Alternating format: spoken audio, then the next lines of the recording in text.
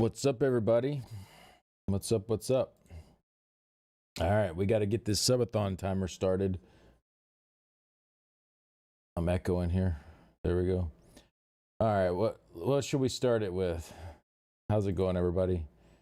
Let me just put like, I don't know. We'll just start it with 1 hour, I guess.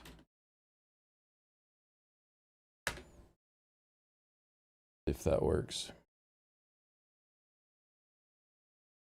That did not work. Jesus. God. Oh my God. There we go. Now it's working. I'm sick, by the way, so that's pretty neat. That's pretty neat. Addie, thank you very much for the the tier 3. As always, much appreciated. Thank you. Let me say hello to everybody. Sorry, 1 second. My stuff is all out of whack. Okay. Schottenjäger, Hawkeye, Stick, Mossberg, Staub, Tachieves, Link, James, Musso, Trey Bats, Is No Good, Berseiden, Rach,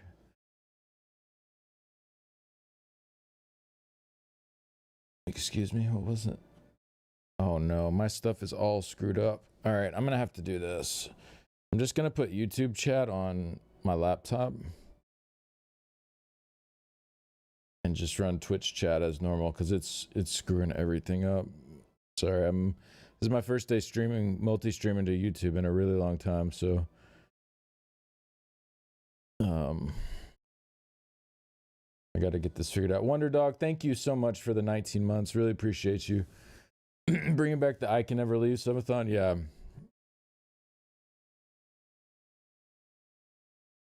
Okay, let me close this.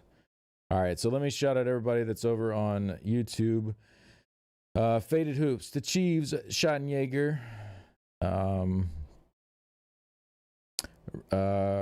Red Leader, Carlos, Blitz and Godzilla, Henry, Shook. Thank you to Chiefs. Yeah, I woke up last night and actually I threw up quite a bit last night. At about, it was actually only like 10 p.m. because I went to bed really early. And yeah, then woke up this morning. My throat is super jacked up. But I was like, you know what? I'm not, I can't cancel tomorrow. Jesus. Wow. Thank you so much, James. So yeah, I'm here. I didn't want to cancel because it's like the first day of the Subathon. It's patch note day for the PTS. Like, it's too important of a day. So here we are. What's up, Logain? What's up, Grand Champs? Patch notes are not out yet. They'll be out later. We don't know when. It's always a mystery with Zoss. All right, let me catch up here. Rach, Banana, Genethar, Scavenger. At 2 hours we get the skull. I don't know about all that. We know you are sick, so is the content you provide. Thank you, Staub. Appreciate that. Hey, Lone Wolf, Stormy, Tarara. Hey, Zim. What if we just scream? You could just scream if you want. Yeah, it's an option for sure. Hey, to Pollywogs, nice to see you too. Not a great way to get ready for a Subathon. Not really. No, definitely not a great way to get ready for a Subathon. Trent, thank you very much for the 100 and 45 stream streak. Thank you. Appreciate you, Trent.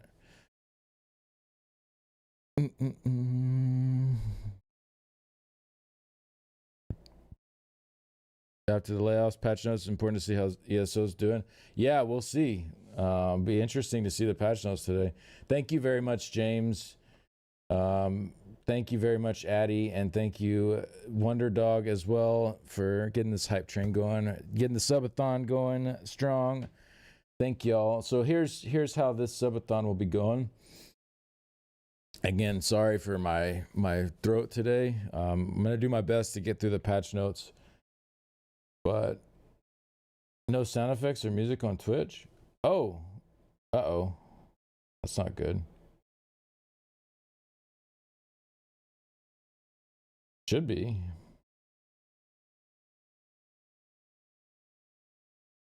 Spotify's not playing now. It was playing.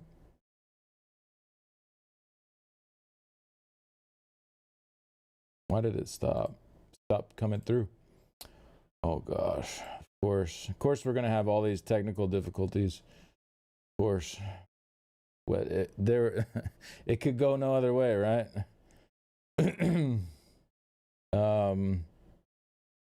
You know what? I'll just turn this back on. We'll mute all of this stuff. And I'll worry about having split audio later. I tried to split up my audio, like Spotify and my game audio and stuff, so that I could, for my VODs, not have the music come through.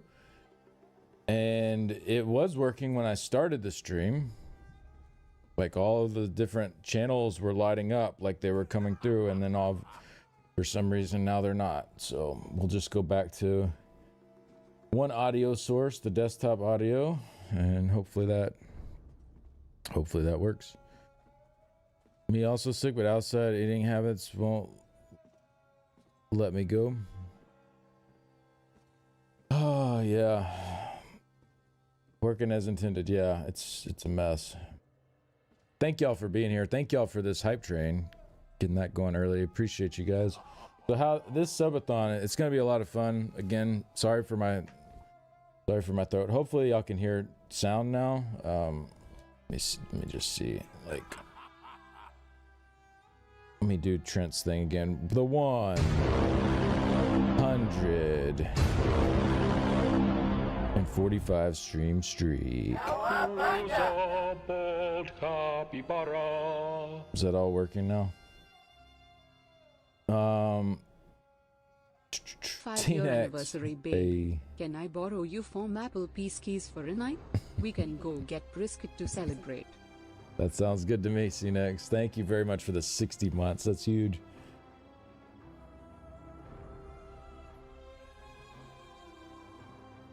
Yes, the sound effects and game audio. You can't hear music still?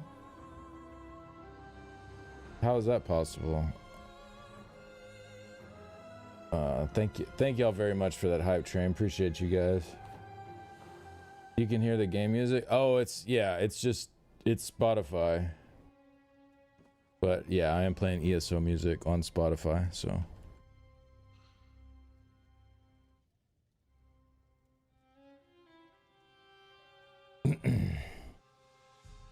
All right, cool. As long as y'all can hear it, then we're good.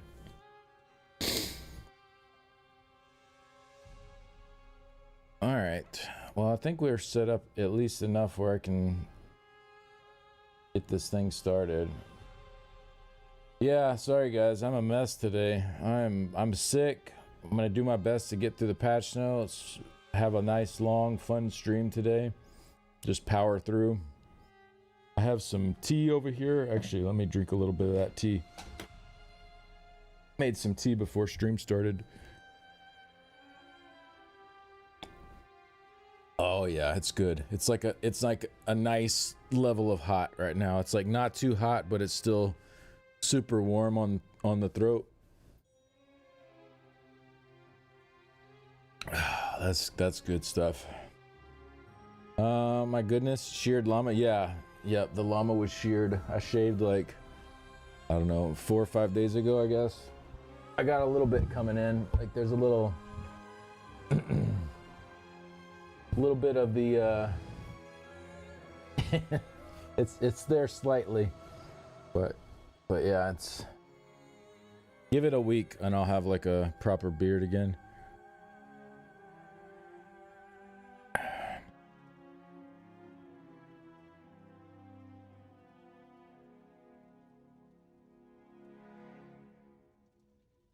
Any update on the warden rework? It will not be in this update, no. They said not until 2027. You'll have it by 2030? What a sweet smile. No. Where's Apple Peaskis? Is she sleeping still? Oh no, she's awake now.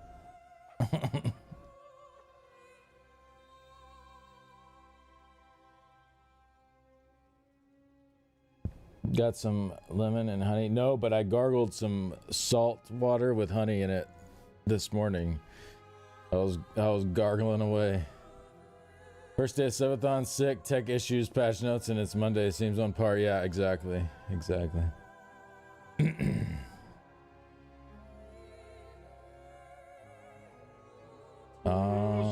Need to take care. We lost our biggest German League of Legends streamer yesterday because he has repeatedly problems with his voice. What happened? How did...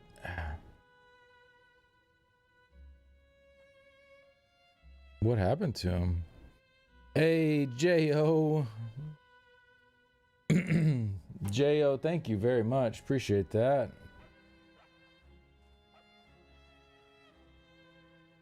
Oh, he didn't die. Well, you said we lost... When you say we lost someone, typically people mean somebody died when you say that. What time's the patch notes dropped? Nobody knows. Only channel I ever sub to? Figure I should since I've been following your builds for... Oh, thank you, J.O. That's really nice of you.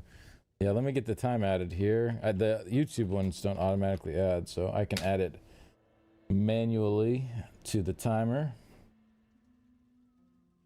There we go. Thank you very much for that. Yeah, it did sound weird. I was like, damn, he had a sore throat and then he died? Holy shit. What the... I need to be careful here. Thank you again, J.O. Appreciate that. There's Apple Peaskis. There she is. Good morning. Wow. All right, for real this time. This is how this works. All right. So this is how you keep the stream running for the subathon. We have tips or bits, or if it's YouTube, there are I forget what they're called on YouTube. It's like cheers. Yeah, cheers. Tips, bits, or cheers. 20 minutes for every $5. 4 minutes for every $1 is added to the subathon timer. For subs or gifted subs, this includes YouTube memberships as well. Tier 1 or Prime adds 12 minutes. Tier 2 adds 25. Tier 3 adds 1 hour. 15 seconds added for each new follower as well. And we'll just keep going until it runs out. I will pause the timer when the stream is done at the end of the day, so I'll probably go about 10 hours or so today if I can make it. That was the plan. The plan was to stream for 10 hours for day 1 today. If the stream goes 10 hours, you know, if we get there. That was the plan. We'll see. We'll see if I'm dead in a few hours or not. But here are the milestones. Hey, what's up, Madigan? Good morning.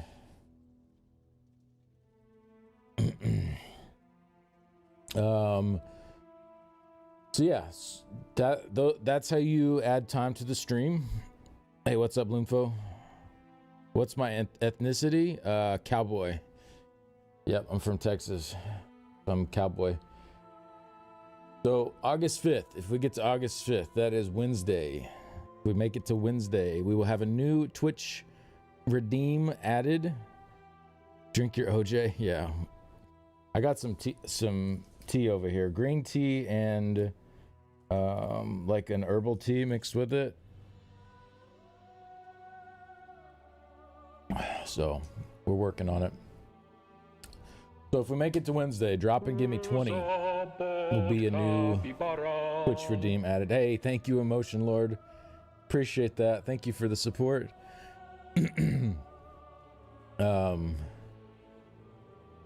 So essentially what that will be is an exercise redeem. You can choose for me to do 20 push-ups, 20 squats, 20 sit-ups, 20 lunges, whatever 20 you want me to do. I gotta drop and give you 20. So that'll be a new Twitch redeem added on Wednesday if we make it to Wednesday. If we make it to Friday, August 7th, eat 20 donuts. I don't know about that. I might die. Yeah, that's the opposite of the what I'm trying to go for there. Cookies also acceptable. 20 parses for the wrist.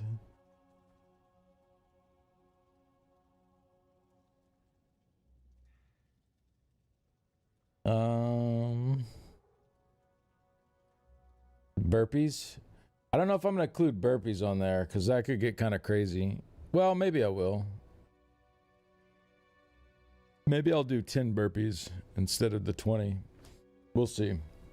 It also depends on like how much of a cooldown I put on there as well.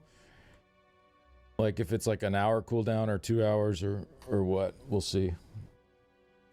That'll determine. All right, so if we make it to Friday, August 7th, we'll add a new Twitch redeem for me to play a song. So I'll get my guitar out, sing a song, either like a song I've written or a cover song, whatever. That will be the Twitch redeem for Friday. If we make it to Friday. Gotten many trifectas, including Godslayer, Dawnbreaker, Knowledge from You. Quit back in 2021, but I'm back now. Oh, nice. Well, I'm glad it's been helping. Found a new bug in VCR yesterday on console. We were revealing orbs downstairs, and they would disappear. Ah, that's a fun bug. You got to parse IRL. I don't know about all that. 1 burpee to 10 push-ups. That seems like too little. I think 1 to 2 is probably good though. Because technically burpees like include a push-up, right? Like every time you do a burpee, you're doing a push-up with the other stuff too though. So it's kind of like, yeah. So I probably 10 burpees would be equal there. I don't know. We'll figure it out. Navy SEAL burpees. Can't even do 1 push-up. You could do them from your knees. That's a good way to start. If you can't do a push-up, do them from your knees instead. That's a good way to get started if you're trying to get going.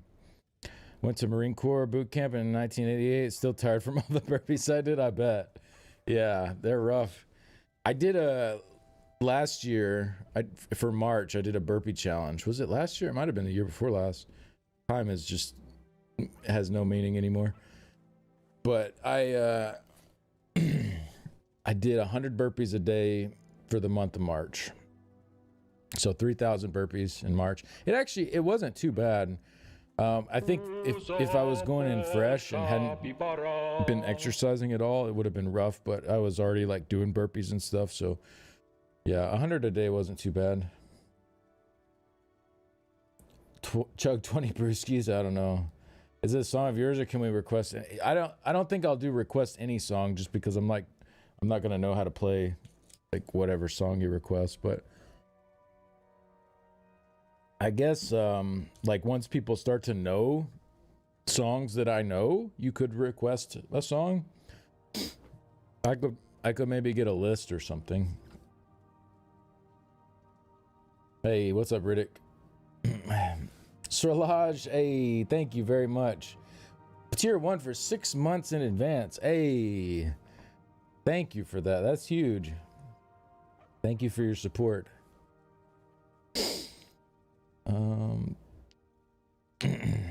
I hate them, but you're good to go. Yeah, I did a lot. I did a lot of burpees over March. Patch notes, they're not out yet. They'll be out when they're out. I need to pin a message or something. We're going to get that a lot today.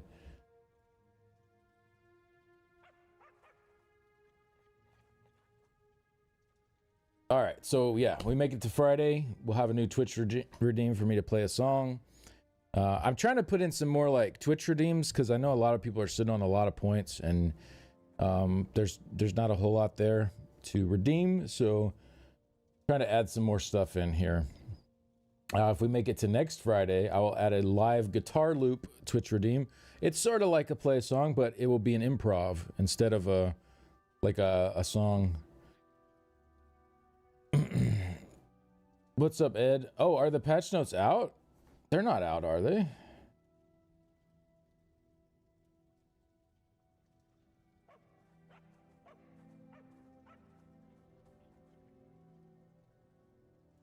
I don't think they're out.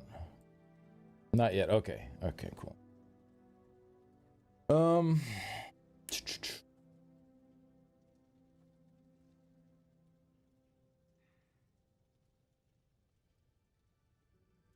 Well, yeah. I asked because Ed said the patch notes are getting more stressful. So I took that as maybe they were out. So okay, so yeah, next Friday we'll add a live guitar loop to the redeems. So instead of me playing a song that I already know, something I have either written or a cover song, this will just be an improv, a live guitar loop. I'll get like a basic little like drum beat going, like just a boom, boom, boom, boom, cha-cha, boom, boom, something, whatever. And then I'll start playing guitar over it, and I'll loop it, and I'll just like improvise live and just come up with something on the spot. That'll be a new Twitch redeem. These will be a little like pricier Twitch redeems, so that like people with a lot of points have things to spend them on. And then if we make it to August 21st, so that is not this Friday, not next Friday, but the next Friday. So if we make it to the end of the third week, I will be giving away an Athalia Daedric Prince statue. So that came out with Gold Road as like, they don't really do like collector's edition bundles anymore where it like comes with the game, but it came out like alongside of the game as like the collector's edition statue. So I'll be giving that away on August 21st if we make it to then. And then if we make it to the end of the month, to August 31st, we'll do a game giveaway. Whatever game you want, I'll give it to whoever wins the giveaway. Up to $80. Can't be doing like some Star Citizen crazy like $1,000 giveaway. That's why I put that on there. So essentially I just mean like a normal price game, like whatever. And then that will just repeat. If the subathon keeps going crazy like it did last time, we'll just keep giving away games at the end of every month. So it'll just be a new thing we do. So those are the date milestones. Then we have the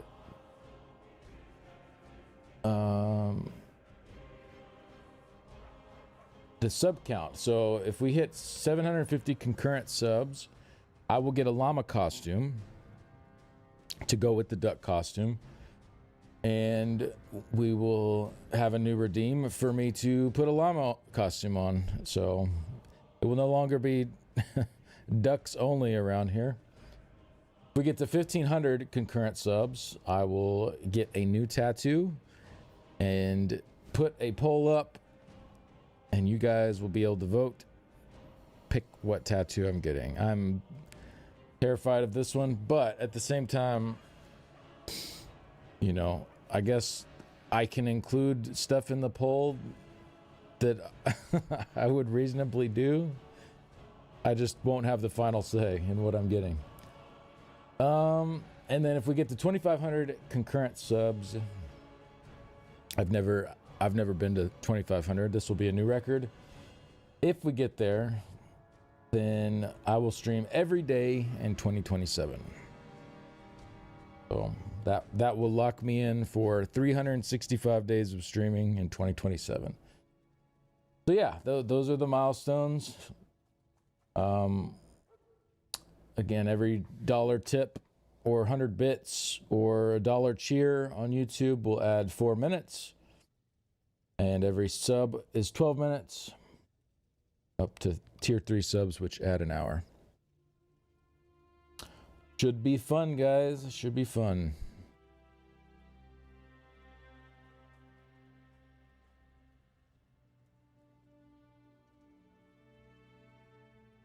The nation chose Bodie McBoatface. Yeah, I mean, a skullet tattoo.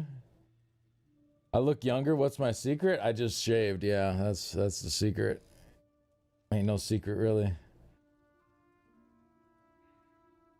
How about put on the cat costume and retrieve a dog?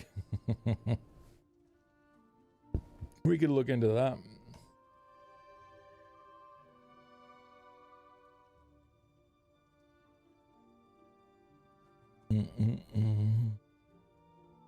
All right. What am I doing here? What's today? Monday, so we don't have any new things, thingamabobbers yet. Hey, Cursed with the Prime. Thank you very much. What's up, man? Appreciate that. I know you said your face grows quick. When did you shave? 3 hours ago? It was like four days ago, I think. I shaved. Something like that. Four or 5 days. Yeah, it grows in pretty quick. Like it's already pretty stubbly. Lalayan Bakery, what did you steal? Yeah, this is where I come for the steal challenges. Steal 10 items from the environment. Yeah, I don't really need to do anything because I'm down to 5. So yeah, I won't lose any. Or I won't lose the chance to get any new ones. So I'm not really too worried about that. Need to do some on EU though. Hey, Brad with the $20 cheer on YouTube. Thank you so much. Super chat. They're super chatting. Nice. Forgot I made that actually. My first YouTube stream in quite a while. I'm very low volume. Am I? Does anyone else think I'm low volume? Just curious if that's a universal sentiment here, or if it's just one person thinking. Poor Baker's just trying to make a living. Yeah. Thank you again, Brad. Appreciate that. Let me get that time added to the subathon. Volume's good to you?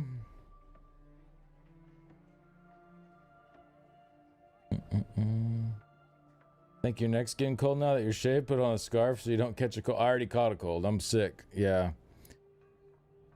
Yep. I woke up last night throwing up in the middle of the night, and this morning feeling like crap. My throat hurts. Yeah. So here we are.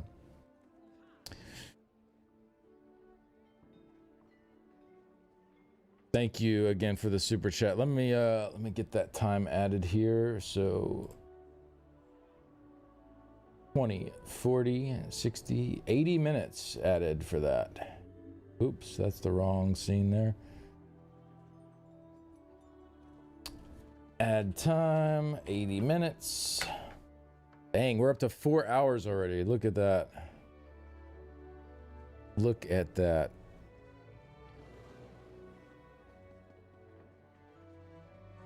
Sounds fine to me. How long do you think it would take for them to put up notes? No, it won't be 8 hours, I don't think. typically it would be somewhere between like 2 hours from now to like 5 hours from now, somewhere in that range. But we really don't know. It's just whenever. It's just whenever. It's just the dust blowing through. That's some powerful dust if it's making me throw up. But yeah, I woke up. I don't know if y'all have ever woke up in the middle of the night and just like had that nauseous feeling, you know, like it's like there's a spotlight on you. You wake up and it's just like, uh-oh, there's something wrong. Like you don't quite feel like you're gonna throw up just yet, but you know. 2,500 subs in no time. Hey, Sardner, thank you very much. Appreciate that. Thank you for the 4 months. What Microsoft does to man. Just yell with your outside voice. Sounds a little raspy. Yeah, that's nothing I can do about that. Volume is good. Yeah, I think everybody else is saying the volume is good, so it might be on your end, Nemesis. Honey in your tea. Yeah, I had some earlier. I had some honey. I was actually gargling some. That's why we don't remove our beards. Yeah, that's fair. I shouldn't have gone to Walmart without a beard.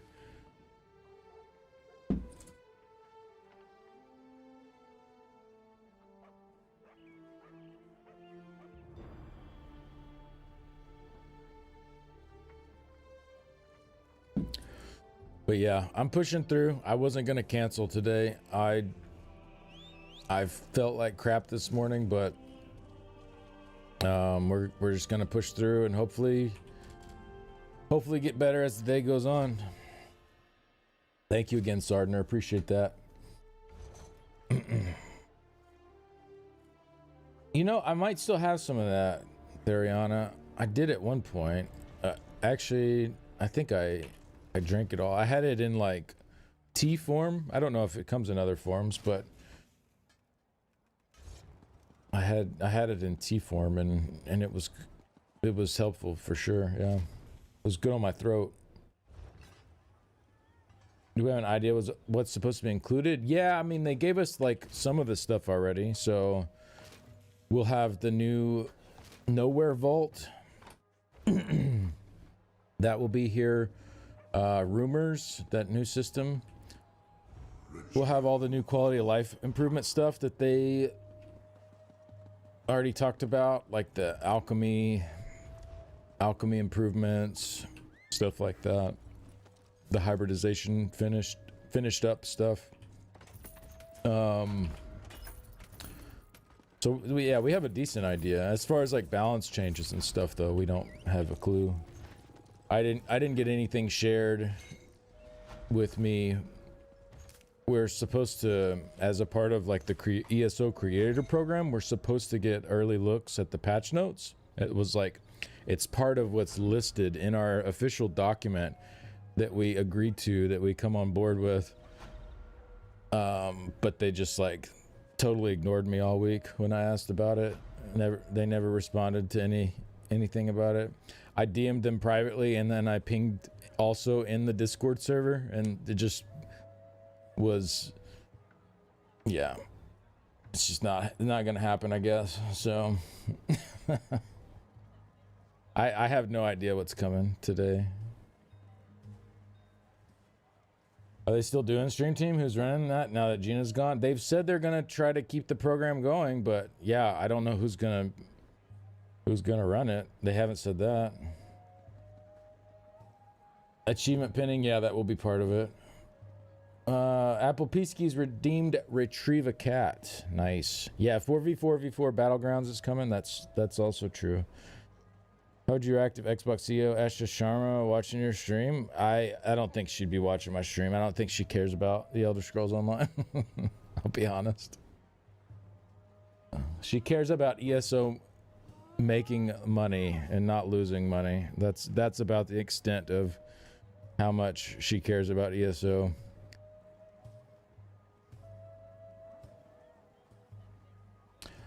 The year of transparency. Yeah, it's the year of the community managers not talking to the community.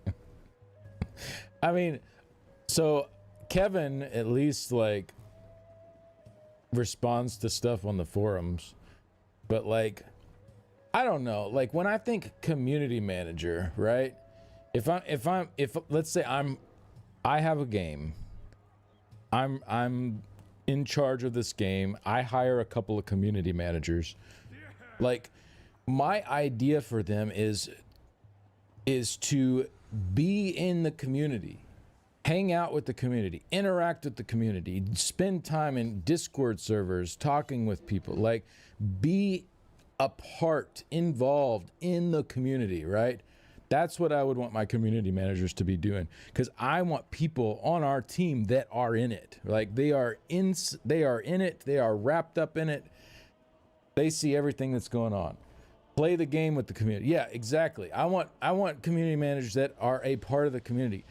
That's never seemed like what ZOS really has. They have people that occasionally like peek their heads out and like say something to the community and then go back in. Like that's always how ZOS has done that. It's really kind of strange. Yeah, that's like, I don't know. I feel like the whole idea of having a community manager is to like help build a community and like have people as a, you know, wrapped up in it and as a part of it. And, you know, I'm not trying to say that community managers don't do a lot of stuff. They do. They have their jobs, they have their duties, and like they do stuff, but they are not like, they're not involved in the community. You know, like you have Amy who does the social media stuff, but like that's the extent of it. Like she posts on social media, but you know, you don't see her like getting involved in the community. You know, Gina did the live streams and stuff, and Jess does, I don't know what Jess does, to be honest. Kevin does like the forums and the patch notes and stuff. But like you see them, they have their like roles that are tied to the community, but they're not like in it. You know what I mean? They're not like in the community. Like that's what, if I was running a game, that's what I would want from my community managers. I would want them to be like in it. That's the whole point to me, is to have people like wrapped up in it, involved, and know what's going on, what people are talking about on a day-to-day basis, like the current conversations, the current sentiments, like have people like at the ground level, like fingers on the pulse, like know exactly what's going on. I feel like ZOS has never really had that from their community managers. Like, again, not trying to say they don't have their jobs that they're doing. I know they're doing stuff. Like, it's just, if I was running a company, that wouldn't be how I would have my community managers do things, personally. I think it's too disconnected from the community. It's just like, you know, like I said, they just kind of like poke in, do the output, and then they go back into the company internally. Like, and that's, I don't know. I feel like it should almost be the opposite. It should be like mostly they are in the community and then they're poking into the company to say things like, okay, players are saying this. Okay, players are wanting this. You know, it's the opposite direction. You know what I mean? Like, instead of like mostly being wrapped up in the company and poking their heads out, it should be mostly wrapped up in the community and poking their heads in to like keep the team up to date on what's going on. And again, yeah, Curse, like with what you're saying there, I'm not saying it's their fault. They're probably doing what they're being told to do by their managers, right? Like, they're doing their jobs as they're instructed to, and I'm sure they're doing them well. I don't know. I don't think that's how those jobs should be going, in my opinion. I think it does less good that way. Anyways, that's my take on it. Just a buffer between execs and players is what they want. Keep seeing people say they're tired of everything coming out being temporary. One thread had top comment, like 500 votes, saying everything's temporary. The only temporary thing is high seas. Yeah, people are just don't know what they're talking about. Yeah, I mean, I don't know. I think they just see seasons and they just assume that it's the content is seasonal, but like only the events are seasonal. Like only the actual events are temporary, and they all come back. They're not like one-time deals. So I don't know. I think people are just, it's just the way it goes. People don't know what they're talking about. How was my experiences with Gina? I had mostly good experiences with Gina. She was one of the few people at the company who actually regularly talked to me in DMs and stuff. Yeah. Gina is one of the few that seemed like she wanted to go like above and beyond whatever her role said she should be doing. And this was like, I know she ended up being, you know, over the creator program and all that kind of stuff, and that was like her main role by the end. But like even well before that, you know, it seemed like she wanted to take things to another step, and she was one of the few I saw that from. Crimson Desert's really doing that to according to the community.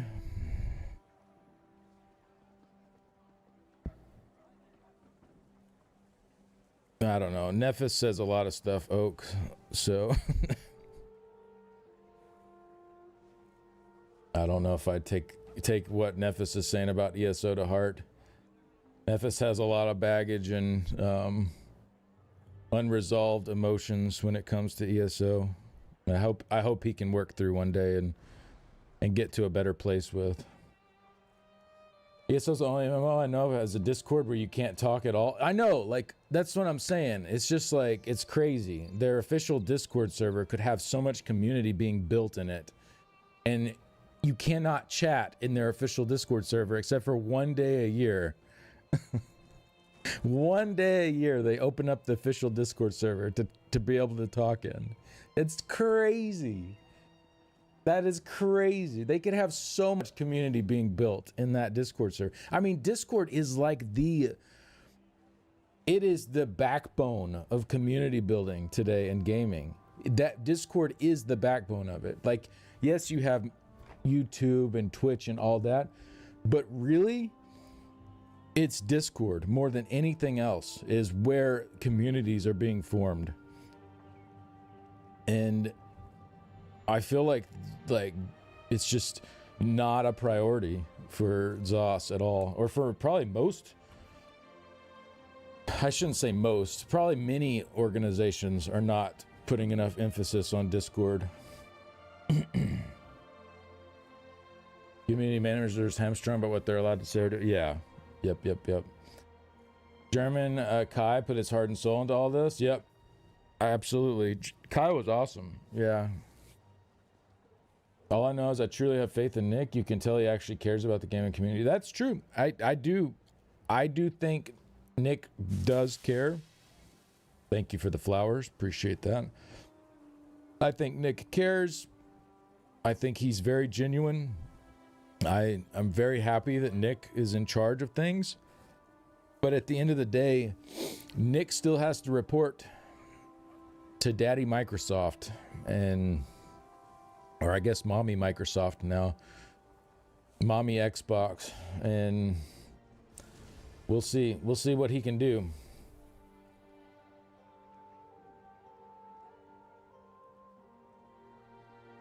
Gina basically only talked to the stream team, which is fine, but she was not involved. No, I agree. Yeah, I agree with that. I think all of the community managers, Gina included, were not involved in the community enough. 100% agree with that. I mean, hell, I would say Finn and Rich and Gilliam were probably did a better job of that than the community managers did, joining like the weekly trial runs, because that was about the closest we had to like the devs actually doing something to be involved and to be a part of the community. And again, that was still mostly with other streamers and stuff, but we did have, you know, just viewers that would come on that were not streamers as well, and it was just something to be like, to do a community event, right? and so like more stuff like that I think would be great. But really, like, it doesn't even have to be that involved. I think they should just be in a bunch of the top ESO Discord servers, chatting with people every day and seeing what people are talking about and seeing what's going on and what the hot topics are and what people are upset about, what people are happy with. Like, they just need to be part of the community and involved with it. But I don't think, like, from my experience, I don't think the community managers for ESO really like playing ESO.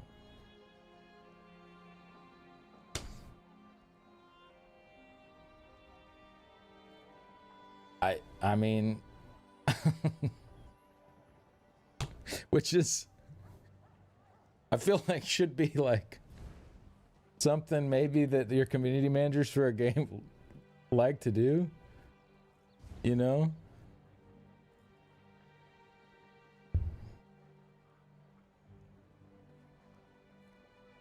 Finn, Rich, and Gil 100% more involved? Yeah, absolutely.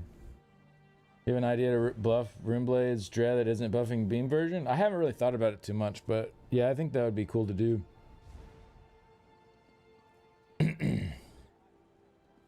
I would also call the new CEO mommy if she wanted. Oh my god. Unfortunate comment now in the ESO streamer community, the concern rants. Fangs went for 1.5 hours. They should listen to y'all. Yeah, I was listening to some of Fang Rush's stuff recently. He doesn't always tactfully go about his feedback to the devs, but man, does he drop so many truth bombs in his reviews. Like when he goes through the director's letters or you know, whatever the current news is, he knows what he's talking about. Fang Rush knows what he's talking about. Like 90% of the stuff he's putting forth in those is just like truth bomb after truth bomb after truth bomb. Like he's been involved with this for so long, like since the beginning nearly. Like he's seen the ins and outs of it. He knows what's going on. He understands it. Fang Rush understands it. So I mean, say about him what you will, and the way he delivers his message of his content, but he knows what he's talking about, and that's one of the biggest reasons I like watching his stuff, because it's just like it's just spot on. Like it's exactly what is going on. I mean, yeah, nobody's gonna get everything right, but like for the most part, he knows what he's talking about with that stuff. I'm gonna get spam pinged by salty PvPers. I mean, this is what I would do. I run a big Discord server for ESO. We're at almost 8,000 people now. I'd say that's a fairly large Discord server. It's not like gigantic, but that's a pretty decent sized server. The moment I see someone doing something inappropriate to a dev, they're banned. They're out of the server. You set the precedent early. You say like, hey, we have devs in this server that are kind enough to hang out here and interact with the community and see y'all's questions and to be involved with you. The moment you overstep that and you're rude or, you know, just, you know, doing anything you shouldn't be towards the devs here, you're gone. Kick them out. They're banned from the server. People will learn pretty quickly, hey, that's not like that's not how things are going to be done around here, right? Like, be respectful to, I mean, it's not just to the devs, like it's to anybody, right? Like I've tried to set that precedent in my Discord server for a while now. Like, if you're gonna be a dick to somebody, you're gonna get kicked out of the server. Like, that's it. You know, usually I'll give like one warning and be like, hey, this isn't how we do things around here. Like, let's chill out with that. A lot of people are just like, hey, sorry, you know. A lot of Discord servers do things differently. Some are more open to, you know, people being kind of a little shitty towards each other, and that's just how they operate. You got to put your foot down and set the example and be like, hey, this is not how we do things here. And a lot of people will be like, okay, my bad, I won't do that here, sorry. And that's the end of it. Some people just can't help themselves and do it again, and then you kick them out. Like, that's so I get that fear from the dev perspective, but at the same time, like, there are ways to handle that. And end of the day, if they're a part of a Discord server and the moderation team and the leaders of that Discord server are not handling things well and people are out of line there, at that point, they could choose to leave that Discord server and be like, hey, you know, we tried to be involved here, but obviously you have a hostile community and this isn't going to work. So yeah, I think that's, you know, there are ways around that. I believe Warframe's weekly primetime streams from the very beginning was the thing that endeared the community to DE, and in turn, DE also uses the primetime to show their appreciation to the community. The issue with the official forum is they get aggressive to protect positivity, and that's not all that's going on. That's true, yeah. Yep. I've seen a lot of that. Seen Gina and maybe Just play. They definitely don't play. Yeah, exactly. Exactly. And it's just like, wouldn't it be great to have people on the community team that love the game, they play the game, they love the game, they love the community, and they're involved in the community? I don't know. Like, that, I feel like that would be a pretty good fit, right? And again, I'm not saying they're doing anything wrong with their jobs. They're probably doing exactly what their higher ups are asking of them. But I'm just saying, if I was the higher up and I was hiring community managers, like, I would have a much different idea of like how that role would actually work. Rich was streaming on Twitch quite regularly. Yeah, he was, until his higher ups no longer let him anymore because of some slip ups on stream. We won't get into all that though.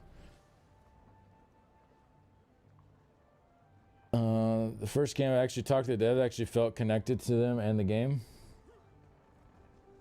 Yeah, Zim, you've been around and you've kind of been wrapped up in it. I think you probably feel a lot more connected than most, and that's a cool position to be in for sure.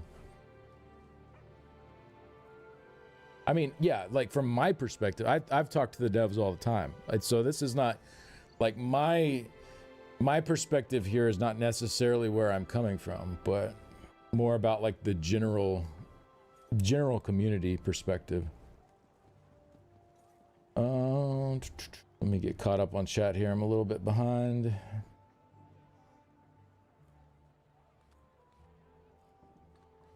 Rich was only game director for 1 year. Was it only 1 year? Yeah, because he was creative director before that, and then he got moved. I didn't know how long it was.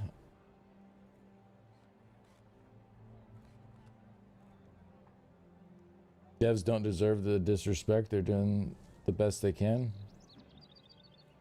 I mean, I don't think they deserve disrespect for sure, but at the same time, I think they should still be held accountable. You know, something that Fangrush said that really resonated with me in his recent thing was, how many bad updates has the combat team put out? How many bad updates over the last like 10 years or so? Or I guess 8 years or so since Wheeler took over there. How many swings and misses have they made with zero consequences for it? And like, the thing is, like, I always try to be kind and respectful to people, but at the same time, like,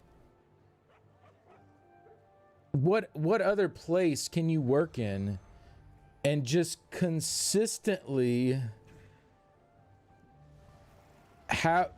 consistently put out a product that people don't like and nothing happens? Like, you just get to keep on doing your thing. Like, your whole team stays the same. You have all the same team. You have the same leader of the team for years and years and years and years, even though it's been constant poorly received update after poorly received update after poorly received update, but for some reason nothing changes. Like, it's kind of wild. Like, and again, like, I come from this perspective as respectfully as possible, because I genuinely like a lot of people that work on ESO. I do. But isn't that, like, that's kind of crazy that you can just keep putting out stuff that people are unhappy with and nothing happens. It's just like, it's okay. It's like internally they're like, yeah, don't worry about it. It's okay. They'll get over it. You know, like, it's wild. Now, granted, things have gotten a lot better in that area, and I think a lot of that has to do with Nick being in charge there. And, you know, Nick's leadership over the combat team has certainly helped. I think we can see quite a big difference there from previous years. But I don't know, like,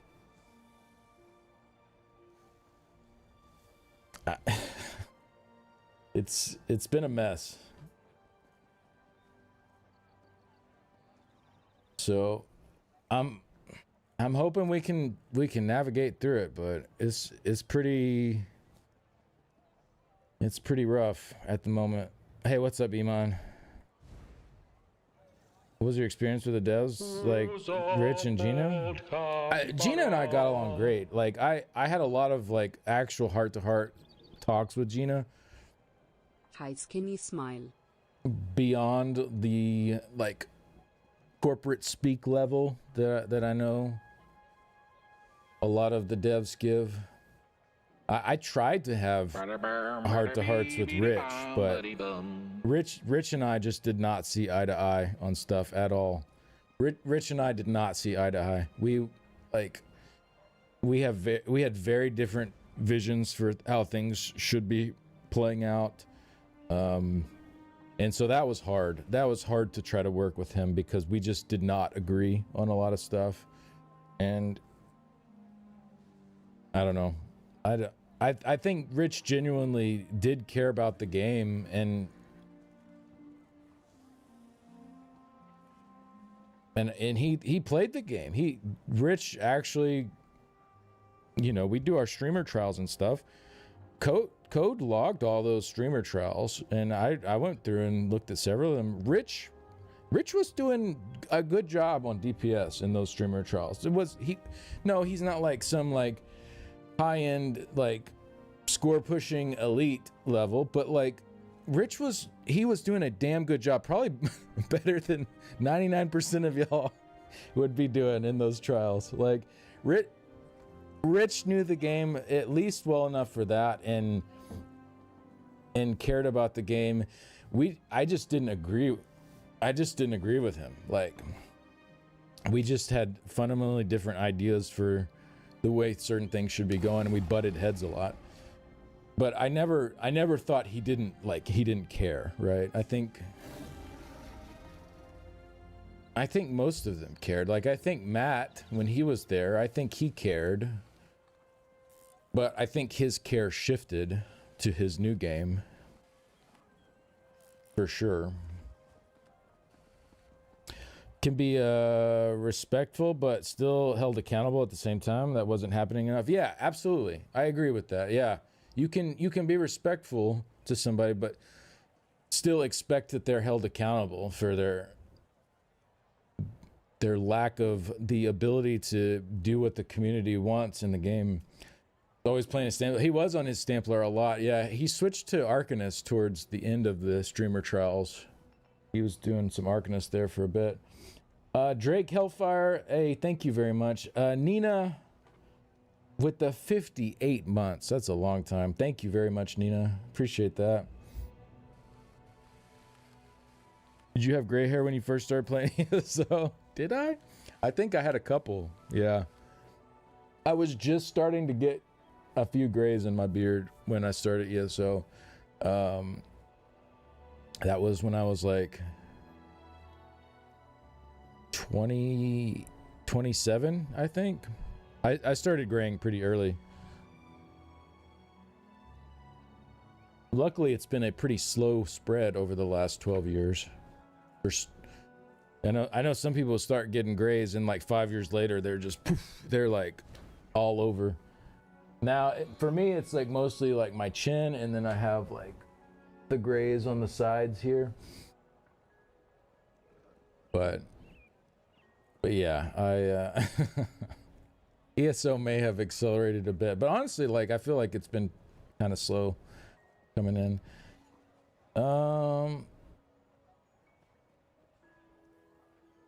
Haven't seen him like 8 months, which makes sense per the new rule. And now that he's gone, I don't know, might be hard to play the game. Yeah, I can imagine someone that like in Rich's position, you're let go from being on top of the company. It would probably be weird to like log in and continue to play the game. I mean, even for me, when I was trying to be employed by ZOS a while back and ended up, you know, I went through a ton of interviews and stuff and ended up not getting it. But you know, for several months after that, I didn't want to play the game at all. Like, I was just like, how can I, like, want to play this? You know, eventually I was able to get over that. But I think a lot of that was ego, too, probably, looking back. Like, my ego was in the way a bit of wanting, you know, to give my time and energy towards something that I was rejected from like that. Rich and the world don't see eye to eye. Wish him the best. I would like the game more if he didn't work on the game anymore, because he's very obstinate towards player feedback. Toxic positivity actually makes me mad opposed to the bad patches. Yeah, it was always like the previous leadership when patches fell short. It was never that what they did wasn't good enough or straight up what they did was bad. They never took accountability for it like that. It was always, well, you know, you can't please everybody. You know, some people liked this update a lot, others didn't. Like, that was always what we got from the past leadership. It was like, come on, man. Like, that's such a weaselly way to get out of a bad patch. And I think that's one reason I have so much respect for Nick. He came in and immediately was like, like the wall event fell flat. He owned up to it immediately. You know, if it was previous leadership, they would have been like, well, we heard a lot of good things about the wall from a lot of people, but, some people, it wasn't their cup of tea, right? Like, that's how the old leadership would have handled it. They would have tried to make it like spin it to be like, oh, a lot of people enjoyed this, when in reality, like, most people did not. And Nick just owned it right away. He said, this did not meet our standards. This did not meet our community's standards. We fell short. They gave like 8,000 seals to everybody as a I'm sorry. Like, immediately just owned the shortcomings. And when that happened, I already had good feelings about Nick. Like, from the get-go. I actually talked to Nick way before any of this happened. Like, a long time ago, I had a conversation with Nick. I had good feelings about him already. But,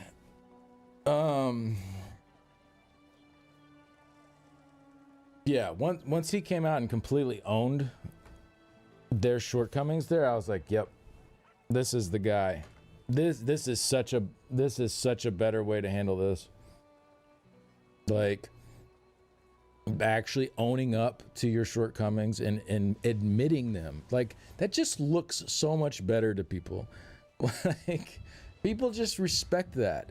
People don't really care too much. I mean, yeah, they do in a way. They care if stuff is not good, of course. But people are much more forgiving of things being not good if the person who is in charge of it just says, like, hey, we screwed up. We know it's not good. We're sorry. Here's some compensation. We're going to do better. Like, that is such a better route to take with it than trying to, like, sugarcoat it and be like, well, some people liked it and some people didn't. Like, get out of here with all that. That just it's so slimy. You know what I mean? Like, was that his wife that said wow? Not Nick's. That was Rich's wife that said wow, wow, wow on the stream. Yeah. Yeah, Nick has definitely been a breath of fresh air. Absolutely. Nick got promoted to game director August 2025. Writhing Wall was already completed and on the PT. Yeah. Nick's leadership had nothing to do with Writhing Wall. And then poor Nick, like, he's been dealt such a shitty hand. Like, Nick has been doing such a great job, I think, and then comes in not even a year in and has to deal with all these layoffs now and has to reorganize. It's tough, yeah, because he's definitely trying to do right by the community, but he still has his limitations with what he can do, right? Especially when they're going to start cutting his staff. They put Nick in a rough spot. Yeah, for sure. It's important as game devs to have your own vision for the game, but you got to adjust it for your player base. For sure. Yeah. And you have to be able to see when what your vision is just not aligning with everybody else's and be able to take a step back and be like, maybe I'm wrong. And I think the previous leadership had a serious problem with being able to take a step back and say, maybe we were wrong here. Maybe this is not how we should have done things. It's like they could never admit that maybe they got it wrong. And when you keep doubling down, it just gets worse and worse and worse. When you keep, it's like, no, we're going to stick to our vision. No, we're going to stick to our vision. We're not wrong. It's the players who are wrong. Like, when you just keep doubling down with that, it's going to keep spiraling.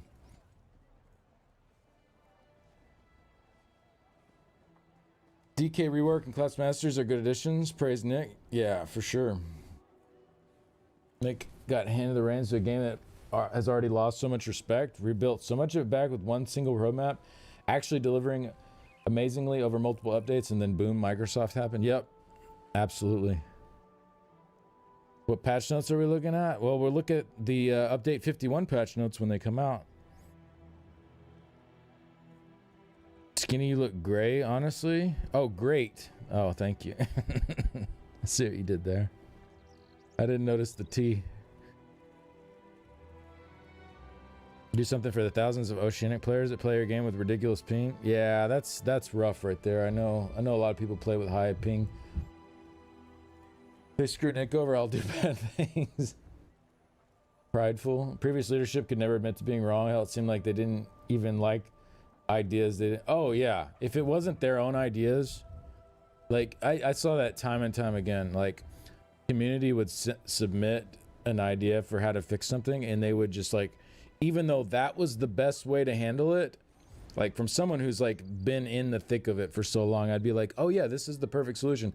They would just do something different just so that it's their idea on the game and not, like, even if it's not the best solution. It's like, bro, just do what's best for the game, whether it came from you, whether it came from the community, whether it came in a dream, whether your dog wrote it in the backyard like in the sand. I don't know. Like what? Who cares where the idea came from? If it's the best idea for the game, then Super chat. Super holy chat. They're moly! Super chatting. Hey, thank you very much. Remember when Okasol came out? People started grinding for it, and suddenly they changed it completely and made people unhappy. Yeah. I mean, that's happened a lot. There's been a lot of stuff that's come out and people have been excited about, and then they've pissed people off. Looks like ESO's become WoW. I don't know about that. WoW's doing very well, actually. Nick has so many freaking brownie points in my book. The video he recorded for the tavern nearly had me moved to tears because he's clearly a man who wears his heart on his sleeve. He couldn't disguise his sadness over the whole situation. Yeah, absolutely. What's up, Call of Dice? Hey there, Proud Llamas. Sorry, 1 second, y'all.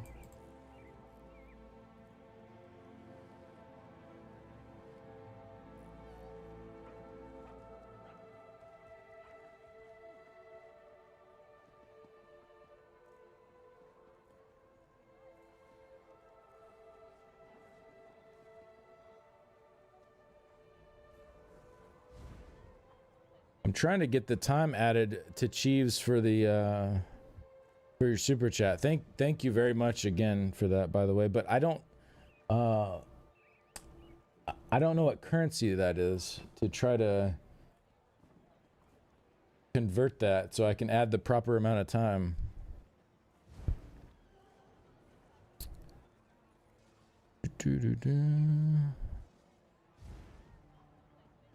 It's not like New World. Yeah, I mean, New World is like full on getting shut down, right? Like it's. So when are we retrieving this cat? Oh yeah, I forgot. My bad, I've been yapping. I think one thing people have glossed over is that Asha Sharma promised 3,200 cuts across Xbox. July layoffs were only 1,600 of that. Yeah, Zoss could take another hit. From 8 puppies, WoW is going in the right direction. Yeah, I think WoW is doing pretty well right now. Cat cam would be nice. Today's kind of sucks. Yeah, I'll get a cat on the camera. Sorry about that. And I guess I'm gonna wear a duck too. Sorry, people been just like yapping. India currency. Okay, thank you.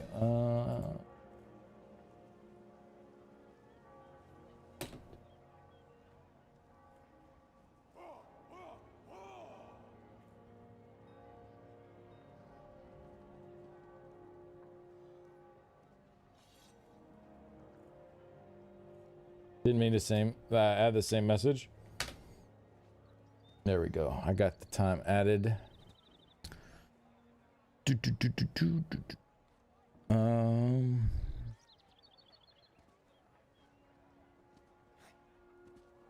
WoW took the hiatus from making content and made good content upcoming years. Perhaps ESO taking a step back and giving a year to make content and then come out with something else. We'll see. Yeah. Only time will tell, really. Thank you, Tankard. Yeah, I appreciate it. Think we got it added right there.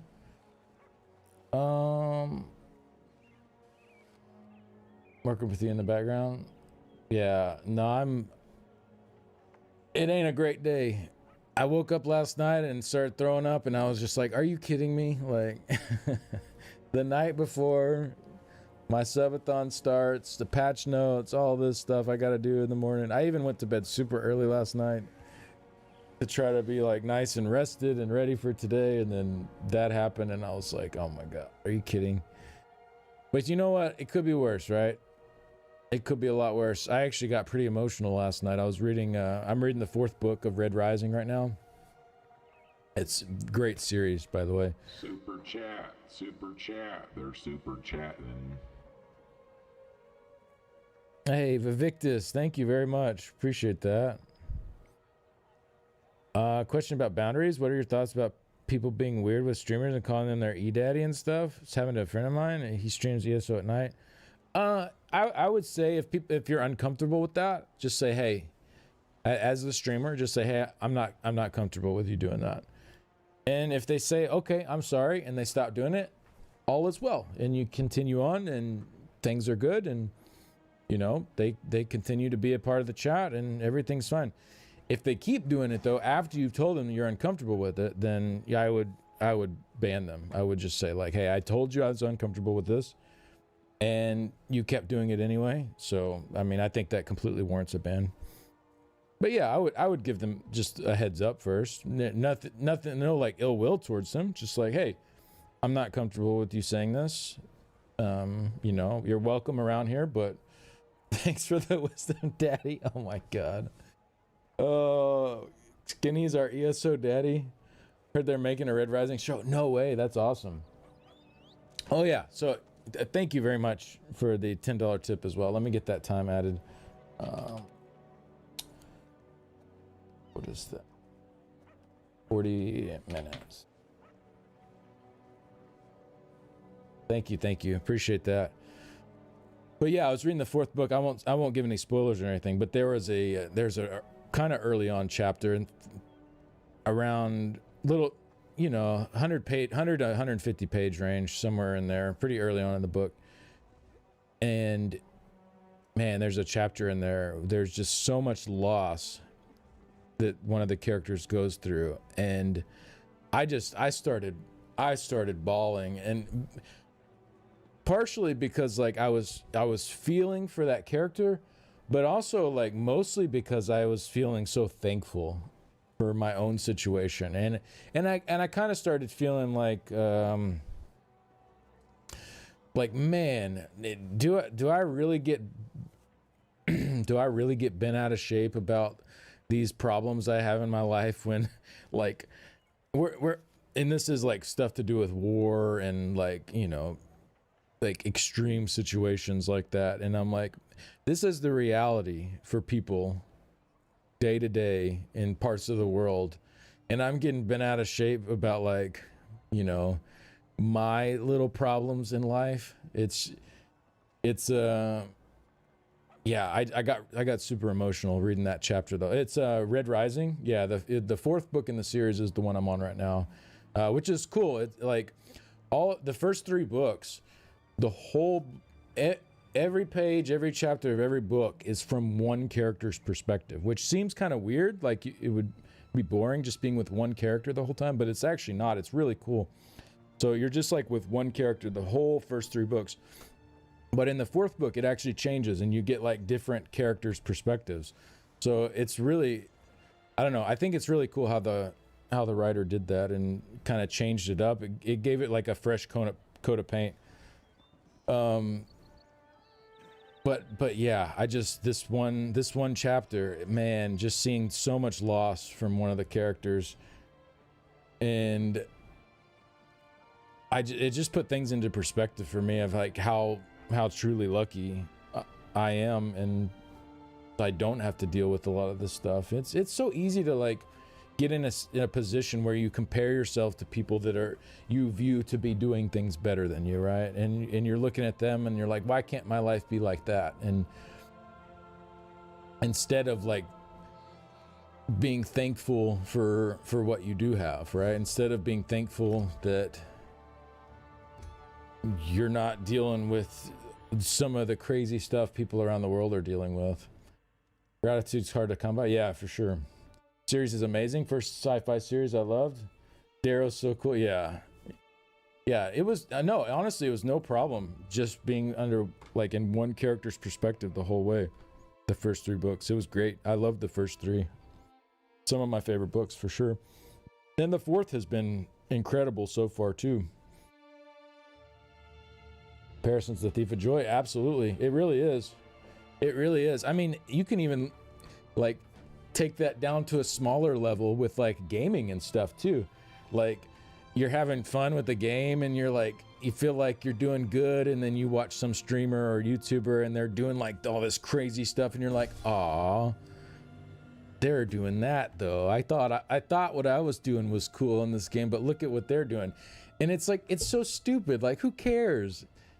If you're having fun and you're happy doing what you're doing, it's like me on PoE. Like, I know I'm nowhere near like the high end players on that, but I'm having fun, and I'm like, I'm killing stuff, and the builds are working, and it's, you know, that's what's important. Who cares like how that relates to what other people out there are doing? Like, if you're enjoying yourself, like, I mean, I know that's a pretty shallow perspective compared to like the grand scheme of things and comparison with that, but it applies on many levels there. Problems aren't a competition. We are allowed to feel like shit for silly things, even if someone has it worse. It doesn't mean their more serious suffering is worth any less. No, that's true too. I agree with that, Musso. I don't think. Yeah, I think people of various positions and places they live in the world, you should be allowed to like feel shitty when you have something bad going on, of course, but like you also need to keep a perspective though of like this thing that I'm been out of shape about. Like, you know, if a third of the world would look at this and see my situation as incredibly lucky, then you know, it's just a perspective to have, and to choose to be thankful for what you have instead of upset by what you don't. Not to diminish, like, you know, even like super rich people out there, like, yeah, they have problems and they go through things, and that just because they're super rich doesn't mean their problems don't matter, right? I'm not trying to say that. I'm just, you know, sometimes you need to step back and put things into perspective, though.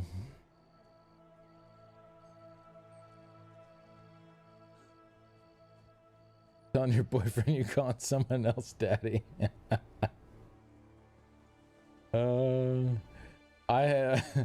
I've read the first 2 books, love them, The Socialist Undertones.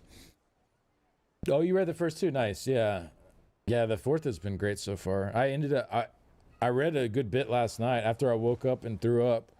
I couldn't go back to sleep for a while, so I ended up reading in bed for like 2 hours before I fell back asleep. So that's another problem. I didn't get as much sleep as I hoped this morning. Completely forgot Cloud Rest's trials. I thought I could solo vet difficulty. Died in 5 seconds. Yeah, good luck. What's up, Shanador? I played some PoE, but growing up Diablo, I just can't get over the fact that it seems like an attempted clone. I mean, maybe at first glance, but man, have they done a lot of things really, really well in PoE, especially PoE 2. Like, PoE 1's been fun. I've been playing very casually this new league with my girlfriend. It's both of our first, like, playthroughs of the game. We're on, like, Act 7, I think.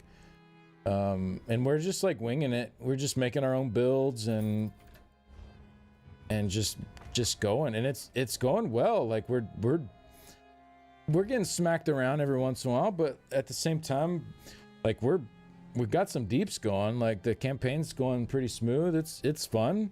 We're having a good time with it, but it's definitely nowhere near as polished as PoE 2. Like, PoE 2 is like, I think it's the best ARPG ever made, and it's not even fully released yet. It's that good. Like, PoE 2 is like next level. Like, that is the future of ARPGs. It is more complicated though. It takes a bit to get into it. They do not hold your hand at all. They do not tell you how things work. You have to figure it out. But a lot of that too makes figuring it out feel a lot more rewarding, because once you do figure it out, you're like, I figured it out. Like, I figured it out. I didn't have my hand held. I wasn't told exactly what I needed to do. I figured it out.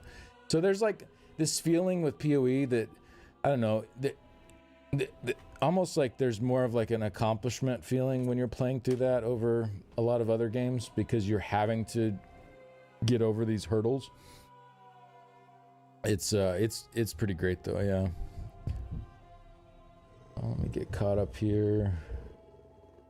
think too many houses get bent out of shape because they compare their builds to others. Yeah. I mean, in all that mindset, it translates to so many different areas for sure. Like I could be totally happy with my house in ESO, and then go look at what other people are doing and be like, oh my god, I live in a dump. you know what I mean? But that's not the way to do it. If I'm happy with my house before I see other people's houses, then who cares? Like, I'm happy with my house, right?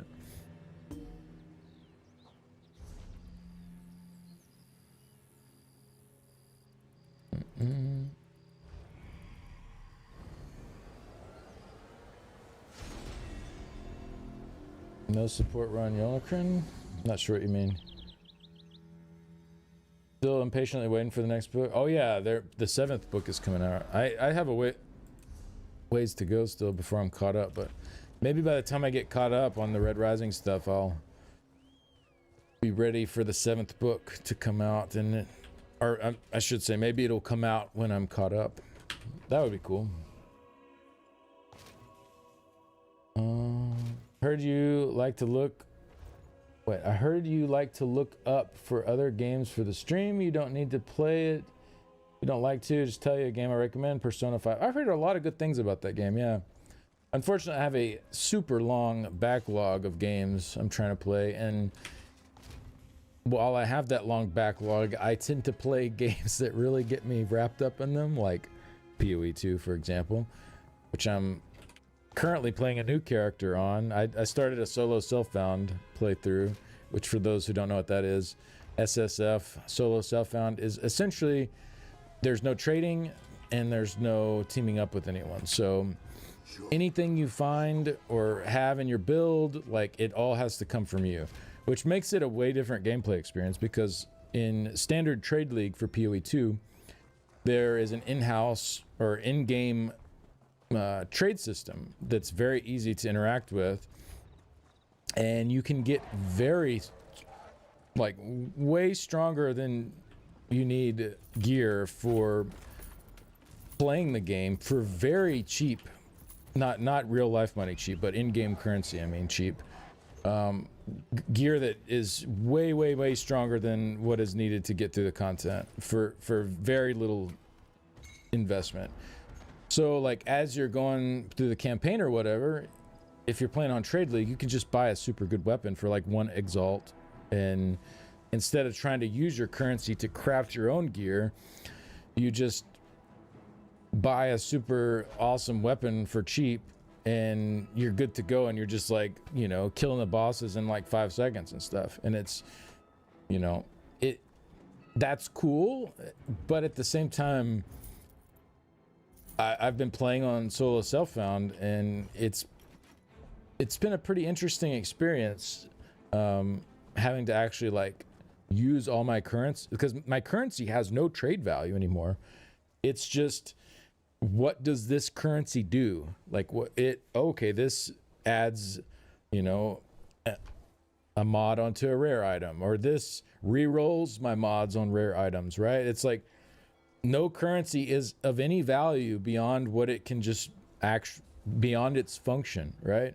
It's pretty cool, because everything kind of like, you look at it from a little bit different perspective. And so as I'm going through the game and like finding my gear and crafting my gear, like, all the pieces like mean a little bit more to me because I made them myself. And like, when I get a good weapon upgrade and like I hit a good upgrade as I'm like making the weapon, it's like, oh my god, this is awesome, this is super strong, this is way better than my last weapon. And it just kind of like has a little bit more of like a punch to it, rather than just going to the auction house and buying that weapon that would probably be way stronger than the one I'm very excited about making. But the fact that I made it,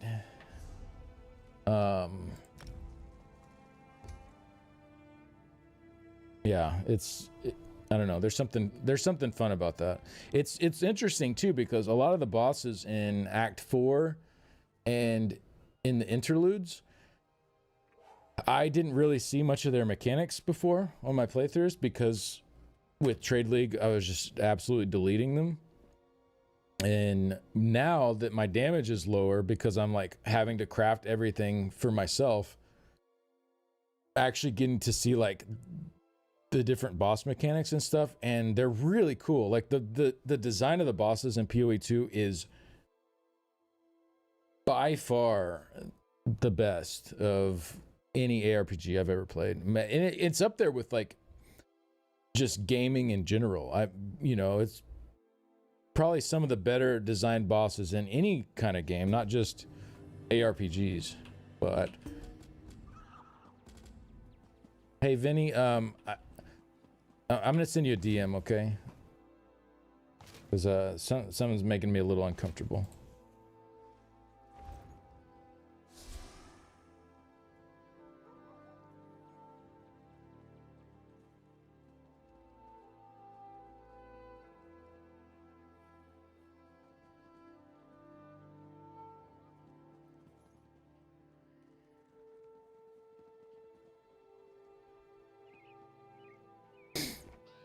PoE 2 lean too hard into having to use forums to trade and get gear. You don't have to do that though. The PoE 2 has an in-game trade system. Yeah, you don't have to get on anything for that.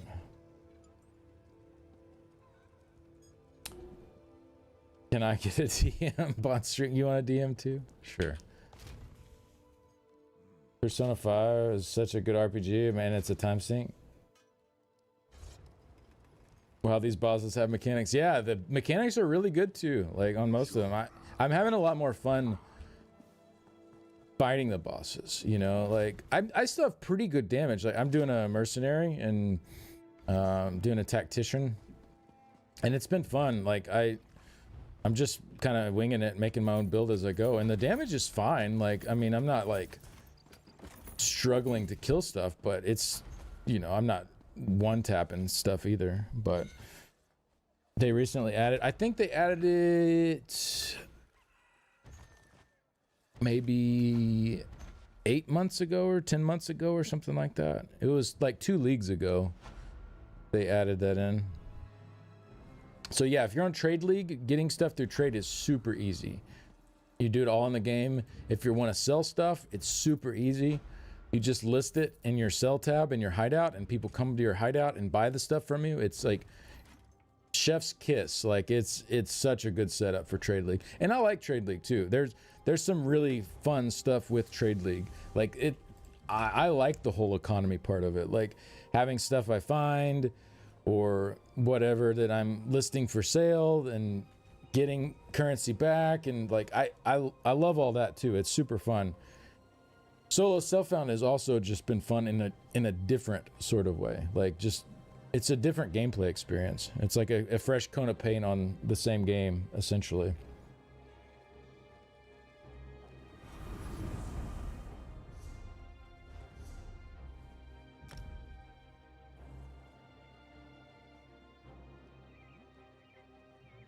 Hey, what's up, Synchro? How's it going? Hey, Saint Crow.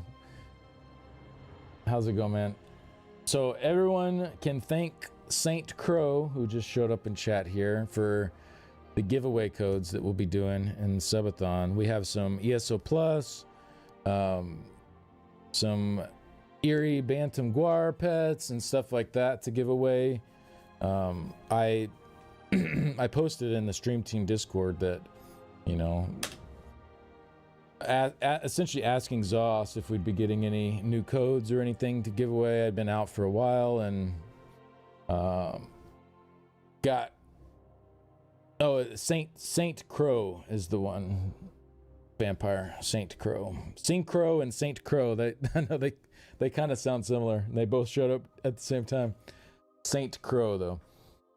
But essentially, yeah, I got no response from Zoss about it. And Saint Crow rolled up into the DMs and gifted a bunch of codes to do for giveaways during the subathon. It was super nice of him.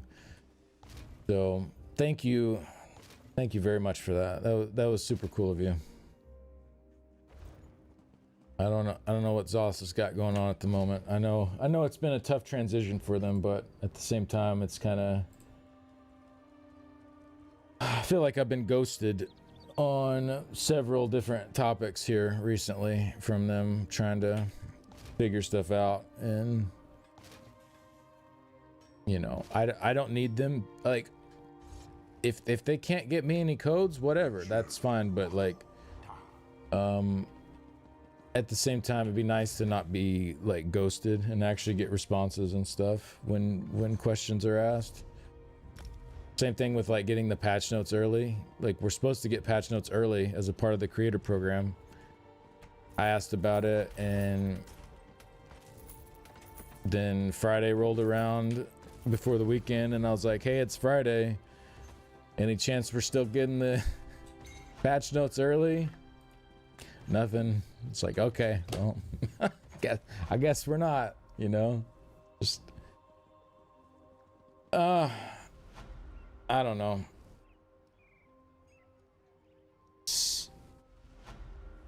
Definitely feeling Gina's absence and all that right now, for sure. SSF is great. Playing SSF on Diablo 4 is just more meaningful. Yeah, for sure. See, Diablo, I very, very rarely traded anyways. But the thing with Diablo 4, I often play with other people. And so I wish there was a way to do like SSF, but like you can still play with friends on Diablo. You know what I mean? Like we can't trade, but you can still play with other people, because I often end up like running, like people will DM me, or I'll just have somebody I want to play with, and if I'm on that mode, I can't. I mean, I could always just make a different character and play with them too. That's an option, but I wish there was some kind of in between. On PoE, you can do like a private league, and you and a friend could play on that, and so you can trade with each other, but there's no other like trade, because there's no one else in your league besides whoever else wants to join the league. So it's like it has that solo self-found feel, but you can do it with someone else too. I think that's pretty cool, but I don't think Diablo has anything like that.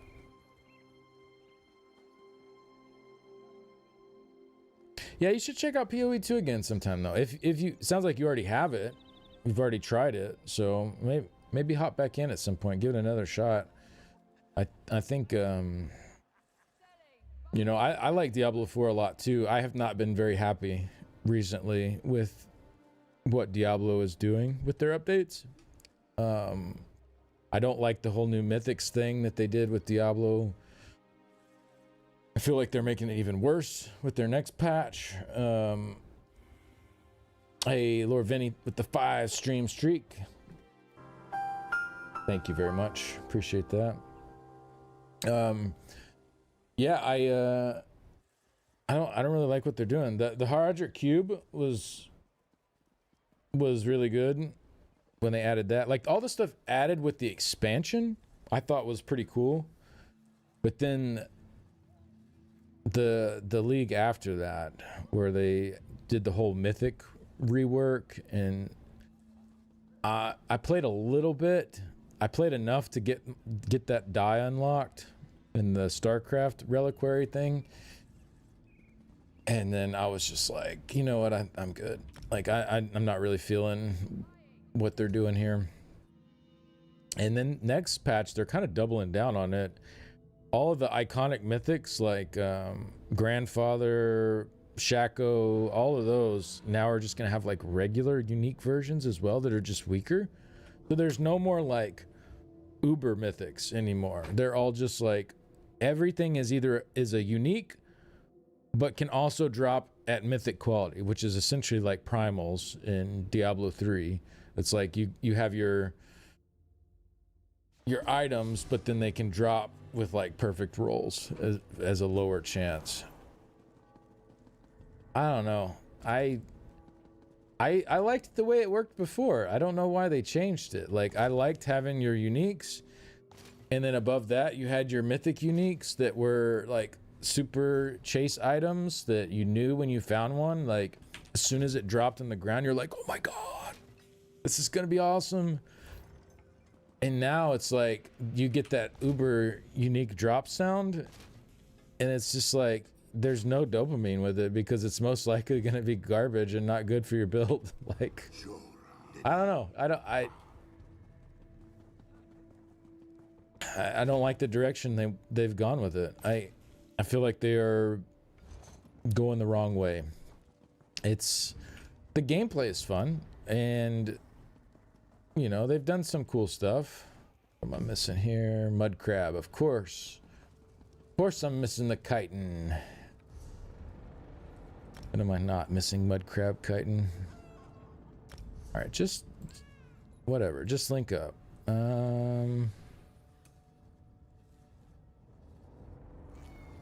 How do I just force the link?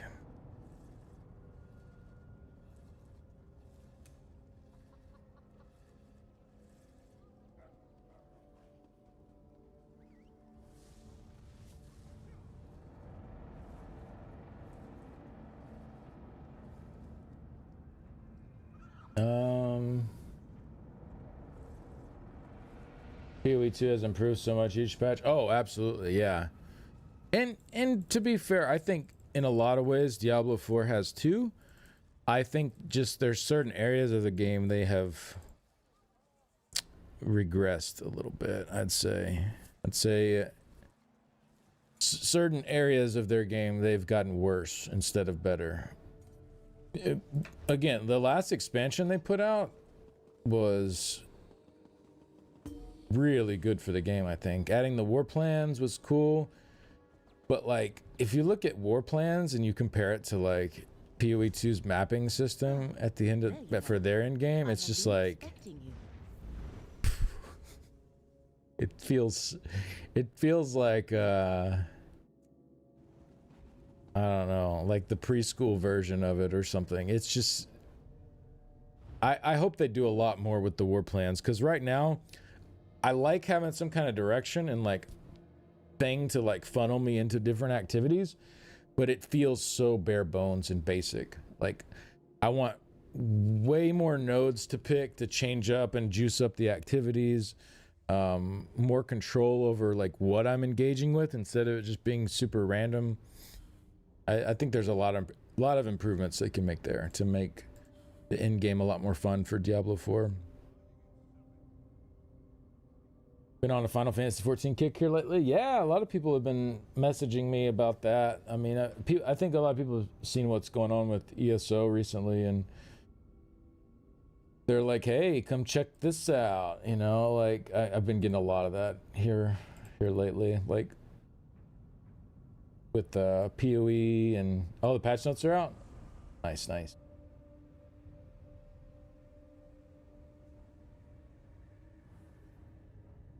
Well, let me use the bathroom real quick,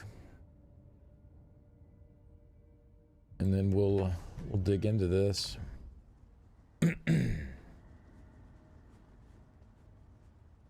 Wish you had more time to split between games. Had nearly every dungeon, arena, and trial trifecta when I quit back in 2021, so I've got so much to catch up on. Oh yeah, sounds like it. Yeah, that's where I was last caught up as well. It was like 2021, and then I've been on a hiatus from like high-end like rating and stuff for a few years now. Just now getting back into it. I'm doing a Planesbreaker prog now, and it's going pretty well. Like our second night we had, I mean, we're still dying a lot, but like our second night we had like a 23-minute clear second night of prog, so we're already like well under the time, and that was with like I think 3 or 4 wipes. So like with wipes, even, well, maybe not 3 or 4, I don't know, we had a few wipes and we're still at like 23 minutes, so that felt pretty good. Patch notes are up, yeah. Long patch notes on a full bladder. I heard Final Fantasy. Oh yeah, that's what I was saying. Like, yeah, I've had people reach out that are playing Guild Wars 2 and Final Fantasy and different various different games. Like, hey, you should come check this out. I don't really want to play another MMO right now, though. Like, I'm still playing ESO, and I'm playing other games on the side too. I don't feel like I have room for another MMO also. 14's devs listen to players. They're hiring now. They're growing phase. Yeah.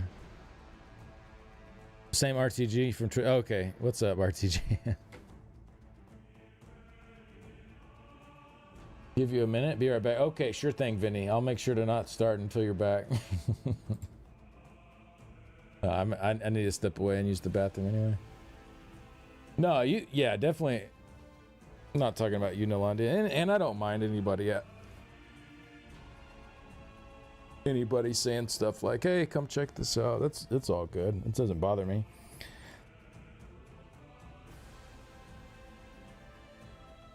I just don't have time to do another MMO at the moment. They're just so time consuming.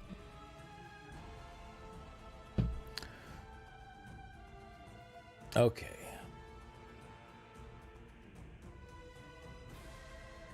Can we do this?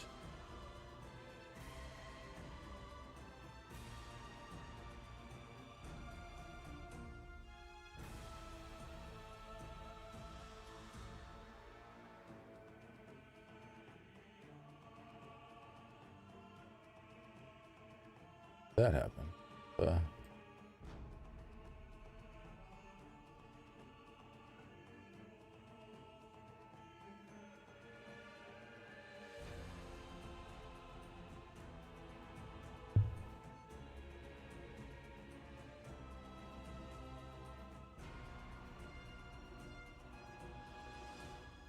Freaking out on me here.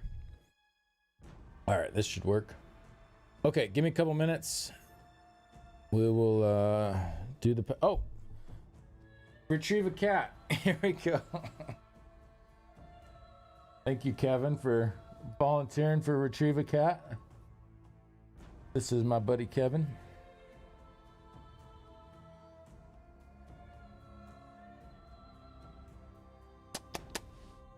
What's up, buddy? Here. Put you on full cam. Everybody wants to see you.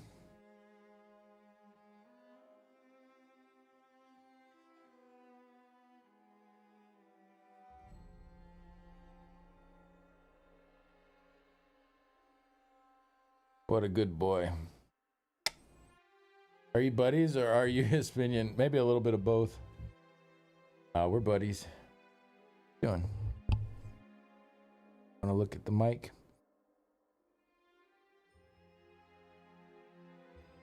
He's chilling.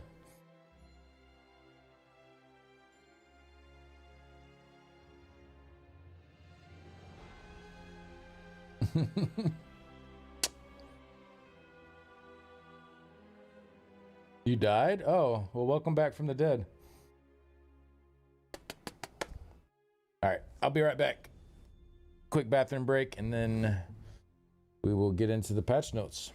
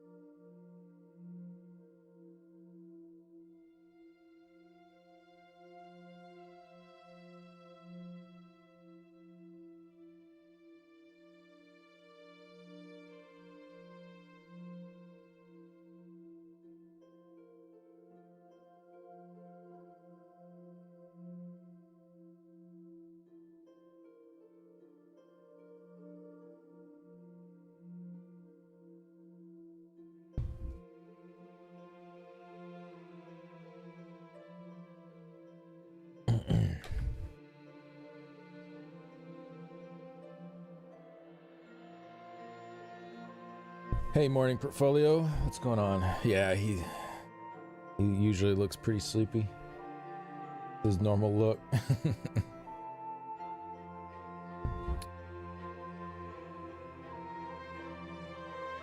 All right, let's see here.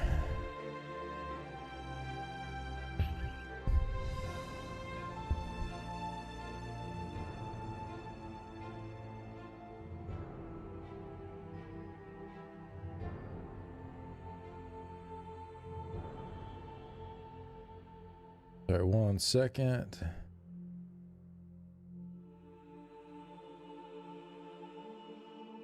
Will content be great over the next few years? I don't think we have any way of knowing, really.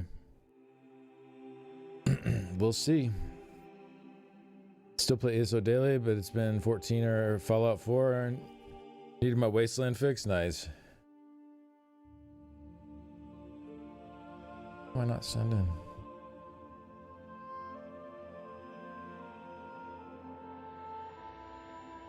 Come.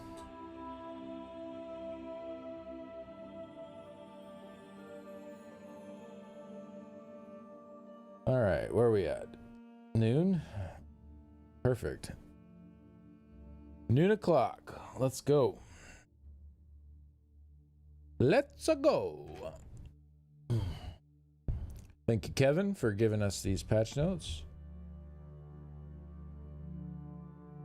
Not too bad. We're done with ads, right? On Twitch. Perfect.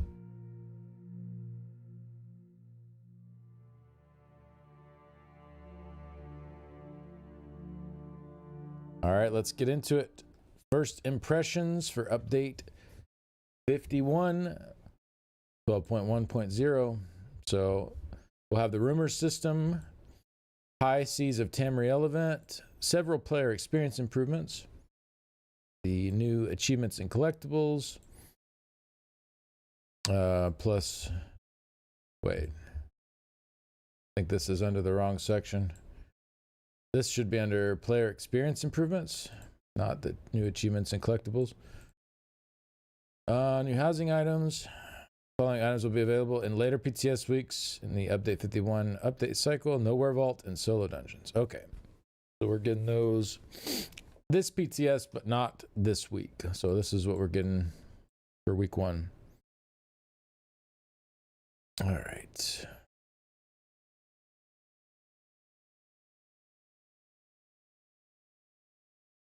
In addition to these new features, Update 51 introduces additional quality of life improvements and gameplay adjustments.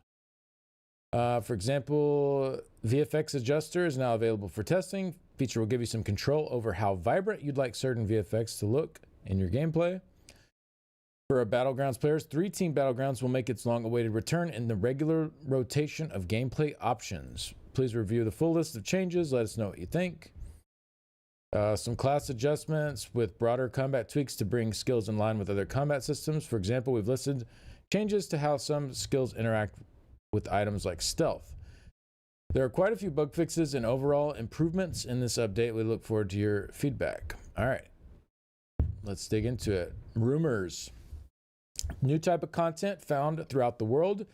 Invite you to investigate mysteries and uncover the hidden secrets of Tamriel. Unlike quest, rumors do not provide step-by-step objectives or direct you through the UI.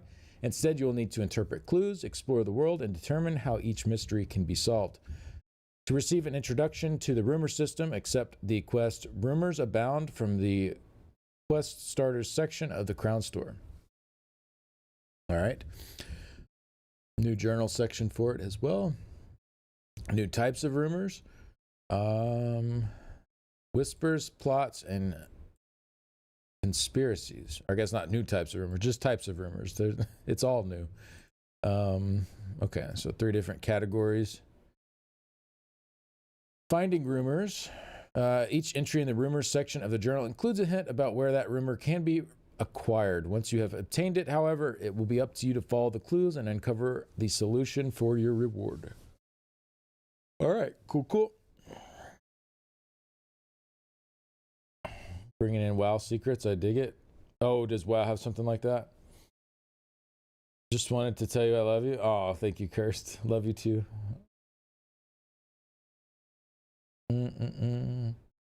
This feature will be available starting week 1. Oh, High Seas of Tamriel. Let's see. The first run of High Seas of Tamriel includes 2 quests. Raising the Riotous Redress. All right, there's some alliteration there. The waves and wind on the Abyssinian Sea have brought the spirit of Olsen Gaimard, Baron Captain of the All Flags Navy, to shore.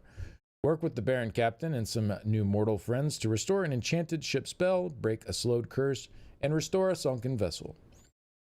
Bounty of the Abyssinian Sea. The daily quest for High Seas Tamriel sees you sailing forth to fight a ship-to-ship battle against a hideous Malmer crew of the Laos Whisper cult. Then you'll dive into the depths to fight undersea beasts and make off with glorious sunken treasure. They're going to give you like one of those treasures that's worth like 100 gold and then one of those white consumables. That's the reward. Like they give you for the favors. Here you go. Here's your glorious sunken treasure. Have fun. Rewards. We have a lot of compelling nautical-themed rewards to chase the High Seas event. Completing quests for the event net you deep plunder boxes. The first box you receive each day will be legendary. Upon opening this box, opening this box will earn you 300 trade bars and a chance at a number of other exciting rewards. Okay, so that's pretty normal. First box of the day gives you the gold box. Then you get purple ones after that. A word about antiquities, tying into the theme of lost treasures and maritime excursions. We've got a boatload of antiquities for you to chase in this event. We're offering a number of antiquity leads for new nautical items directly, as well as for the first time ever, tradable antiquity leads. These are inventory items that can be traded and sold to other players, and when consumed, grant an antiquity lead. Oh, that's cool. I like that. Give people more ways to make money selling stuff that they don't want. I'm always for that. I loved that with the night market stuff. There was a lot you could sell off there. They did a Golden Pursuit as well that had, I think it was the Valentine's Day one. It had tradable stuff in it. I thought that was awesome. It's like, for people that really like this stuff, they can get more of it through trade. For people that don't really like this stuff, hey, there's still reason to do the Golden Pursuit because you can earn that stuff and then go trade it later. Hi, Abby. What you doing, girly? So I generally lean towards more things being tradable. Obviously, there's like, certain things I'm happy with them being bind on pickup. Like dungeon and trial gear. I'm okay with those being non-tradable. Certain things here and there, but I think for event rewards and stuff like that, Golden Pursuit rewards, that kind of stuff, all that being tradable is a big win in my eyes. So if antiquity leads can start being tradable too, I think that's another step in the right direction. Like, people want to farm antiquity leads and go sell them to people that don't want to go farm the leads. Like, let people do that. I think that's cool. All right. What else? Player experience improvements. All right. We saw a live stream already from Zoss, so I won't spend too much time on this section. But I'll quickly go through and recap the different things here. Hey, Werewaffles, how's it going? It's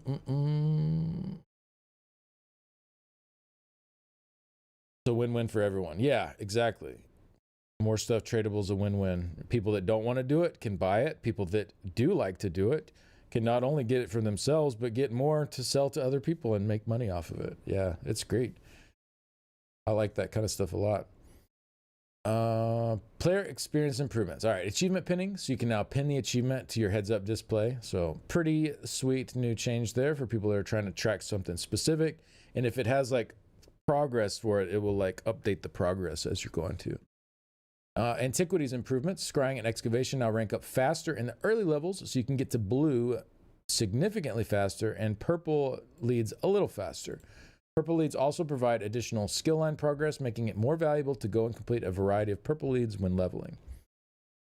We've also made the antiquities Antiquarian's Eye, more convenient to use when searching a dig site for an antiquities dirt mound. Entering a dig site now generates an on-screen prompt to use the eye, which goes away while on cooldown or if rejected. That's cool. So you don't have to dig through your tool menu anymore. As soon as you enter the area where the tool can be used, it'll pop up and be like, do you want to use this? And you click a button to use it.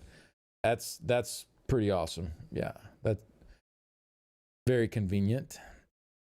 Antiquity leads will now drop at an elevated first drop rate until you've completed their codex, generally 3 drops. This makes it much less grindy to complete your codex, which also makes it easier to unlock the ability to purchase additional copies of antiquity furnishings for gold. Another win here. Additionally, we've improved the drop rate of many older antiquities to match our higher modern drop rate standards. This means certain sources are now guaranteed before the codex is filled, like for arena leads.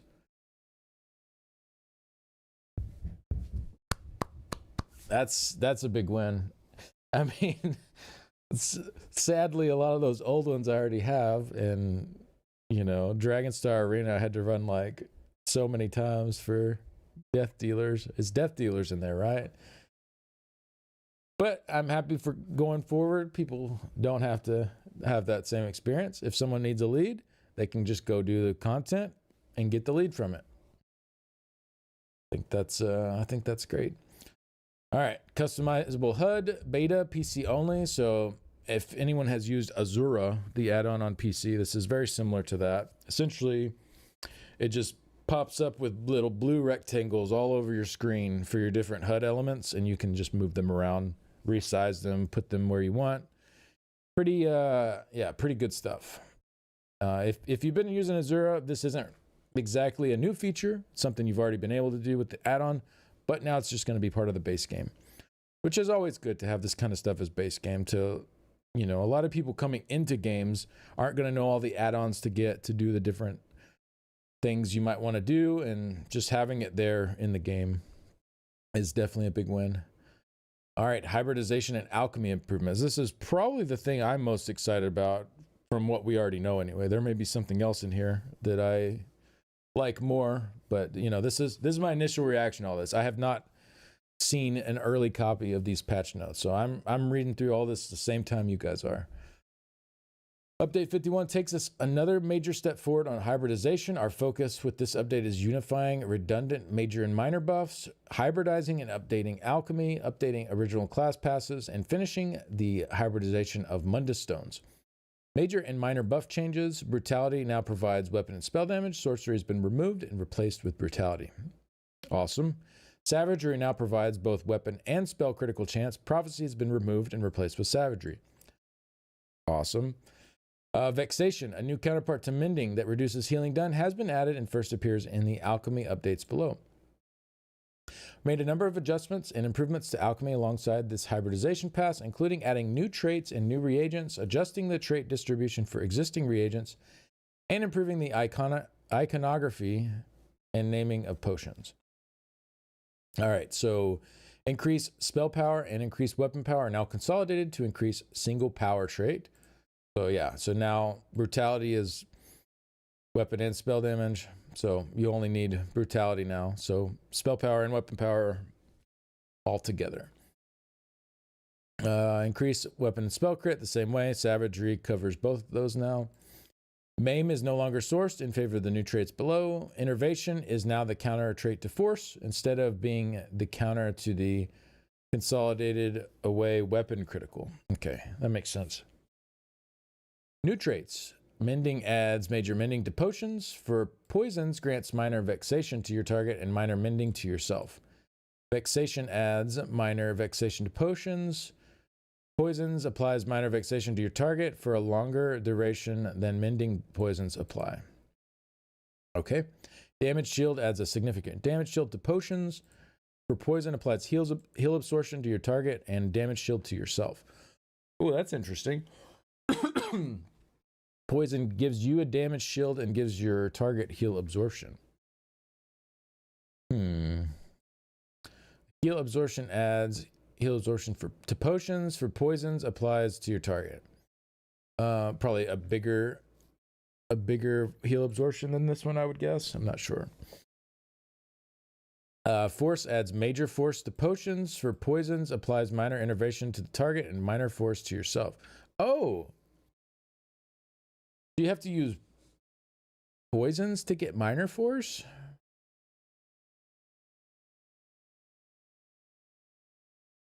I was under the impression you would be able to use potions to get major or minor force. I'd have to use poisons for it. Interesting.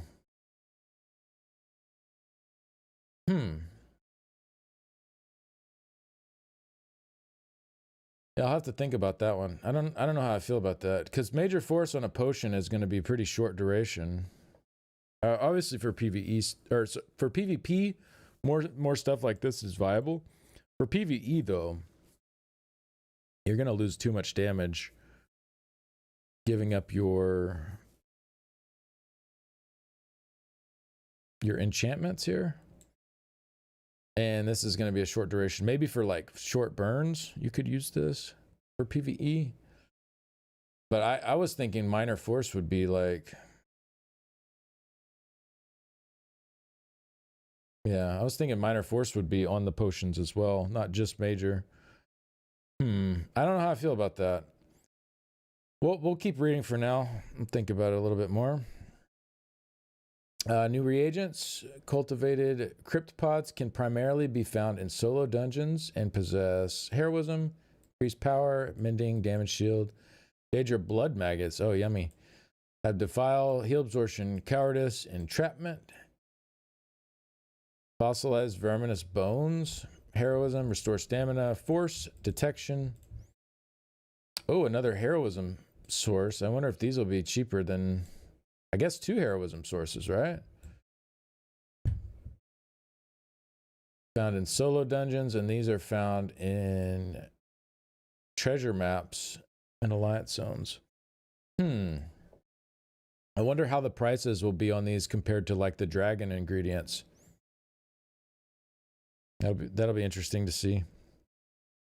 Wintergrave tongues can primarily be found in icy zones, either on wood or carried by the undead, and possess vexation, heal absorption, defile, and breach.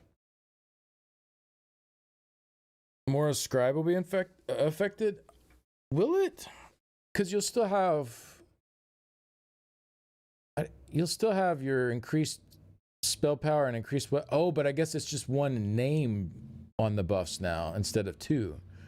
Yeah, they might need to adjust Mora's in compensation for the consolidation of buffs.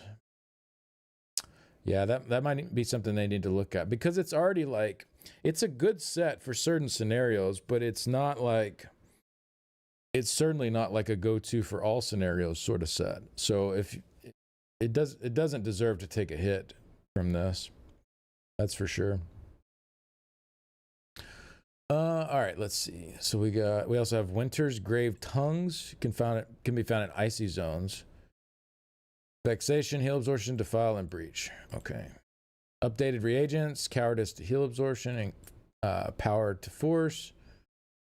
Critical to innervation, cowardice to innervation. Ravage health to heal absorption. Increased power to force. Cowardice to mending. Innervation to heal absorption.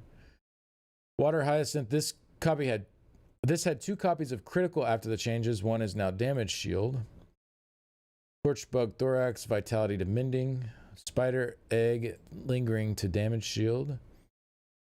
Butterfly wing, uncertainty to damage shield. Script jelly, ravage magica to vexation. Mother of pearl, lingering health to mending. Okay. Updated name prioritization. When crafting a potion with multiple traits, the name of the potion is determined by the highest priority trait.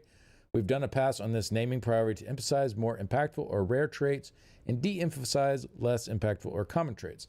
This should ultimately mean fewer potions with the exact same name, but very different effects in your inventory. Yeah, some will still be like, if you have like a potion of, I don't know, like major force potion. Like, obviously, those could have different effects on them, or a heroism potion could have different, like, secondary effects. So if it won't be a perfect system because the name won't fully tell you what the potion does, but it will be better than before. Like, right now, everything just says, like, essence of health or essence of magicka or whatever, and it's just kind of like, you don't know what that's going to be unless you actually look at it or have an add-on that changes the way that it's listed. So that's definitely a lot better that they're going to go about it that way. Increased variety of potion and poison icons. We've done a pass on the icons for crafted potions and poisons, with the result that more icons are seen more regularly and fewer potions that have different effects get the same overlapping icons. That's great too. Yeah, be able to spot the different types a little more easily just by the icons and the names. I think that's great. How do previously crafted potions work? In general, previously crafted potions are unchanged with the following caveats. Maim has been adjusted to cowardice as Maim is no longer available. Damage and critical are now prioritized, so potions that previously applied only weapon or spell versions now provide both. Icons are updated and match the pre-existing name of the potion. How do previously obtained master writs work? Any master writ that previously requested a combination of traits that is no longer possible to craft has been updated to request a possible combination. It is retroactive. Okay. So they're accounting for all that kind of stuff. That's good. The warrior now grants both weapon and spell damage for the Mundus stones. The apprentice now grants an 8% bonus to experience and inspiration gain rather than spell damage. Yeah, that makes sense. Just give the warrior both. And the apprentice now has a new use. If you previously used this stone for the spell damage bonus and would like to swap to the warrior, that stone can be found in Malbaltor. Okay. Gotcha. All right, 8% bonus to experience and inspiration game is pretty nice, though. All your crafters out there that aren't doing anything except for writs and stuff like that, might as well just slap this on them. Get a little bit more XP for stuff. And when you're actually training a crafter, you'll want to go get them this before, like, as a low-level character even. Not just to level them up faster, but also to level up your crafting stuff faster. So that's pretty cool. I like that. I think that's a cool change. 8% is a little bit on the low end, but honestly, it's just like a free bonus now. Because you're not going to have this on, like, your combat characters, but characters that you're leveling up or characters that you're just crafting with, you know, they weren't using whatever Mundus they had before anyway, except for maybe, like, the steed for more move speed. But anything else wouldn't have really been relevant. If you previously... Okay, yeah, we read that. Class passives. Okay, Dragonite, Nightblade, Sorcerer, and Templar previously had unique class passives that provided minor brutality, minor savagery, minor prophecy, minor sorcery. Since we removed minor sorcery and minor prophecy, we're giving Templars and Sorcerers new unique buffs, while Dragonite and Nightblade retain minor brutality and minor savagery, respectively. The Dragonite Elder Dragon passive continues to grant minor brutality, which now increases both weapon and spell damage by 10%. The Nightblade Hemorrhage passive continues to grant minor savagery, which now increases both weapon and spell crit by 6%. Sorcerer Exploitation passive no longer grants minor prophecy, instead provides a unique 2974 offensive penetration buff. I really like this. Yeah. So, like, in group play, you're not losing anything because you're still getting this from your Nightblade. So you now just get some more pen on top of it. For solo play, especially for Sorks don't have any pen in their kit. This pen is worth more than the crit chance that they lost. So this is a pretty nice change, whether you're just running around by yourself on the Sork or Sork has pen. Do not lie. It has crystal weapon. Oh, sorry. Excuse me. You have 1,000 penetration if you choose the crappy morph for your crystal fragments. Excuse me. But yeah, Sork now has 3K pin in the kit. That's pretty awesome. Oh, it's applied for the whole group. Yeah, this is for the whole group. 3K pin buff. Really, really nice. Yeah, good stuff there. And then the Templar Illuminate passive no longer grants minor sorcery, instead provides a unique 2974 armor buff. I can see people being maybe a little bit less happy about this one because it's the only one that's not getting damage. Like this one, you're giving your group damage. This one, you're giving your group damage. This one, you're giving your group damage. This one, you're giving your group survivability. Personally, I like it. I think it's good. As a solo player, I think I'd rather have the 3K armor. And then in a group, you're still getting this from your Dragonite, so you're not losing any damage in group play. But everybody gets 3K more armor. So, I mean, overall, I think it's a win, but I can see some people maybe being a little more upset about the Templar stuff.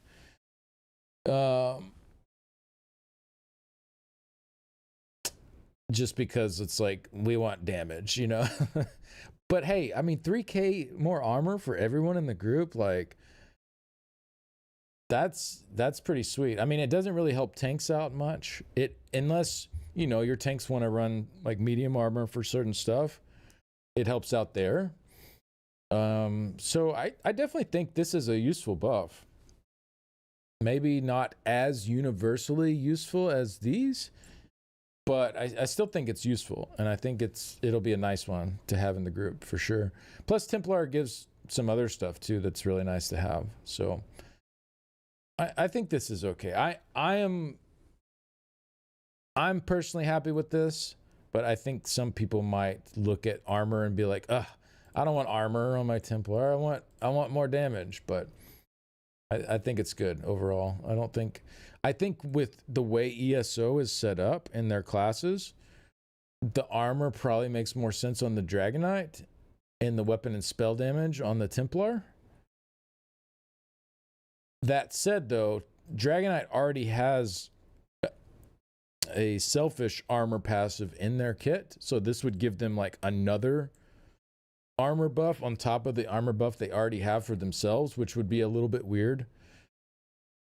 So giving the Templars like a self armor buff within their kit, as well as it going to the whole group, I think it makes sense. And like also like the traditional way that people look at Templars coming in from the outside that don't know anything about ESO, I think Templar is the number one class people think like, oh, I'm going to play a tank, I'll pick the Templar, right? Not knowing like Templar is actually one of the least used tank classes in ESO because of the way the class is designed. But like traditional Templar theme, like this fits very well with that.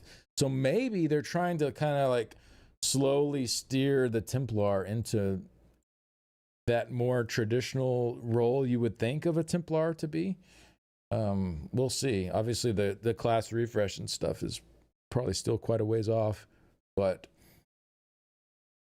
yeah, I think this is good. Overall, this is just a big win. Like, you're not, for group play, you're not losing anything. You still have all your damage that you had before, plus more with the extra pin, plus more armor. So for group play, this is just a big win across the board.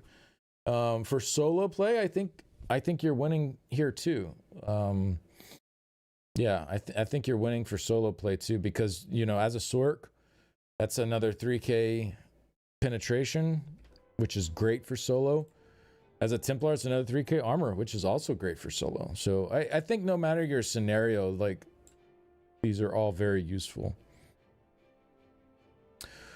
All right, so let's move on to transmute stations in Cyrodiil and Imperial City. Let's see. Now available in each of the Alliance's crafting hubs in Cyrodiil, as well as each of the Alliance's base in the Imperial City sewers. Okay. Well, that's a small change, but that's welcome for sure. You don't have to port out to change something up if you need to and go sit in queue again. That's good. Level up reward adjustments to help reduce how much information we're throwing at you at once. The level up rewards UI no longer display the additional unlocks. Hey, red ribbons.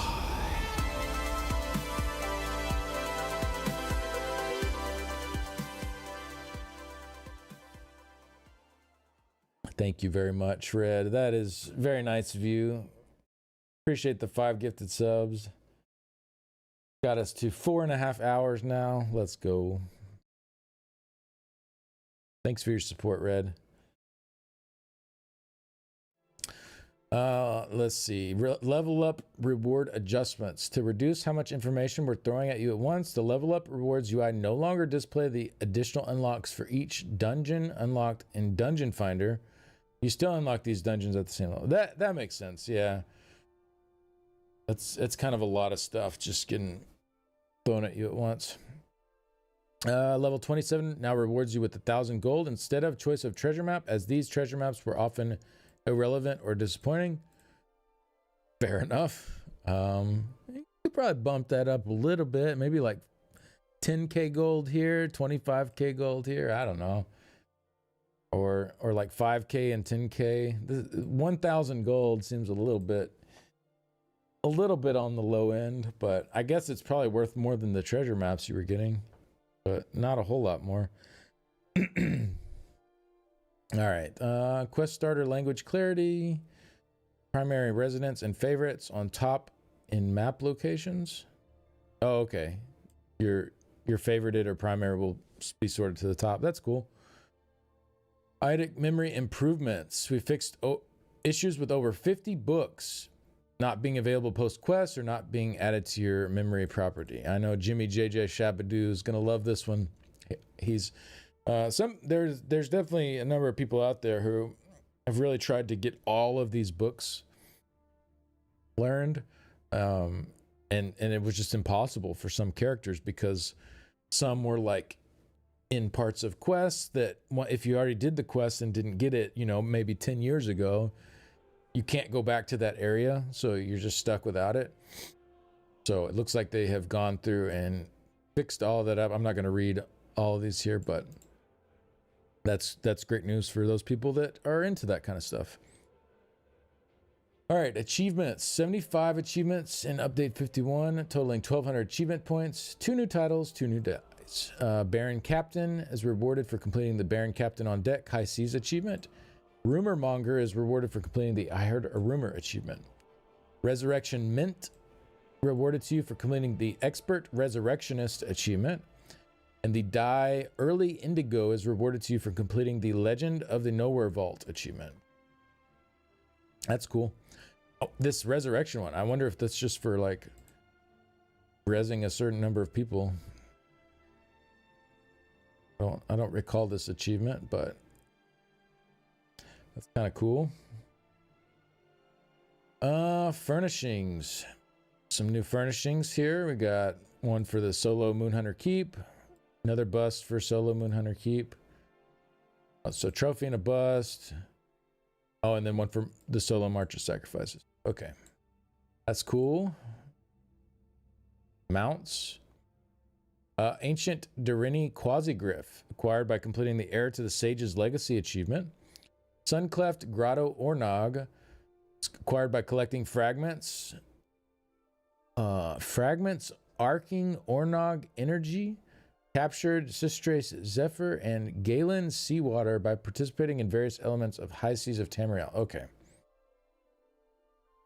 Thorn's Bite Withersteed is acquired by collecting fragments blooming. Oh, these are event fragments. Okay, I got it.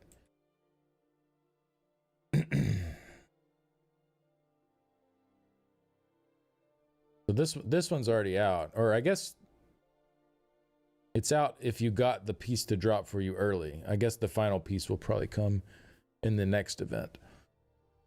All right, outfit styles. I'm not going to go through all these, but we got some new styles. Looks like the monster mask stuff. And then skill styles. Evasion, cyan blue.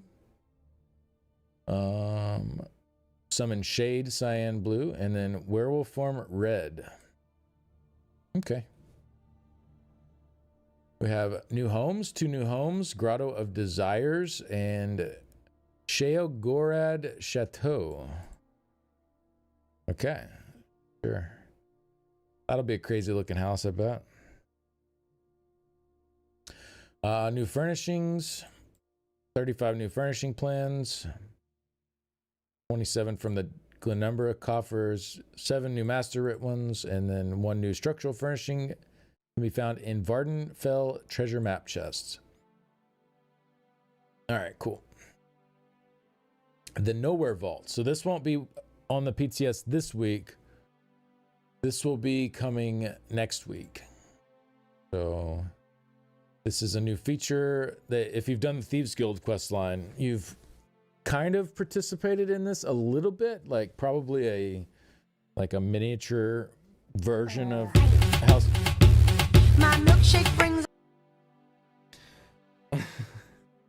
Wait, why did it stop playing? Why did it quit? Holy moly. The Pollywogs. Tier 3 for 6 months. Oh my goodness. Replay it. I can replay it, actually. Everyone cover your ears if it was too loud for you, but we're going for it. Here we go. Here we go.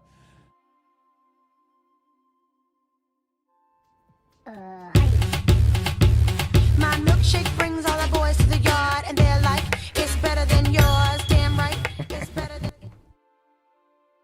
There we go. Thank you very much to Pollywogs. Tier 3 for 6 months. Thank you. Thank you. Thank you. Appreciate the long-term support and the huge that is the video you made, Tack. Yep. That's very nice of you. Well, we just got another hour added onto the subathon with that. Thank you. Thank you. All right. Where was I?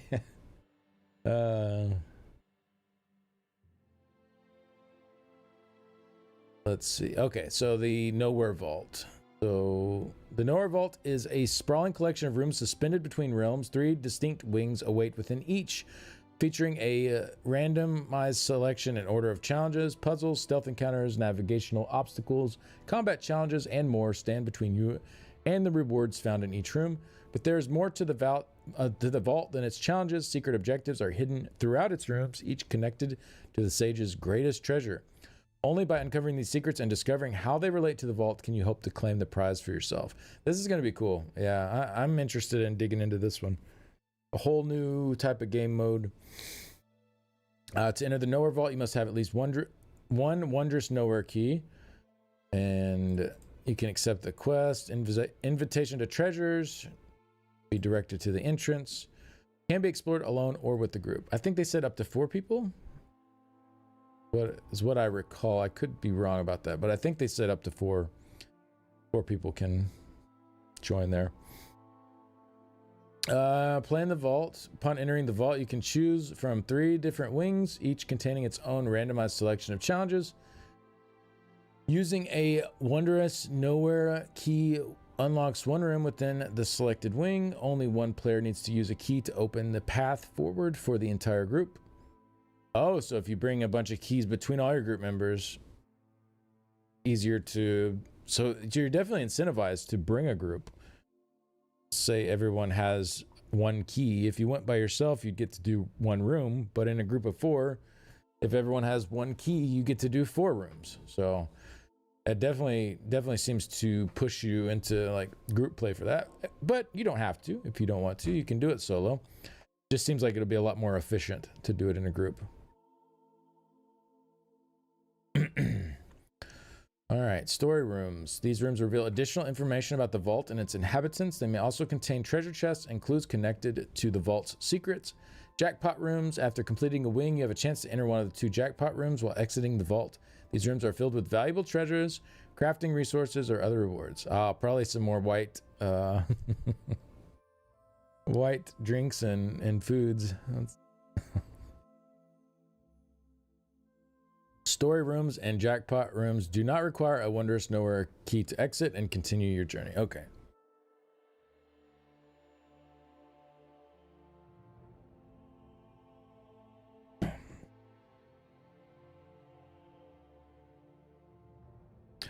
Does the dummy give minor versions of brutality and sorcery? It already gave the minor versions of that. Yeah. It gave the major they added the major versions in last patch, and the minor versions it's given as far as I can remember. As far back as I can remember, I should say.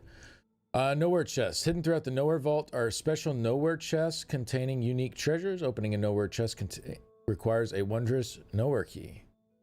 So keep an eye out while exploring each room and decide whether the rewards within are worth spending an additional key. How can you decide before you've opened it? I don't Okay. I guess you'll find out once you open it. The rewards were worth it. With the opening of the Nowhere Vault, all existing unformed planar keys will be converted into wondrous Nowhere keys. Wondrous Nowhere keys are tradable and can be sold through guild store. Oh, that's nice. So people that don't care about going and doing the vault stuff, they can just sell them and make money. Oh, that's great. I really like this push they seem to be doing to make more things acquirable. And if you want to go run through with some friends and you don't have enough keys, like, hey, okay, you know, maybe someone has 8, someone else has 8, but I only have 5. Well, I could go buy 3 off the guild store, so I bring my 8 and we all are bringing, you know, the same amount, so it's even, right? I think that's pretty cool. No one feels like, well, I guess I can't come along because I'm not going to be contributing as much. Just go pick up 3 off the guild stores and then you're good to go. You can get them through heists, thieves' troves, delves and world bosses, treasure chest favors, dynamic encounters, rumors, and solo dungeons. The secret of the vault. Keep a careful eye on each of the vault's rooms, as nearly all of them contain a secret hidden objective. These objectives are tracked through associated rumors, allowing you to review your progress and see which secrets you have already uncovered. You may also discover additional hints throughout the vault that can help you understand its mysteries and determine how its secrets are connected. Solo dungeons, March of Sacrifices, and Moonhunter Keep. So this will be available week 3 of the PTS. Okay. So Nowhere Vault next week on the PTS. Solo dungeons in 2 weeks on the PTS. So these can be played in solo mode. Experience the story at your own pace, with or without an NPC companion. Choose optional meted misfortunes to add additional difficulty, challenge, and rewards. So 0 misfortunes comparable to overland difficulty. 1 misfortune comparable to normal solo arena. 2 comparable to veteran solo arena. 3 misfortunes harder than any comparable solo experience. Okay. That's pretty cool. I think that's pretty fun. Obviously, when they say harder than any comparable solo experience, they mean solo content. Like, not harder than, you know, trying to solo like vet hard mode of like some DLC dungeon or something, right? They mean specifically like Vodashran or Maelstrom, stuff that's designed for the solo player experience. So this will be harder than anything that are currently there, or anything that is currently there, excuse me. Okay, that's cool. So like lots of different modes here for people that want to run at different difficulty levels. I like it. I like it a lot. Earn Undaunted crests and purchase rewards from vendors in the Undaunted Enclaves outside Wayrest, Mournhold, and Elden Root. Earn new Tarsier and Mylene Mooncolor item sets and corresponding style pages. These must be the new monster sets. I think that's what that is. All right. Then this is just template information for the PTS. You get your 3600 CP character if you want. Known issues. So before you complain and write on the forums about these things being bugged, they know.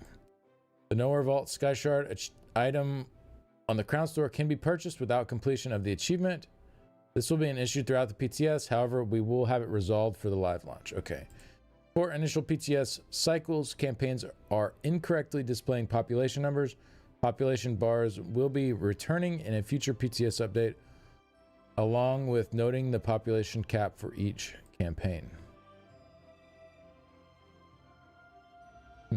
Okay. So they don't want to show the population numbers? I think that would be kind of cool to actually be able to see how many are in each one, but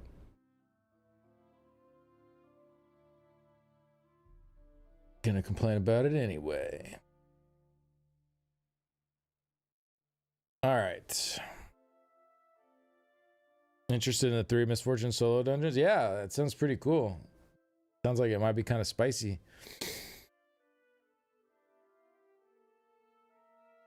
Lack of beard on you is eerie. Lack of beard on you is eerie. All right. Combat and gameplay. Here we go. We'll see what they've done. Please, I'm having fun raiding this patch. Please. Please be kind to us.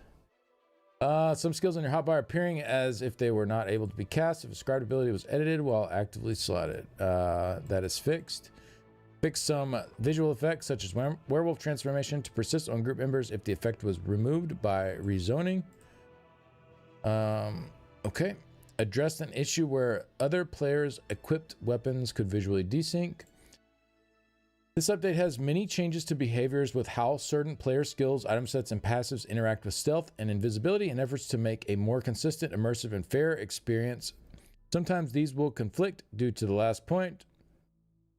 In general, almost all skill activations will remove stealth or invisibility upon activation, some high-level exceptions.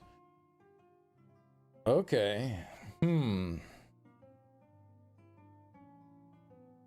This will be interesting for PvP, especially for like bombing and stuff. This could change that up a lot. Some exceptions. Most Nightblade skills, unless that skill offers Tremendous Burst, Deathstroke, Grim Focus, which both already remove these effects when activated, or they heal allies, will not... Okay, so most Nightblade abilities will not break stealth upon activation. Note that dealing direct damage with Nightblade skill will still remove stealth. Yeah, of course. We're not changing core behaviors to allow them to remain stealth or invisible, just leaving most of their abilities to function as they currently do, so they feel a bit more identity driven after this pass. So more Nightblade abilities you can cast as long as you're not damaging an enemy with them, and you'll stay stealthed. Okay, so this was like the opposite of what I just thought they were saying that they were doing. But so I guess most stuff will pull you out, but Nightblade skills will not, to make them feel like special and a part of that kit. Okay, I think that's probably fair. I don't know. There's some skills though, like Race Against Time, like stuff like that. It's nice to be able to cast and stay stealth, and I guess they're getting rid of that. But let's read on. Let me just read all this and make sure. By extrapolation, many sneaky coded skills will also not remove stealth or invisibility. Also, in efforts to retain the more fantasy-driven sensation, these skills make low amounts of noise upon activation. Hey, boss. Yo. Boss with the 20 gifted subs. Holy moly. Thank you so much. That is huge. Thank you, boss. Jeez. Well, we are now at over 9 hours on the subathon. I think that officially pushed us to day 2. I think we are officially going to be in day 2 of the subathon now. Thank you for that, boss. That's very kind of you.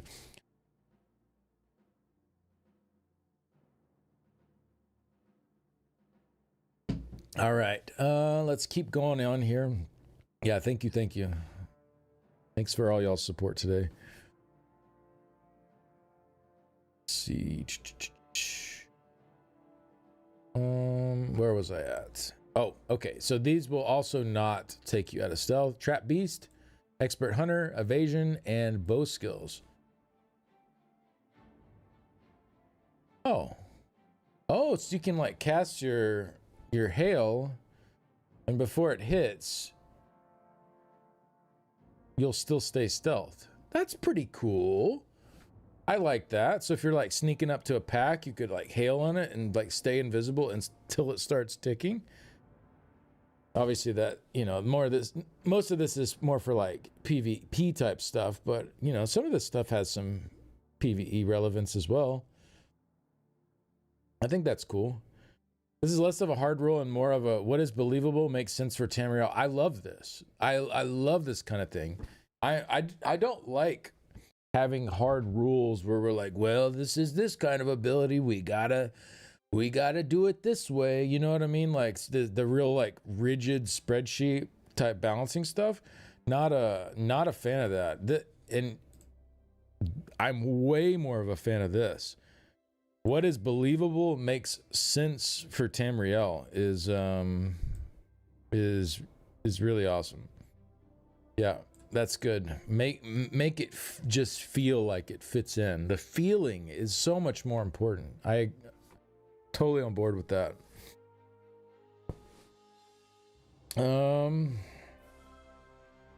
Did they delete the balance spreadsheet? I hope so, because it certainly hasn't been working. Also, I'm trying to maintain a sense of balance to avoid burst layer focus on. Okay, blah blah blah. When you activate a skill, if you ask yourself, would this realistically alert enemies of my presence based on what I see and hear? The answer should largely align with what you experience. If they don't, we'd love to hear your thoughts and reasoning. I think that's a fair way to do it. Yeah.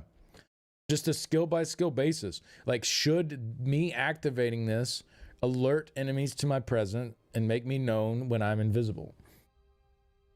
All right, so these following skills now break stealth and invisibility. So these did not before, I guess, but now they do. So Bone Shield and morphs. Blood Mist when damaging enemies. Rallies Heal. Annulment and morphs when cast. So that's your damage shield. The light armor damage shield. Unstoppable and morphs when cast. So that's the heavy armor one. Probably a rare case there. Shield wall and morphs when cast. Yeah, some of these are kind of weird that I guess they didn't break stealth. Defensive posture and morphs when cast. Bone armor and morphs when cast. Venom skull when cast. The other versions already behaved as expected. Feral Guardian and morphs when casting. Falcon Swiftness. Cutting Dive. Blazing Shield. Relentless Focus. And Earth Spike. And Earth Shield Mantle. Okay. So all these will now break stealth. So they didn't put Race Against Time on here. So that's good. It sounds like you can still use Race Against Time while you're stealth. That's a really nice one to be able to slot and sneak around fast. I dig it. Yeah, I dig it. The following skills will no longer remove stealth or invisibility from their caster to feel more appropriate for their skill sources and activations. Trap Beast, Expert Hunter, and Strife. Okay. Fixed an issue where many damage over time effects sourced from ground effects would incorrectly remove stealth and invisibility from their caster when they dealt damage. Wait.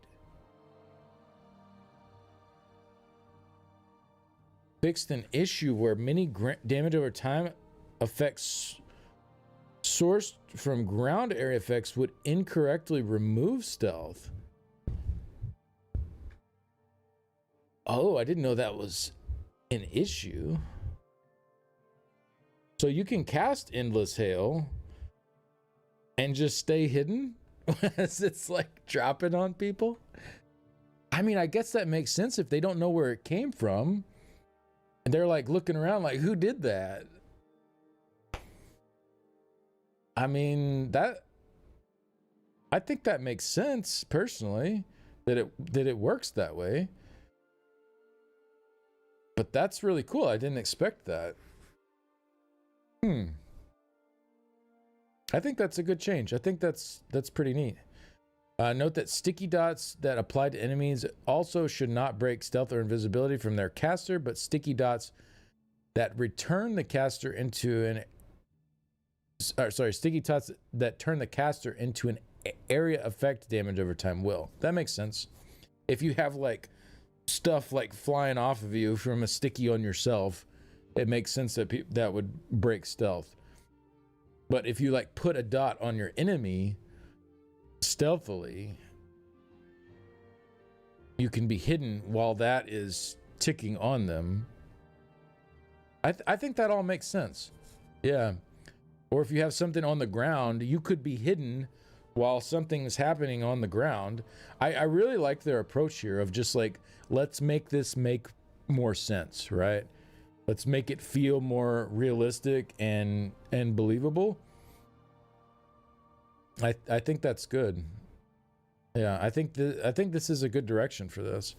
The following skills will now actively prevent stealth and invisibility while they are active on their caster.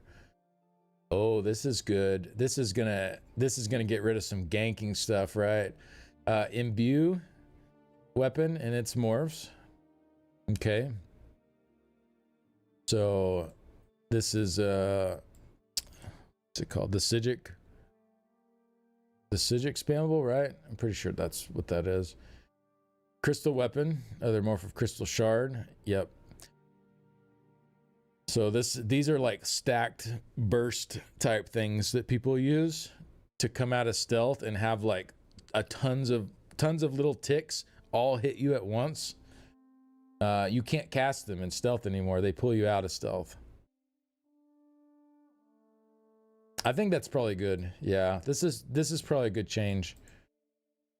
Mage light and morphs. Yeah, if you have like a light going around you, it probably makes sense you can't be stealthed.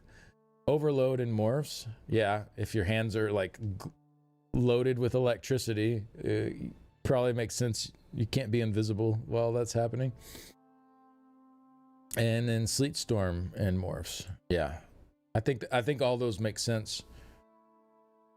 Proc-based effects that trigger from another effect, such as item sets, passives, or status effects attacks no longer benefit from sneak's bonus damage or guaranteed crit strike. They also no longer benefit from shadowy disguises guaranteed critical strike. These changes also mean that proc-based attacks should no longer inconsistently remove sneak or invisibility. I think that's fair. Yeah, that's probably better, honestly. Because you probably want your actual hit to be the guaranteed crit, not like a status effect proc or something like that.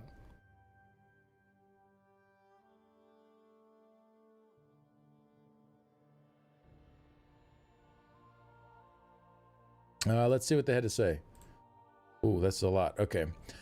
This is both the consistency pass and a balance pass. Sneak and invisibility are both separate systems that are similar in many ways, but their behaviors can end up being very distinct.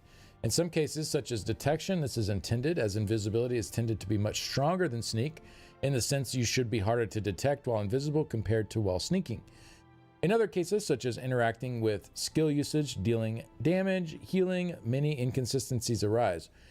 Previously, invisibility by default did not remove itself when dealing proc-based damage, while sneak did, if the attack was also direct damage, creating a confusing experience and a lot of potential frustration while in PvP.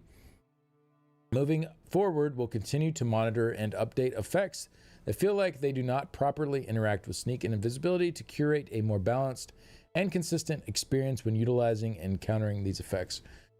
I think this is good. I mean, does anyone have like big problems with what they have going on here? I think this is overall like pretty solid direction here. Like it just makes more sense. Like I feel like that's a good place to move, where just logically thinking about it, it makes more sense, right? Like, should I be able to be invisible and do this? No. Okay, you can't then. Should I, be able to be invisible while there's a ground effect going on over here and I can hide while it's happening? Why not, right? Like, That makes sense. So I think, yeah, I think this all makes sense. Yeah, there will probably be some outliers that we'll find along the way that will need to be tweaked, but I think for the most part, this is a good direction to go. Yeah, I like this. Rally should not break stealth. I mean, I don't know if I agree. I get the I would say this, the function of rally does not seem like it should break stealth. But the concept of rally, you're going, ah! Like you're rallying. You're like lifting your weapon up and doing a rally. Like the premise of that in itself, like, is anti-stealth. So I think that's probably what they're going for there. Yeah. But I get what you're saying. Like the function of it itself seems like, okay, like I'm just healing myself, right? But this, yeah, I think they're going more for like realism with what the skills are. Rally, but whisper it, please. Yeah. Rally. Yeah.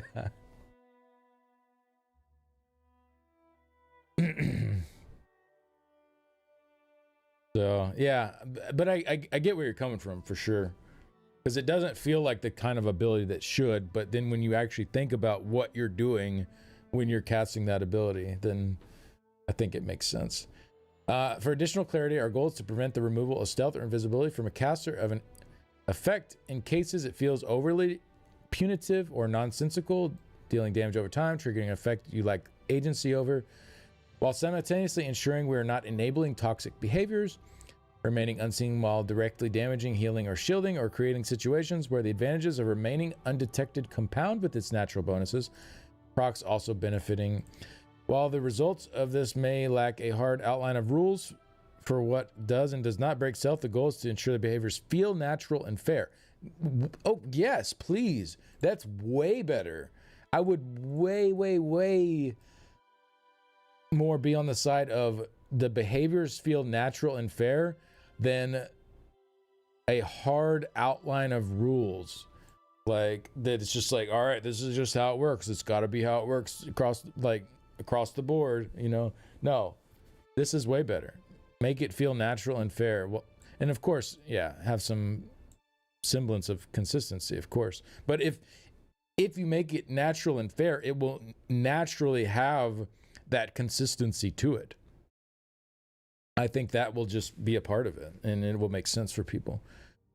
Be something we slowly work towards, not achieve alone with this pass. I do worry with phrases like this, though, because they've said this with so many patch notes about new things they're doing.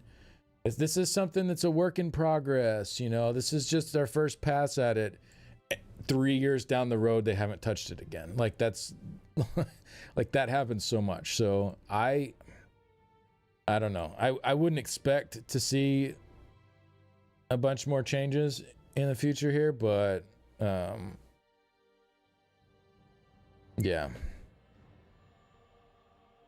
we'll find out.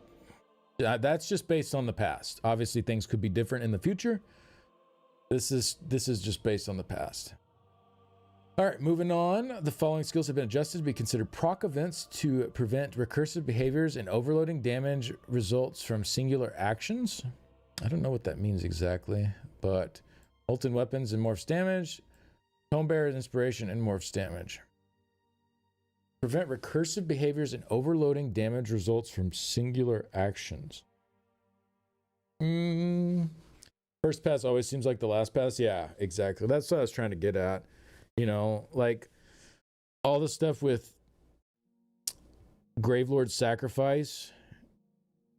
They were like, this is just the beginning of our adjustments to this. And then they just like didn't really do anything else with it ever. It was just like, all right, this is what it is now.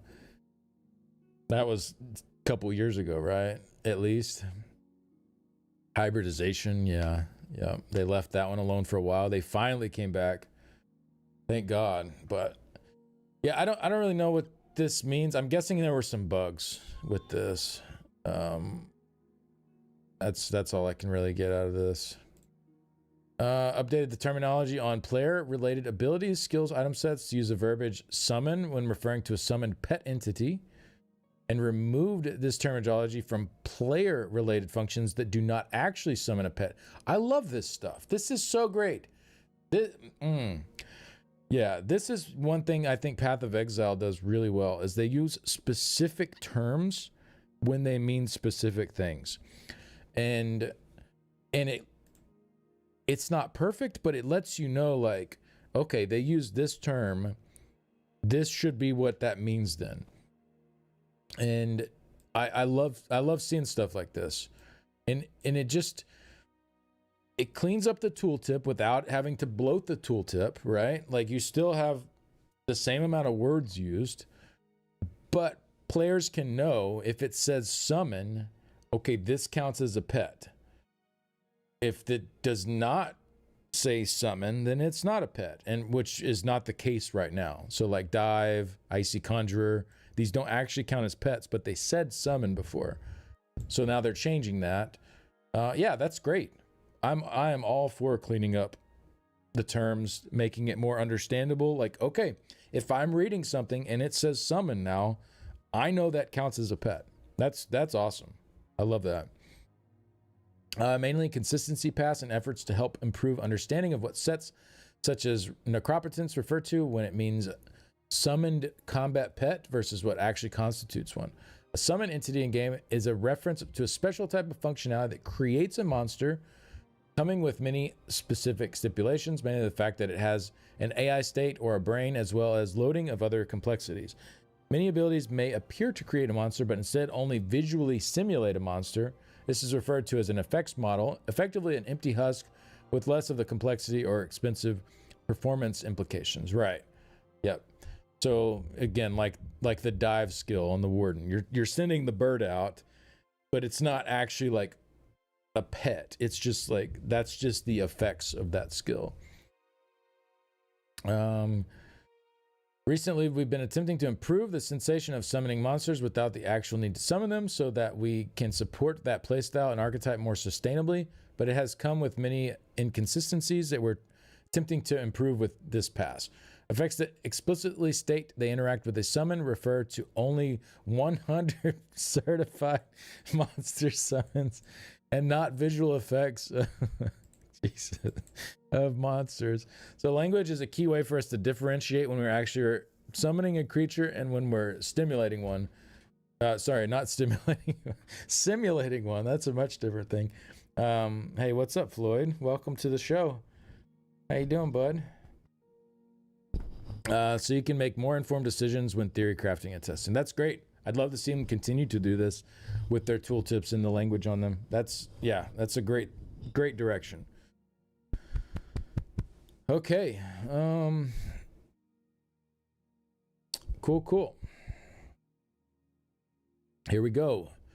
Yeah, good stuff so far. I'm really liking what I'm seeing. I think this all makes sense. Nothing too crazy, but it's all logical type stuff. Yeah. What are you doing to that poor creature? Oh, he's just having a good time.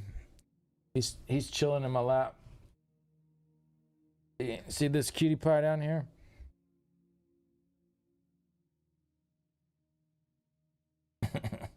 You're a good boy, Floyd. Yes, you are.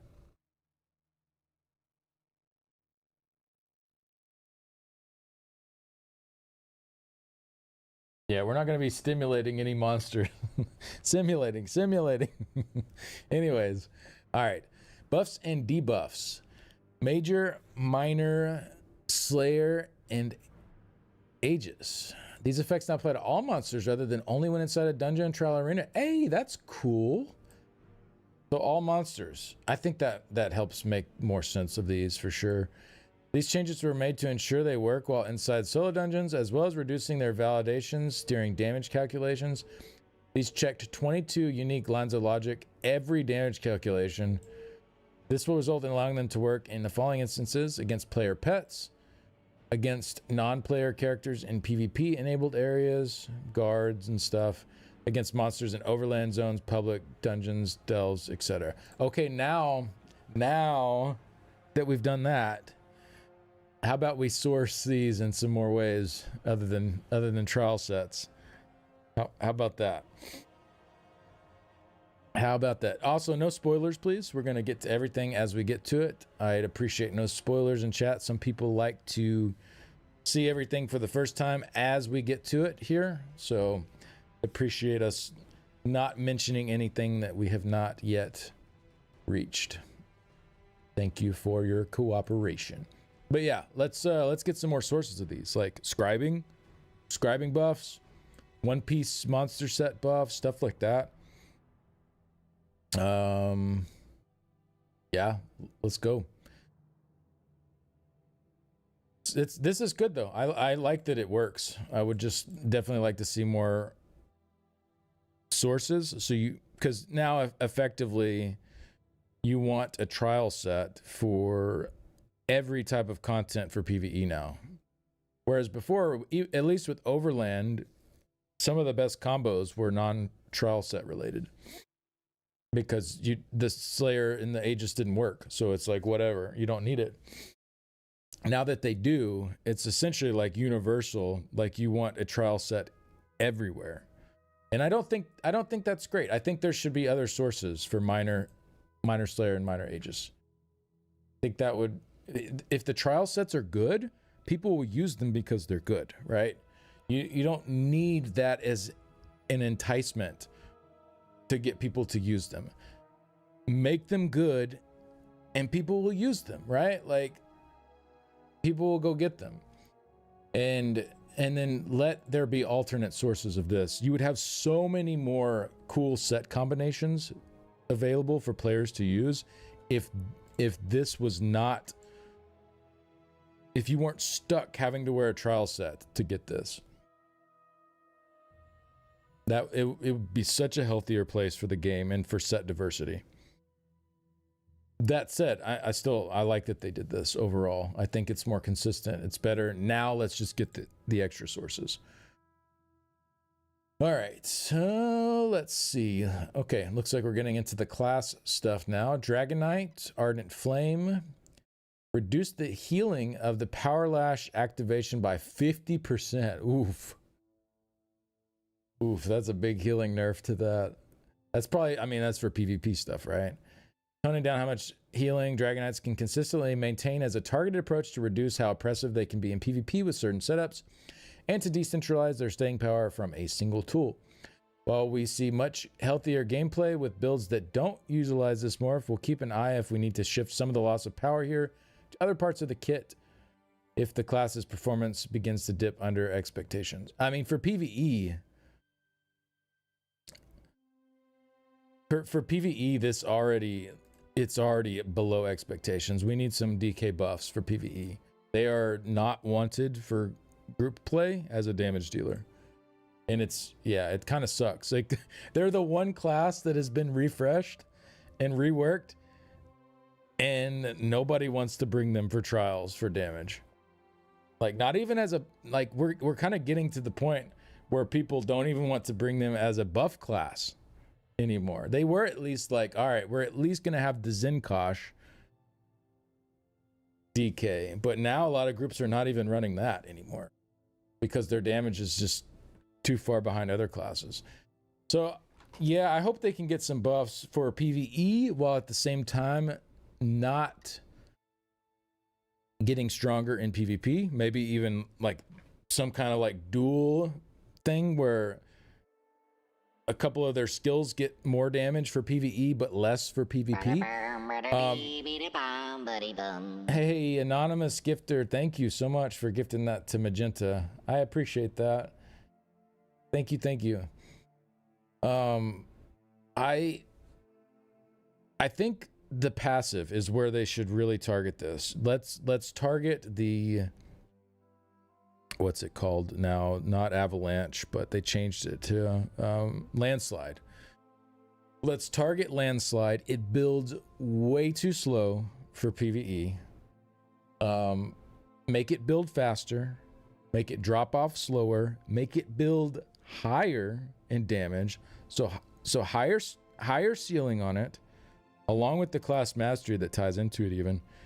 Higher ceiling, quicker stacks, longer fall off, but make it grant less power while you have battle spirit. So for PvE, it's a big gain. For PvP, you can still benefit from like the quicker building and the slower losing, but maybe it only goes up to like 5% damage done instead of 10, right? Or something like that. So I think something along those lines, because right now in PvE, like they're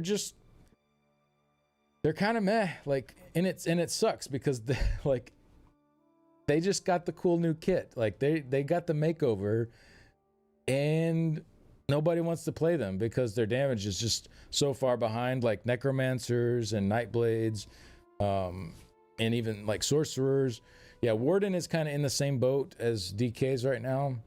I was kind of holding out hope for Wardens with their rework, but now that's been pushed to 2027. So yeah, I definitely need something in the meantime for DKs and for Wardens. So yeah, I hope we can get a little bit more here. Let me keep going on and see what they have with the DK. To better embrace your inner dragon, the spike model for Earth Spike Mantle and its morphs now more closely reflects the original design for the ability. Hell yeah. I love that they went back and kept working on that, because that was one of the probably worst parts of the remake. It just didn't look very good, I'll be honest. The Earth Spike Mantle change did not look very good. So yeah, I'm glad they did this. We'll see what it looks like. Have they showed any of this publicly or not? I know I've seen an image of this, but I don't remember if they actually showed that publicly or not. I think it might have been in the creator program Discord that I saw that. But yeah, it looks way better. I'll just go ahead and say it looks way better than it did. So GG for them doing that.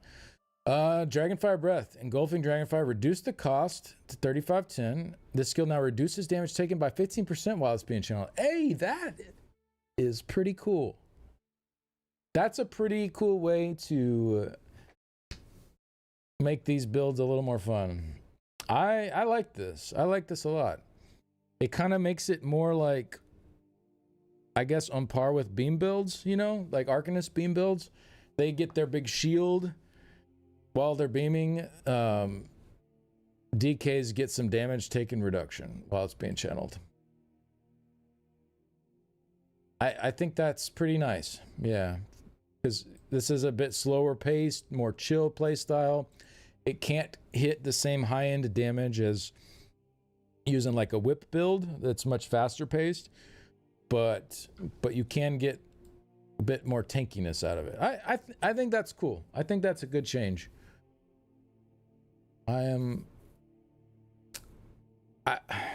Yeah, I guess I was gonna say I wish it did just a tiny bit more damage, but I think DK overall I just wish did a little bit more damage, and so that would all kind of like move up slightly together. But yeah, right now, I mean, if you go look on ESO logs, it ain't looking good for the DKs. Nightblade, on the other hand, they're doing very well. They're doing very well. Nightblades and Necros are going ham in group play at the moment.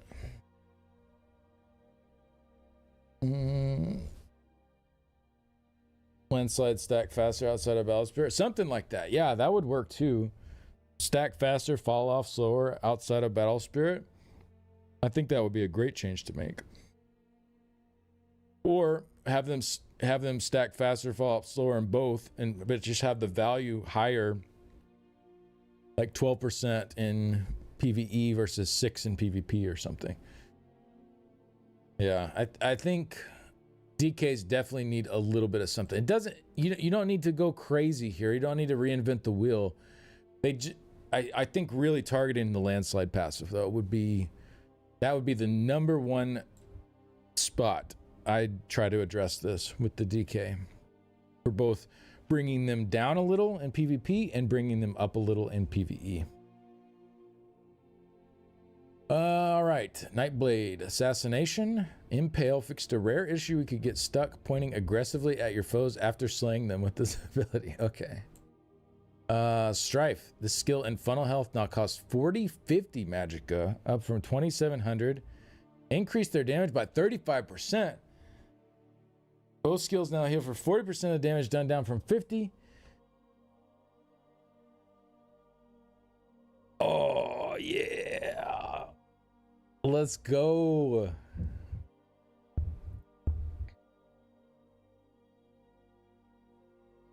That's cool. I'm very happy they did that. Yeah.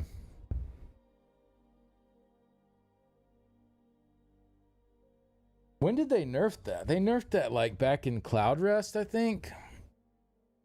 Back when Cloud Rest came out, because all the Nightblades were running. You just have Nightblades running funnel health in there, and you just had like everyone healed like crazy. Average Impale Nightblade. Yeah, pretty much. Cool. Yeah, that's great. Swallow Soul. This morph now heals yourself for 40% of the damage done, up from 35. So Swallow Soul gets a little bit of a buff for your personal healing. So how much does Swallow Soul increase? That I need to Swallow Soul. Yeah, so increases damage done 2159, 1548, 2159 divided by. So it was a 40%. Oh, so it was already. So now they're going to hit for the same amount. Is that what it's saying? Because that was already about a 40% damage increase.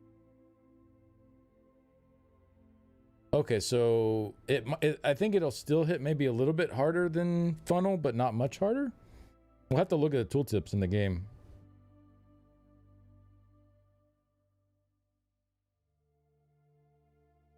But yeah, that's really cool now that funnel health can actually be used as a proper spammable, and you can heal your allies with it while you're getting proper spammable damage. And if you use their class set with this, it's gonna do decent damage too. Soul Cleaver, yeah, Soul Cleaver. That's the one I was thinking of. I was trying to think of the name of the class set. Yeah, this is cool. This is a really good change. Basically, spammable damage, radiating regeneration. Yeah, well, let's go. I like it. All right, Sorcerer, Dark Magic. Exploitation. This passive now once again triggers when you attempt to activate a dark magic ability rather than when you successfully cast one, and efforts to ensure it properly interacts with all abilities it should when paired with Font of Power, and to reduce its performance strain and runtime. Crystal Shard fixed an issue where your sheathed weapons would sometimes move strangely on your back while casting this ability and its morphs. Okay. Not much for Sork there, other than they got their penetration now. Necromancer fixed an issue where many effects that allowed you to treat an entity as a corpse could confuse other Necromancer clients into Necromancer clients into thinking a corpse was available to consume, or would sometimes interfere with using their own corpses. Yep, this has been a big problem, especially people running like certain class masteries. The one that lets you keep using a target as a corpse is, yeah, you just can't run it right now because it bugs out everybody else that's on Necro. If you're the only Necro, you can, but otherwise you cannot. Individual corpse effects such as Malevolent Promise or Nobility and Decay should no longer interfere with other Necromancers. There you go. Yep, that's exactly what I was talking about. Cool. That's good. I'm glad they fixed that. Bone Goliath transformation. Pummeling Bone Goliath fixed an issue where the bash animation failed to play for this morph. Okay, that's good. It was so weird looking. I'm surprised there's no like balance done with any of this though. Like,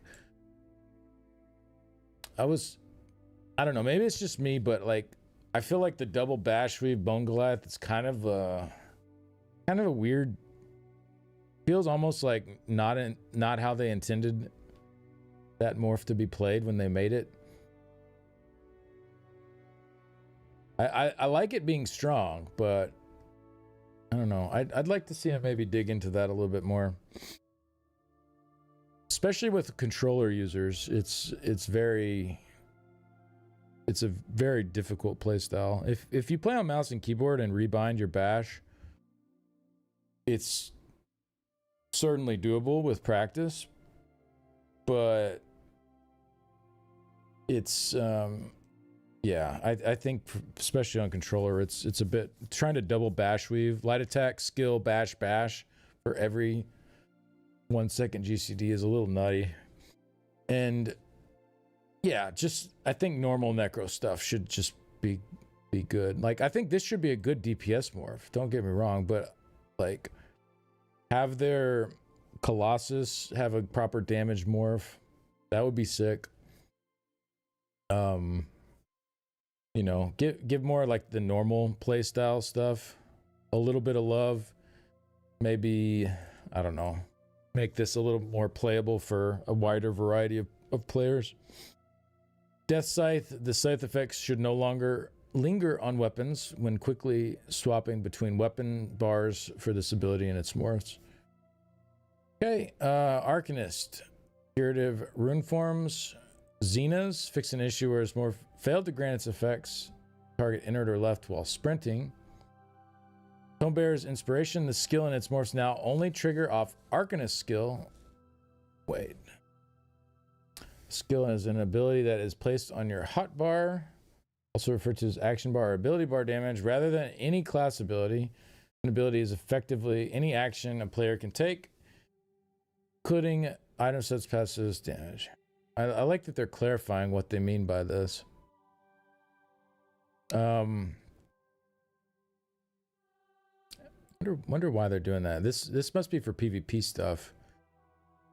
We're making a targeted adjustment to the skill in efforts to reduce how dense the skill line is in the context of subclassing, where it benefits a huge variety of builds with a large amount of power, despite originally being balanced for a class that lacks traditional damage steroids or layered damaging events.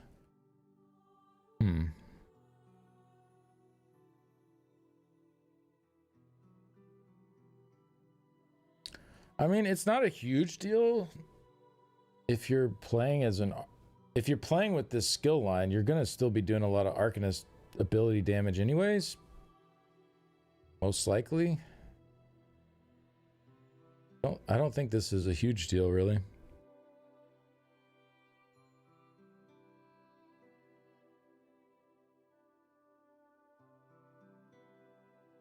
I guess there were just certain like class passives and stuff from other classes, like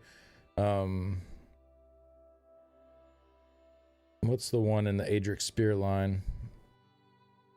Like that proc could probably trigger this, I'm guessing, since it was a class ability. I don't know though, like Burning Light, yeah, thank you. I don't know. I didn't really see this as an issue personally, but maybe for PvP type stuff, not sure.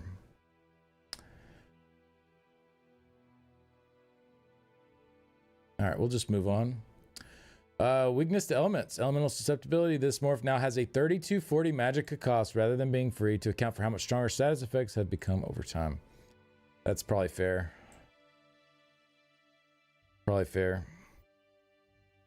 Solar Barrage, yeah. But I mean, I don't know. I didn't see that was like too big of a deal with it proccing off other class skills. I don't know. It's whatever, I guess. Subclassing isn't as popular now anyways, so it's not a huge deal.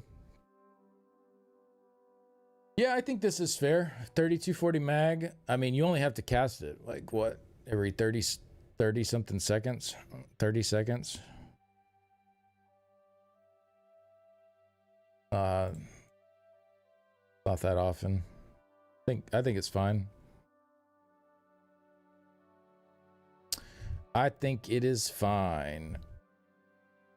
I think it should have had a cost for a while now. And I know a lot of people are going to be unhappy because it's a nerf, right? You used to be able to just cast it freely as much as you want, have a free spammable for status effect stuff, or have a, you know, a free debuff or whatever, but I don't see why it shouldn't have a cost.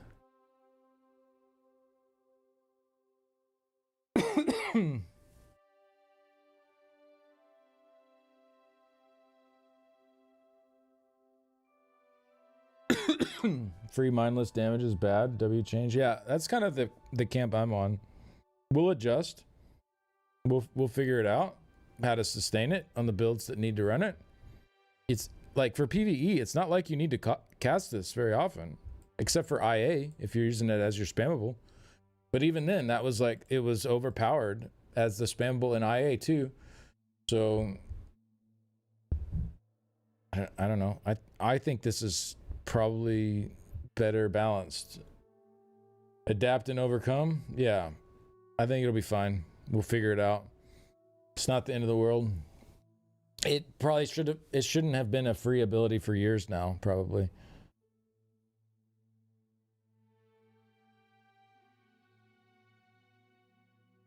One-handed shield charge. This skill and morphs now cause you to automatically block for 0.5 seconds after activating. Note that automatically blocking is free of class, similar to shield wall or lightweaver. Oh, that's cool. So you charge in and then you get like a little bit of a window there where it counts as blocking because you have your shield up. I love this, like, this thing they seem to be doing with a lot of these changes now and trying to make them feel more like realistic, I guess, or like what you see your character doing makes more sense. You know what I mean? Like you're charging in with your shield up. Like you should be blocking, right? It makes sense that you're blocking as you're doing that. I mean, I think even maybe a little higher time on that would be okay, like 0.8 seconds or something. But because it's not like you could just spam it. You would still be draining stamina if you're spamming it. But maybe you could spam it though, because you'd have your stam regen going. Is this skill expensive? I can't remember.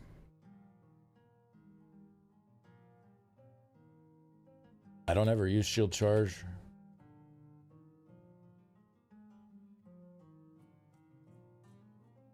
$37.80. Yeah, it's sort of expensive. Yeah. I don't know. I guess every 0.5 seconds of blocking is fine, but maybe a little longer.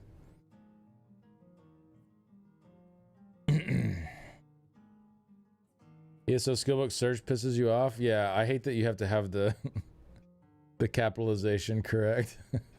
That part pisses me off too. All right, two-handed cleave. Fix an issue where the damage shield from this ability is morphs visuals did not last the full 6 seconds. Fighters Guild Expert Hunter. This skill in its morphs now increase the caster's stealth detection radius, how far they can see stealth invisible targets, equal to that of a detect potion. They no longer function as area of effect reveals and actively check if there are stealth or invisible targets nearby and make them unable to benefit from concealment for a duration after if they were revealed. Okay, so they're kind of differentiating this one from the Mage Light one. Is that what I'm getting at here?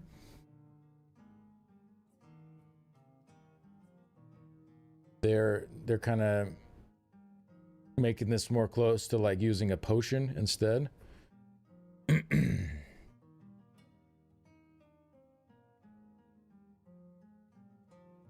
What do you mean not to capitalize the words correctly? Yeah, seriously. What's the cat's name? This is Abby over here. Imbue weapon. This skill and its morphs now also increase your damage done with weapon attacks by 5% for 6 seconds after casting.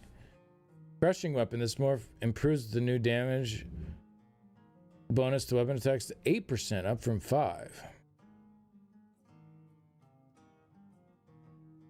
8% to your weapon attacks.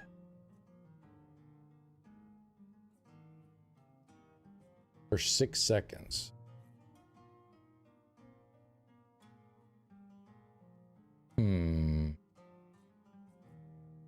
So you'd use it as like a semi-spammable instead of spammable.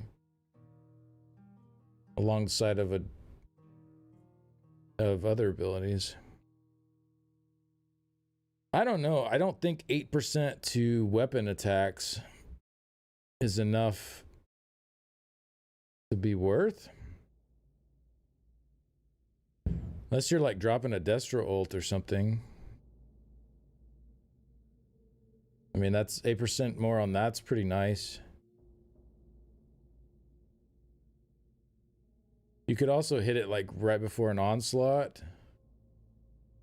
That would pop harder.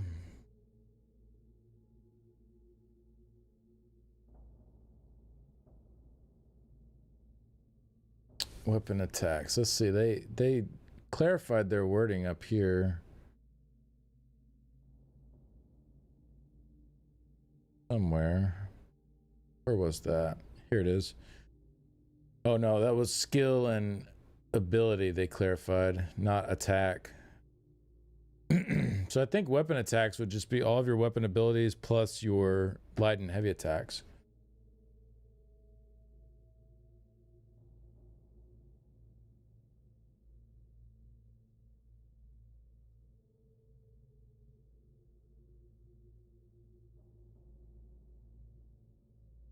Player testable, yeah. Wait, I went way too far down. Weapon attacks should be all weapon abilities, including your light and heavy attacks.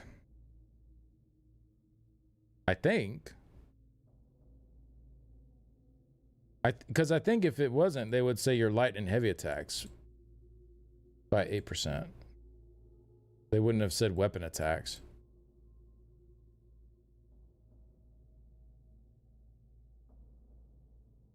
I think it could be decent on maybe very, very particular setups, but like how much weapon damage are you really getting in most builds? You're getting your quick cloak, you're getting your stampede, maybe carve. People aren't really using weapon spammables for the most part, but I guess maybe you would with this. It would be a little bit better, but you have to also slot another skill to use your weapon spammable. And then obviously the ultimates would be the biggest increase that would be noticeable because, you know, a Destro ult or something like that hits really hard. So having another 8% on it would be kind of nice.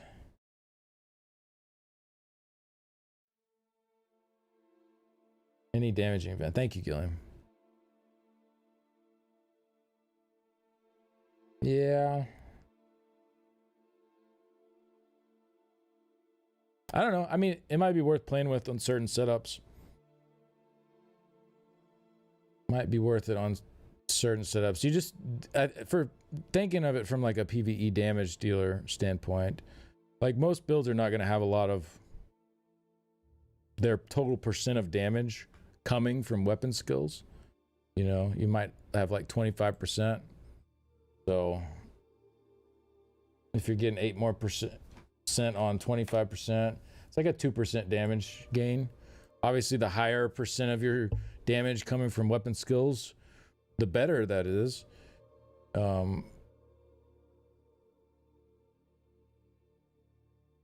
Maybe even see something like for trash burns, like you hit this right after you cast your Destro ult or something to get a little more damage on the Destro ult, or for just like I guess just burns in general, not necessarily trash burns, but just burns. Could be something.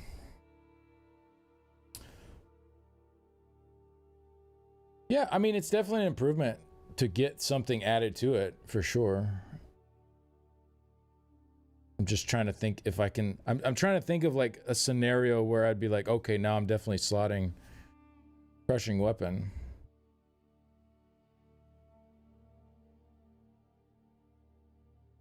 And really just, like, Destro ult burns or, like, Onslaught. Maybe for Onslaught. But, I mean, usually when you're onslaughting in PvE, it's less about the damage of the onslaught and more about the crit chance you're getting after that you're really interested in.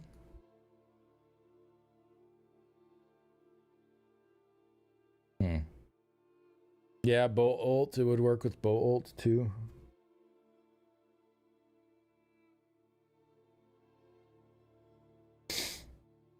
I mean, I get the theme here. It makes sense. You're imbuing your weapon, so your weapon skills do more damage. 6 seconds is just kind of, it's like a short buff, but you're also getting damage, like spammable damage on top of that. So essentially, it makes these abilities, you're not going to really use them as spammables, most likely, but it would turn them into like a 6 second semi-spammable, or, you know, something like Power of the Light is used every 6 seconds, Daedric Prey, something like that. You would kind of use this in that sort of way.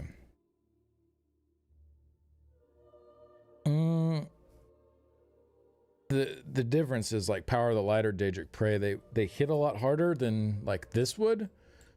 So you would need like that 8% needs to carry a lot of weight to be as useful as a skill like that. You know what I mean? I don't know if it's yeah, for PvP, Crushing Weapon and the Snipe. Yeah, for PvP, I guess this makes more sense in that regard. You're also, like, needing that bonus more as well. The Major Breach, more likely to be needed. What you doing, girl? You're gonna knock my drink over. I'm gonna hold on to it here so you don't knock it over. You still got 15 minutes before dinner. Or before lunch. I know. You want me to feed you now. Please don't knock my drink over, though. Go on. Don't knock my drink over. God. How many times has Abby knocked my drink over? Do we have count of it? Yeah, I don't know. I'm pretty indifferent on this. I think it's a positive change. I don't know. For PvE, I don't see it having a ton of use. Maybe like some very niche setups, certain burst scenarios, maybe. PvP probably has more effect there. But I like the theme of it. I think it fits. You know, you're imbuing your weapon. Your weapon attacks will now deal more damage. I almost feel like I would rather just have like one morph that's like a buff that imbues your weapons for like a longer period, but isn't treated like a spammable, and then one morph that's like a spammable that has like a lesser amount on the buff. You know what I mean? Like you could use like dynamic cost so that they're both still usable on like Magicka or stamina builds with either morph, you know? I don't know. I'm just kind of spitballing here, but I still think it's in the right direction. It's better than it was, that's for sure. All right, we got the werewolf changes. Wait, let's see the nerfs. Updated many active skill costs to make for a more balanced experience and to better account for and highlight the existence of the rampage effect. This will result in making Magicka and stamina sustain more relevant for werewolf experience while still offering reduced costs compared to most active playstyles. Our goals for this pass are mostly aimed at making sustain more relevant for the werewolf experience, since we've made notable concessions on the ultimate sustain cost since its original design. We're relatively happy with the balance of the experience in PvE in regards to its relative power compared to more complicated builds. So we're trying to avoid reductions in power that influence their maximum output, instead trying to increase the strain of sustaining their assault over longer encounters. These changes are mostly aimed at bringing werewolf closer to the rest of the pack in PvP environments, where we see them succeeding much more than others, which is largely due to the fact they can forego building as much sustain as other builds, while still bringing easy access to damage and survivability. Neglecting to build around these cost increases won't immediately impair your effectiveness. Instead, it should help highlight the werewolves as excellent burst fighters, while making them have to make more concessions if they want to sustain their rage. These changes also help highlight the importance of Rampage, which will still offer 100% cost reduction while active, making it even more important and rewarding to activate. Okay. Cat is the spiritual successor to my channel. Absolutely, yeah. I'm leaving it all to Abby when I go. Absolutely. All right. Pounce increased to 3213, up from 1071. Carnage increased this skill and morph cost to 1188, up from 995. That's not too bad. Herstein's Bounty increased to 4590, up from 4320. Reduced the healing of this version by 13%. Reduced the healing of the Herstein's Fortitude morph by about 10%. Roar increased to 3443, up from 1071. So Roar, Pounce, a lot more, but Carnage is pretty low still, which is what you're activating when you're actually in range. So like in PvE, you're not really pouncing that much. It's more the Carnage in range. I mean, you do pounce, like you can pounce to get into range, but like over a fight, you're not like typically pouncing a ton. It's more Carnage casts. So that one's still pretty low. Roar will be up a lot more though, which you cast every 20 seconds for the Major Courage. That's not too bad.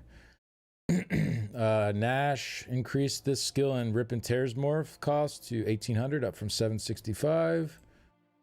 That's the spammable. It's still pretty cheap spammable, and Bloody Nash is even cheaper, 1620. I think it's fair. I think that's still on the cheap end for spammables. And remember, while your Rampage is up, like they said, all of this is still free. So you still have those periods where your Rampage is up, where none of your abilities have any cost.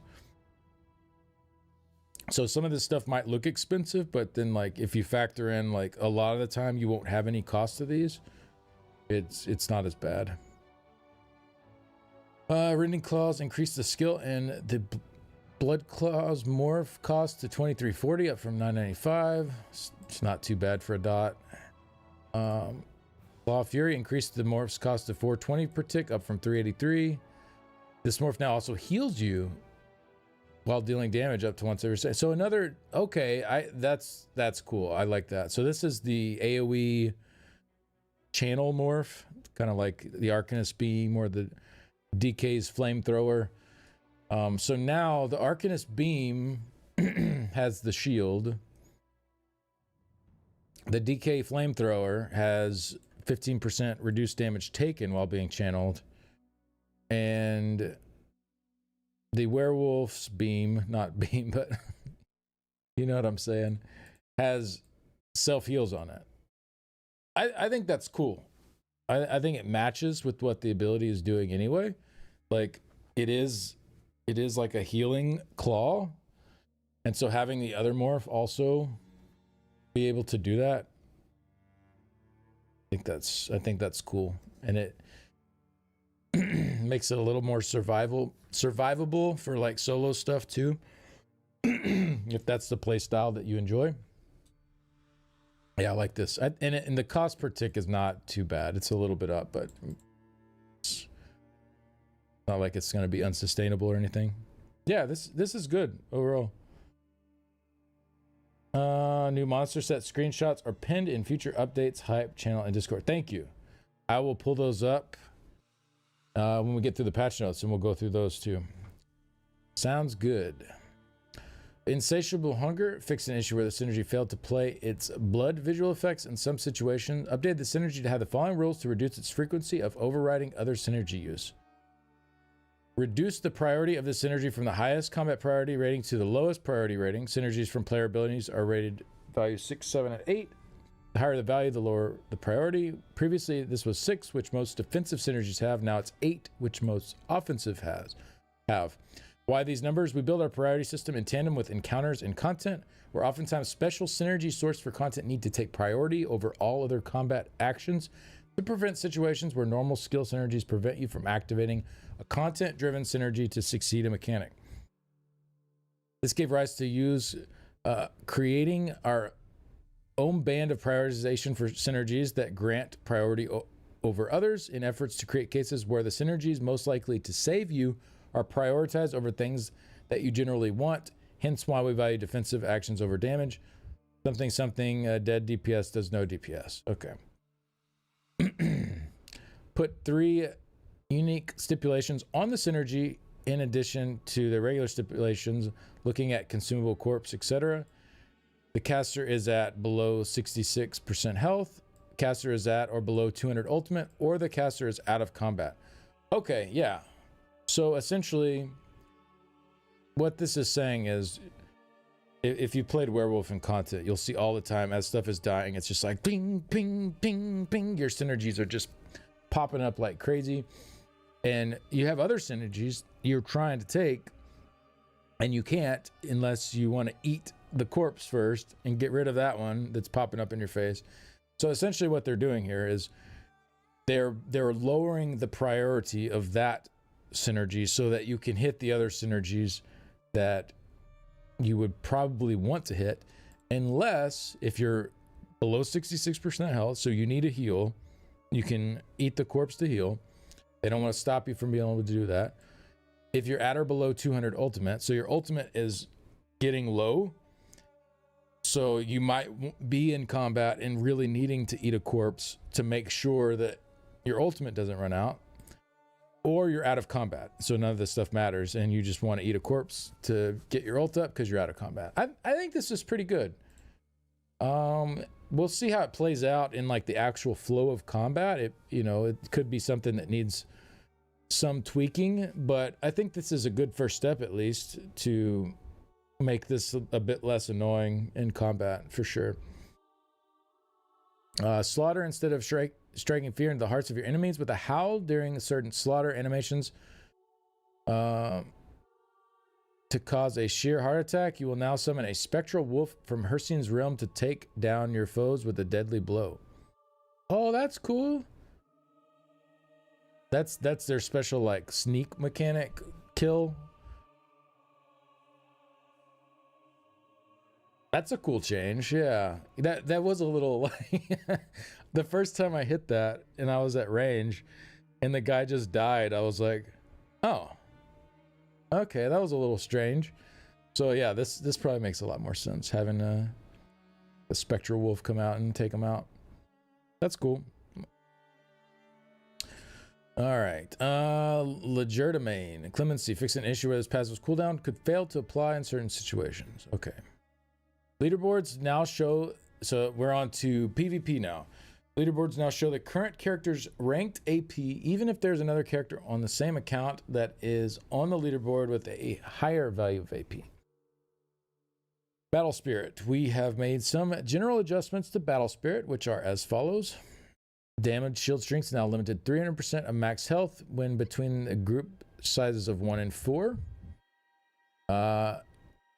Battle Spirit now reduces per group member beyond 4, reducing to 220 at 5 group members and increasing by additional 20% per group member until 12 group members are reached, 80% at 10, then reducing by 10% per group member between 11 and 12, 60% at 12 players.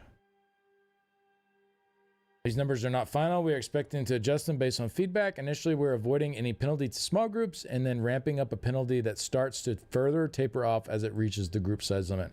I think that's a good start. I know I don't do a ton of Cyrodiil stuff anymore. In fact, I'm rarely out there lately, unless it's like a special event or something. But just looking in Discord and seeing what people are talking about, it seems like shield stacking and ball groups is one of the big issues in PvP right now. So I think it's probably a good start, right? So the bigger the group, the less you can shield. And you're gonna have so many like positive effects on you anyways. So you already have like a way larger advantage. So it's like being in a group of 12, you still have an enormous advantage, especially if you're like coordinating and working together. I think toning down that advantage is probably okay. Yeah, this is what do y'all think? Like, I think this is a good start. Obviously, ball groups are still going to be like crazy strong, and to be fair, I think a group of 12 coordinated players working together should be very, very difficult to take down. You know what I mean? But if you got the numbers on them, then I think it should be doable, right? You shouldn't have like unkillable ball groups, right? Wars aren't won alone. It's a war. Yeah, no. It's not saying like, obviously, like having more players is still an insane benefit, but you don't the way it's currently designed, you don't want people to be able to exploit the way that combat is set up to essentially put themselves in a scenario where they're nearly unkillable. So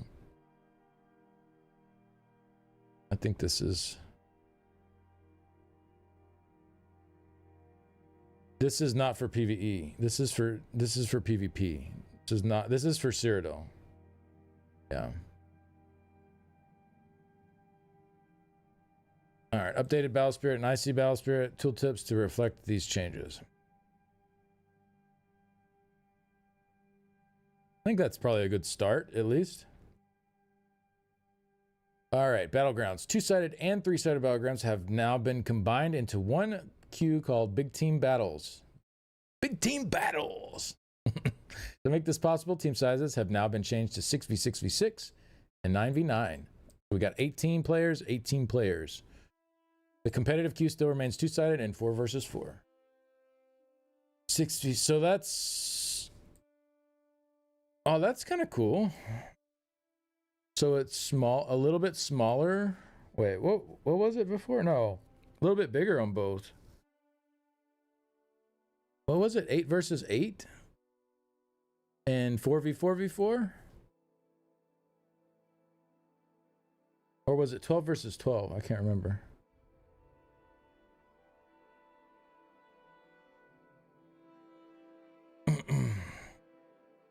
Four v four v four and 8 versus 8. Okay, yeah. So both modes have the 8v8 is only going up to 9v9, so not too many more players there. But the 4v4v4 is now 4 more players total. 6v6v6. Okay. No, sorry. 6 more players total. Yeah. So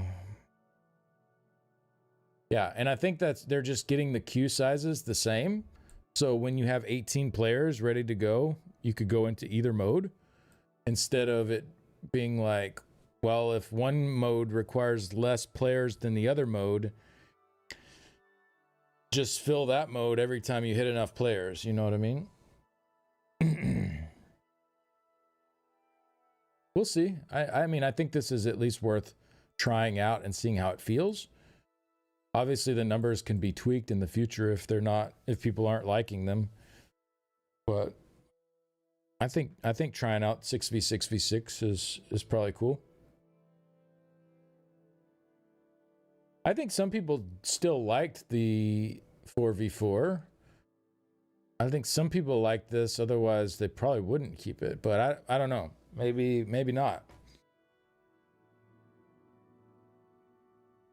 There's got to be some people out there that like two-sided. New medals have been added to battleground types, rewarding players who grant damage shields, major and minor buffs, and major minor debuffs. To earn a medal, you must, for damage shields, grant at least 20% of your max health and have absorbed 50% total damage before expiring.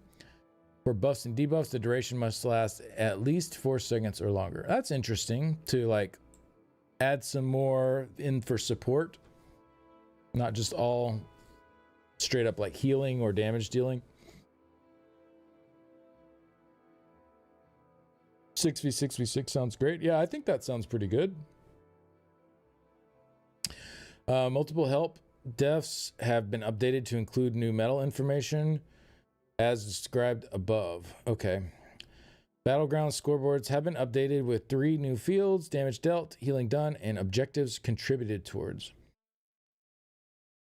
Okay. Zone guide now disabled in Battleground. Fix an issue where some 10 to 49 battlegrounds did not have proper battle scaling activate. Oh, levels 10 to 49. Okay.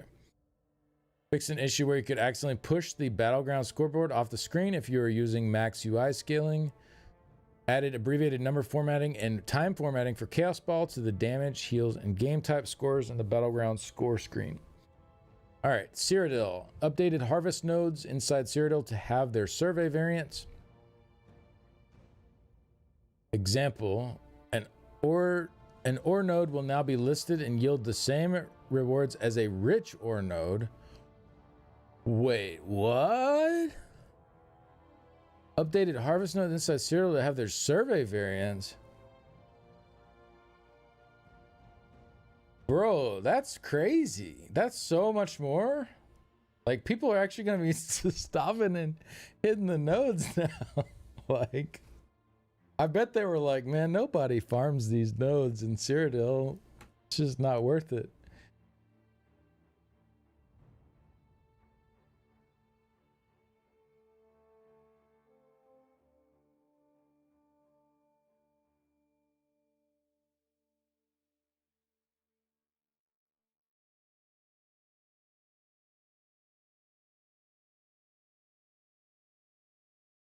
That's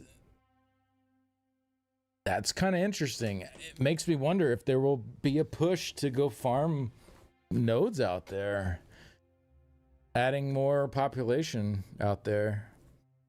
Huh. That was not a change I expected to see, but I'm here for it. And I'm about to go farm some nodes out in Cyrodiil. Oh man. All right, known exceptions. The following harvest node types do not have a survey variant, thus have not increased while on Cyrodiil. Water nodes, oil drop rates, leather drop rates, mushroom and water-based plant nodes. Okay. Archer guards have had their health decreased by 30%. Honor guards had their health increased by 33%. Honor guards, melee guards, and menders have had their physical resistance increased to match their spell resistance. Oh, man. That's such an outdated concept to have like the mismatch stuff like that. So they were weaker against physical attacks than spell attacks. Okay, so now it's going to be equal on both.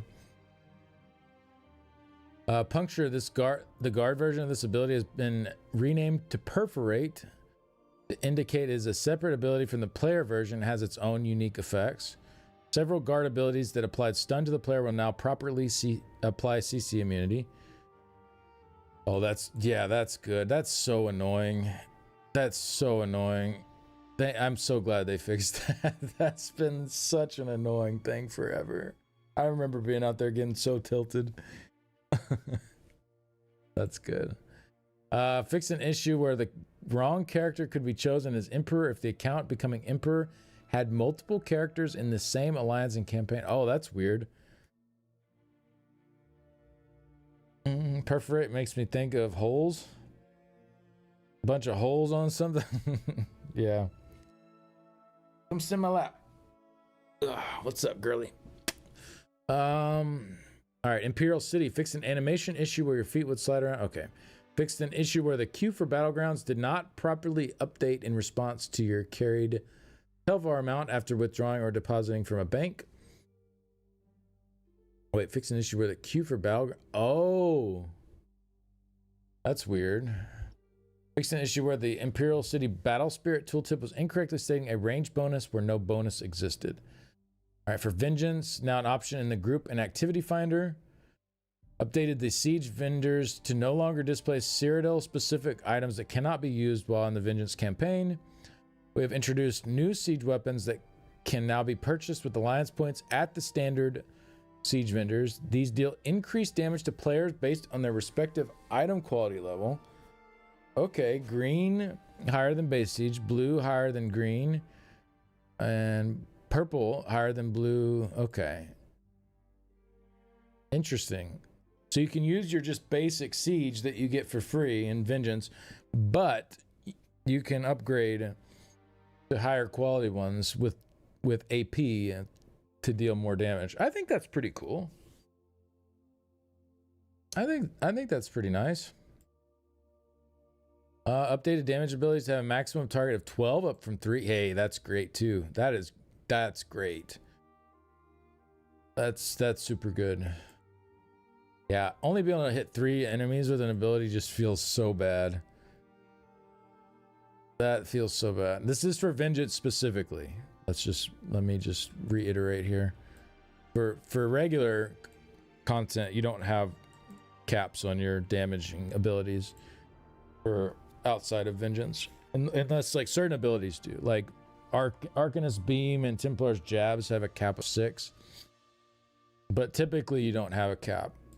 So Vengeance had a cap of 3, which is super low. Feels kind of weird when you're like doing a big AoE into stuff and only 3 people are getting hit. Hey, good evening, Bird. Good evening, Blue. Yeah. So that's way better. Target 12 is still a cap, but you know, hitting 12 people is reasonable at least. Like that feels reasonable. Updated defensive and crowd control abilities to have a maximum target of 6 up from 3. That's good too. Yeah, I'm glad they're changing that. That's going to feel a lot better. Battle Medic. Fix an issue where sheathed weapons would sometimes move strangely on your back while casting Spirit Bolt. Oh, I don't know what Spirit Bolt is. Is that like a special ability that you get in Vengeance for Battle Medic? I haven't done a lot of Vengeance, so not familiar with that. Rapid Maneuvers now provides Gallop in addition to Major Expedition. That's old school. Y'all remember back when we had to cast this ability to get our horse speed back in the day? Then they changed it to a passive. I guess that's back for Vengeance. Morning, Beavery. So Rapids, yeah. Old school Rapids.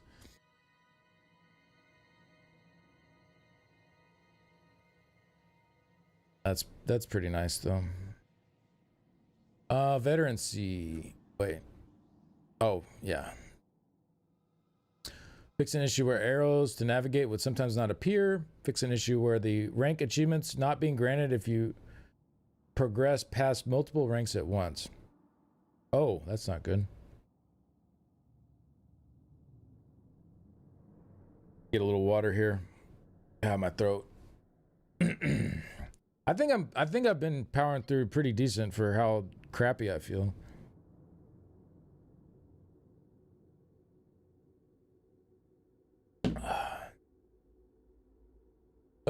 Combat quality of life. Prioritize damage shield visibility. A new optional setting has been implemented that allows you to change the prioritization of damage shield visibility when multiple shields are on you at once. The setting can be found at the following location. With this setting, there are 3 options. Off, this offers no change from the current experiences. All damage shields will show at the same level of visibility. Current shield health. This will prioritize the visuals of the damage shield with the most health, keeping it at full visibility while other active damage shields have their visuals reduced. start time. This will prioritize the visuals of the earliest cast damage shield, keeping it at full visibility, while other active damage shields will have their visuals reduced. I mean, that's kind of neat. I don't really have an issue with this. I just leave them all on, but I didn't know you're sick. If you didn't say you're sick, I wouldn't know. That's good. We're in ads. I'll hold up for a minute. I won't go forward.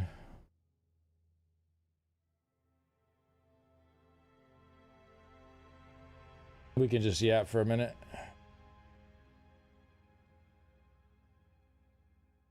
Looks like 2 more minutes on the ad break.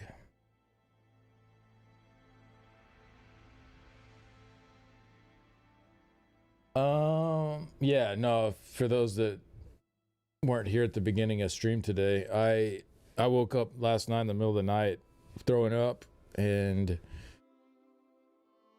just felt really, really crappy. And then this morning when I woke up, my throat was just absolutely killing me, which I think was probably from throwing up, just like all that strain, you know, when you're heaving like that. I think probably like ripped up my throat a little bit. So I woke up, I got some like honey and water and heated it up and like gargled it and stuff, and it felt good. It tasted good too, but yeah, I haven't been feeling good today. I'm feeling a little bit better right now, but I still am like definitely feel like something is off with me. My throat is a bit better than it was this morning, and yeah, something's wrong. I did something somewhere. I caught something somewhere. Like, I don't know what happened, but I can feel like there's something wrong with my body right now.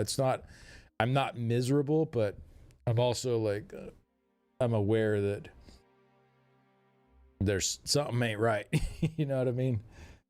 So hopefully it keeps wearing off as the day goes on, the week goes on.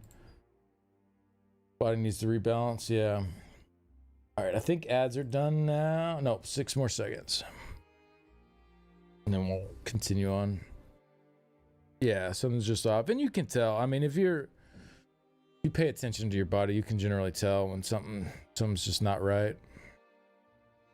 So, yeah, I could just tell like something. You interested in a famous Chinese remedy for your sore throat? I don't know, man. Coming from you, I don't know if I'm interested or not. I mean, I am, but I'm also very skeptical.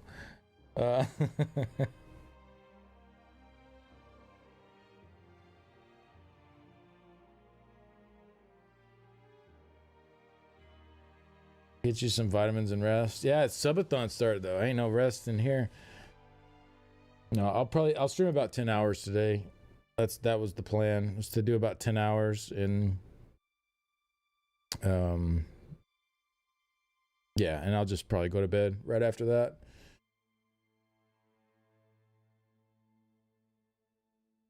Are you interested in American medicine for sickness cure? Definitely not.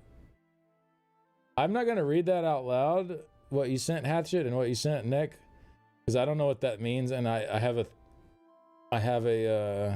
thing where I don't read other languages out loud, just in case it's something like bad in another language and I don't know what it is, because I don't know, I could probably get in trouble for that. I'm sure it's not, but let's see if I can do a better job hanging on the streak for this. So thank you, Cozy, for the 10 stream streak. It's a cough syrup. It's incredible. Oh, okay. So it's not anything bad. So what is it? Ninjom Pepako? Something like that. Also tastes very nice. All right, let me screenshot that and save that for later. I just insulted all of you. See, that's what I was worried about. I didn't want to do that.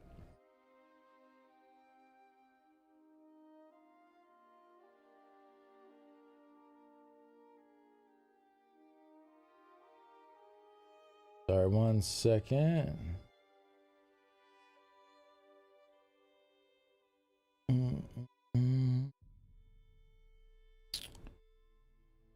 Un momento.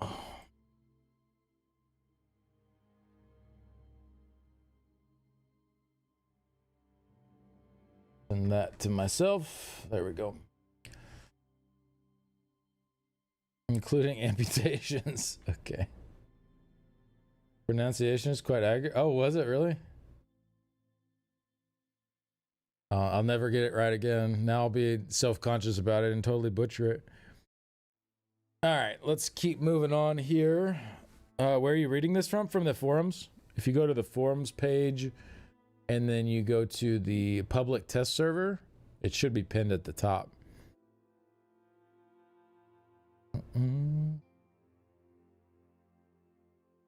Have orange juice, water, and banana.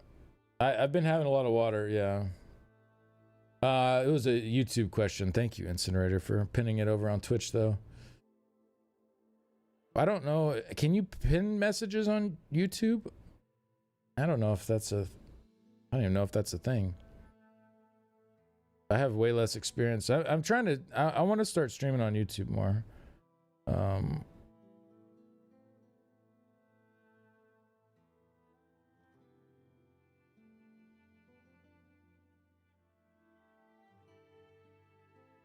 I know nothing about YouTube chat. Yeah, me neither. I'm learning. We're learning here. I have the YouTube chat pulled up on my laptop here and then Twitch over here. Because I tried to do the combined chat. I'm going to have to figure it out later. And it was not including like certain things. It was like showing certain messages from both together. But certain things it was leaving out. So I was just like, no, we can't be having this. I can't be missing stuff. So I have two separate things I'm going with here. Add it to the description. Oh, maybe. Yeah, I probably could go back and add it in there.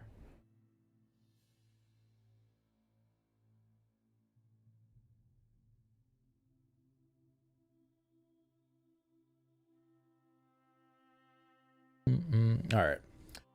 Let's continue on. VFX intensity presets, new options, preset values, better control over VFX.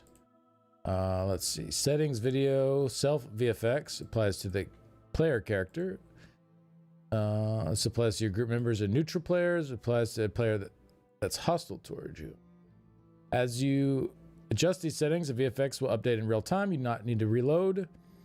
The values can be set for each of these settings are as follows. Normal keeps at the same level as currently observed. This is default. Low reduces by 60%. Minimal reduces by 90%. The limitations of these settings are as follows. The VFX impacted by these settings are limited to mounts, combat abilities, emotes, mementos, item sets, vanity pets, and equipped gear. If you adjust the VFX for self, friendly, or enemy, all VFX from this list will be affected. You cannot choose to only have one category, such as mounts, be affected. NPCs, including companions and combat pets, are not affected by these settings.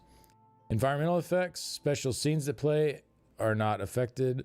Models that are used within VFX, such as Warden's impaling shards, Dragonite's molten weapons, are not affected by these settings. These VFX applied to those models, however, are impacted by these settings.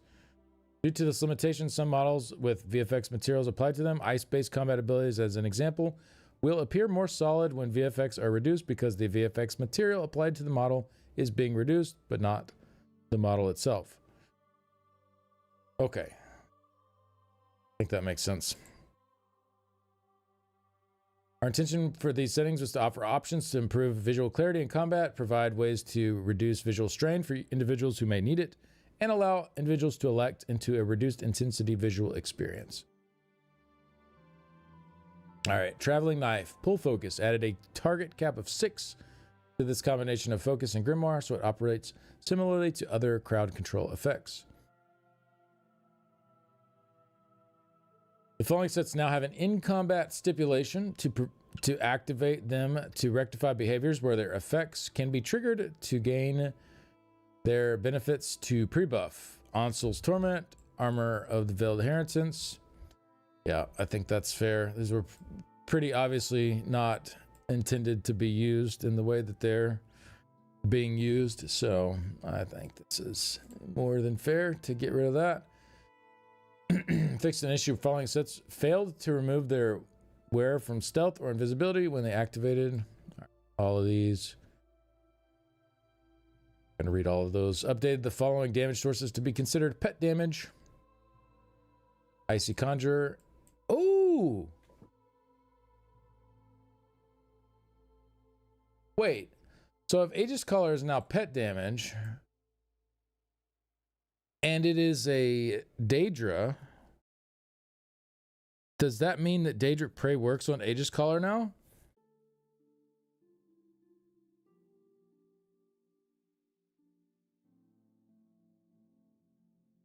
That could be pretty... Prey will not buff these. They changed Prey to work on Daedric entities.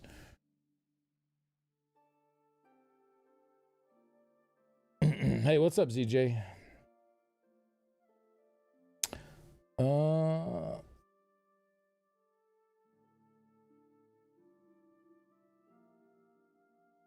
Sork's doing something other than Monolith. Is there not, sir? Maybe.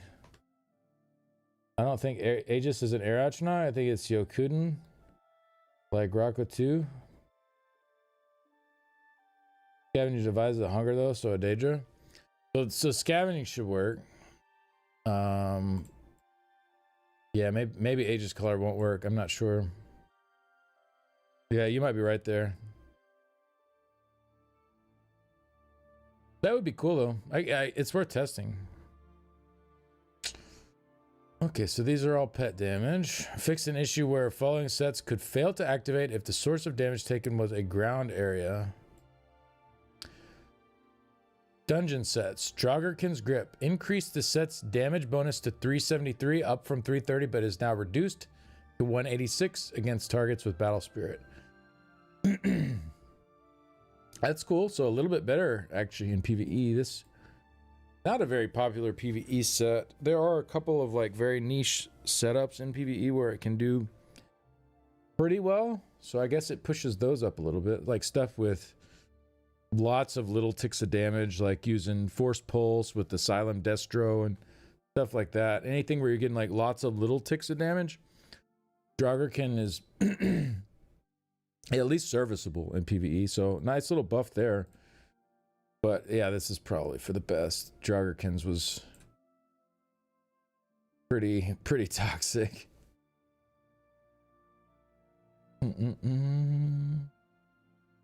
Draugr buff for your Warden. Yeah, for Wardens, there are probably certain setups for PvE that Draugr would work pretty well on. Yeah, I would think so.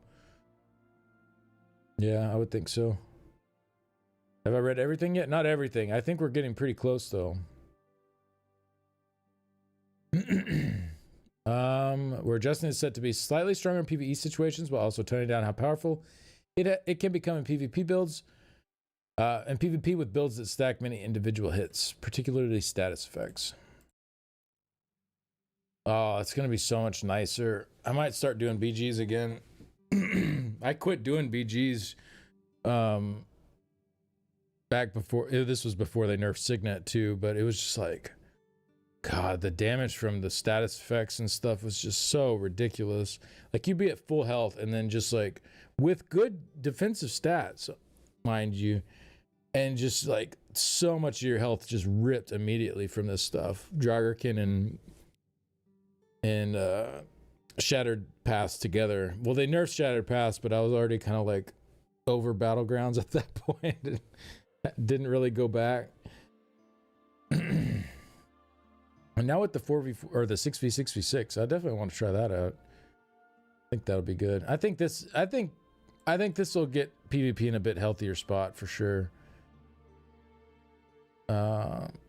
Like it just feels better when you're like you have big hits on you that you can react to and heal, and when it's like all these little hits that happen at once that take off like 2/3 of your health bar, it's just kind of like what am I supposed to do to that? Like there's no like counter where you like, I mean, I guess no, because that doesn't even do that.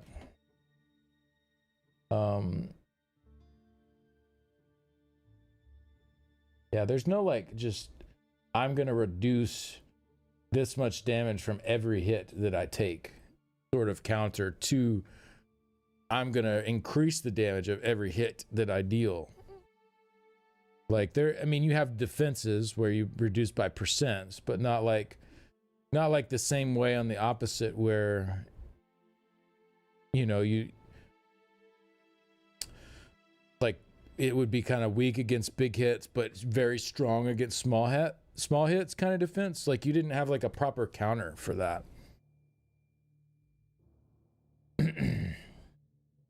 Hey Al with the 15 stream streak.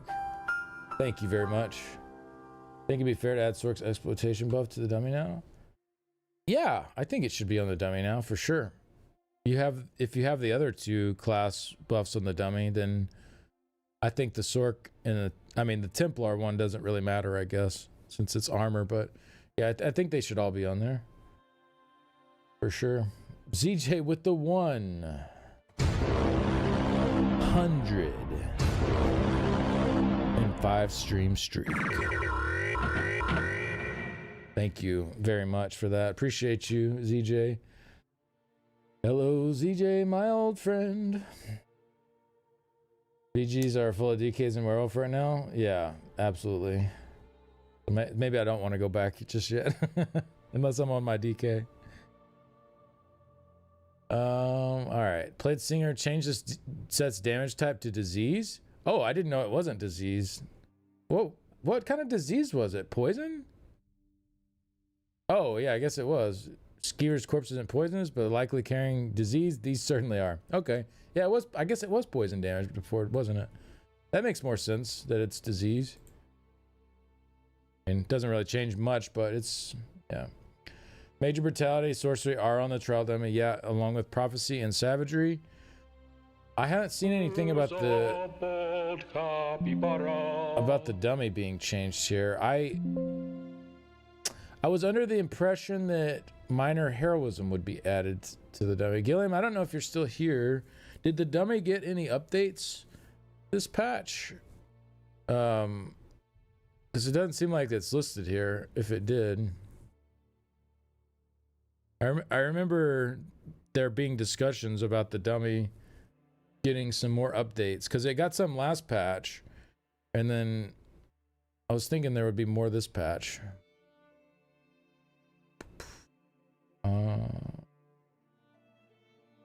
Get back to where I was.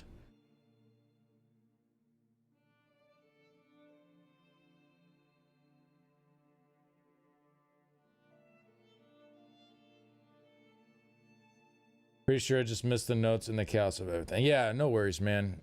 I was just curious. I understand. Like, I'm sure putting all these patch notes together for everybody was just an absolute nightmare. Having to like gather what people were working on and figure out what goes in and what doesn't and all that stuff.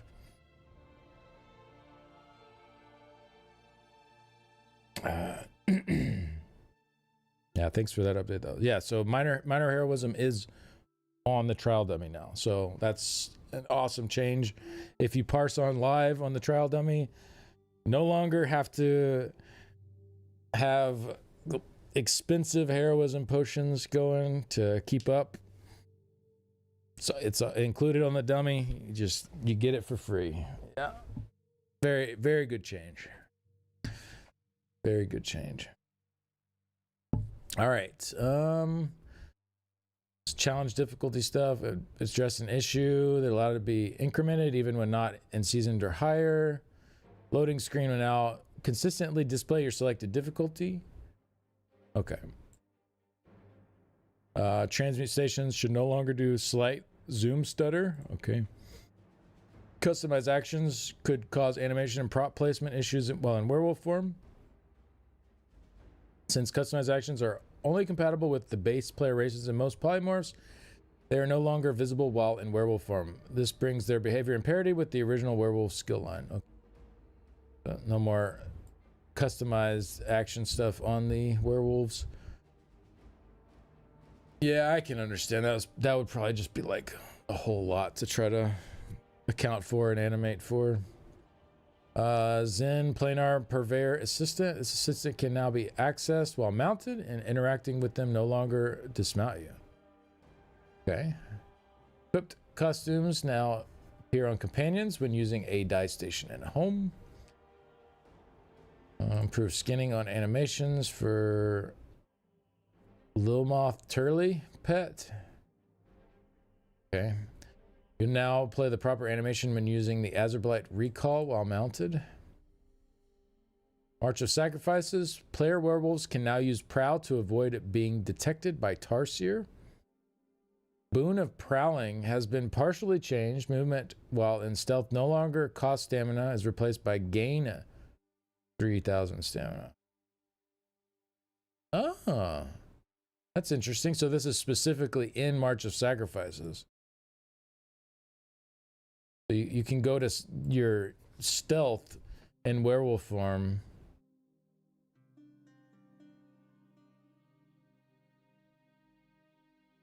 Oh no, sorry. This is the boon. I haven't done those in so long. I forgot those were even in there. Yeah, okay. So they had that side area where you can go get those boons.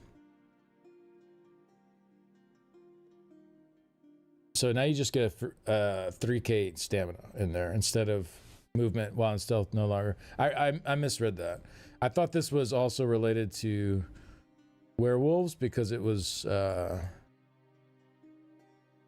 like bulleted as like a part of this, but I think this is just separate. It's just the boon that you get in there.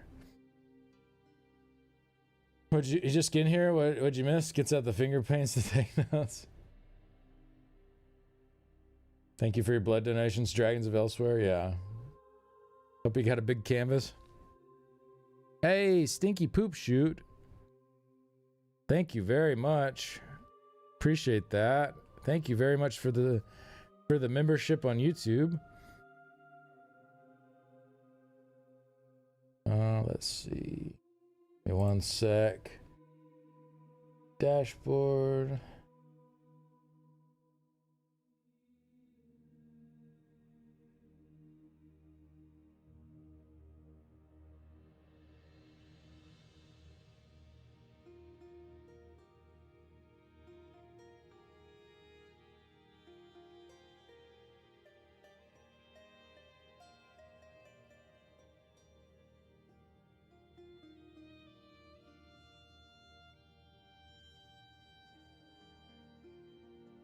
Yeah, so we will add an hour to the stream for that. Tier 5 membership. Thank you very much. Sorry, I don't think that popped up on the screen, did it, Stinky? I feel like that didn't pop up. Maybe it did and I missed it, but I don't feel like I saw that pop up. No, I guess it did. I was probably just yapping and not paying attention. My bad. It did pop up. Okay. Well, my bad about that. Thank you very much. Let me add an hour to the stream for that. It's very nice of you, Stinky Poop Shoot. What a name. What a name. All right. Dragons should no longer freeze. Okay. Oh, the encounters have been lowered from 30 to 15 minutes. That's good. Updated dynamic encounters start every 15 minutes instead of every 30. Isn't this the same thing?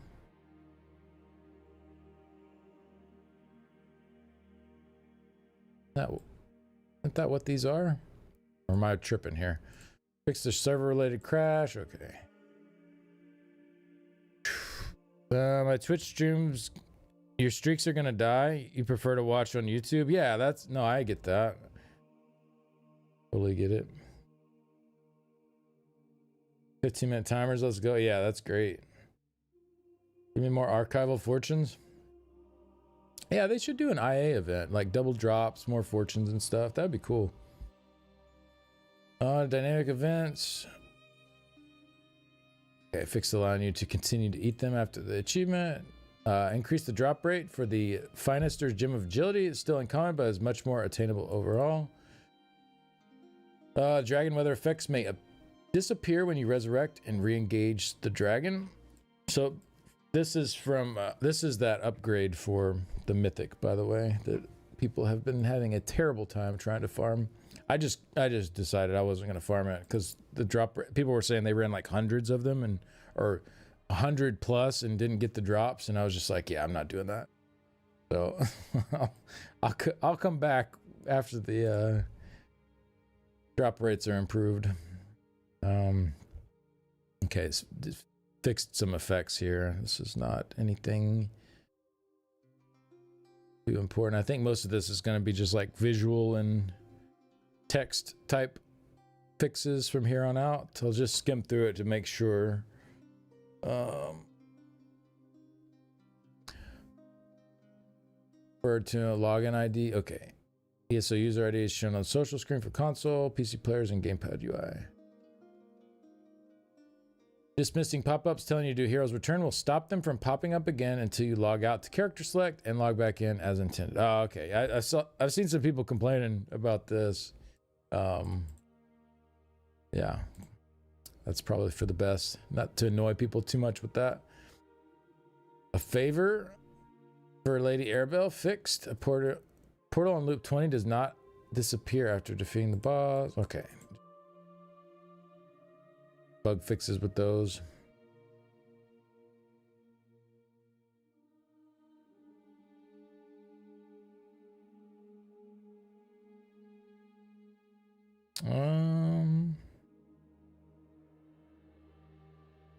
Skimming this to make sure we're not missing anything like super big.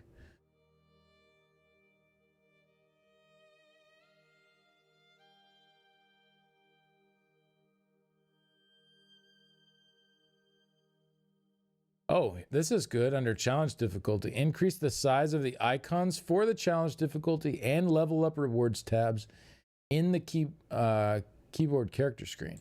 Yeah, I had a lot of people. I've been watching some streams for like new players to the game and stuff, and going in and just checking people out that are, you know, checking out ESO and just seeing like kind of what they're experiencing as that new player experience. And a lot of people are having a lot of fun, but one thing I noticed is like pretty much no one knew that challenge difficulty was a thing. It was like, it's such a small little icon. It's like, so you bring up your character screen and then you have your level up rewards on the top left. And there's this little tiny icon on that that you have to click to bring up challenge difficulty. Like once you're leveled up, it doesn't matter. Like you see it big on the top left of your screen. Like it's, you know, it's easily spottable there. But during that leveling process, like you could not see it. It's so small. So I think that's what they're saying. They increase the size so that people actually notice it's there. Because I was telling people in their streams, like, hey, there's increased challenge mode. If you're interested, you can get more XP and more gold. Because a lot of people like would rather have something a little bit more difficult but get more XP and more gold for it. Like that sounds like a good trade-off, right? So I've been telling people that in their streams, like these new players, and they're like, oh cool. And like everyone I experienced that changed the difficulty and pushed it up higher, they were having more fun with it. Like I did not run into one person that was like, oh, never mind, I did have a guy who wanted to push it all the way up to Vestige. And he was quickly like, okay, I'm not doing this. But people that went up to like seasoned and master, they were having more fun. Like they were enjoying the game more because of that higher difficulty. And I feel like that is something ZOS needs to make players more aware of at like right out of the gate. As soon as you leave the tutorial, put a big thing in the middle of your screen and says, which difficulty would you like to play on? Right? Like right as soon as you leave Cold Harbor, put it right in the middle of their screen. Choose your difficulty, right? I think that would be so much better. And people have such a better starting experience actually being able to choose the right difficulty for them. Like people that want to play it on adventure mode, that's cool. They can just choose that right off the bat. There's no problem there. And but a lot of people seeing the more XP, more gold, they're like, oh, I could probably bump that up to the second or third option, and we can probably make it through it on that. And they'll probably have more fun because everything won't be a pushover. Like you'll actually have to heal in combat. You'll have to like, you know, you're starting out, you only have a few abilities. Like having a heal on your bar is actually super important when you're playing on seasoned or master. Like you're gonna die if you don't heal yourself. Like, and I think a lot of players want that. They want to have like stuff where they actually have to use these abilities. If everything they run into just falls over, there's no pushback at all. Not for everyone. Some people do want that, and that's fine too. There's an option for it. But I think for a lot of players, that's how they get really bored quickly. They're just like, okay, this is like, there's nothing stimulating about this combat when it doesn't matter what I do in combat.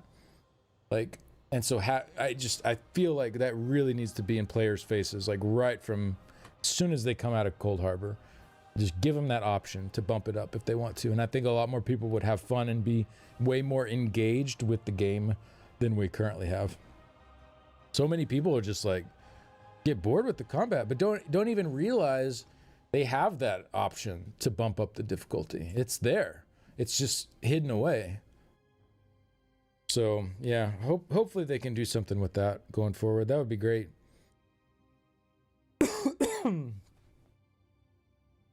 Let's see. UI error when navigating the lighting care. Okay, I think that's it. That is all she wrote. Overall, this is pretty good. I mean, not really a ton of stuff here. It's pretty light overall on the balance changes, which I'm kind of happy about. I think we're in a pretty good spot right now.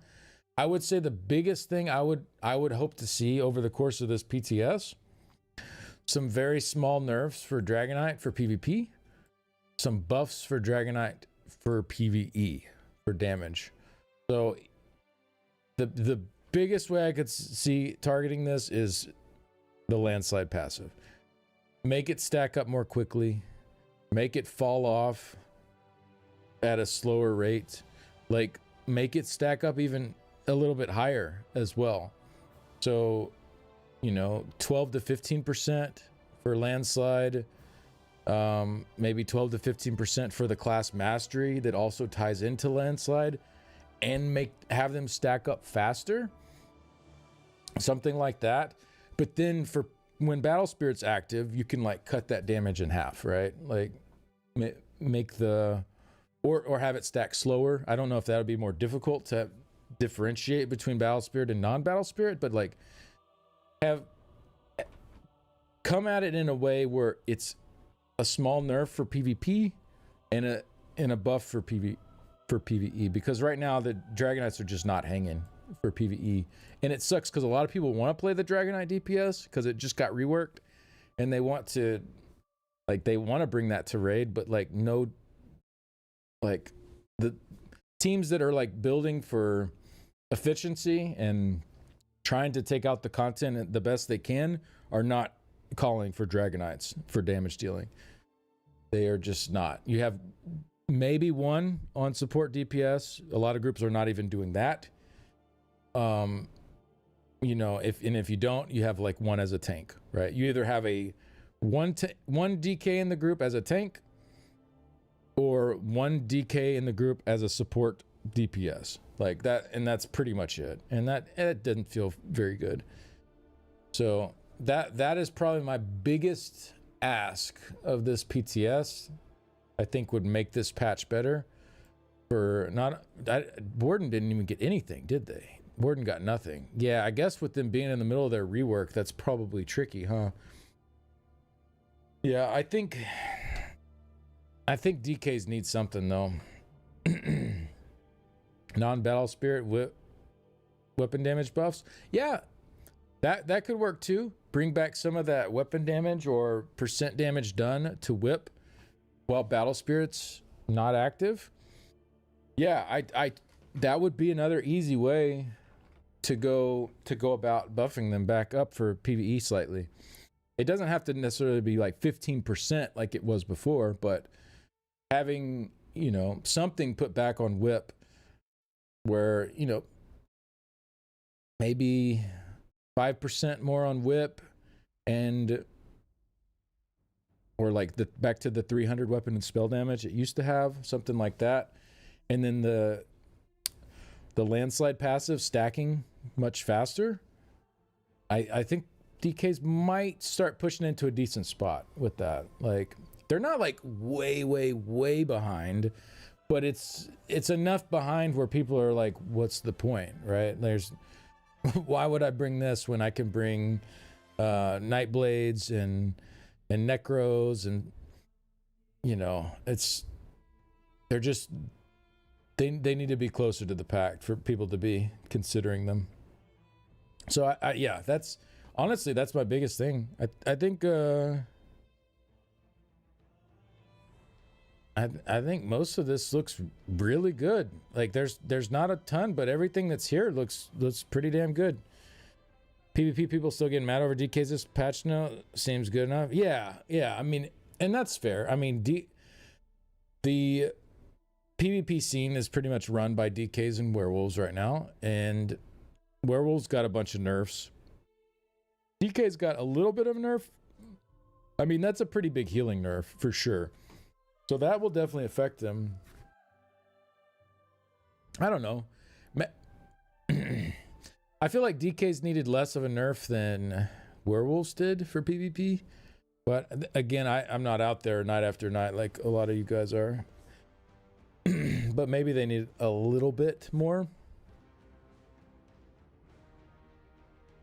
Go look at this. Oh yeah, we'll look at the sets on Discord. Thank you. We will pull that up now. Actually, let me go use the bathroom real quick. Go ahead and I'll run the ad break on Twitch while I'm using the bathroom so nobody misses anything. And then when I get back, we will check out the new monster sets that are coming. Be right back.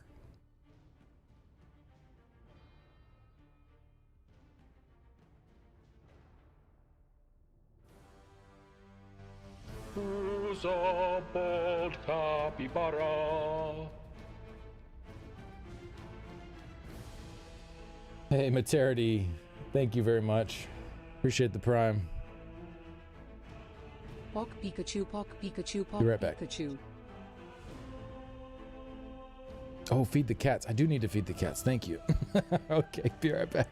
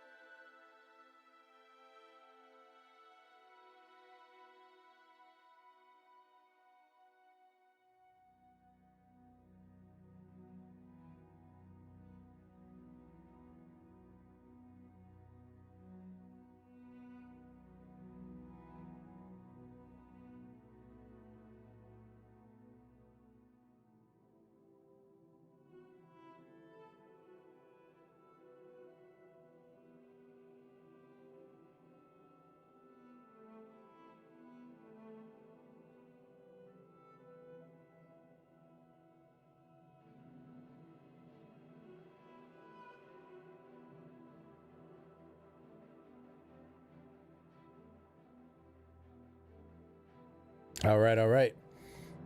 Cats have been fed. All is well. Still run my stam DK a lot, but not a pure DK, because it does suck. So I keep an Aegis Null beam build. Yeah, I mean that works. Yeah, I would say I'm pretty happy overall with the patch notes for sure. Just I'd like to see a little bit of love for the DK's power in PvE. If they could just add in something to bump them up a bit. Particularly, I think landslide and maybe whip damage stacks could be a way. Just do it only on the PvE side. Maybe even small nerfs there for the PvP side. And I think we're looking pretty good. All right, let me pull up these monster sets.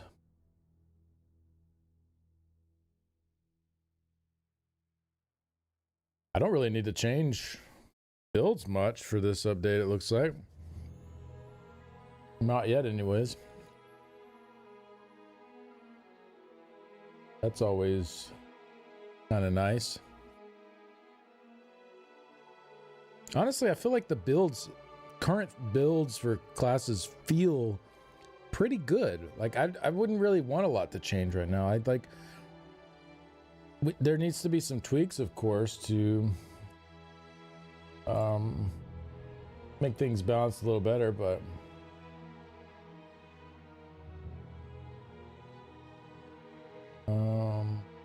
open media link.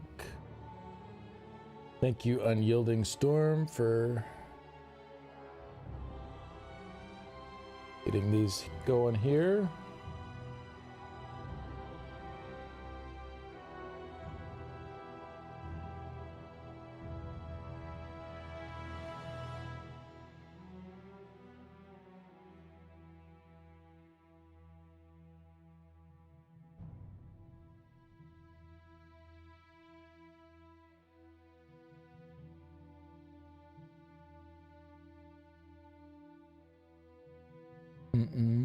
Okay.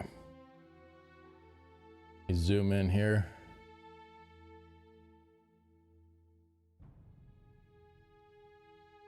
Is that big enough? She said.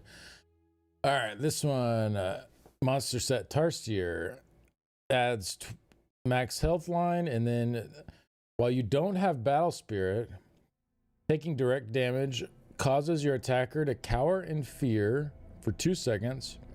Enemies immune to fear are afflicted with major cowardice for 4 seconds instead, reducing their weapon spell damage by 430. This effect can occur once every half second. An enemy can only gain major cowardice from this effect once every 11 seconds. What? This is absolutely terrible.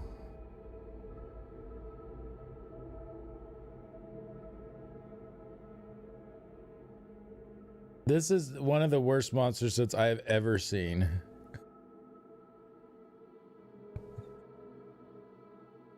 Ooh. What?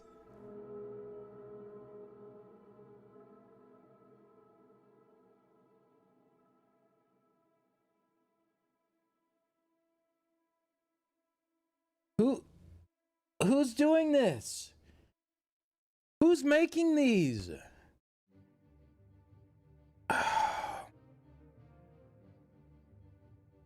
How can this continue for year after year after year after year after year after year after year and nothing changes? How can we keep doing this? How can we keep putting stuff like this out? This actual garbage. There's no reason to ever use this. This is one of the worst monster sets I've ever seen introduced into the game. What are we doing with the item sets, guys? Like, what are we doing here?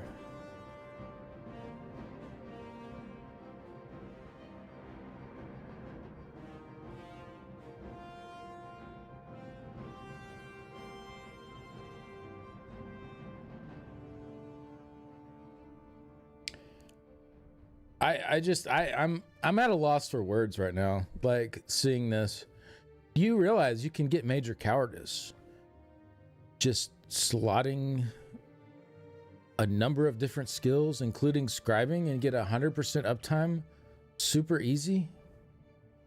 You can use your DK chains to do that as well. Like there's so many options to get 100% uptime on major cowardice.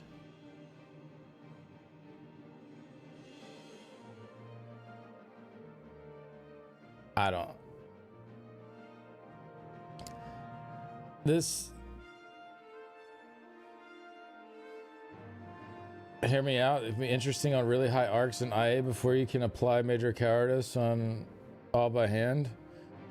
But you have to take that damage from them first, right? You still have to be hit by them. And even then it's only up for 4 seconds, which I guess in IA would be extended because of IA special buffs. So maybe there's an argument for IA high arcs. This is one of the worst monster sets I've ever seen introduced. I'm just like, I don't know, man. I don't know what they're doing. Yeah, AoE major minor from Pure Nightblade. Yeah, it's like, it's so detached from the reality of like what is going on with the game. It's so detached from it.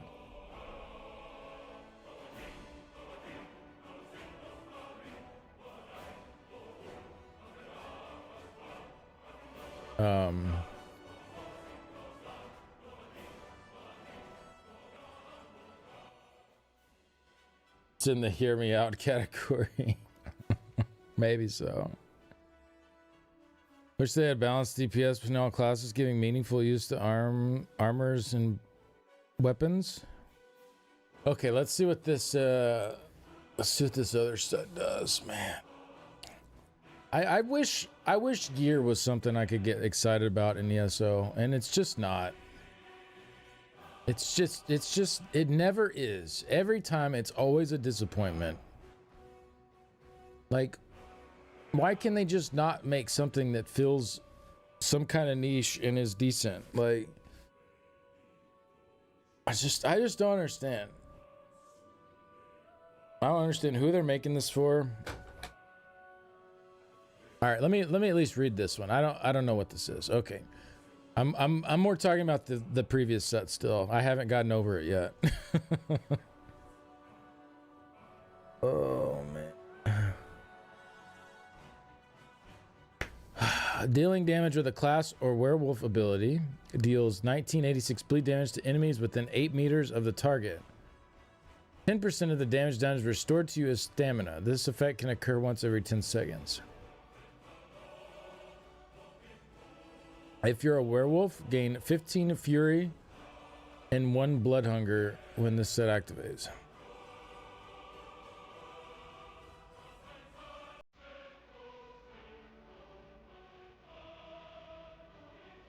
I mean, I don't know what stats this person has for this tooltip.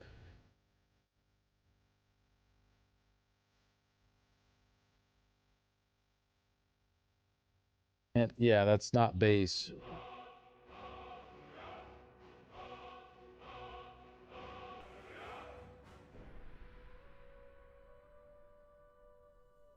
What if you're a vampire? Well, you get nothing. Good day, sir.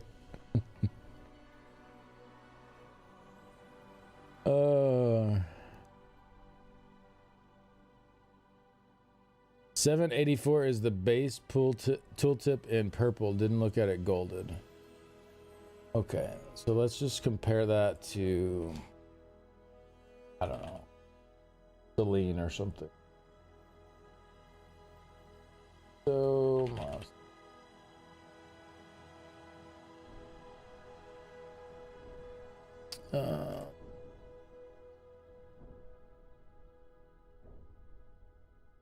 so this is 1703. I mean, this is only single target, but 1703 base every 6 seconds. 1703 divided by 6. That's like 283 per second. For Celine. All right, Shradna was saying this is base tooltip 784 divided by 10. So that's 78.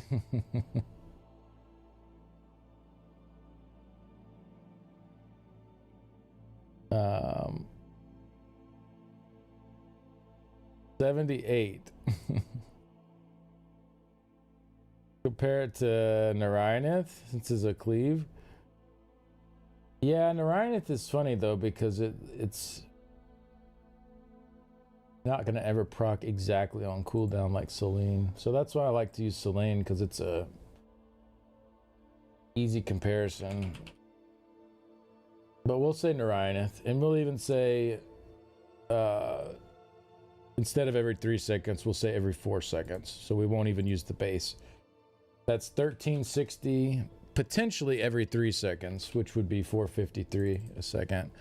But let's just say even every 5 seconds.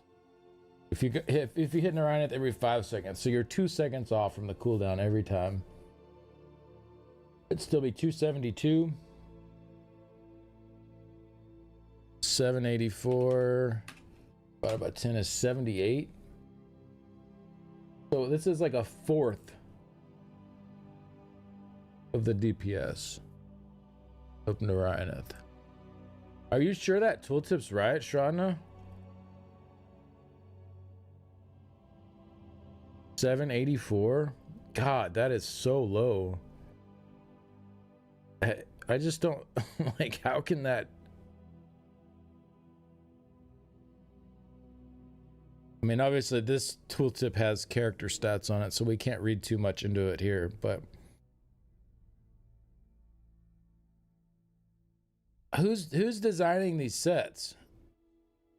They're just slapping stuff on there. They're they're just putting stuff on there with no thought about like how this actually interacts with the way people play the game. It's just like, all right, let's just do this. Okay, let's put some resource return on there too. That way, we get some sustain back. But okay, now the tooltip for the damage has to be pretty low now, because it gives you stamina back.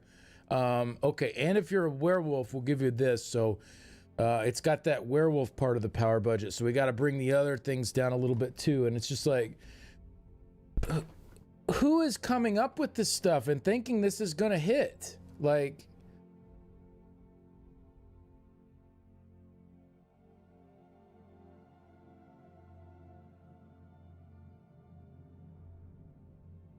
I just don't understand.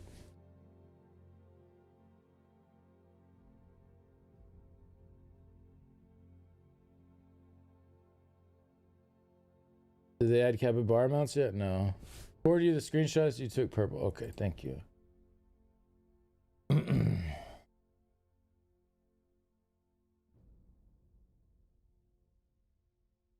Yeah, 784.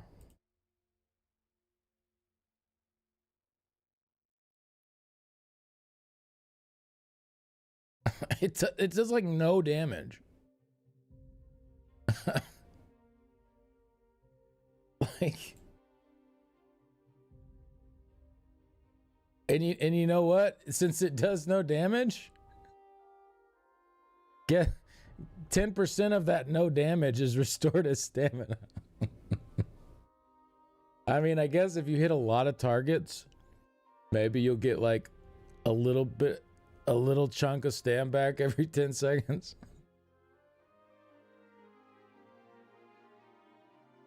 I don't know.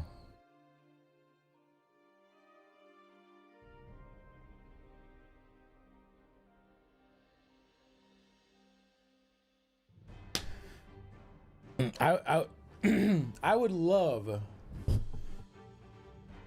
to read the patch notes one day and to go through gear and be like, man, these are some bangers. Look at all these cool sets coming. I don't know what they're doing though. I don't know what they're doing designing these.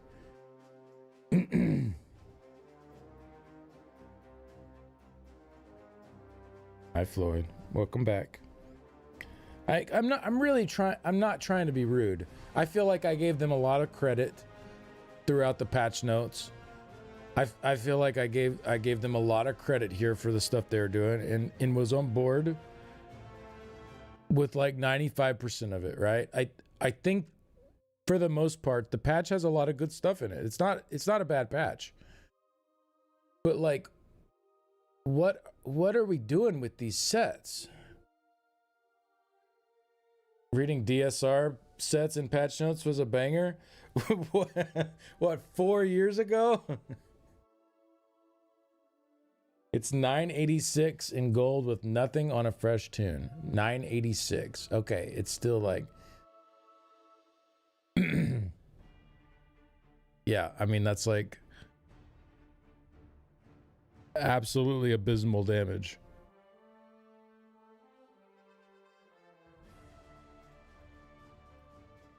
And I guarantee the damage is so low because of the stamina component.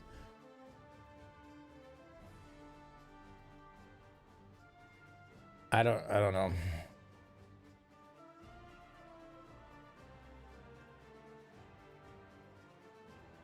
You sure that tune doesn't have their racial passives?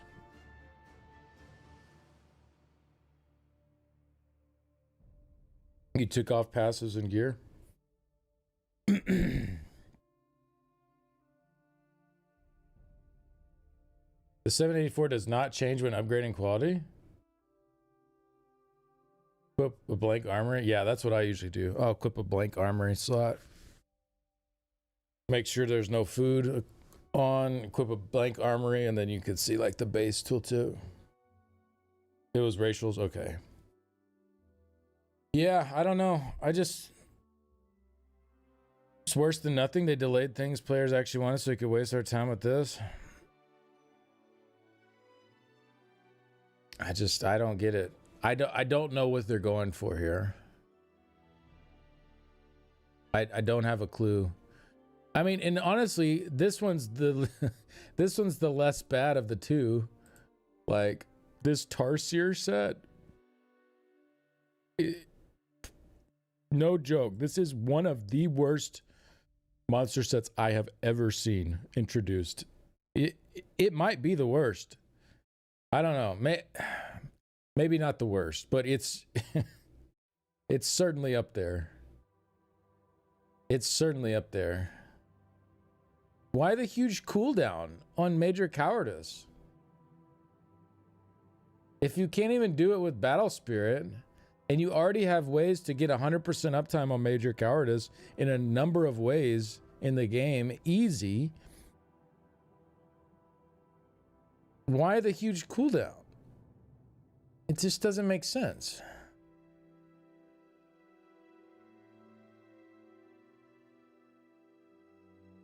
I want this calculator closed because you said something about it, and now it stays open for all of eternity. That'll teach you.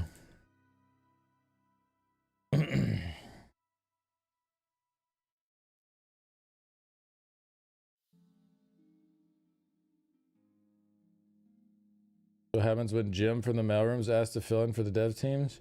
They want to have some bling but not be worth the effort? I don't know. I don't get it.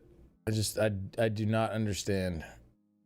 I would love for someone from ZOS, whoever made these, to come out to make a post on the web or come out on a live show and explain the thought process behind these, how they thought these would be like useful. I don't know. I don't get it.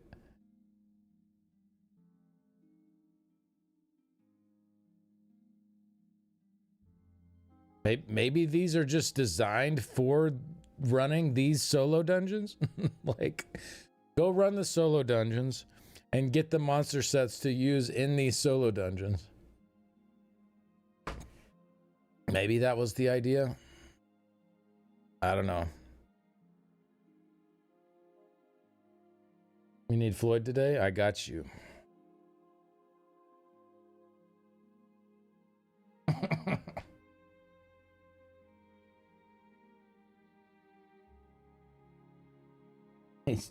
He's chilling.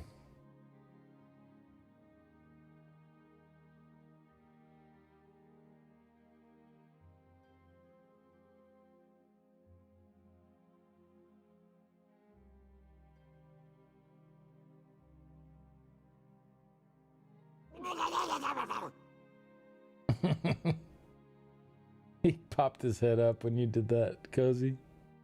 Thank you for the bits. Appreciate it.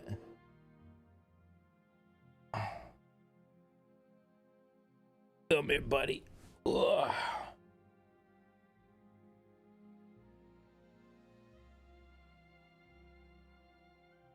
Dylan.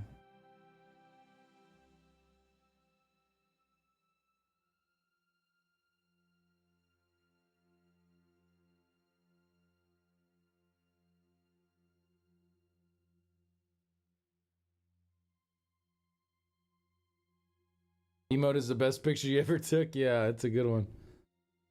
What's up, buddy? You're a good boy. Well,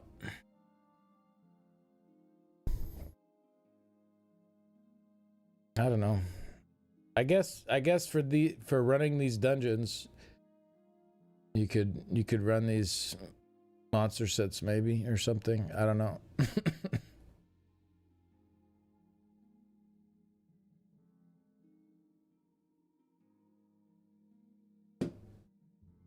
I don't know. Whatever.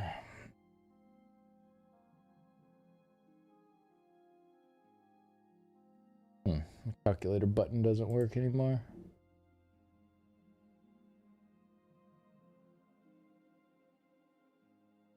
Not played in almost a year now. Did you say ESO has improved? Oh yeah. A lot. A lot. Yeah, it's improved a lot for sure.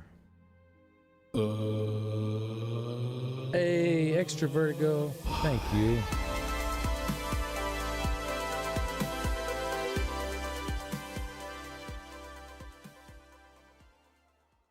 Appreciate that.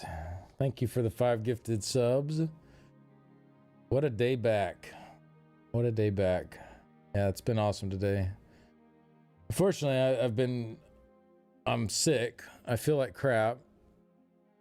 But here we are. We're doing the thing anyway. Let's switch over here and we can yap a little bit while I kind of chill out, unwind from this.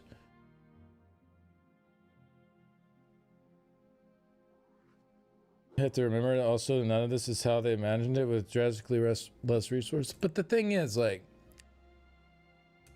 you don't need resources to put numbers on a set that makes sense or put a design on a set that makes sense. Like why put a major cowardice set out that gives you 4 seconds with an 11-second cooldown? Like, already major cowardice on a set is not super appealing because you have to run a 2-piece set for it. And you can just slot 1 skill for it instead, right? So it's already like not super appealing, even with 100% uptime because of that. But like, you give it 4 seconds up with an 11-second cooldown. It's like, unless you're an IA with like super extended visions, just no, like that's not very appealing. And they already said they made it for Battle Spirit. It doesn't work in PvP. You have to have Battle Spirit not active. So it's not like a PvP concern. So then where Like, where does that come from?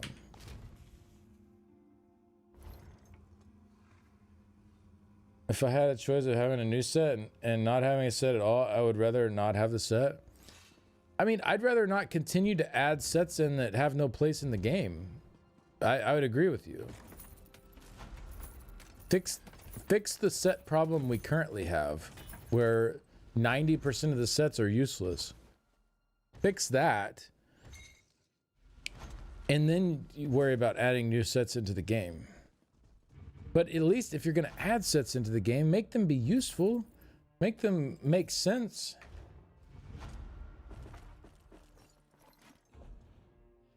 Just, I don't know. I don't see how we can keep doing this for year after year after year after year, and it's just okay. It's just like, okay. Oh, thank you for the mud crab. Oh, I did need those, didn't I? My crafting. Thank you for that. Appreciate it. I forgot that's what I was doing when the patch notes came out.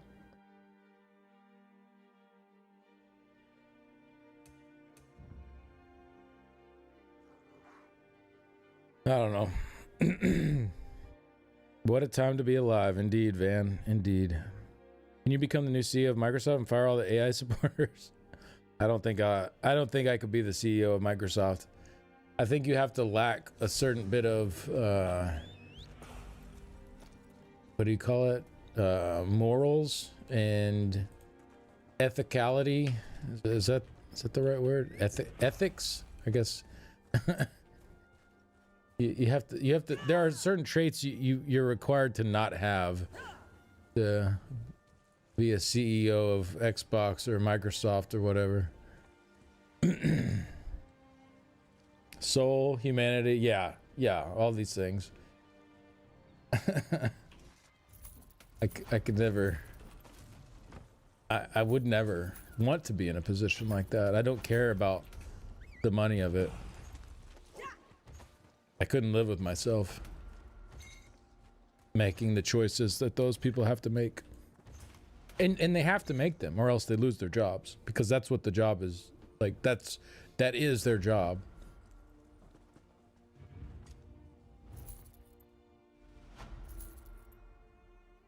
You know, that's not a spot I want to be in. It is not for me.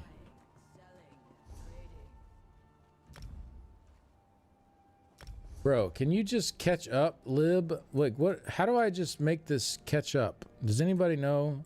I just want it to sync. I don't care if I'm missing data.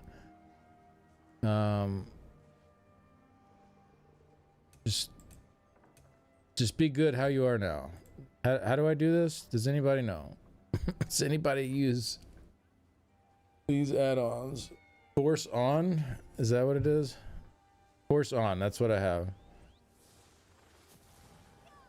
Pain in the rear? It is a pain in the rear. If I don't log on for a few days, like this week when I didn't stream, I didn't log on to ESO much. I took a little break. I need breaks sometimes from the game. I logged in for my raids and to check out the new Golden Pursuit and stuff, but like I need breaks from the game too from time to time. And I come back and it's like I don't know what to do about this.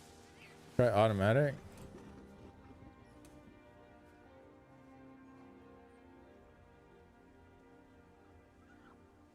All right, we'll see what it does.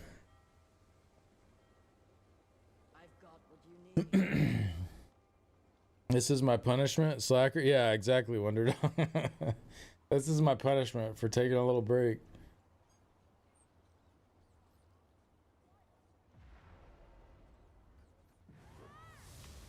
Is your lib running? Better go catch it, or however the joke goes. You only request data once every 2 seconds, so give it half a minute. Waiting for request to be sent.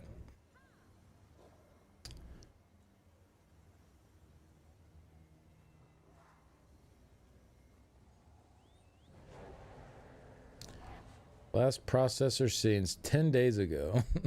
Bro. I feel like ESO's end is just not loading anything.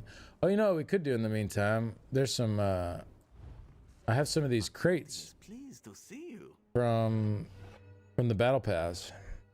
We could check those out.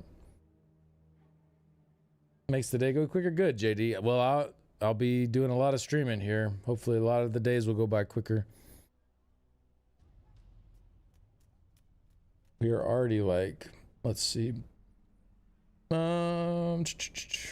I got about 4.5 hours left today, so we're already like almost 4 hours into tomorrow's stream. So we're it's a great start so far.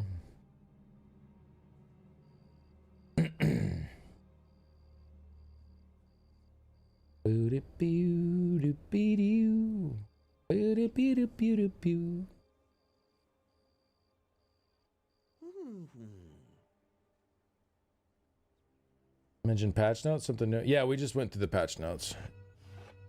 They're up on the forums. All right, which one do we want to look at? Sunken Trove. Let's see if we got anything cool. Your rewards are Oh, I'm covering up one of those. Huh? Let me move my camera for a moment. Reveal all. Oof. These gems can be traded for special. Big money, big money. Respectable. These precious gems can be traded for valuable rewards. All right. One crate. Bendari. Surely the Bendari ones will Are you ready? be better receive to the us. rewards? Major Look at experience those scroll. gems. Quite valuable. Quite valuable. Your crates are gone, my friend. But there are always additional crates available for purchase. We got 13 gems for the experience scroll at least. Sometimes you will get a special fifth reward. Until Wait, next time. wait, why is Prakriti even talking? Is my muty Prakriti not on? I just realized. Oh, it's not. It's not turned on all my characters. Bro. Terrible. Muty Prakriti. God tier add-on, by the way. It mutes Prakriti every time you open up the crown crates. Let me make sure it's on for all my characters now. There we go. Much better.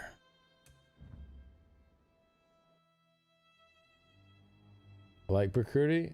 I don't. That's what I'm saying. Yeah, what happened to Meaty Prakriti? I opened my crates on a different character. I guess I didn't have it on. I don't mind Prakriti. Sometimes he says some really funny stuff. He just annoys me. Did the duck costume go on? It did not go on. No, let me do that. Thank you for the reminder.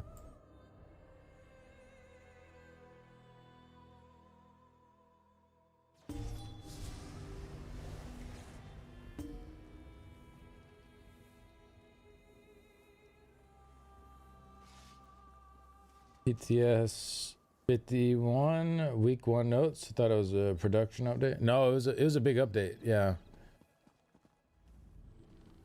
Big update today. Boo boo boo boo boo boo. Boo boo boo boo boo.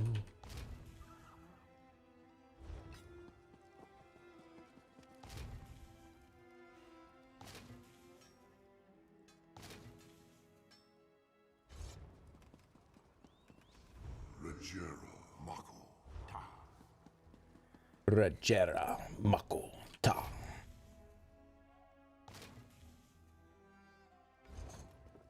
Okay.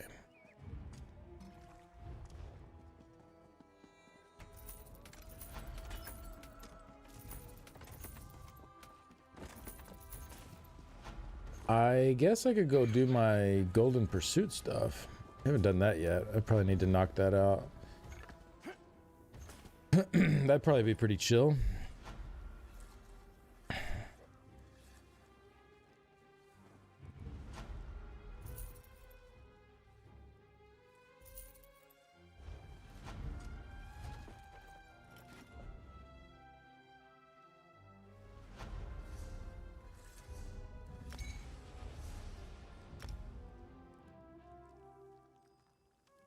Skim the patch now. Is Templar healing dead? Should I reroll Warden? I don't remember anything about Templar healing in there. Templar wasn't even mentioned.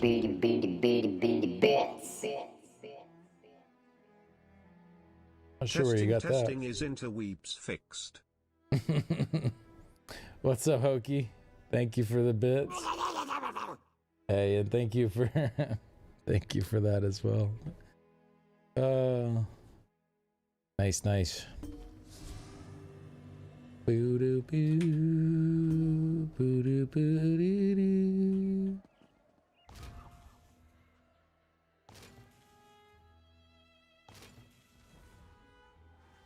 Thank you, Hokey. Appreciate the support. Yeah, I think I'll log on my main. We'll do some of the new quest line. That's how you do the Golden Pursuit, right? I didn't really look at it too much. You do like the Sheogorath quest for the Golden Pursuit?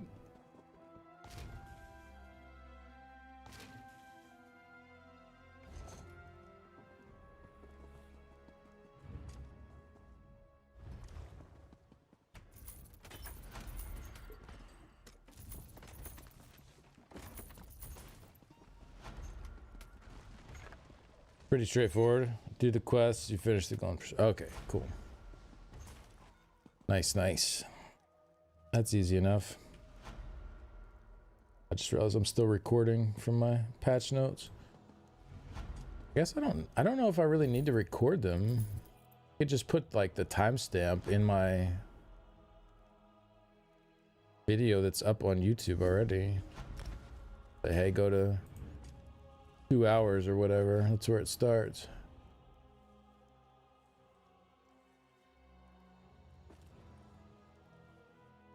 Since I'm streaming on YouTube, the VOD is already there.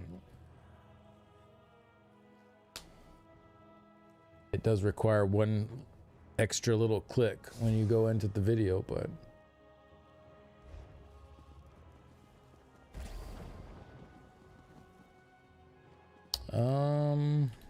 yeah, let's log on to my main. Boo-da-boo. Boo-da-boo.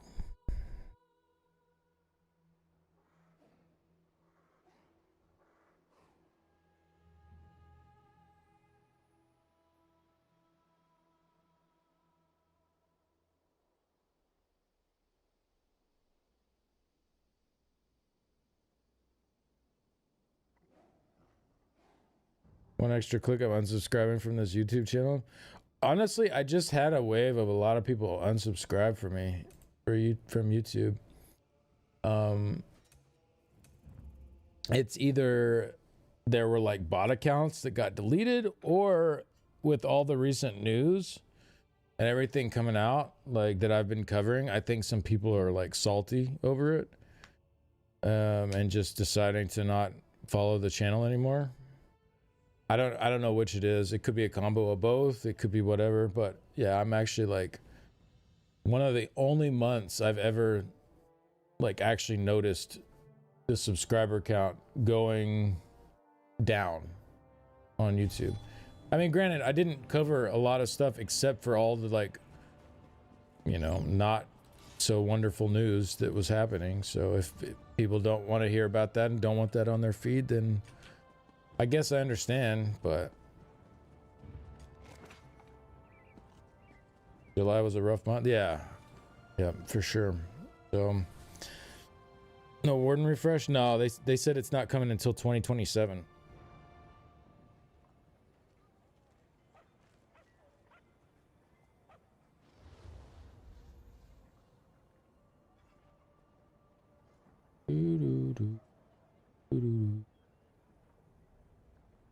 July took the wind out of my sails on even posting. Yeah, and the problem is now after this PTS hits, we're not getting our, like, we have update 51 coming, and we do still have some season 2 stuff coming later in the year, but we're gonna have like a pretty long period before update 52. So definitely gonna be a bit of a lull. Like normally we have our lull after what, like September, October-ish? Yeah, like after October. This year it's gonna start a bit earlier, I think. Season 2 has been moved. No, Season 2 didn't get moved. Update 52 got moved. Season 2 is still gonna be this year.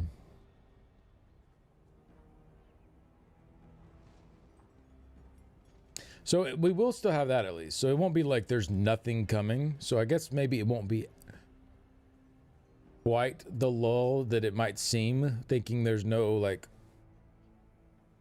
quarter 4 update. Because really we're getting 3 updates this year instead of 4 like we normally do. But we're still getting another like bunch of season stuff towards the end of the year with Season 2. So it might not feel quite as bad as it initially seems on paper, because it's already like towards the end of every year as a content creator for ESO, there's a big lull. Wade. Oh my goodness. Hi, Hyper. Thank you very much for the raid. Appreciate you. Wait, why can't I not control V? What? What? There we go. Oh, I got beaten. I got beat to it. Did anyone manage to get into high seas on PTS? Oh, you beat me. Thank you, Incinerator. Wait, isn't it not till next week? Or was it supposed to be this week?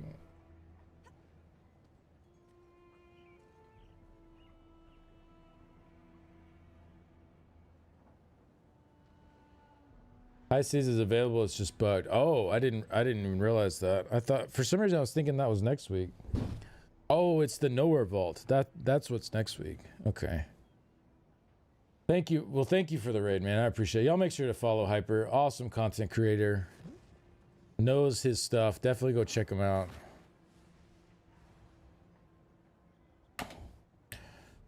Just look at the monsters. Dude. I was so excited to look at these monster sets because like the patch notes I thought were pretty decent overall. Like there wasn't a ton of stuff there, but what they changed, I thought it was pretty decent. Like it made sense. Definitely want to see some DK buffs for DPS, for PvE, maybe some small nerfs for PvP. But yeah, I got to the monster sets and I was just like, are you kidding me? Like, these are actually some of the worst things I've ever seen. Yeah, we had a small crash out with the monster sets. For sure. Just like who is coming up with these designs? And why are they allowed to keep coming up with these designs year after year? It makes no sense. Like, it makes no sense. Like, you see the new feedback website? I have, yeah. I didn't know that. Is that live now? Is that a public thing? I didn't know that was public. I saw it, I don't know, about a month or so ago in the creator program stuff, but oh man, they were that bad. Yeah.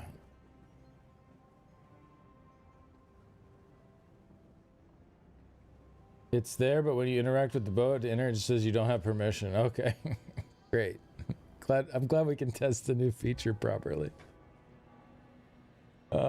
It's public now. Oh, okay. Is that what this post is? Let me see. Oh, yeah. Okay. So they posted on the forums about it. That's cool. Yeah. Yeah, that's a good thing. So there's 2 boards. Features and suggestions. Feedback and suggestions is one, and you can upvote the ones that you like. There you go. Oh, you don't even need to put in your email to upvote stuff. That seems a little weird. I feel like you should have to be signed in to be allowed to upvote stuff, personally. Otherwise, people can like cheese their own posts and I don't know.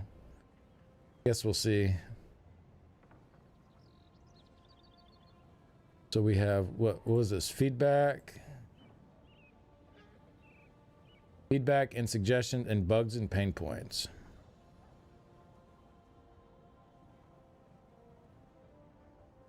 Upvote it, whatever. I'll go through these and read them at some point. We can vote on them. Anyone be able to vote? Seems questionable. Yeah. Yeah, couldn't you just like run like a spoofer or something and just like make a post and then have it like continue to use like different IPs to upvote your own post over and over and over and over? I mean, I guess technically you could do that with different email addresses too, but like I feel like that would take a lot longer and be more of a hassle. I don't know, maybe not.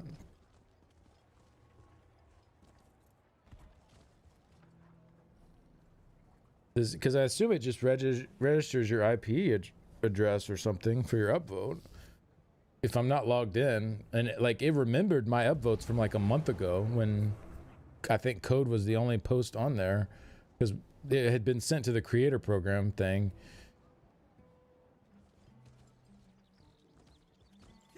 I think it's a good idea. I think it's a cool thing to have. I'm worried about it getting manipulated a little bit, I think, but I guess we'll see. All right. Quest starters. Shagora takes a holiday.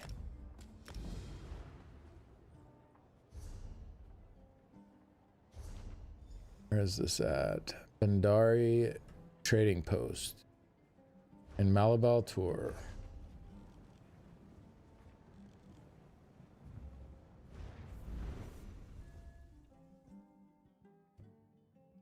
Is Soul Cleaver VD good for Magblade Bomber? You're asking the wrong person for PvP bombing advice. Vicious Death, I know, is always in bomber builds though, but Soul Cleaver's probably good. I would assume it's a very good set for PvP or PvE in general. Submit a post that suggests buffing 90% of the sets because most suck. Then we can all go show it's like a top 5 issue. Yeah. No, that's true. Yeah, and like the creators also have like some like a bit of an advantage with stuff like that because I can make a post on there and then go like share it in chat and be like, hey, everybody go upvote this. And yeah, there's some ways to, I mean, now granted, like if people want to upvote it, I'm not like making anybody go upvote it. If I'm just like saying, hey, if you agree with this, go upvote it, and people do, then not necessarily anything wrong with it. It's just, yeah, we'll see how it plays out. Maybe it'll be innocent enough. Madness closes in. It follows not like her tail, nor needs a protector. If they made the boards in-game only, yeah, maybe that would work better if it's like tied to your account. Let's see that. But yeah, what did Hyper, if you're still here, what did you think about the patch notes overall? I mean, I know there wasn't a ton there, but I didn't think they were too bad. Yeah, the new monster sets were just not good at all. The damage one is so low on the damage. I don't know. Blessings of lunacy upon you. Before we continue, this one must measure your metal in a test to determine the color of your madness. Sheogorath is known to occasionally deprive others of their sanity. You must be resilient. Ready? I'm ready, but let me turn you up a little bit first.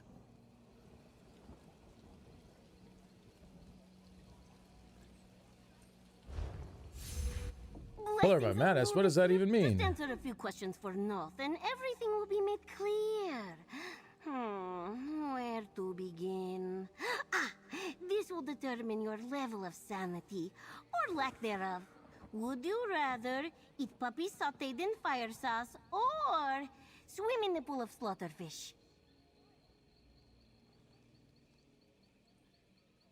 An impossible choice. Why not both?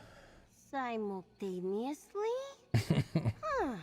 A very saffron answer. Underwhelming, One of yeah. Noth's favorite shades.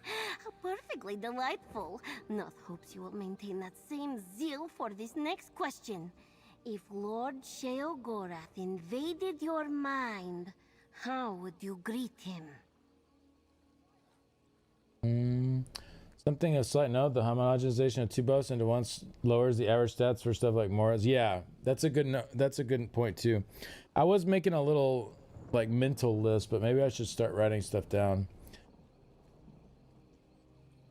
Let me note that as well. That was something we talked about earlier, and I do agree that needs to probably be accounted for.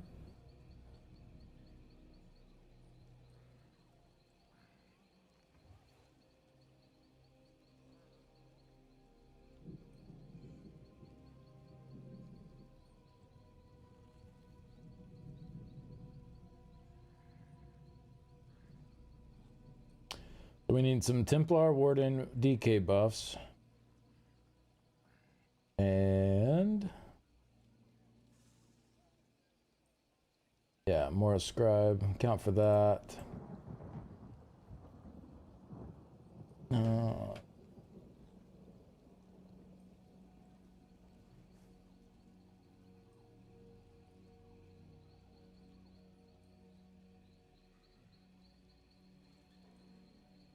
Sorry, one sec. Writing down.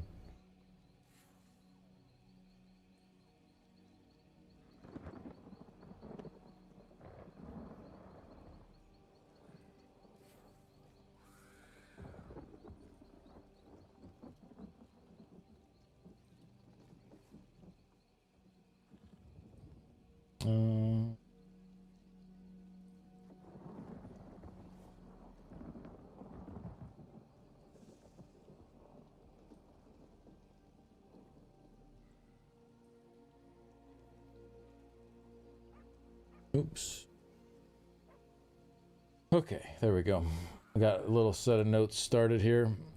Love Noth, she's so cute. Yeah, she's cool so far. I just started talking to her. VFX slider is going to be nice for turning out some of the obnoxiousness on the styles. Imagine if set bonuses get a bonus depending on how unpopular it is. The thing is, though, like, the thing that's crazy is, do y'all know how many people still wear, like, Hunding's Rage and Giuliano's? Even though they're, like, not only, like, not one of your best sets anymore, but not even, like, one of your best crafted sets anymore. They're so far behind the pack. But they were just, like, a staple for so long. Like, so many people still have characters wearing those sets. Like, so the thing is, the data does not show if a set is good or not. Do you know how many people I see wearing Tooth Row? That's what I'm saying. Like, the data does not show if a set is good or not. The data just shows, like, what people think is good or people think is something easy to put together. Like, but I think the data is what they go on, you know? And it's crazy. Like, just because people are wearing stuff does not mean it's well balanced. From 3,000 years ago, Gandalf. I mean, yeah, Tooth Row that's wild. Even before your crit buffs, you could get them everywhere like you can now. Even back then, it was like not optimal to do that. But now, especially, you got crit buffs on like every class now. So crazy. What do you define as a good set? Something that has a place where it is worth using, or it comes at an easier accessible route, and and for the level of like input required for you to get it is worth using there. The reason I don't include Julianos and Hundings in that is because there are better crafted sets. So like you can't say like, oh, but they're craftable. Well, so is Order's Wrath, you know, so is Tideborn. Like so you already have like 2 5-piece sets on a damage dealer that are better. So that argument kind of goes out the window. So, you know, a set doesn't necessarily have to be the best, but it needs to at least fit into a place, right? So like Order's Wrath and Tideborn are great examples. Not necessarily the best damage sets all around, but they're craftable. So like it's easy to this character is distracting me with all her weird movements, and her facial expressions. But there are some sets, there's literally there's no place for them. And that's most sets, actually. There's no place for them because for an even amount of investment, you can get something that performs better, right? For an equal or even less, in a lot of cases, investment, you can get something that performs better. You know, like for example, like Tideborn and Order's Wrath perform better than most dungeon sets. So like, why go farm a dungeon for a set when you can just craft one that does better? There are specific instances of dungeon sets that do better, like Aegis Caller is one, for example. Like that's a very solid one to go farm. But so many options are they just don't have a place in the game. And if you just want to RP and wear it, that's fine. There's nothing wrong with that. But that you could do that and have that set be balanced and have a place at the same time, right? Those are not mutually exclusive things from each other. Like the set could fit an RP flavor, but also be balanced and useful. Like you could have both of those things. Never seen a more uninformed community than in this game. People are wearing literally anything. So I recommend Orders rather than Tideborn, and then turn the brain off. Don't even worry about it. Yeah, exactly. For crafted options, easy to get. It's just like, it's so easy to slap that together. Null Arca strictly dominates Reliquant, for example. You find hundreds of the same example. Yeah, exactly. Exactly. And Reliquant is tougher to keep up. It has a build-up period, so you're further into the fight before it's reaching its max damage. And it's just worse damage. Now, there could potentially be some builds where Reliquant could do better if Thaumaturge was like a thing for damage dealers, like if dot builds were like a big focus. But direct damage is just like every DPS, so it just doesn't have a place. You know what I mean? Like, and that's the thing I think they don't spend enough time trying to account for, is like how things are currently set up. I don't know, like maybe they have a lot of like hypotheticals and what ifs in their balancing. Like, oh yeah, Reliquant does more damage if you're using Thaumaturge, so it's balanced. Okay, well, if none of the DPS builds are using Thaumaturge, then it's not balanced, right? Like, crazy amount of players come from Skyrim to ESO for Skyrim Online do not interact with stuff like sets. Oh yeah, a lot of people just don't even put sets on. Like, I've been in some crazy meetings with Zoss and heard like the statistics of like who actually even has more than one 5-piece set on, and it's wild. It's wild how many people just do not even like interact with the item set system at all. They might just happen to like stumble across a 5-piece set and put it on, but Beekeeper has no place. Yeah, I like Grace of Gloom and Unfathomable Darkness for the effects, but they're worthless to bring into a lot of content. Yeah, but if you know you're wanting to do some solo stuff or like do some random normals or whatever, and you want to wear your RP sets, there's nothing wrong with that. But at the same time, Zoss could balance those sets in a way where you can go for that theme that you like, and it's still also very competitive, right? Like that's a win-win on both sides of it. I see your point. The sets that are old were for the game when it first started. Now with all the power progression, deemed not viable. Yeah, that's a big part of it. So many sets have been outclassed as time has gone on, and they've never gone back to change it. That's a big part of it.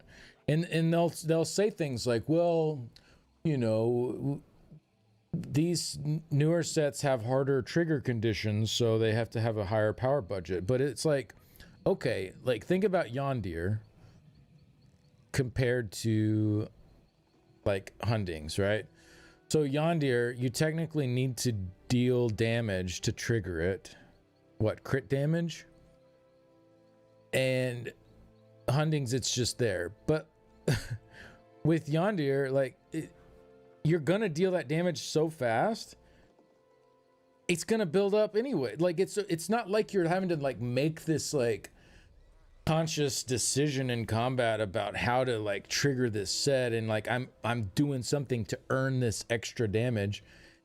It's just there. You just get it. And that's like 95% of the trigger conditions for sets. You have a few, like Coral Riptide, for example, that you have to specifically actually do something in combat to earn that bonus. Like Sororia, you have to put your circle down and stay in it. You know, you do have some that warrant like that higher bonus, but for the most part, it's just like there's no difference in just having a static bonus and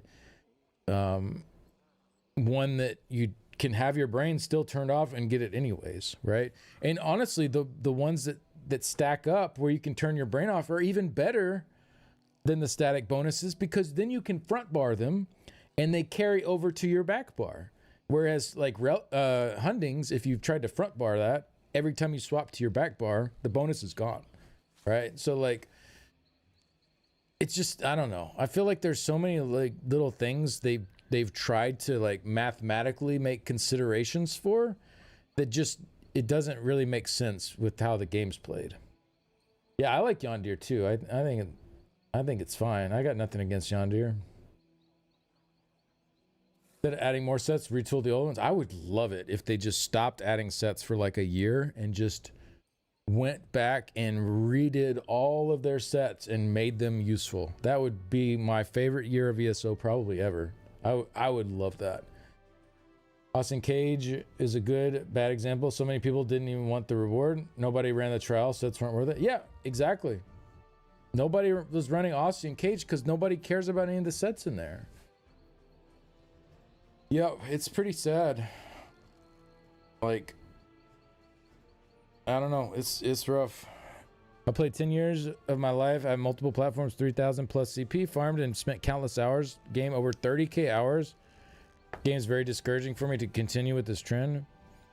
I imagine next year more cuts to staff and development. I sure hope not. I hope we're at a place now with the staff cuts where they can just like go with this for a while and figure things out. Yeah, because what's the point? Like, why cut a bunch now? Give Zoss time to figure things out with their new staff and then cut more again? Like, how are they ever going to get anywhere if they do that? I don't know. Caspian's okay-ish. Yeah, Caspian's okay. Caspian has at least like certain fights where it can perform well on. But yeah, like for the most part, it's just like so many of the sets that come out are just, they're just uninteresting. They're not creative. It's just like somebody just like was like, all right, let's just slap some major cowardice on it, and you know, we can do some stamina return. Okay, that sounds pretty good. Like they're not even like thinking outside the box at all. They're just like, it would be one thing if it was like these really interesting sets of conditions and stuff, but it's just, not only are they not useful, but they're not like they're not even interesting and creative on top of it.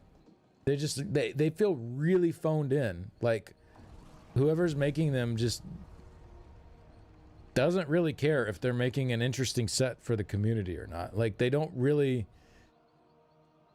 care if this set hits or not. And you know why they don't care? Because like they've been able to just keep making sets that are bad for years, and there's never been any kind of consequences for that, other than, you know, players being upset about it. But I don't know, like it's frustrating. Like it's frustrating because I know the changes. I know so many of the types of changes that could be made to make this better, and I'm powerless to do anything about it. That's the most frustrating part of it all. Like knowing the things that could make it better, knowing the route to get there, knowing there is a route that doesn't really require that much man hour, like that many man hours. It really doesn't. But you can do nothing about it. Like that. Tie their popularity to performance reviews. Just check PTS patch notes. Such lame werewolf changes. Sork werewolf was already OP in PvP, but now you can only play Sork with sustain nerfs. I really enjoyed my werewolf warden in PvP, and I don't know how to play it now.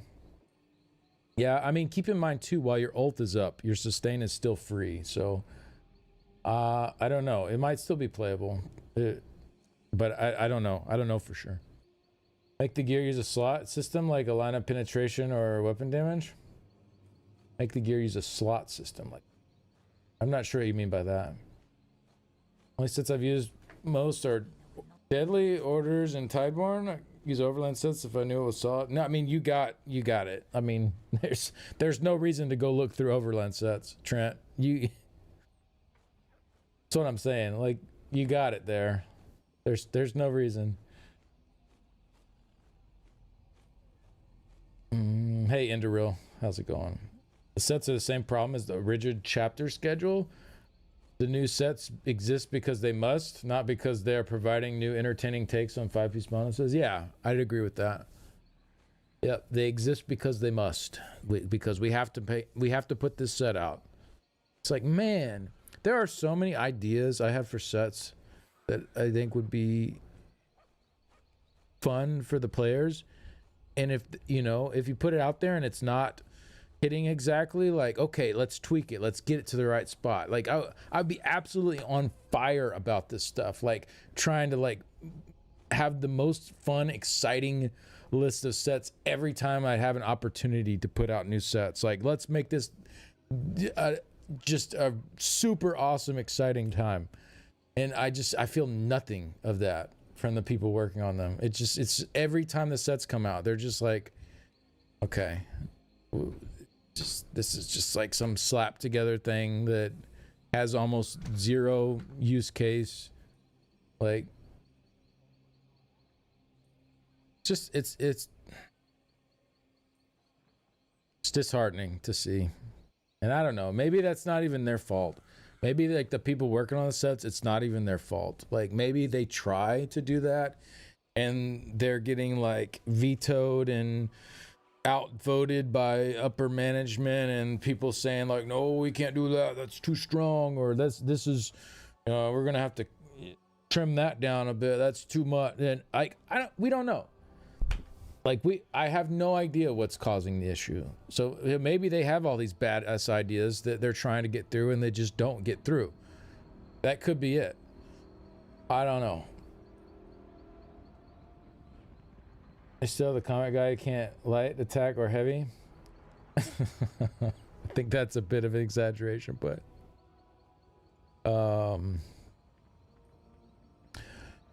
yeah, I mean, I don't know. It is very frustrating knowing as much as I know about the combat side of things, and especially like the deep dives I've done into the gear in ESO.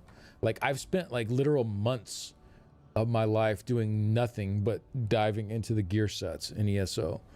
Like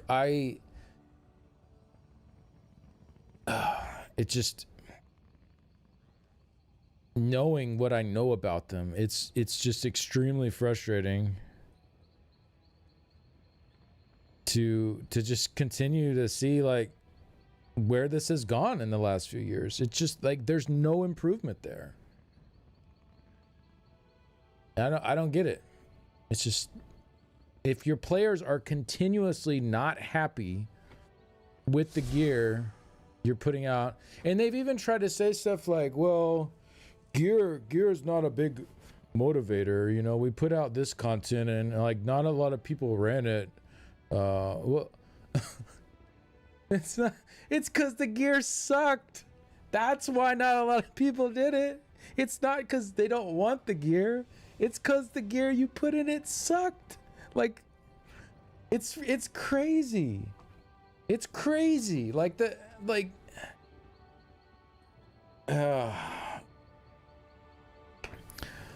player who doesn't care about mount cosmetics or housing. The only rewards I care about are cool sets and cool armor cosmetics. Yeah, the sets were like my biggest thing for years back in the day for ESO. Like the thing I looked forward to the most.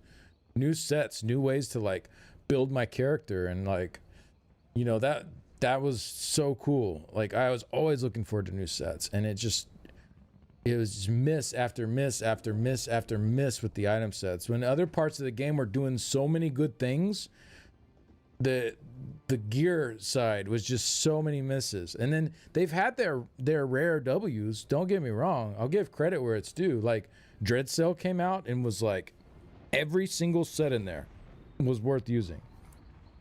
Phenomenal. So good. Like every single set in Dread Cell was worth it. But like why can't that just be the norm? You know what I mean? Went back and watched the crash out on the monster sets. I get back to live and we're back on the crash out. I know, I got going again on it. I chilled out for a bit and then chilled out for a bit and then I couldn't help myself. Summer set on release, 3/4 of Sunspire, right? Like we had times. Kind's Aegis was abysmal when that one came out. They ended up updating Yondir, I think like a patch later or something, and made it pretty decent. Yeah, Yondir was so bad when it came out. RO was good, but yeah, that was the DPS set in the trial. It was just so like not in tune with the game, you know what I mean? Like, and it's just like that's just what has continued, and I don't understand how we can still be in that same place in 2026. Like, how can we still be doing the same thing? I don't know, but end of the day, I'm getting booted from the game. I went on too long of a rant.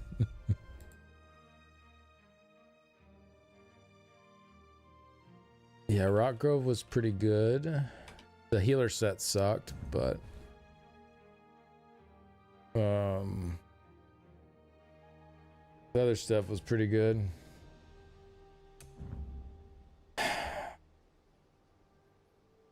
First real challenge player bump a player runs into is vet dungeons. The rewards suck 99% of the time. Yeah.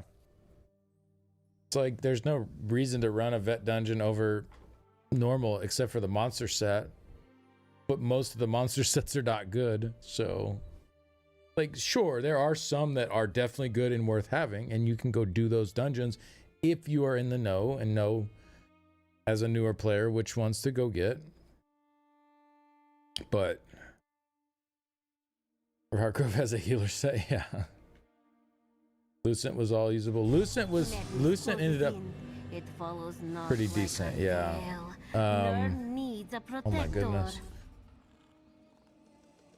Yeah.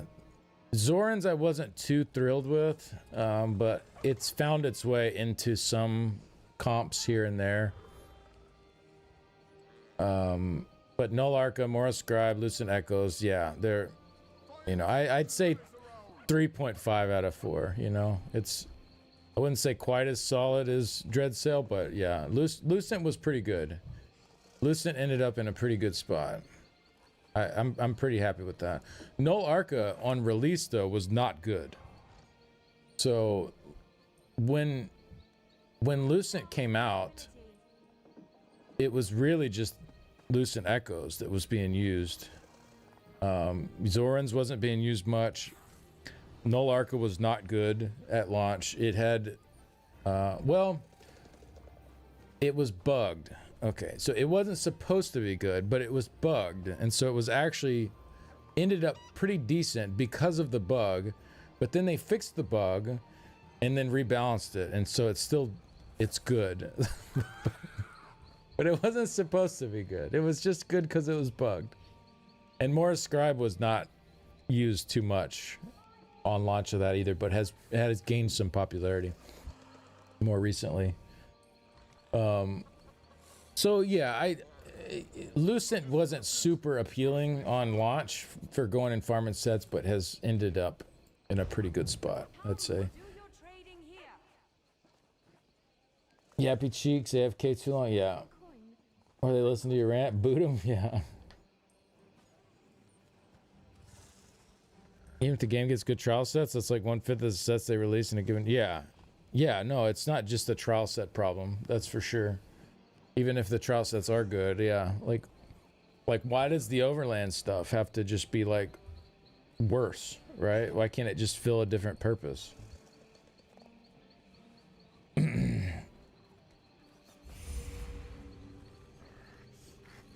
Yeah, there's less support sets to use, so Zoran kind of found its way in. Yeah, exactly. Angel, yep. Yep, at the launch, there just wasn't room for it when Lucent Citadel came out. But over time, there's been more room for certain comps. If they're smart with this new recycling dungeons to go back and they could update the sets along the way for those existing sets, yeah, that would be cool. That would be great. Go back into like Moonhunter Keep. Yeah, we got what, Moonhunter here, not used. Jailer's Tenacity, not used. Savage Werewolf they did update, so that was good. That one's a very good set. And guess what? It's because they went back and they updated it and they made it good. What's the other one? Moonhunter Keep and Slayer Aegis works. Overland, there's no need for Overland sets to be doubly worth. Yeah, for sure. Richmina will not be pleased. March of Sacrifice, thank you. Yeah, we got Blood Moon, Hanu's Compassion, and Haven of Ursus. Yeah, like these are. Come on now.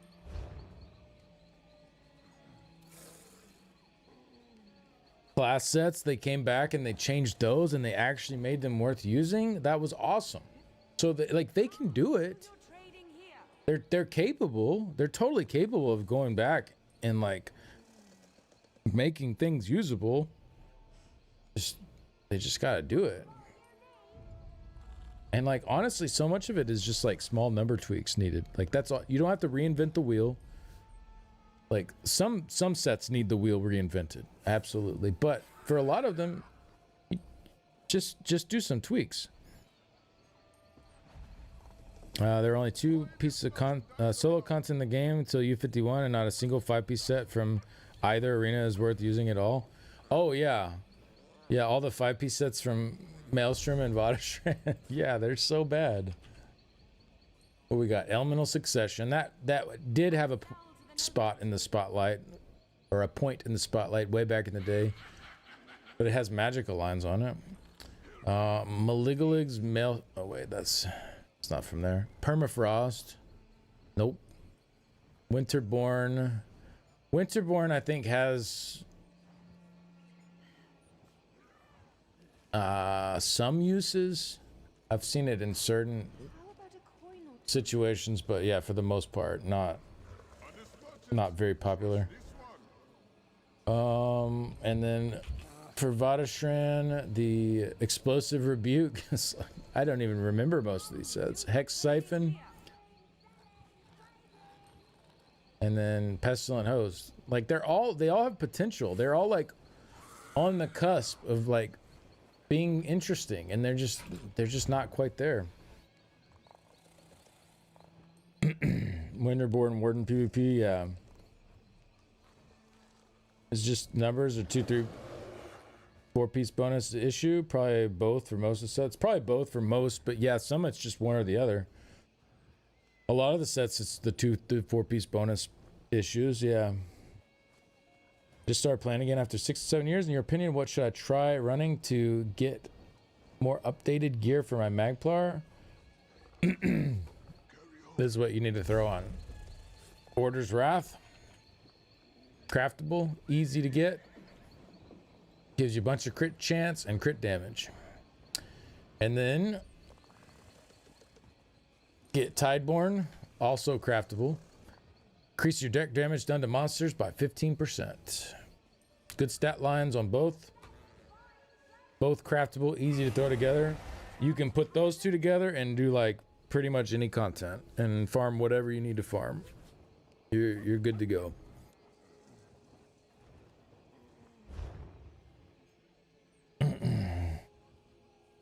Hey, what's up, Kieran?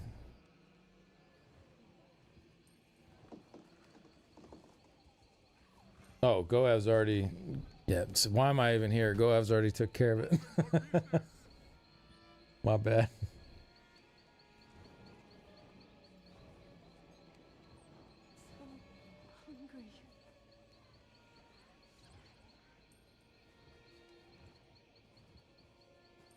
Couldn't help yourself. All right, yeah, that's fine. I'm not gonna read that out loud. Pestilent Host would be good if the proc came out faster. It actually hits insanely hard. Yeah, the tooltip's really high on that set, but it's just not practical. Aegis Caller's a pet now, though. Big win. I don't know if it's gonna count as a Daedra, though. It's the only thing. So, like for Daedric Prey. While this curse is active, your Daedric summoning pets prioritize the target and deal extra damage. I don't know if it's going to count as a Daedric summoning pet. You're not wearing Ritualist? Oh. Oh, for Ritualist? Pets done. Yeah, I guess you could wear Robe of the Ritualist with Aegis Collar now. It would buff Aegis Collar. You didn't want to do a trial set. Tried testing from what other people said in Discord. It does not buff Aegis. Okay, yeah.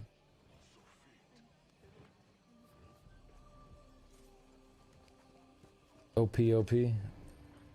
I noticed Noxious Boulder doesn't count as a pet. Unfortunate. Unfortunate. Oh, man. Oh. Ask again, Fazadu. All right, let me go yap with this lady real quick. All right, we said that possible choice. Why not both? I greet him with a romantic candlelit dinner. By John and Jode, you the woo, the Prince of Insanity? Why, that is insanely anato. Perhaps you would make a good pair at that. However, my lord may return your affection in unpredictable ways. I'm here for it. Not hopes this holiday fulfills your desires. I can't wait. When does he arrive? Lord Sheogorath will come to us at the Shivering Shack in Stormhaven. Find Noth there to prepare for his arrival. Meeting the Mad One can be overwhelming. Oh, that sounds good, Shrana. Yeah. One copes by consuming large amounts of moon sugar and imagining balls of yarn. It helps.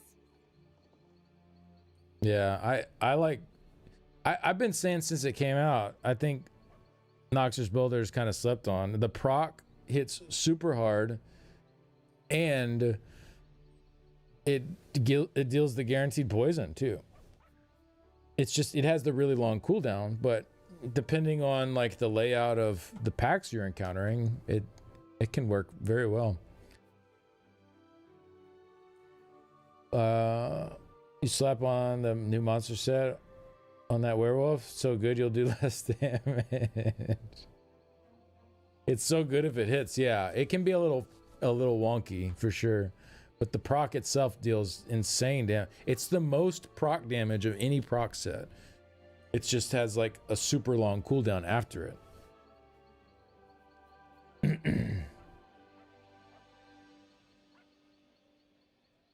And good groups, it takes too long to make contact. I guess if you're on werewolf though, like you're already like every trash pull, you're set up on the front bar ready to go. Like you're not having to like take time doing your back bar stuff. Like you're already there. Use it in all pugs, yeah. With not there, consuming large amounts of moon sugar and imagining balls of yarn help you too. You can make major force, minor heroism, stand pots. Oh, that's cool. Don't even want to know what they're going to cost. Probably crazy amounts. I have a few questions before we head out. You too? North has questions. So many questions. Perhaps you are more unhinged than you appear to be. What would you like to know, oh Guardian? Actually, I don't think I need to do this. All right, we're good. I changed my mind. I have no questions. Tava's blessing. Thanks to you, he can soon return. Oh, okay. You say so. Don't know what you're talking about, but we are going to Stormhaven. Okay.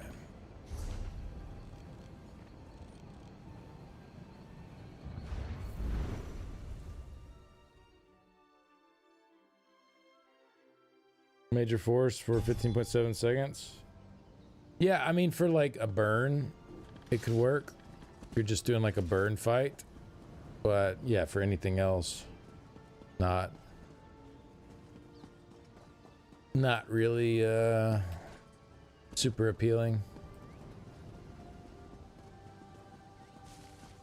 Yeah, maybe fill in some gaps for non-optimized stuff. Yeah, but if it's going to be super expensive, I don't know if I want to be using super crazy expensive potions and non-optimized stuff though.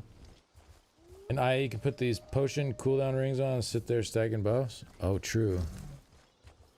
True. Yeah, for IA, those buffs would last a long time. Inside, quickly. We must avoid any prying ears. Yeah, it's his favorite thing to do.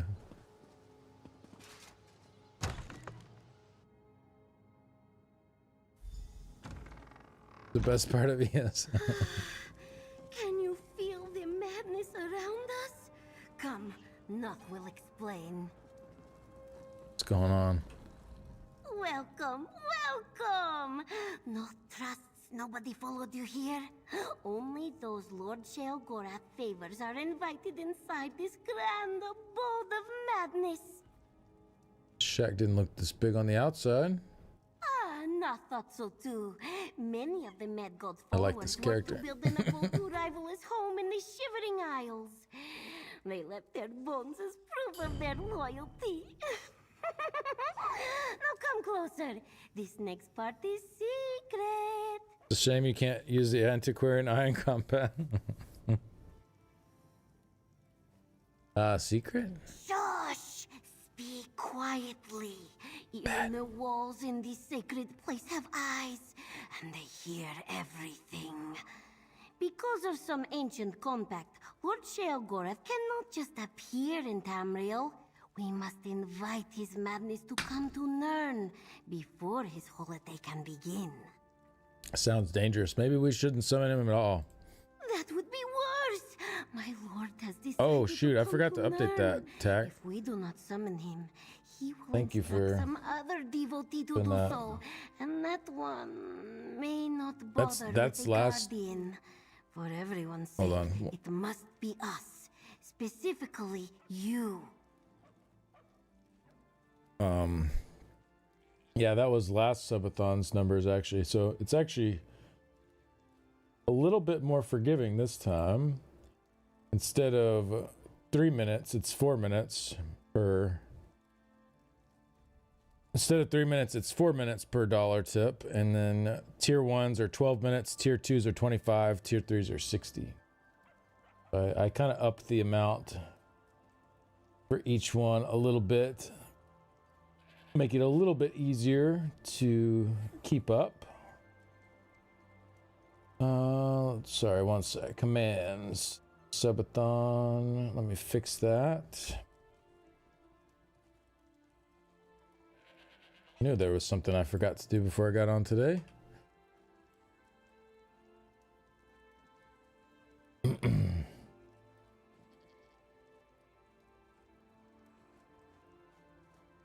There we go. 200 plus days. We'll see. We'll see.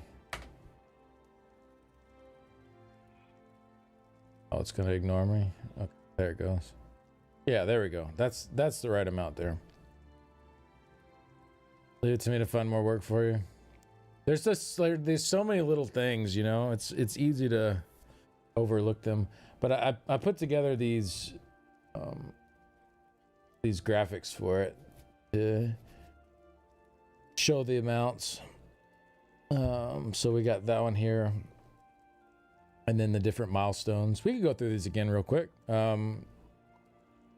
So if we make it to Wednesday, I'll add a Twitch redeem for drop and give me 20, which is essentially a workout redeem. You can have me do push-ups or sit-ups or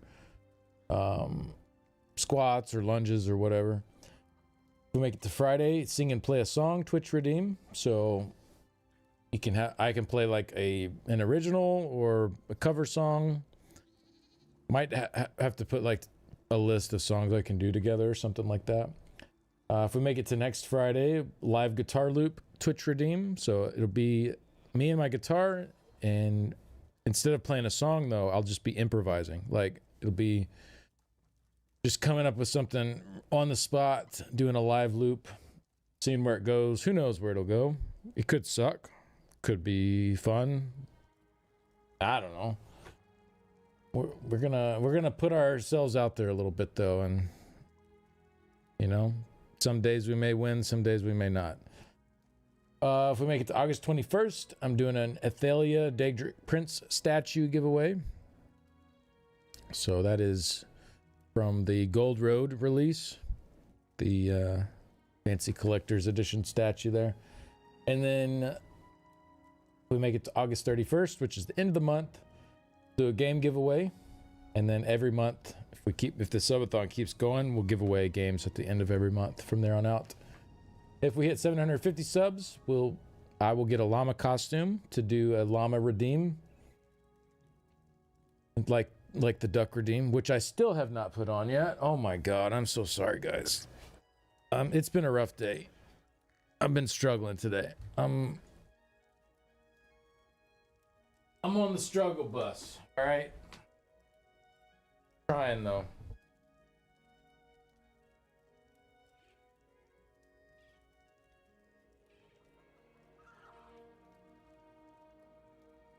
There we go. All right, finally.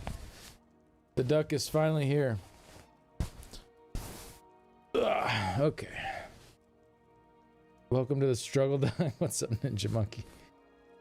Appreciate my efforts. Oh, thank you. Thank you. Okay. And yeah, so we'll have a llama costume redeem. 1,500 subs, I will get another tattoo. Chat will get to vote on what that is. So that'll be something. Hopefully it's ends up something pretty cool. I think you guys will do good. I have faith.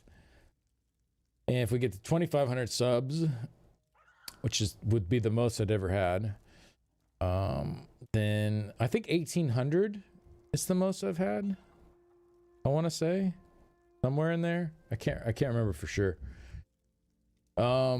If we get to 2,500, then I will stream every day in 2027. So we'll see. We'll see what happens. But that's what we got on deck. And then we have a lot of smaller giveaways and stuff to do along the way also. So we'll have some ESO codes to give away, some crown packs, and what else? ESO Plus, some Bantam Guar pets, all that. Where the sub count? That's true. I need to figure out how to put that on there. I might be able to put it on the goals. Manage goals. Subscription. Goal.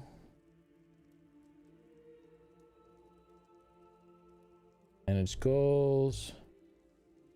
Total subs.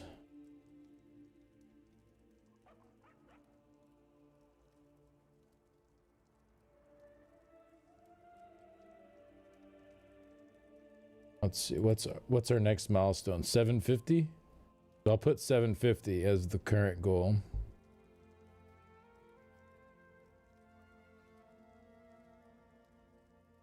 There we go.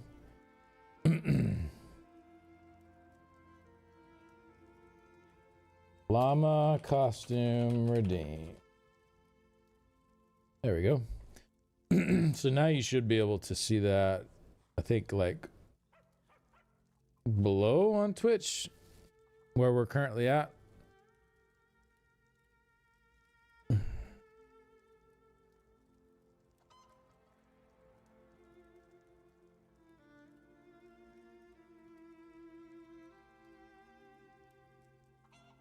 Your dad downloaded BG3? No way. That's so cool. Oh, he's about to retire. Oh, that's going to be perfect. That is the best game to start your retirement off with. That is the best game because he'll just have all this time to like really dive into the world and like dig into every little thing. Oh, that's going to be... I'm happy for him. That's so cool.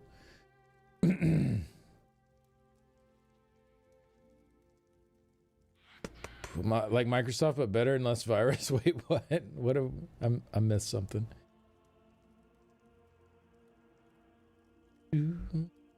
Okay. Sounds like a wild retirement plan.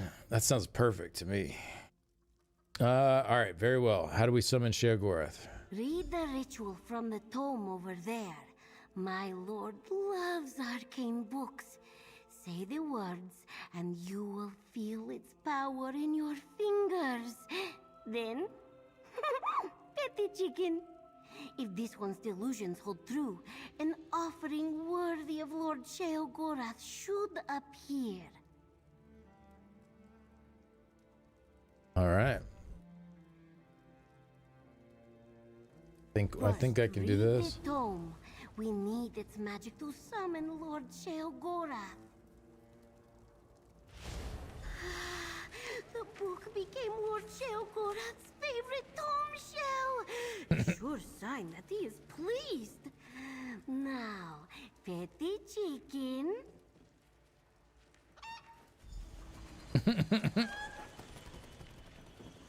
Oh, the tome shell took the chicken.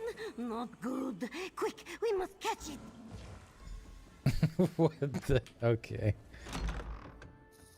This is Look, I guess about as pages. They do that when they get excited. this character. Noth the Unhinged. She is unhinged. Absolutely.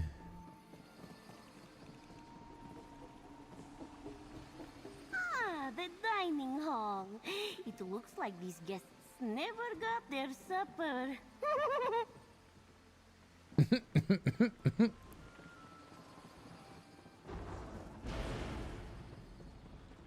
Okay, bookshelf. Lightning! A good omen for Lord Sheogorath's arrival.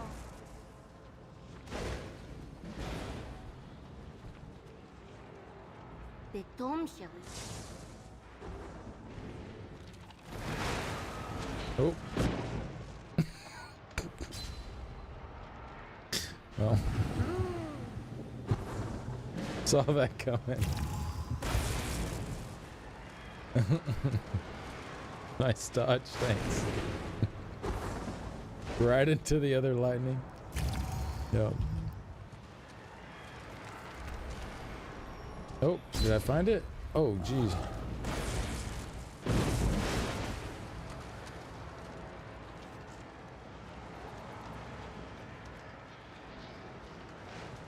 Not quite. Oh, we got it. Return to the ritual site. Oh god. This is so scary on Vestige. Like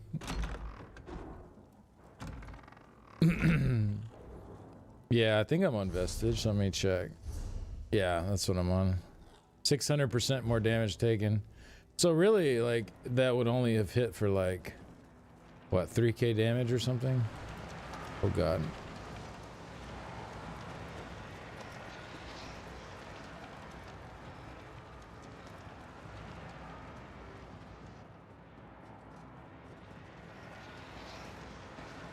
Oh god. Everything's so scary. The chicken was swift, but North caught it and put it into position. Nice. Now, place the Traps are actual bombshell, traps on take Vestige. I the know, it's so chicken, cool. And gather the offering. I've died to so many traps. Some of them do like 70k damage. So even if you were like full tank with like a bunch of health, you'd still get one shot from them. It's pretty nuts. Wait, why is this not updating?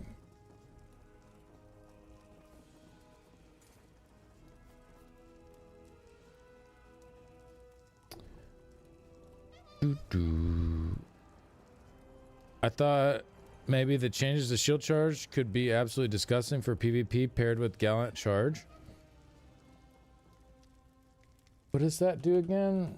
That's the arena set. Right. Reduce the cost of shield charge. Reduces the cost of your next shield charge by within 3 seconds by 100%. Oh, so you just spam it to keep blocking like half the time? Oh, that's probably why they made the block only last for half a second. Because otherwise you could just spam that for free and be blocking.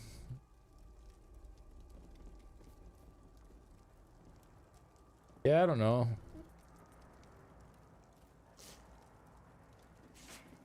I don't know if it's worth like casting that a bunch just for the half second a block.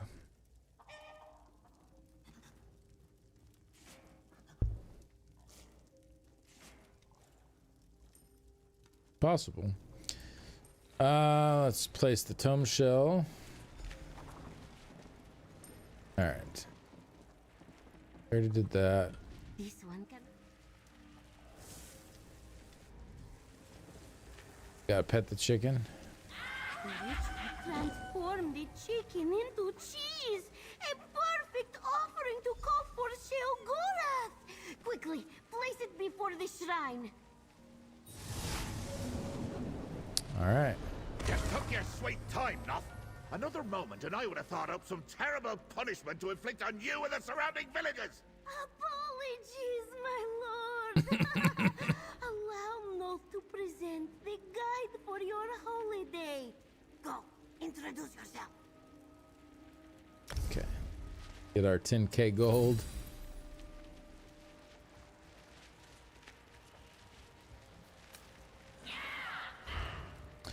All right, what's up, Sheo? Hold me beard and call me Moloch. It's you, old... whatever your name is. Either Noth is actually more competent than I thought, or you being here is just a remarkable coincidence. Now, before we get started, remind me what you call yourself again. Jameis Foxbeard. Noth thinks you need a guide and guardian to assist you with your holiday. Indeed I do. I'm here to walk in your shoes for a time, to experience the wonders of Nirn as a mere mortal. We'll breathe the same air, bleed the same red blood, eat the same cheese. And we'll do it all with, what do you call them? Oh yeah, feelings.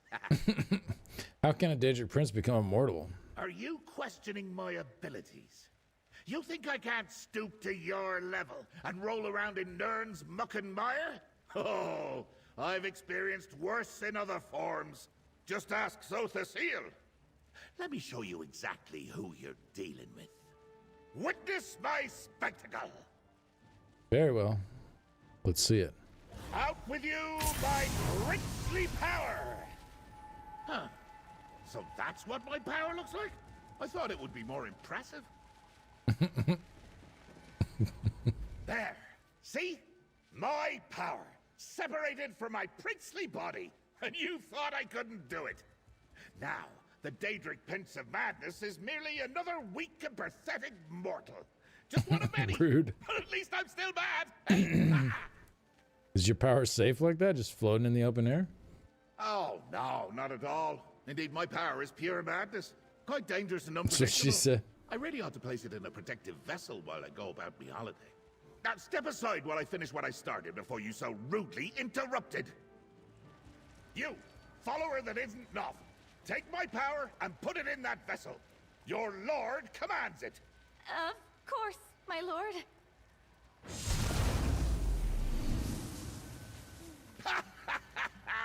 So ends the lesson. Never give a Daedric prince an insincere offering. Now, power into that vessel. Aye!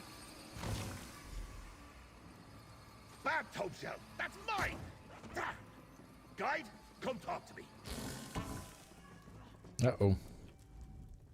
How annoying! And to think that pile of fluttering pages used to be my favorite. Now it's no better than one of Salador's atrocious books. No matter. Time to start my holiday.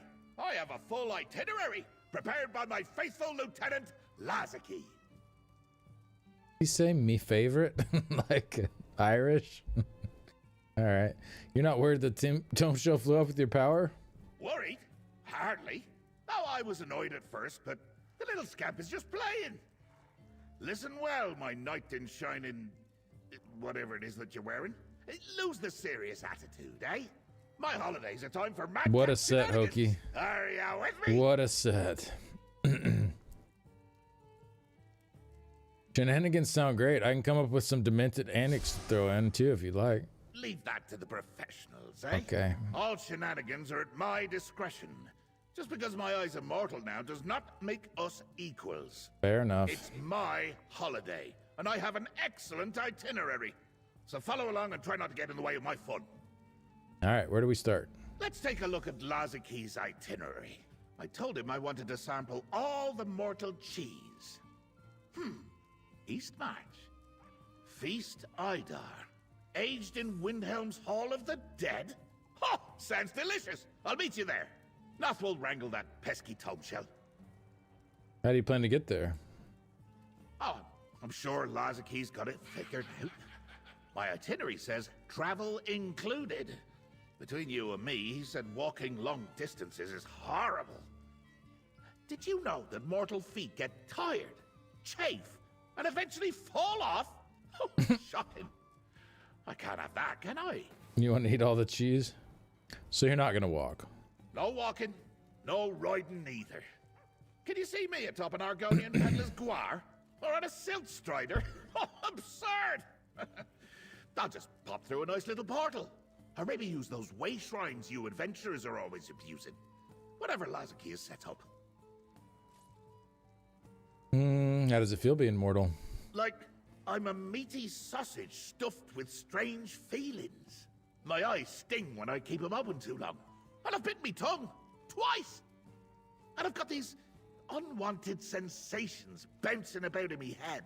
Stinkier what the do you better. mortals call them? Ugh. Emotions? Those are the ones. Pesky scribs. Scampering about like they own the place. Never needed them, never will. But I guess we'll have to arrange some sort of truce if I'm to enjoy this little holiday inside this mortal form. Is madness all you normally feel? Madness isn't an emotion. It's the answer to existence. Listen well, guide. That weapon you have, hold it by the other end. Your wine, throw it in someone's face. Nonsense is the only sane response to an uncaring, insane reality. You're welcome.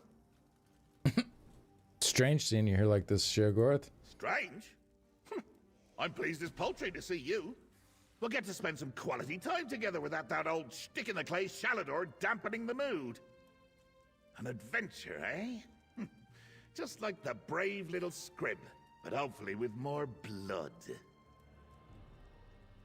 What have you been doing since Ivea? Honestly, I've been extremely busy. Madness never rests, they say. That's why I need this holiday. When work consumes me, I can easily get caught up wondering where Kagranak's tools have gotten to, or who's holding the Amulet of Kings now. Right, all right. Windhelm it is. Oh, I'm out of water. I need to go get a drink. Refill my water up.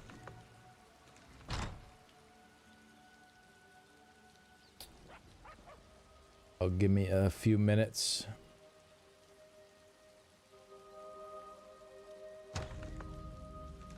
I'll be back shortly.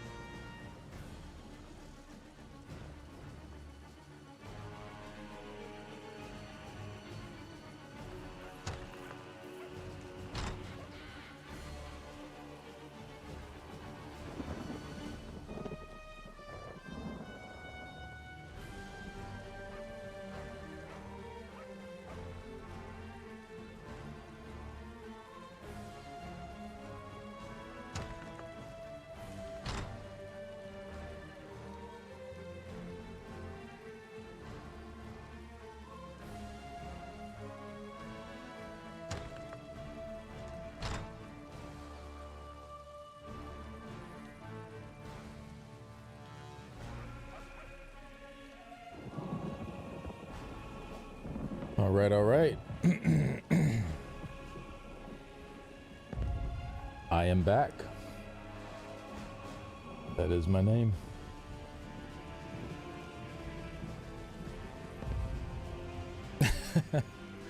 Incinidad. Hello, hello. Get that Columbine. Thank you very much. I guess I could turn off the Spotify thing and just play the actual in-game music since I'm playing Elder Scrolls music anyway. Wow, it's him back. What's up, Kieran? Hi, Dad Genta. Kieran, Dad. Metal Spuddy. Anyone know the mod name? Just show the 2 bars. Yeah, Fancy Action Bar Plus. Make sure to get the one with the plus. The other one is not kept up to date. Right here. Yeah, get the one with the little plus symbol. It's super good. It's probably my top 5 add-ons for sure. If not my top, it might be my favorite. It's so good. Yeah. So many customization things you can do with it to like I have my abilities on there. They're green on the outline, but when they're about to run out, it turns red before it runs out. So like just way easier to keep track of stuff. Sorry you had stream mute. Oh no, you're fine. Don't be sorry for being helpful.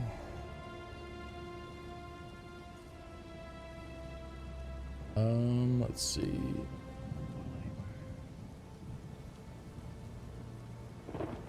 What was I doing? Oh, yeah, we're gonna go meet Sheogorath and Windhelm.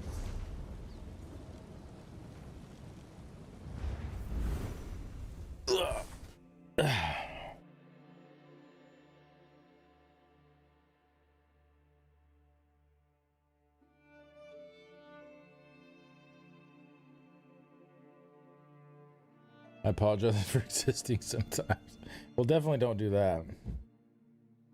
The world is a better place with shadows around. So definitely don't do that. What is this? Oh, I forgot to... Oh my god, I forgot to post on X my Subathon stuff today. This morning was so rough.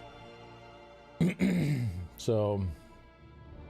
Yeah, I had all these things I needed to do this morning, and I was so sick last night and this morning. I still don't feel great, but I feel better than I did. Just missed so many different little things I needed to do.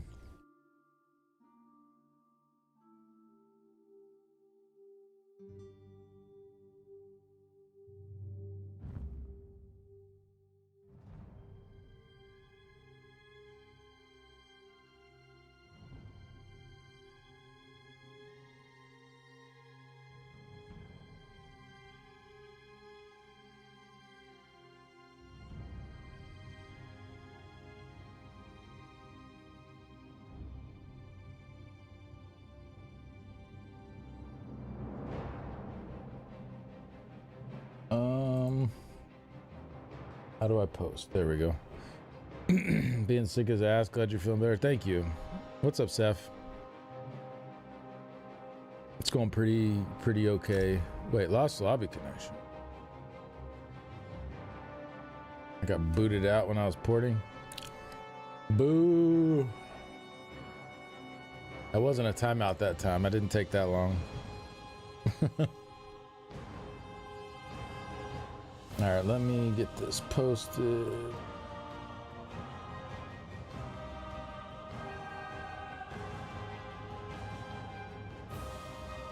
That old school music just hits.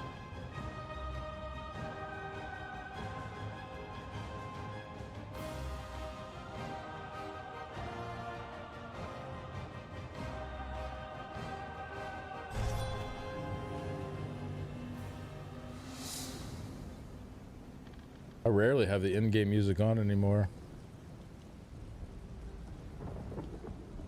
This one.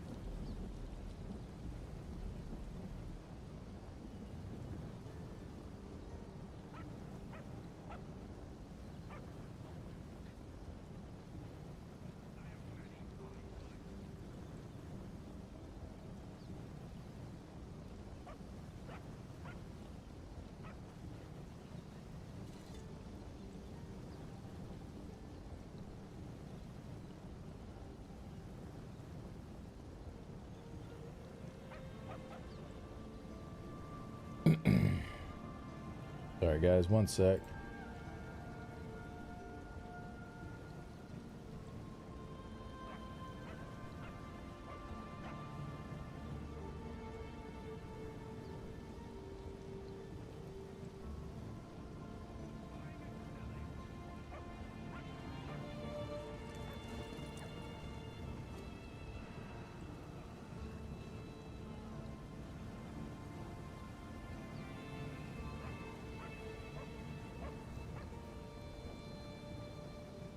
I had to ban somebody from Discord. Coming around asking for macros and stuff.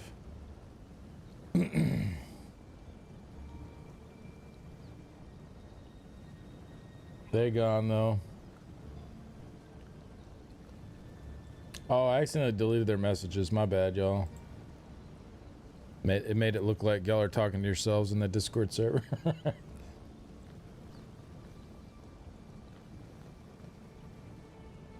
Oh,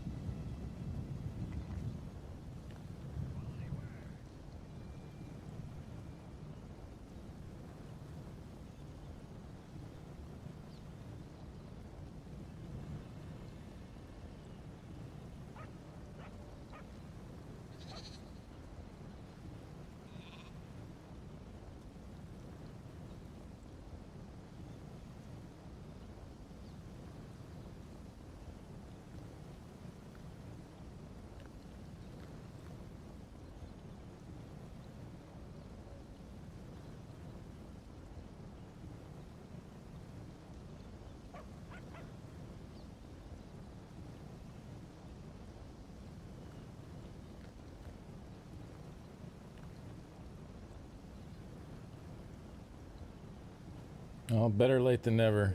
We're posted on Twitter now, or X, or whatever it is. Oops.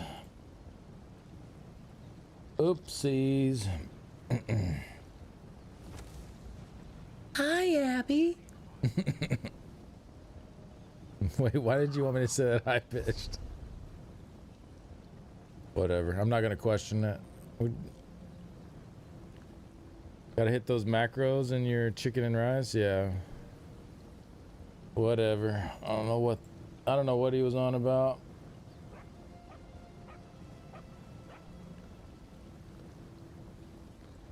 Something about, yeah. Something about macros. I don't know. I just banned him. Ain't nobody got time for that. Wait, I ported to East March. I guess I never got there. My game just booted me out before we arrived. Those are the rules of kitty speak? Oh, okay. That was sure. I could do the hi, Abby. That one's pretty high pitched too. Oh, skeevers! Is Vermina punishing me for spoiling one of her nightmares? Apologies. If someone could clear them out for us, the feast Idar is yours to sample. We have deadlines to meet. Skeevers! Feasting on the feast Idar cheese that Lazaki arranged for me. This monk says the cheese is ours if we deal with the vermin in the vault. And if I need to eat that cheese warm from the belly of a beast, well, it won't be the first time. What do you want me to do? Eliminate the skeevers and get that cheese. I can do that. Care less about draugrs or skeletons or whatever else is down in the crypts. As my guide and protector, I expect you to clear the way for me. I have a holiday to keep. Have you seen how Edessa carries on with that dark elf? It's disgusting.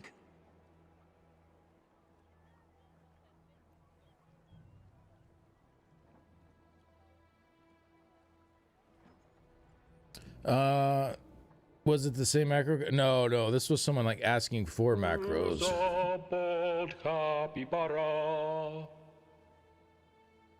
Sammy boy with the 44 months. Hey, thank you so much. That's a long time. Appreciate that. Thank you.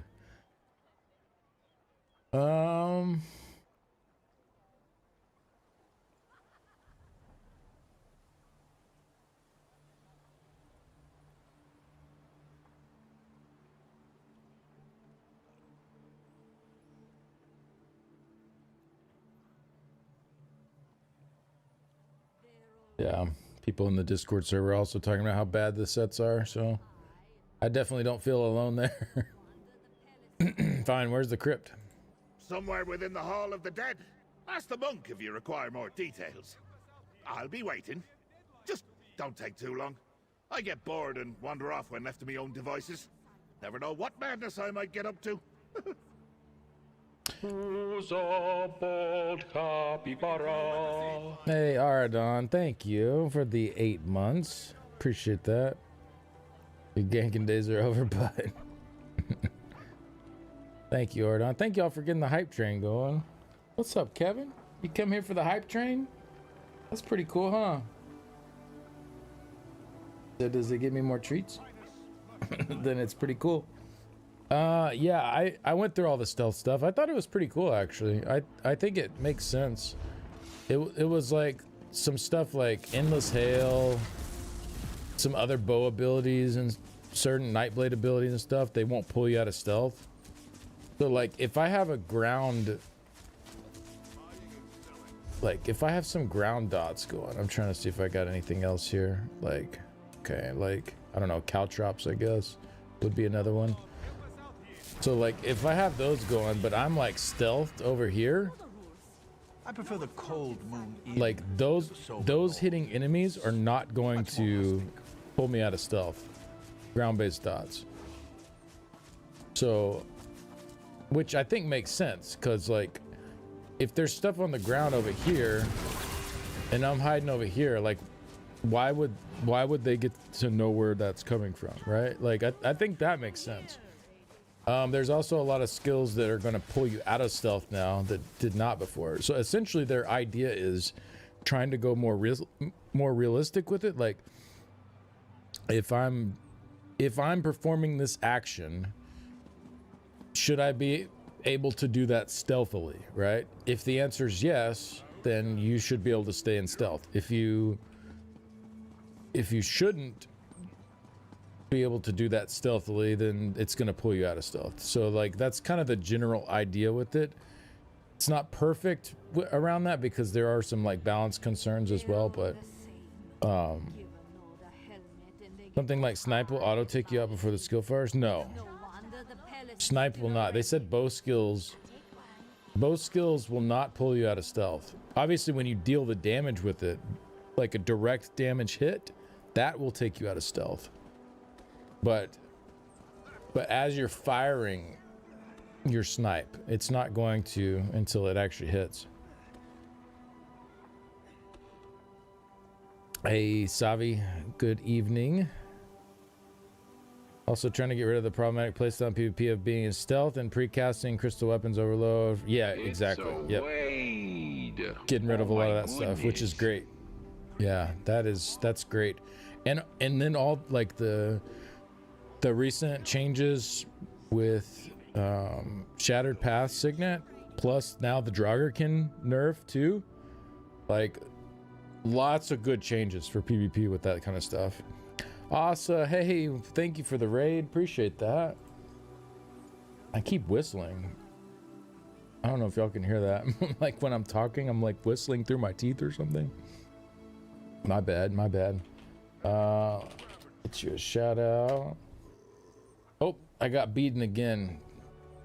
Y'all are always beating me to the shout outs. It's crazy. I'm not used to this. Ellie Sus getting a cost. Yeah. No, there's lots of good changes there for sure. Hey, thank y'all for this hype train. We got 1 minute left on it. Anybody wants to jump on board? Where are we going? We gotta go kill some skeevers. Oh, this is gonna be tough, actually. I've got what you need. You know the rules. No one's allowed inside. Got some tough skeevers to deal with.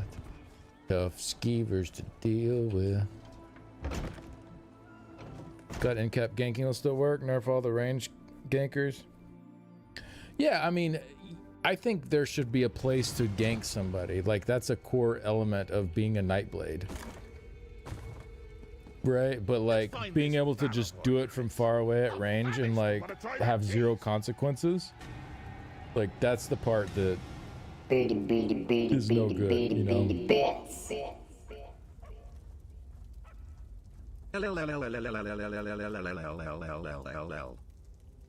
Yeah, I love it. Thank you, Hokey. Nothing I like more than a bunch of LLLLs. Oh my goodness. Hey, J Hart with the raid as well. Thank you so much. I'll make sure to check J Hart out.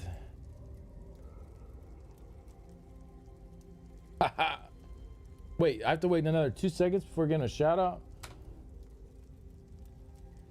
What? What do you mean I have to wait another 2 seconds? And now I got beat to it. Twitch is playing me. Twitch is playing me now. Said I have to wait another 2 seconds before I can give a shout out. What is that? And then I got beat to it. Y'all give J Hart a follow. Awesome content creator. Fellow stream teamer. Yeah, definitely go check him out. Thank you for the raid. Appreciate y'all. Welcome in, everybody. We are doing some Shea Agora stuff right now. Mostly yapping, though. Way more yapping than questing. Zero consequences, guaranteed procs for zero investment. Yeah, exactly. Still scratching my head on the Illuminate change to Templar. Zoss really didn't want people to deal damage. Wait, Illuminate change? I didn't see that. What happened to Templar? Did I miss that? I didn't think Templars had any changes. Oh, you're talking about the armor buff. I kind of like that, actually. Yeah, I kind of like that one. The 3K armor. I do think Templar needs some... I do think Templar needs some work for their damage, but I think that passive being armor is really cool, actually, because you can still get that armor from a group mate, or I'm sorry, you can still get that buff from a group mate.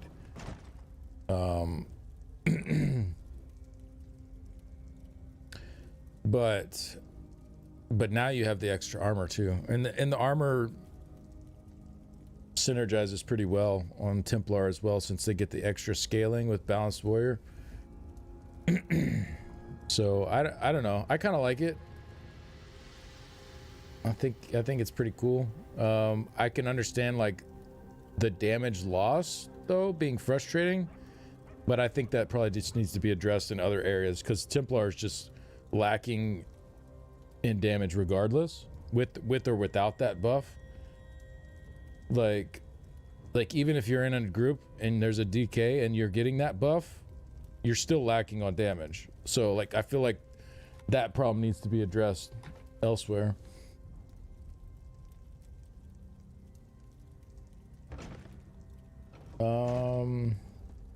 Bet your jab's still hitting like wet pool noodles, only because half the ticks don't hit someone. Templars need like an explosion called Praise the Sun. Build up 3 praises, then praise the sun. Wait, what? Play Unstable Core. Stun is the best stun for PvP. Oh, Plar Unstable Core. Yeah, I mean that's a pretty good PvP skill. I think Plars need some love though, for sure. Their class mastery, that Judgment's brand or whatever, a lot of people were saying on the PTS, like this value needs to be higher. The one that buffs all the damage of each of their ticks of their Templar abilities. And, you know, they didn't listen on that. I think they buffed it up a tiny bit for PvE, but not enough to really make a difference. You love Templar? I do like Templar. It's not like my favorite class, but I do enjoy playing Templar. I think Templar's cool.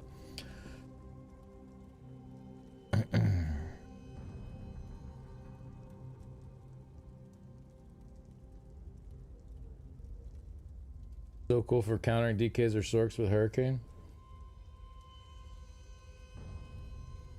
Weird change to make for class of PvP. Been asking for love on the damage front. Yeah, no, I get where you're coming from for sure. I guess I'd just rather see the damage introduced in other ways and keep the armor there.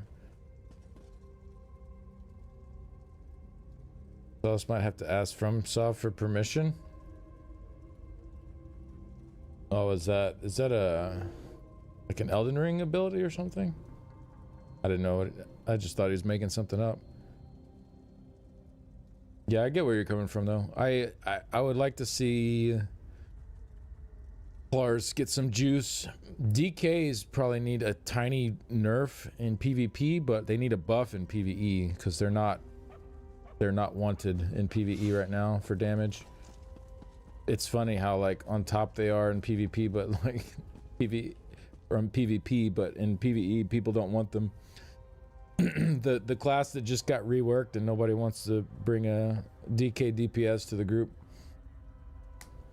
So yeah, that needs adjustment, and then probably wardens need a little bit, but that's a whole different situation. That's probably confusing because they're like mid warden rework, so like any time they spend to like fix wardens in the meantime for PvE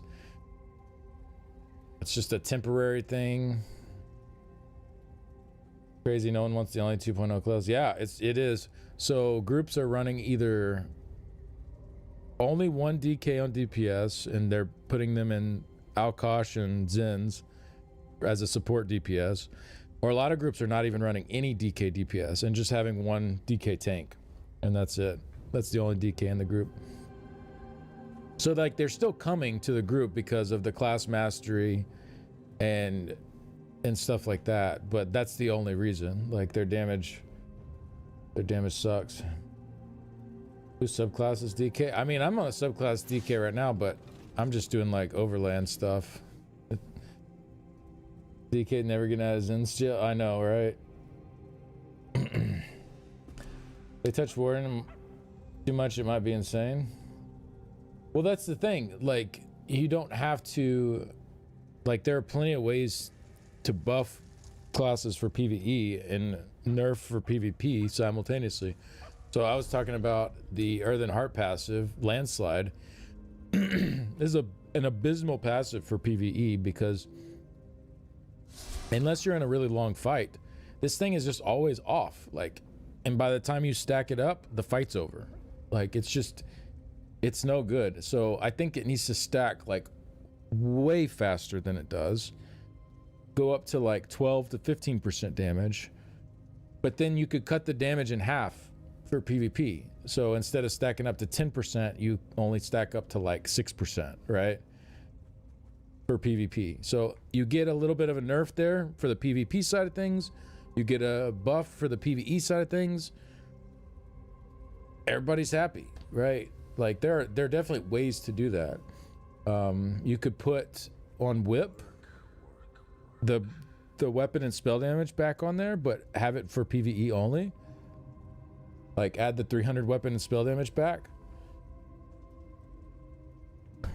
I don't know. I feel like there's some good ways to do that with, and so the same idea for Warden stuff too, right? You just have to like get a little creative with it. I mean, you don't even have to get like super creative. It really doesn't have to be that creative. Like, just like put some stuff in there that bumps them up in PvE and either leaves them the same or pushes them down slightly in PvP. And I don't know. Slowly, you keep doing stuff like that, you get things on both sides into a better place. I agree to an extent, but placing the nerf in the masteries is a bit odd to me, as you just subclass and lose those nerfs. Placing the nerf in the masteries? Well, that's not a mastery. That's just a passive. This is Landslide's just a Earthen Heart passive.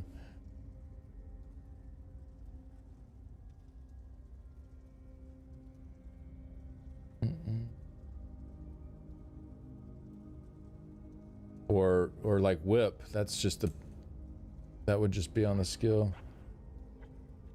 I mean, you could do it to the mastery too. I think like having the mastery also, like if it stacked faster, then the mastery, I guess, would in turn also stack faster. You know? But yeah, the nerfed damage part, I was talking about Landslide. Firebrand Burst for PvE for any scenario? No. Unfortunately not. Like healing as a warden in PvE, as DPS has always kind of felt yeah. For healing, it's really good. For tanking, it's really good right now. For DPS, it's pretty good on a dummy. I mean, and for most content, you can bring whatever. It's not really a big deal, but it's more like talking about for organized group play. We are trying to put a group together to conquer hard challenges in the game. There's no reason to bring a warden DPS. Like, there's no reason to bring a DK DPS. Like, you're better off bringing other stuff, and that never feels good, right? You should be aware of something. I'm the best ESO player of all time. Oh, wow. Damn. Well, thank you for coming here to my channel and hanging out. It's an honor. Holy moly. I can't believe it, guys. Ooh, I'm a little nervous now. Let me straighten my shirt. Ugh. I was getting a little sloppy here and better get my act together. Solomon finally nerfed the heal and power lash too, which seems cool. Yeah, I think that's a good thing. Yeah. Did they nerf Pyrobrand in the previous PTS? Yes, they did. Yep. They made it unplayable, essentially. That's crazy. I've done everything in this game. I've created 13 distinct characters with lore backstories. Have you done that? No, you haven't. You're right. I haven't. I've created 20 distinct characters with lore and backstories. 20.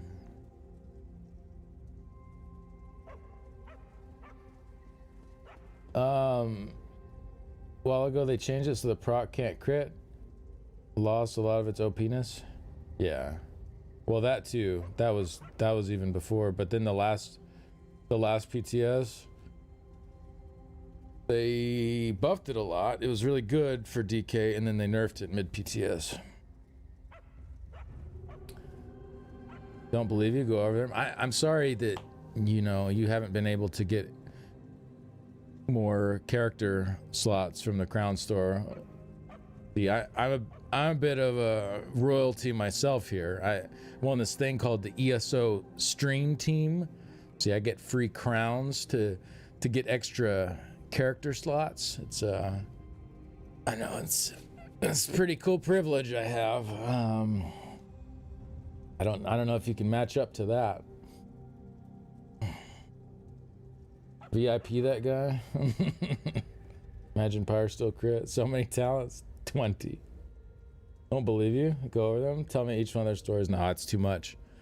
Too much. I only have 2.5 hours left on the stream today, and it would take at least 47 hours to go through them. So not today.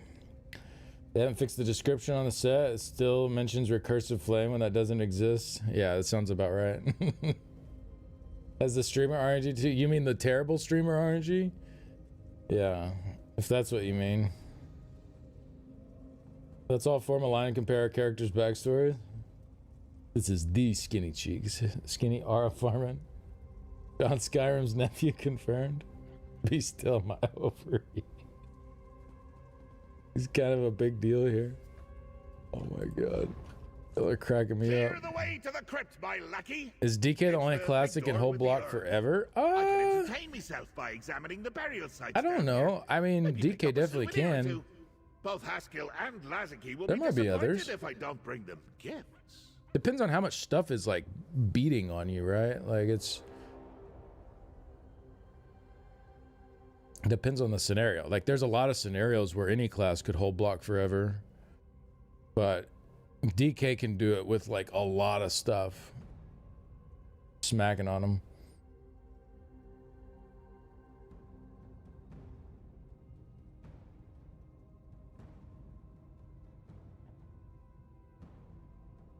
My characters all wake up with amnesia, don't know who the hell they are, and go level. Instant backstory. Yeah, there you go. That's a good story. You permablock with DK. DK can block cast their sustainability. Yeah, exactly. It's pretty nice. All right, Shagorth, what are we doing here? Yeah, maybe you shouldn't wander around by yourself down here. You misunderstand your duties, lackey. I may be mortal for the moment, but I'm more than capable of handling myself in the Hall of the Dead. After all, I certainly did me part in filling its coffins, eh? Oh, jeez. And I can always fill one more if need be. Oh, I don't really want to hang out with you if that's how you're going to act.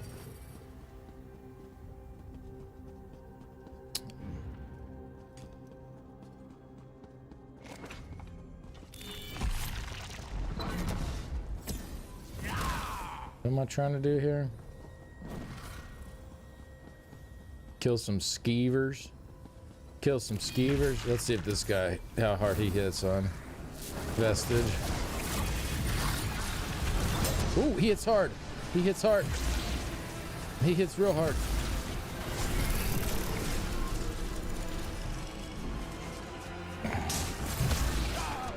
He hits super hard. Okay. Damn. All right. We gotta rethink our strategy here. We gotta rethink it. All right. Let's No! No! Ah. Well. So much for that. We tried.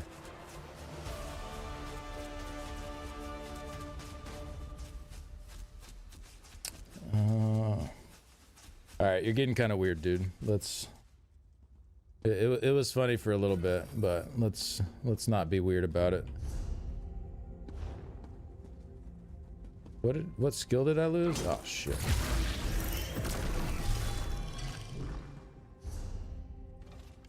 What was slotted there? I accidentally took something off my bar.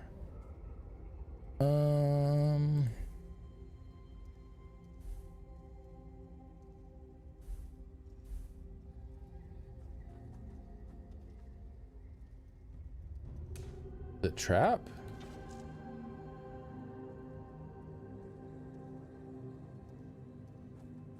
Blade cloak.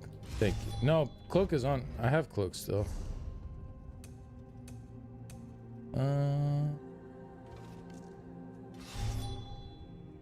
Shatter spike? No. Oh wait. Why is that not slotted? What the heck is? What was I doing here? I wonder I died to that stupid fight.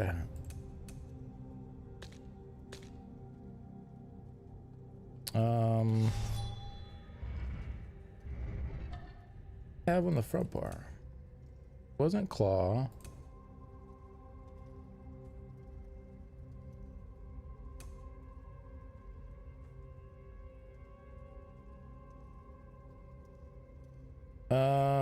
Hey Wedgie Queen, what's going on? You move Blade Cloak over, replacing. Oh! Thank you.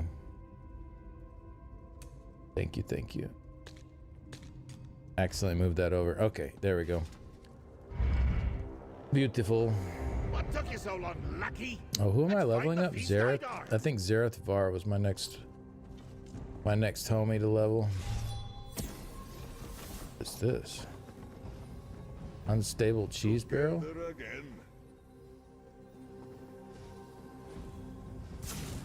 You will not last. What are we doing? Oh, we're just killing the cheese barrel. Okay. Bebajvar, it is done. Jeez, Zareth Var. What was he so loud there? What the hell? That was crazy sounding. I guess we're killing it again.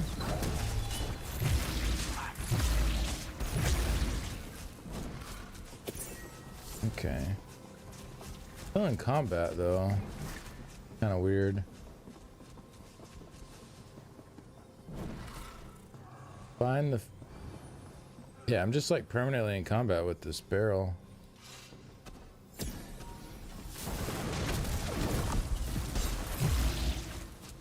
Okay. Leave me alone, barrel. Am I standing too close?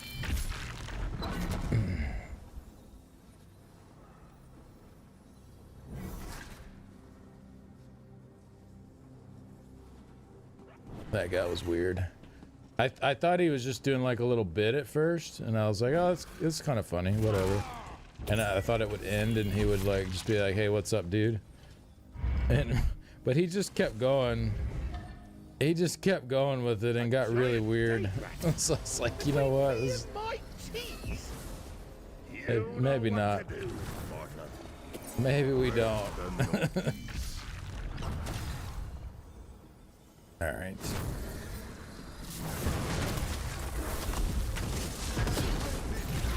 Oh God. Come on, come on, come on.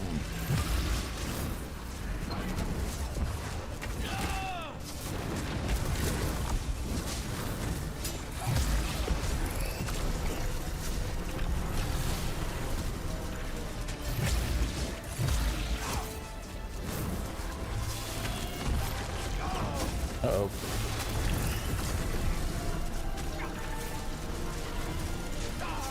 Uh-oh. Uh-oh. Woo! He was smacking me pretty good in the end there. I thought he was joking initially. Yeah, he just kept going with it though. And it got really weird. So whatever. We'll just go ahead and get him on out of here. Congrats. The first person banned in 18 days. I had 18 days of no bans. Well, we're back. It's that meme where they're back to 0 days again or whatever. Kill it so you get the special rats. Oh, the barrel? Well.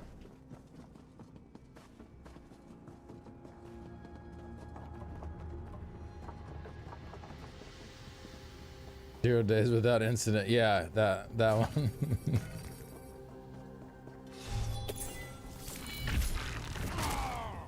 Imagine being the person that gets banned in a Skinny Cheeks chat. That's something right there. With how few people I have to ban around here, for you to be one of them is like, man, that's pretty rough. That's a pretty low state to be in.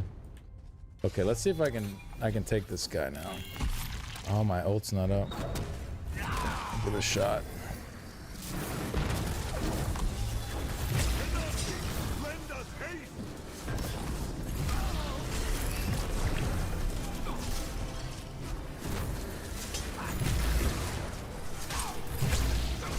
There we go, this is better.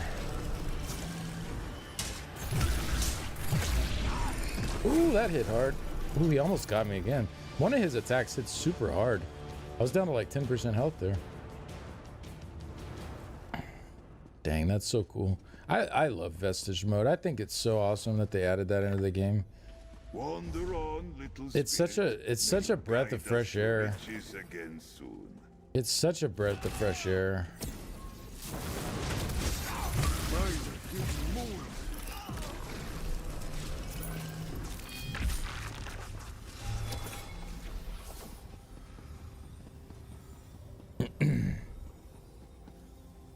It seems on brand to get an unhinged schizo in your chat while you're doing the Shepworth quest line. That's fair, yeah. Imagine going to the most chill ESO streams and grading on people enough to be banned. Yeah. DK was my original favorite. I have 2 Templar DPS tunes and 2 DK DPS tunes. Please do the world a favor and ensure I have no lemmings. I'm gonna try. I try every patch to speak on y'all's behalf. Every PTS that rolls around, I try to look. I look in Discord conversations. Oops. Accidentally changed my gear. This is an old setup.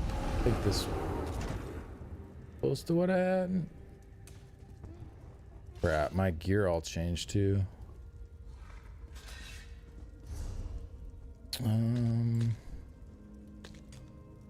I hadn't saved this current setup. But yeah, every PTS I try to whatever. This is Onsul and Tideborn.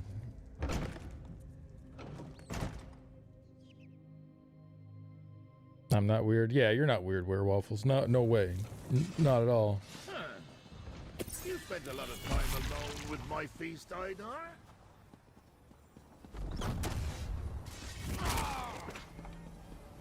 Okay. Oh. So funny because we all know I have the best characters in ESO. My lucky return, safe and well. I take back every bad thought I had about you. Well, almost everyone. You have brought me my feast, Idar, haven't you? I might get insanely angry if you've ruined my holiday, too. Why would I ruin your holiday? If not you, who? Those weren't skeevers down there. They were Daedrats. Yanked from oblivion to ruin my holiday and keep me from enjoying the feast, Idar. Did you not summon them? If you're the saboteur, just remember, I can be a real bastard.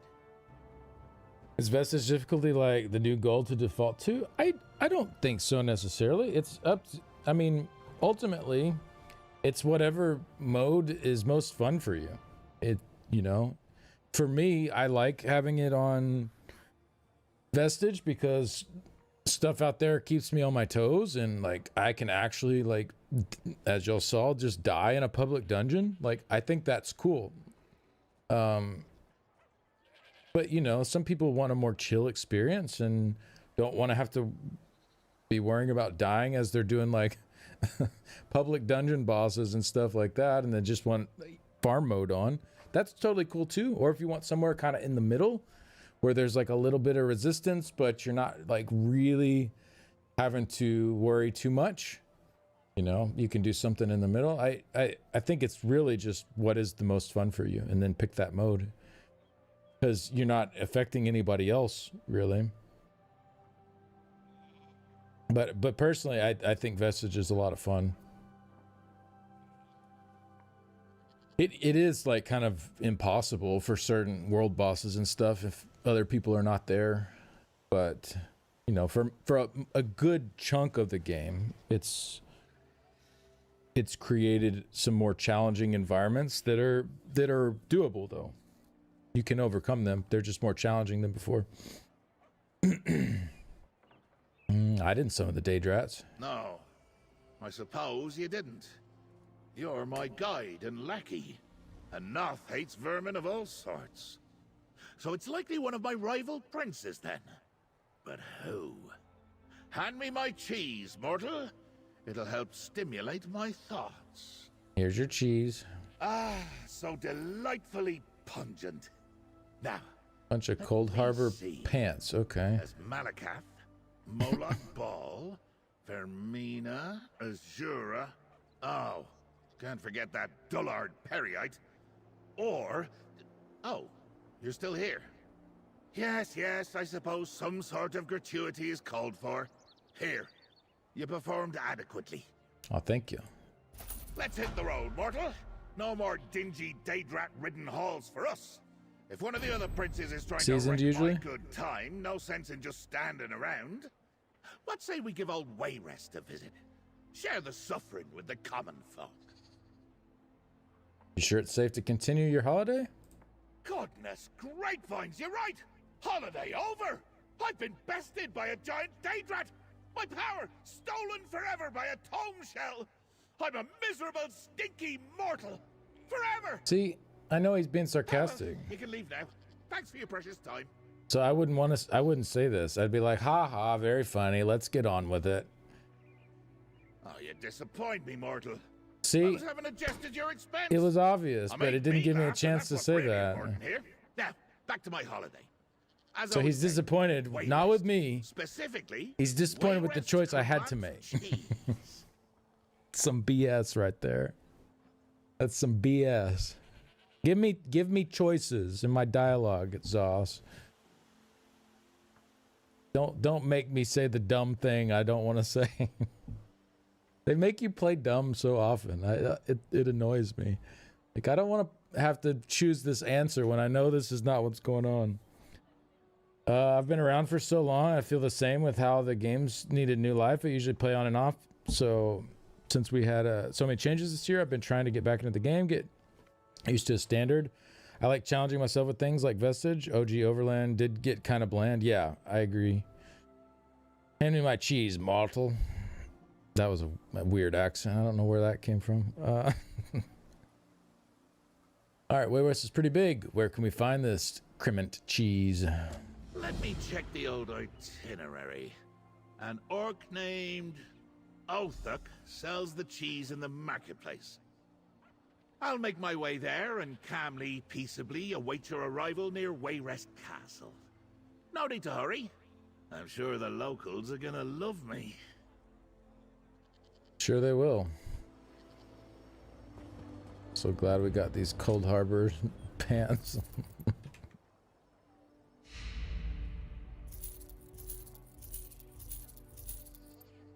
Companions' breeches.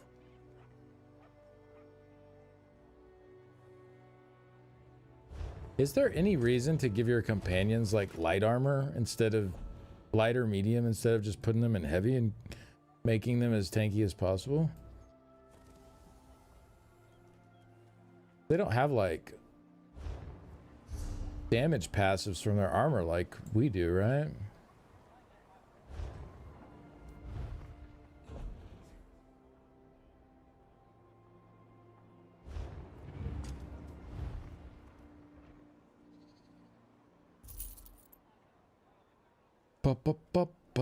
They have armor skill on it. Yeah, they have a skill, right? But it's not like... Here, I'll check it out. It's just like a skill they can cast, right? Not a... Ah, my tummy. I might be remembering wrong.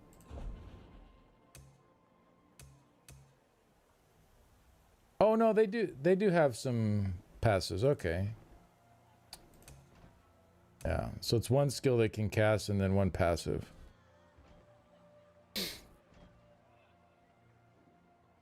Hyper did some TISM a few months ago about it. Heavy armor all the way. Yeah. I can't look at these right now because I don't have enough pieces on of those types. What is on your... But yeah, I didn't think it added any damage. Oh, he's got all the white starter gear on still. Get him some of this stuff at least.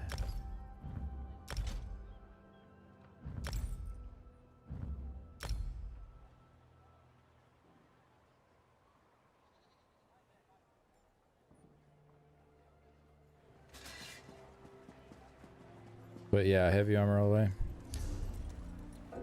Yeah, they should make like light armor. I don't know. Fewer people staring at me than I anticipated. They should make the like have reasons to put those on the way we do in PvE. Some like sizable reasons, you know, instead of just like, oh, heavy, they're gonna not die as much, so let's put heavy on them. It's not like they have sustain to worry about, right? And if they don't have any like solid passives for wearing that kind of armor, then it's just, yeah, it doesn't really make sense. All right, where are we going? Stormhaven? No, Wayrest. which is in Stormhaven, yeah. No suitable location. Cheers for the Scald King. There we go. Zareth Varn and Xander, your go-to is nice. I'm working on leveling as Zareth Var right now. I finished. What's her name? Ember. Finally. I still need to do her other side quest though. To get her permanent buff. I forgot what. Forgot what I still need to do. Ember. Is it under exploration? What am I doing? Companion.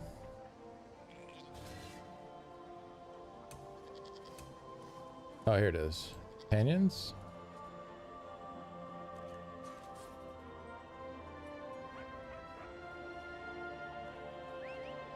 Oh, that's not where it is. Oh, maybe it's under the DLC that they came out. Which one was Ember? It wasn't Blackwood. Was hers High Isle? Yeah, here she is.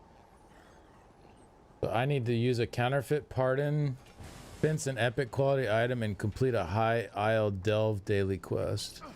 And then I think I'm done with her. Yeah. For the keepsake. Because I finished all the other stuff. I just gotta go do that little side mission. But yeah, now I'm working on Zareth Var. I have Miri done. But You'll fill the bill nicely. Oh, go away. Please, no.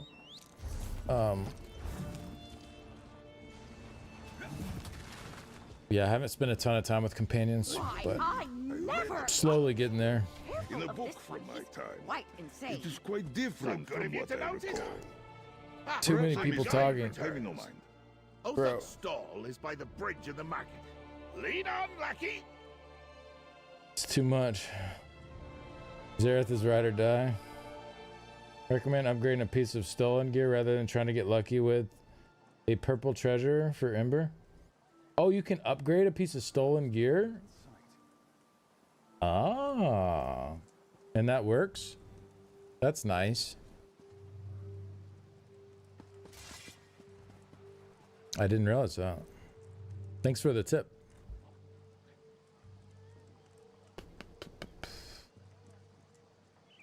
All right, what are we doing here? Talk to Othuk. Okay, all right, we can do that. Dang it. Wait, I thought Bro, I did it again. I thought I changed my keybinds.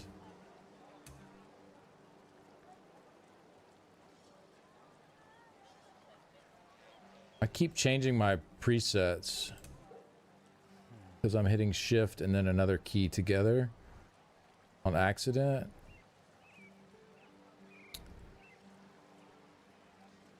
Oh, it is still shift 8 and shift 9. Okay.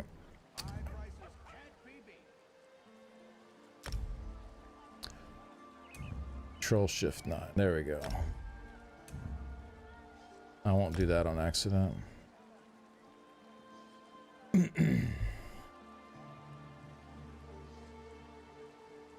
Yeah, that was screwing me up in my raid too. I was like accidentally changing my setups. Cause like, so 9 and 8 are like my side mouse buttons.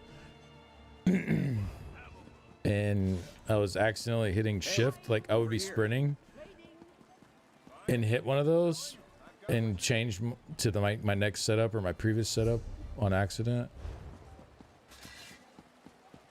But yeah, anyways, should be fixed. Should be good. All right, bro. Bastard's got tomato all over me. Uh-oh. Oh, if you're here for the Wayrest Cremant, I'm afraid you're out of luck. I have none left to sell. A group of cheese thieves absconded with every wheel I had. Made a mess of the market, too. Cheese thieves? Cheese thieves, burrata bandits, call them what you like. They robbed Tomato more than just my bastard. stock. Swiped food from every stall.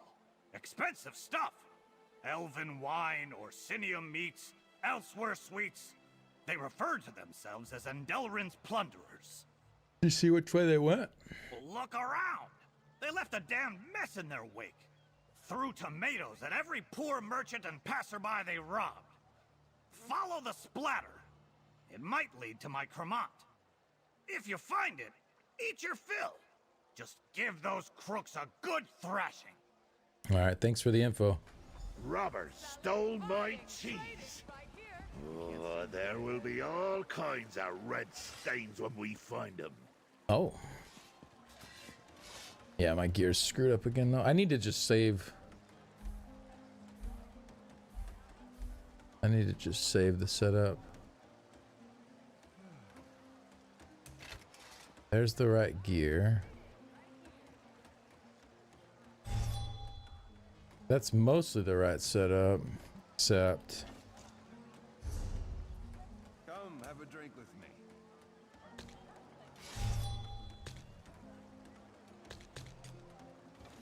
that on, and then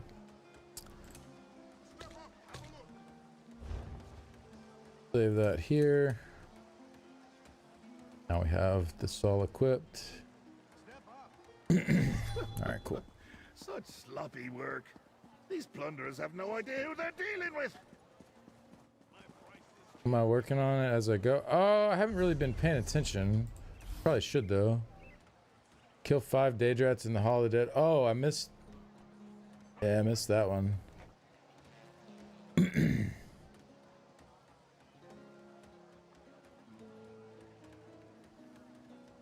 Explore Wayrest Market. The Plunderer's Note leads you to Wayrest Market. Now do what you do best, or second best, or third best, whatever. Explore it.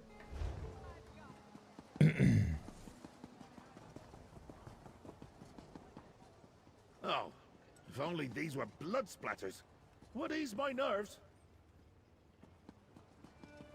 Ugh! Robbed and covered in tomato slop. Yeah, I don't know. Can this day get any worse? Just says explore. Kill 3 plunderers in Stormhaven. Interrogate Plunder King. You just do the quest. Basically finish it. Killing the Daedra and crafting the cheese mills was easy enough to finish. Okay. Those filthy Noir robbed me and smashed tomatoes all over me. Oh, what a day. Did they steal from you too? They stole our cheese. The packages and letters I was carrying? I'm a courier and was just starting to make my deliveries here in town. Now I'm covered in peel and pulp and I lost my parcels. How am I going to explain this to my boss? Did you see which way they went? Last I saw, they were running for the stables behind you, right by the city gate. If you catch them, give them a thumping for me. Okay. Goodbye. Make sure to give those thieves what for. What? Oh, I need a bath. Hear ye, hear ye. Bro, there are too many people yelling stuff. No longer a threat to Stormhaven. Got what you need. General Plunder Godwin King? and the orcs of Clan Murtaugh Sounds like a bad mother's defeated the farce. ogres. I'm getting a headache. I'm not gonna lie. All these people yapping constantly. Fisherman's Island. Fisherman's... Why does that sound familiar? Oh, sure. Some I fight tomato an angler related there incident? once and Yeah. served him as a banquet to the local fish. He was still alive when I left. Wonder if he's still there. I thought that's why you were saying that earlier. You were just saying it. Let's focus on the thieves. Should we check the island? First Daedrats, now thieves. Far too many hijinks happening on this holiday, lackey. I won't stand for it. Let's get over there. When I find this Plunder King, I'm going to see how many tomatoes it takes to make him burst like an overripe grape. Your friend seems upset. Need some help? Your friend raced off in a hurry. Look, I heard you talking about Fisherman's Island. Well, these tomatoes they splattered everywhere didn't come from there. Probably grown on one of the farms out that way. think they grow on a farm? Grown or stole. They had baskets of tomatoes. Sometimes my courier duties take me out that way. Closest farm to the island is Drodara Plantation, outside the city. It's overrun with other bandits, though. I suggest trying there.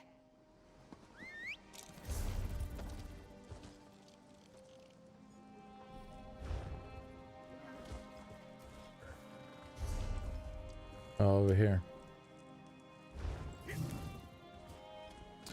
All right. We'll check it out. Check it out.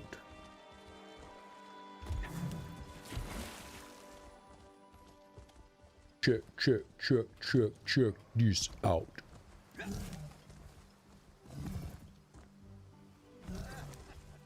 Ah. Is this the little punk? Is he causing all the mess? Did you see that crazy old man run by? I did. And then I saw a flying book headed east toward the plantation. I knew drinking that What's up, rock Chris? meth was a bad idea. We move with the wind.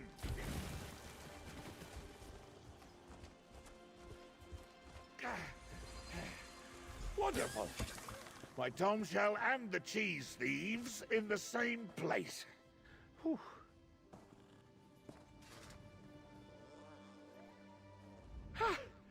Oh, never had to worry about being out of breath before. I was hot on the trail of the plunderers when I spotted my misbehaving tome shell. Saw them both head into that cellar. Maybe we can get my cheese and my power with one blow.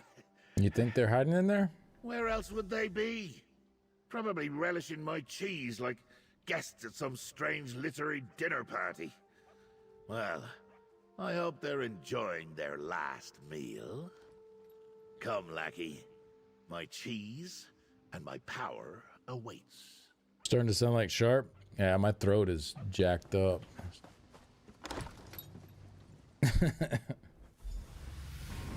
Let's make the bastards pay. Ooh, look at all this cheese. Time to have a taste of that sweet cremant. Scorched fondue. I've been tricked. Lackey, save me! You cheeky little crab. Release me this instant.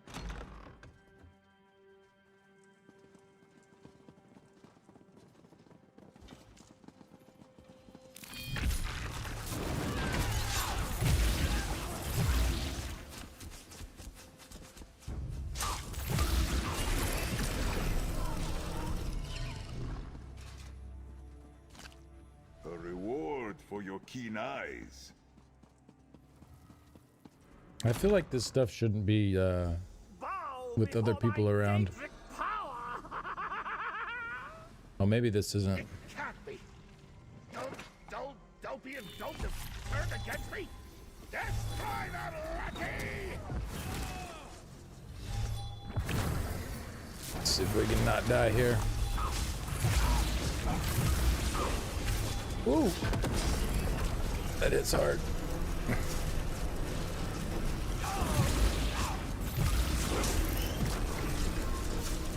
Let's see if we can get this one down. Okay, that one's down.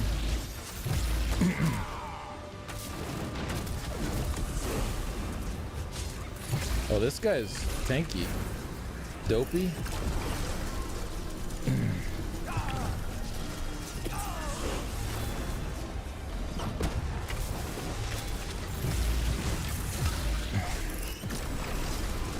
Alright, just one left.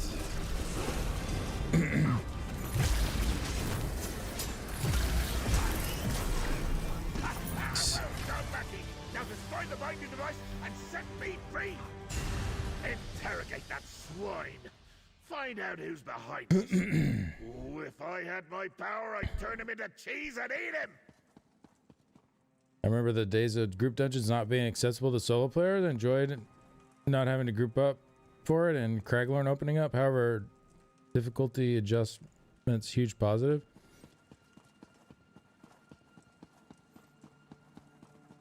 Oh yeah, yeah. I like it being an optional thing. You know, I know a lot of people don't really want that experience, but you know, for others that do, it's quite fun.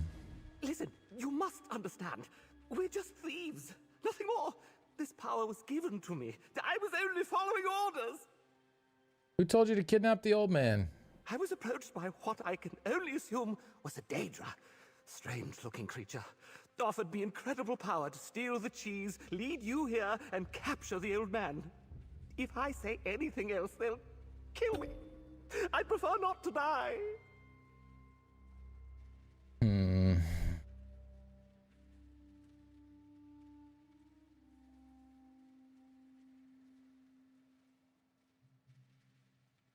If you tell me everything, maybe I can protect you. I'll take you at your word. One night, a bit back, I was approached. I was just coming out of my favorite tavern when he grabbed me. He scared me something fierce. Took me a moment to realize he was a big, nasty-looking Daedra. I think. What did he look like? You're being awful kind about this. It's appreciated. He had 4 arms and huge muscles. Told me he could make me a proper bandit king with the power to summon those scamps. Just had to do one small job for him in exchange. Happened to give you his name? Lazaki. He definitely seemed to know the old man, but the Daedra specifically said not to mention that. Now, if you're good to your word, I'm going to start running now. I want to put as much distance between me and here as I can. Ah, there's my tomb shell. What the wabberjack? Oh, perfect. The tomb shell used my power to turn him into cheese. And I can't even eat him. Let's talk outside, lackey. Oh, I got the helmet. Nice.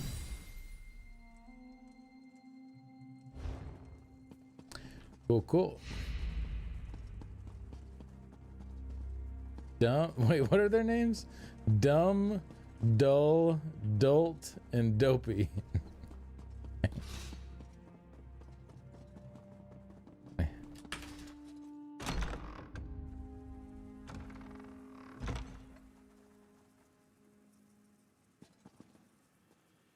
I think the cats are ready for dinner.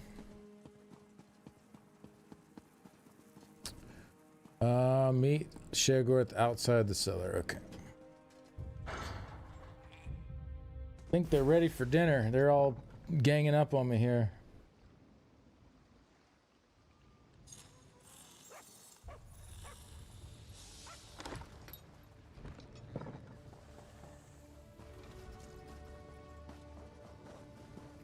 Okay. Yeah, let me go feed these cats. And then we'll yap with Sheogorath a little bit after that.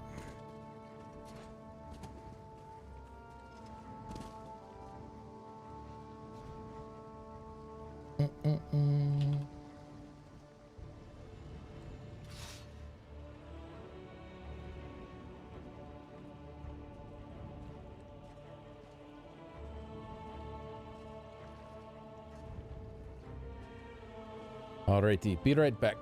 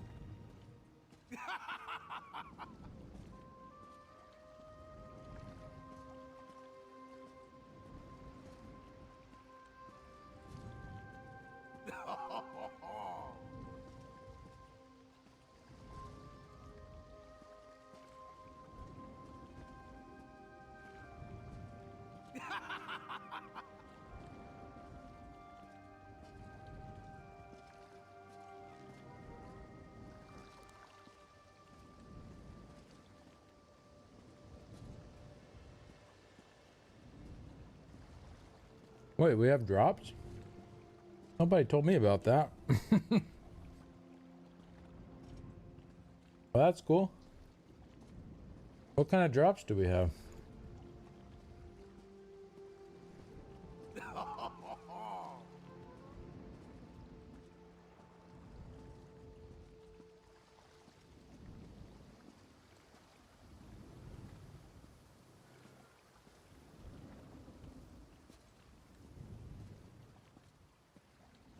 Great box.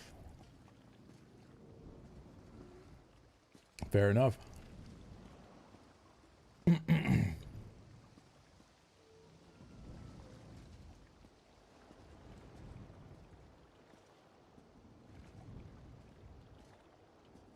gonna finish snacking real quick.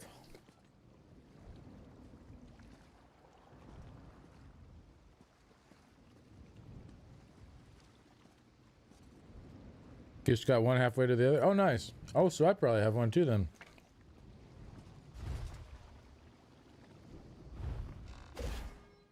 Nope. I guess I should be watching myself.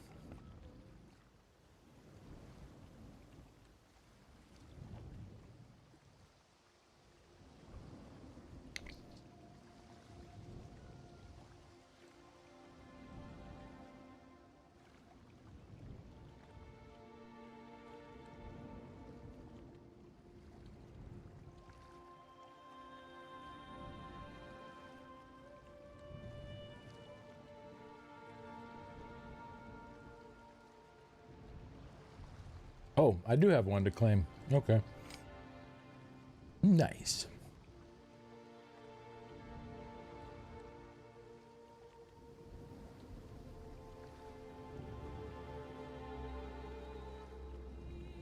Oh, let me go shut this door so they don't eat Abby's food.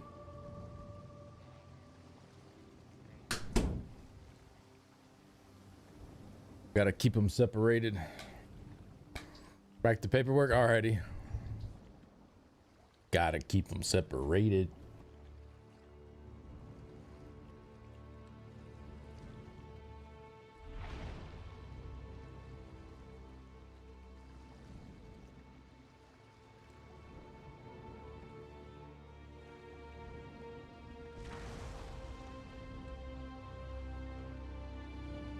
You sing that song too?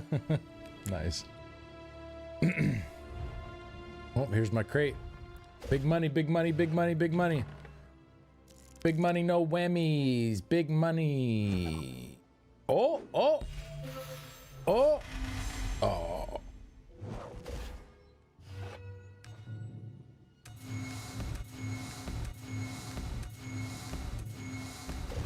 Seven gems. I'll take it.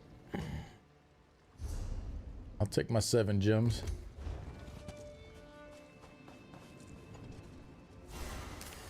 A blessed bounty for potion making.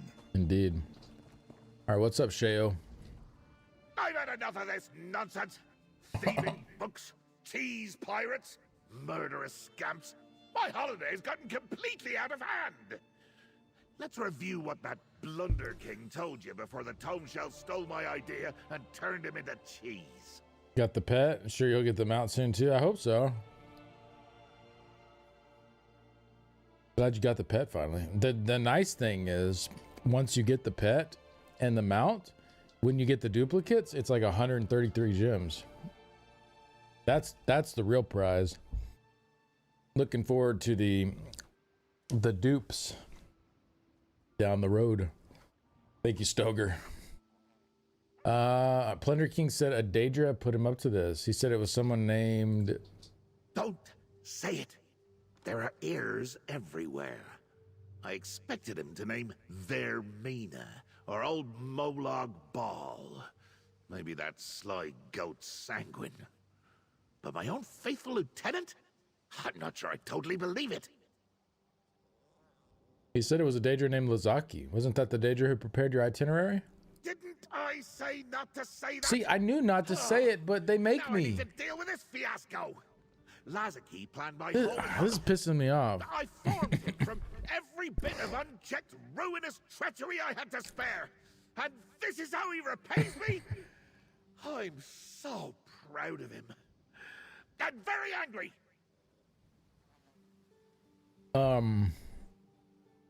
Like he says don't say the name out loud. I'm like, okay, I should not say this name out loud because he said don't say it out loud. What is the choice that Zoss gives me to click? Saying the name out loud. And then he yells at me for saying it. It's like I didn't want to say it. It was my only choice.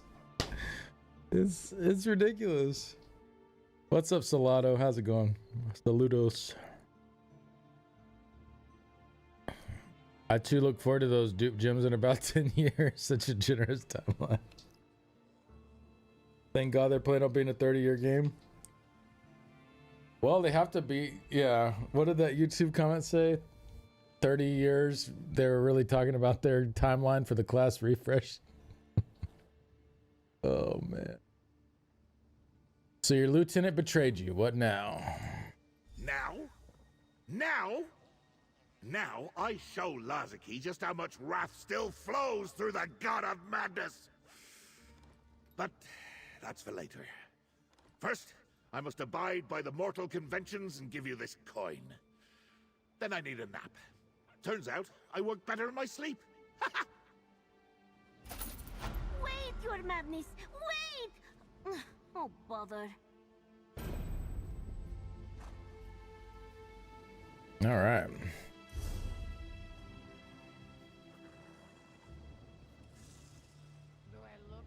Visit the Artisan Cheese Festival. Craft cheese items. Oh, those are easy. I got plenty of cheese, I'm sure. Cheese. 36,000 blocks of cheese in my stash. Nice. Investigate Othuk's hideout. Wait a second. Oh, we're getting spoilers in this. I need to quit looking at that list. It has spoilers in there. Damn. Oh, Abby's done. Let me let the cats out.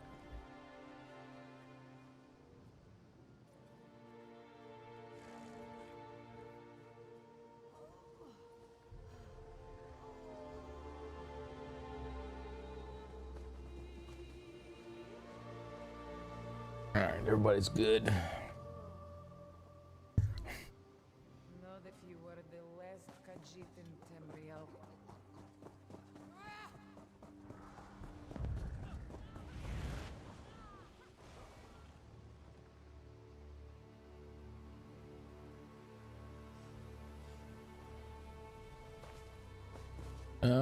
All right. What's up, Noth? Not followed Lord Sheogorath and expected to find him here. But instead she has found you. This one has been tracking the tomb shell as it trails after my master like a flesh fly to the stench of decay. But it slipped from Noth's grasp every time.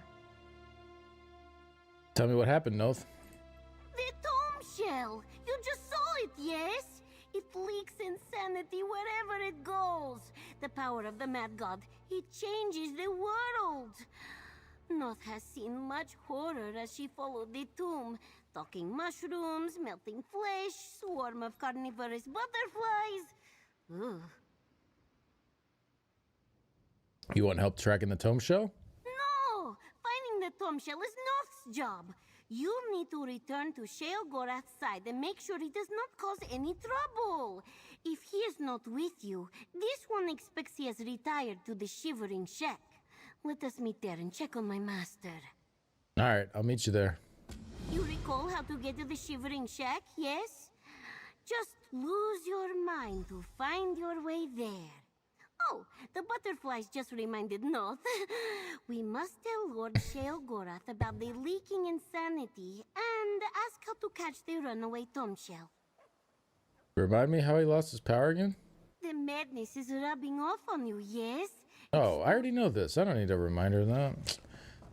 Man, some of these, it's like we just talked about this. Like, I guess if you had like a few days between the quests or something and you forgot what was going on.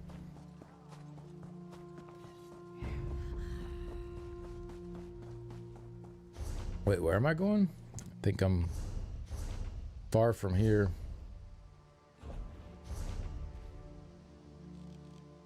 Up here, okay. Port over. Pour it on over. Pour it on over, baby.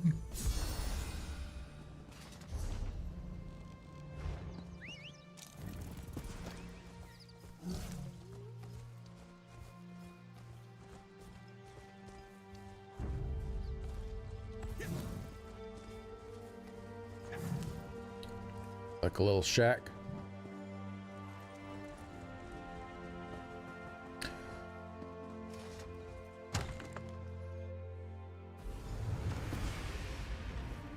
Please, Master, calm yourself. Have a bit of cheese from your shrine. Forget that cheese! My holiday has been sabotaged, and my power's loose in the world! They're making a mockery of the Prince of Madness! Noth has tried everything she can think of to calm her master, short of giving him her tail. But this one does not think it is detachable. Please, explain to Sheogorath. His mortal form demands sustenance, while Noth tries to sniff out his power. Sheogorath's power's been missing since he started his holiday. Why is he so upset now? If your favorite Tomshell had run off with your power and refused to come back, you would be irritated too. It is embarrassing.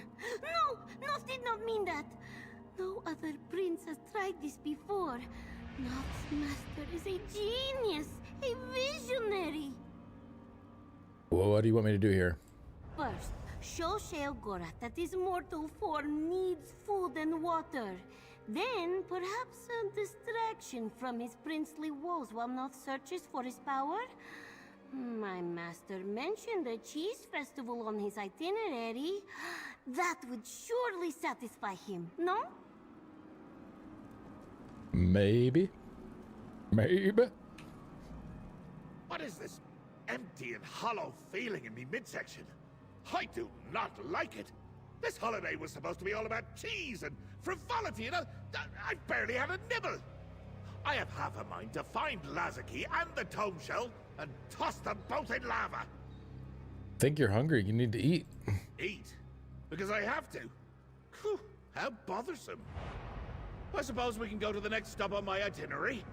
The annual Artisan Cheese Festival south of Voss in Vardenfell. I'd much rather punish my badly behaved Tomshell, but I do like a good festival. Could be another trap. Oh, we can't not go to the festival. That'd be a waste of a good itinerary. I know. You'll accompany me as my bodyguard. Taste the cheese with me. Sample the wine. Remind me to chew. And stay vigilant, my lackey.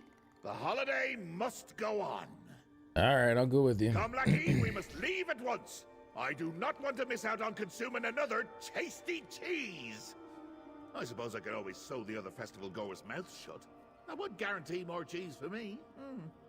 Now, Vardenfell awaits. You're not worried about Lazaki?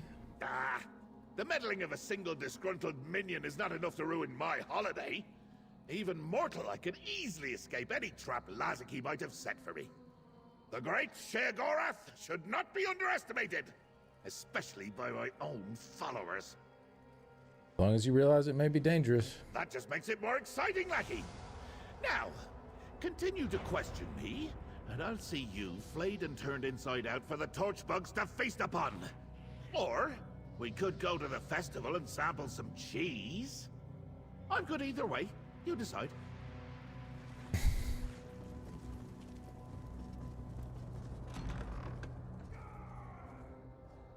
Jeez. Why am I helping this guy? Cheese! With haste! Yeah. Vardenfell. Vardenfell, Vardenfell. It's time to go to Vardenfell. Yeah. Not a big cheese fan. I'll eat it on occasion, hot and melted on something, but cold cheese is just Not for me. So sorry to hear that. Well, it is how it is. I likes what I likes.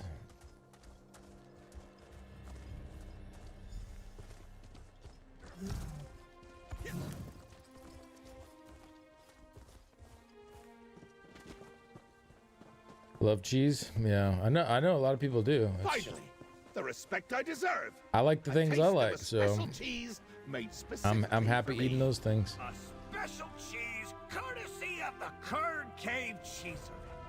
Make sure to sample the rest of our tempting morsels at the festival. Wait, Otha, wasn't he the one in Wayrest? He looks different.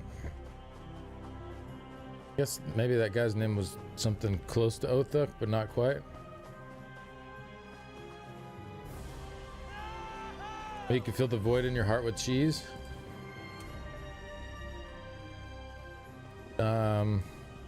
Maybe.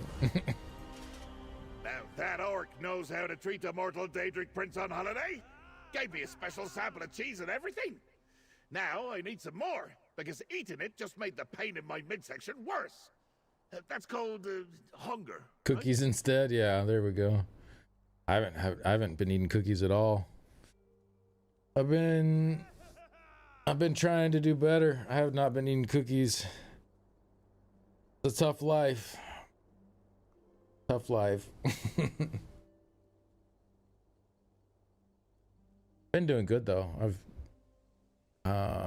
lost I think like 11 pounds. Something like that. I have to go check again. Remember Cheese Whiz? I wonder if it's still a thing. I think it is. Oh, it was the orc from Wayrest. Yeah, okay, so I did remember right. I was like, this guy looks different though. The guy in Wayrest though, he had tattoos all over his face. The one with the Kermot, Othuk? Was it? Yeah. I must confess, all of you mortals look alike to me. The special cheese had a wonderful aftertaste. Yeah, Even I burned a remember. little on the way down. Magnificent! After we try a few more samples, there's a tour of the cheesery. It's inside a cave. Yeah, he had tattoos all over his face in the other place. All right, Telvanni fungi crumble. Okay. Mushrooms taste like mushrooms. How disappointing. Thought it would be creamier. Are my taste buds working right? I bet some of y'all would kill to be at this little cheese festival, huh? Just does not look appetizing to me at all.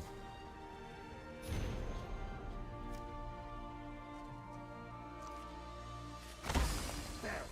The cold shell is knocking me. It is still a thing, unfortunately. The festival. Intriguing. A sharp, bold flavor. Wait, is my tongue supposed to tingle?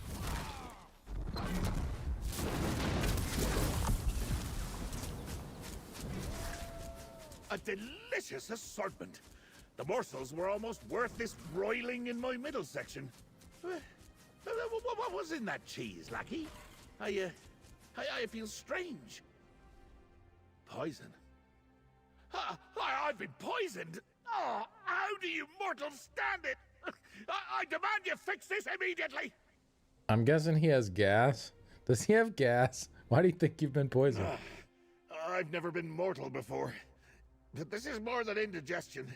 I'm weak, lightheaded, hot under the collar. But we ate all the same cheese and you seem fine.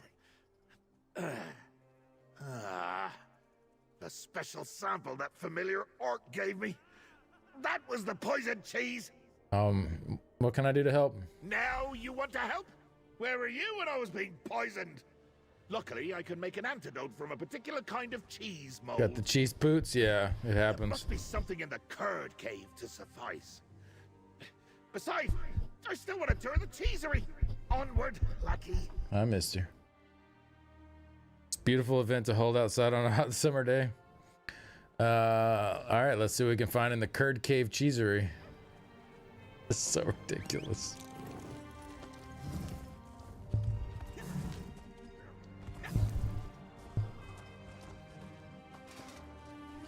See you later, Floyd. Good sir, you don't look well. Let me hold on to that heavy staff for you. How good of you to notice. Thank you.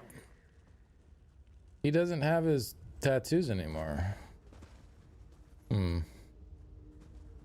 What a considerate orc. To notice that I'm unwell and offer to ease my burden. Oh, you should take note, lackey. Now, the cheese cave calls to me. I can hear it.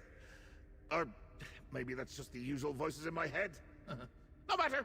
Cheese and mold awaits. Oh. That was the same orc that gave you the poison cheese, by the way. The one that just took your staff. No, I don't believe so. Poisoners and villains rarely have such impeccable manners. Did he say where he was taking your staff? Why are you so suddenly fixated on my staff?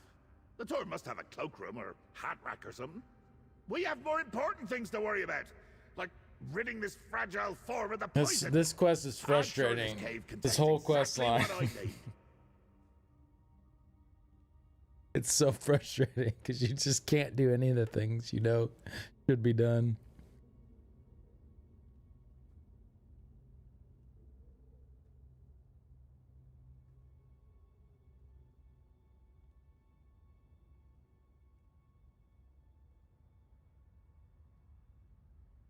What are we looking for exactly? The antidote requires different types of cheese mold. Some from a stinky cheese, a bit from a soft and soothing cheese, and a good chunk from a full-body cheese should do the trick. Oh, and if I have a nibble or two along the way, so much the better. Okay. Oh, the poison begins to burn. Quick, follow your nose. We need 3 distinct types of cheese mold to cure me. Okay. What a horrendously stinky smell! Perfect! Ah, a soothing aroma in the air. Find it now, Lucky! Oh, oh.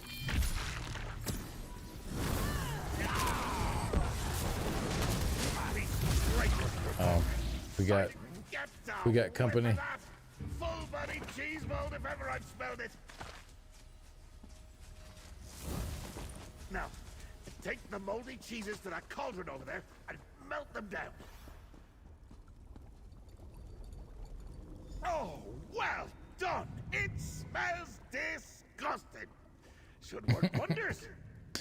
That's something I can agree on. Maybe they're connected to his powers. Does ear cheese count? Oh, God. I don't rightly recall if I like you or not, but you'll have my eternal gratitude after you give me the antidote.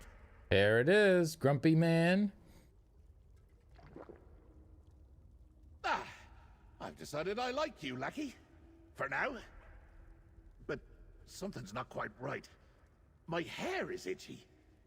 Oh, the poison. The antidote slowed it, but it's still there. Give me my staff. We'll find the tome shell, retrieve my power, and dispel the poison. You gave your staff to that orc, remember? What? I did no such thing.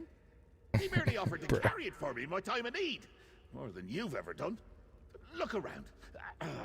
I'm sure my staff is here somewhere. It gets lonely without me. Then we'll find the tome shell and take my power back. Gotta take the power back. Gotta take the power back. They should have just busted out some Rage Against the Machine right there when he said that. Oh, it got me. Got me with the negate. Wow. Georgette, you are stronger every moment. I know.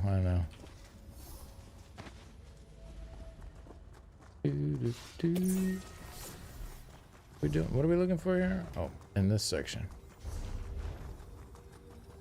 Examine the crumpled paper. 3 bottles of wine, 2 pitchers of ale, 4 aged wheels of cheese, 55 burgers, 55 fries, animal companion fees, 6 bowls of cheese curds, shoe polish, moldy cheese rind. Okay, whatever. Yeah. That crumbled parchment is certainly not my staff. Unless my staff is being whimsical again. No, it wouldn't be so bold. Is it a clue, perhaps? Or is it simply discarded trash? Receipt from the Violet Vardvark Tavern. Made out to Lazaki and Othuk. A receipt? Definitely not my staff. It clearly shows that my traitorous Lieutenant Lazaki What's up, is Floyd? working What are you doing, alongside bud? the well-mannered orc. In my lap, bud. But why would Lazaki order Hi. so much cheese? Oh, my buddy. This tavern. My staff buddy. must be there. Why do you think we'll find your staff there? Because the orc who took my staff reeked of cheese. It was a unique odor. Nothing at the festival or in the cheesery smelled like it. And I know my cheese. Besides, villains always return to the scene of the crime. To the tavern, Lucky! All right. Let's do it. Meet me at the Violet Vardvark, Lucky. Trent says hello, Floyd. You gonna get comfy now? Sweet boy.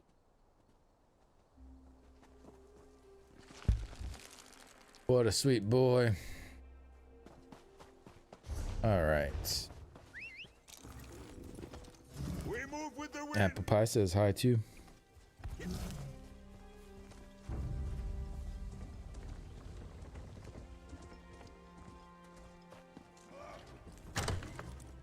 Hi, Floyd. What a man! He looked up at me like, what the hell is that? Oh, this is cool. How spectacular! A tavern bursting with madness! Oh, if I wasn't poisoned, I might actually enjoy it here. The tome shell must have visited this place, leaking droplets of my power everywhere. That's a good sign. See, I would never say this. You're talking to the Daedric Prince of Madness, remember? Exactly. My See, power that's what I'm wants to saying. return to me. It's dragging the tome shell around, seeking out my essence, including my staff. We're in the right place, Lucky. Well done. Here, for your help so far. Share Gora's blessed cheese emote. Oh, nice. Oh, I think the antidote is wearing off. I don't feel so good. Cheese statue. Nice. Can turn into cheese. That's pretty cool.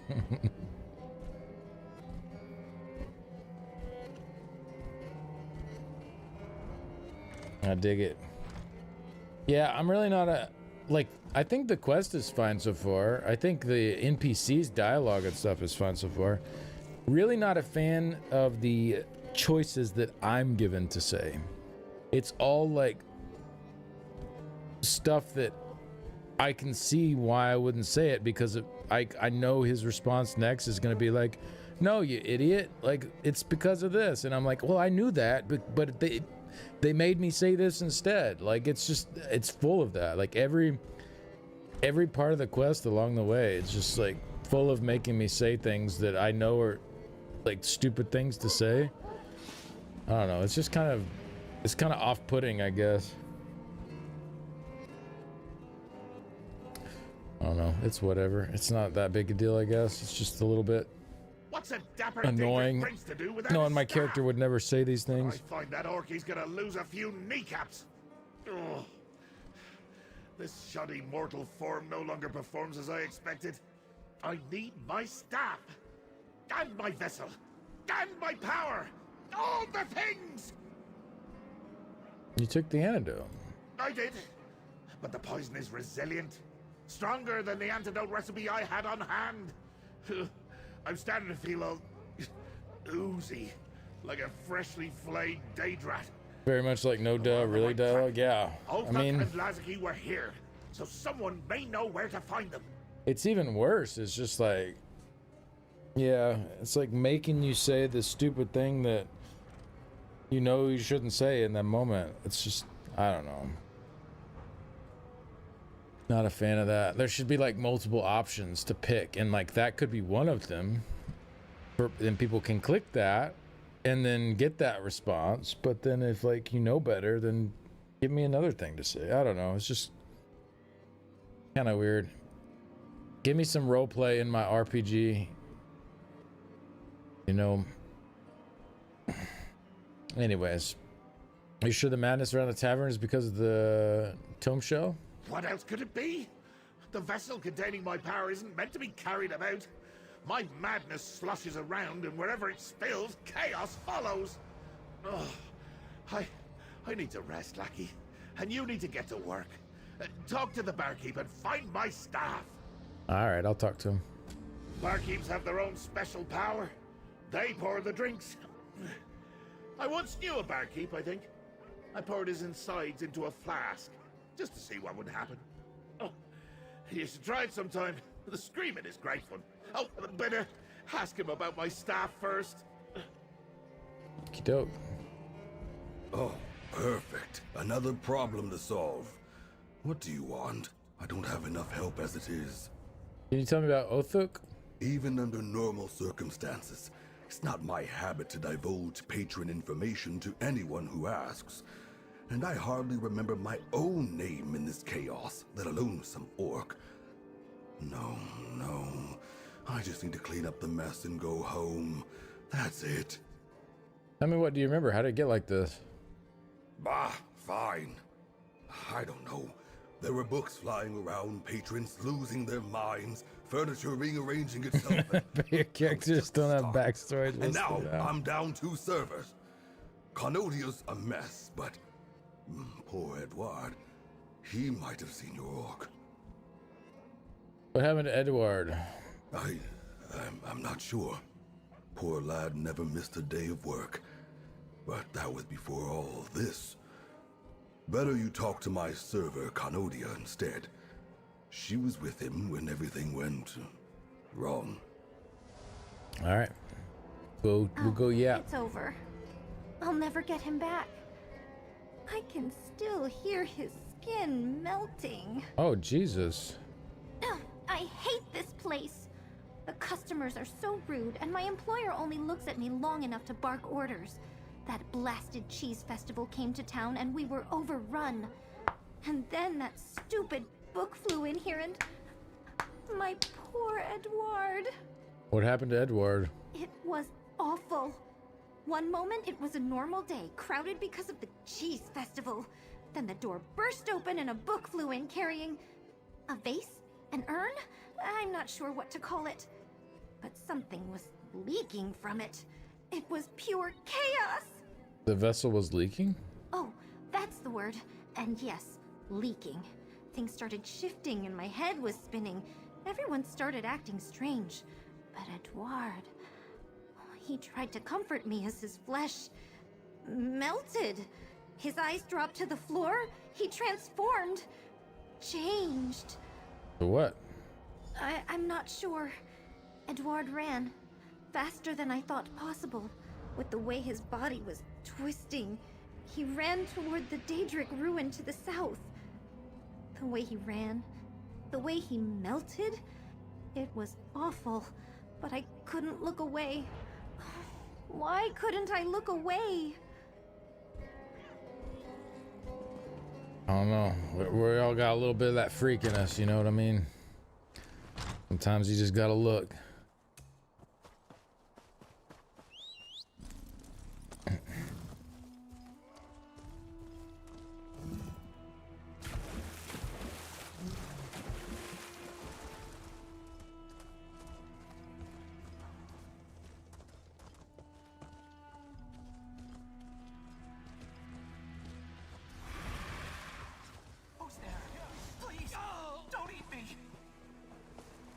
Oh, he turned into a dragon frog? Okay.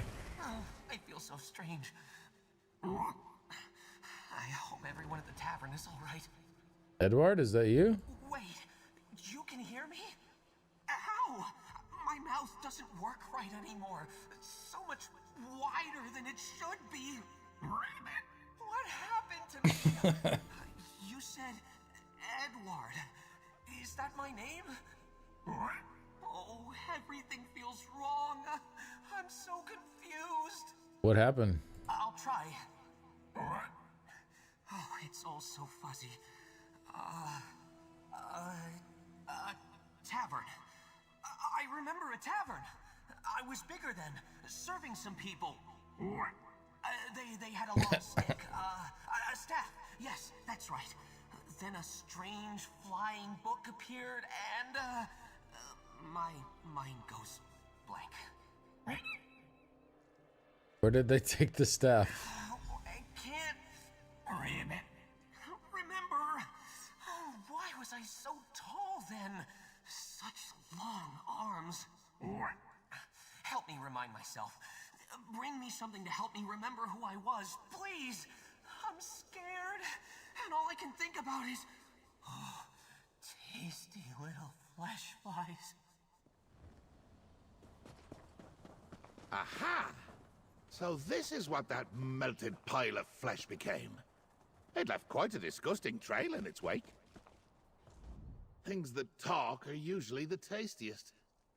Huh? Don't look at me like that. I may be poisoned, but I can still dream. I'll cook you up next for insubordination, lackey. Your attachment to the creature is ridiculously dull, I must say. Need to find something to help it remember who it was. Why on earth would we do that? It's a frog now. It's got a whole new life, complete with tasty, juicy legs with which to explore. Might even stand a chance when a hungry beastie comes sniffing around. What exactly are you doing here, my lackey? All right, let me rephrase. The frog might know what Othuk was doing at the tavern. We have to help it remember. Oh, well, why didn't you say so? If I turned into a frog, the best reminder of myself would be me. When his flesh melted and limbs slopped off, he must have left some parts behind. Unless the beasts already ate them. They'll eat anything, you know. Kind of disgusting, but I guess it's worth a try. Go on, lackey. This excursion took a toll. Search for a piece of Edward. Oh my. Jeez. All right.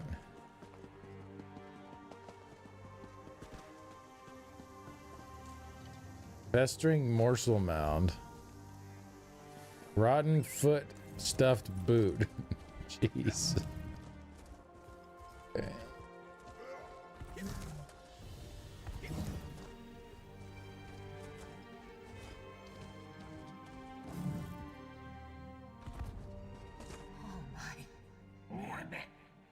Is that my boot?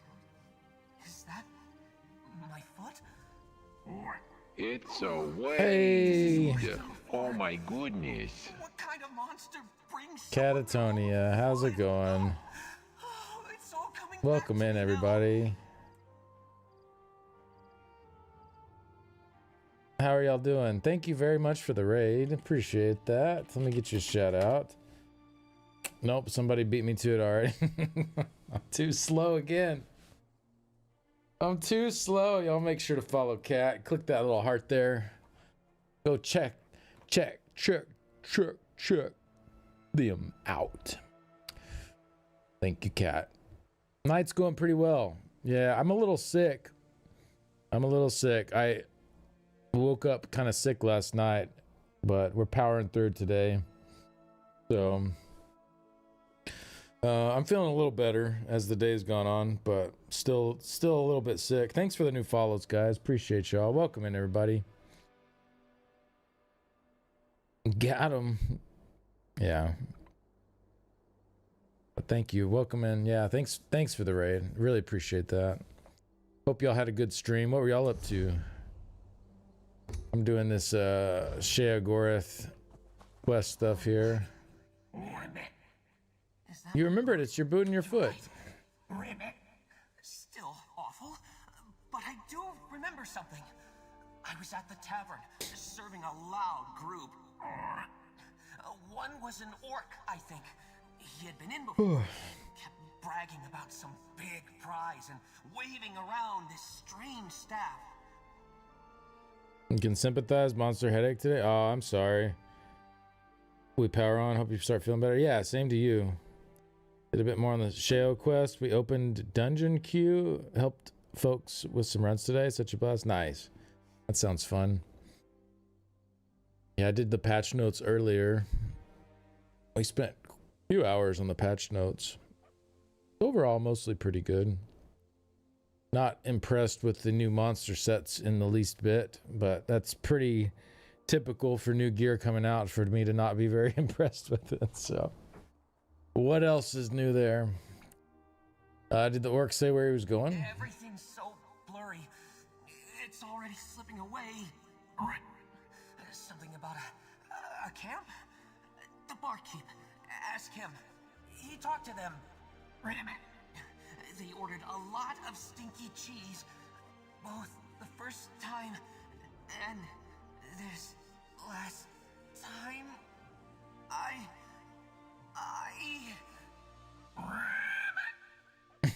Edward? Oh no. He's gone. Can we go back now, Lucky? He's just a frog now. I feel woozy again. I'll meet you at the tavern. All right, meet you at the tavern. Any significant highlights? I'd say probably the alchemy stuff. They've, well, oh, I should.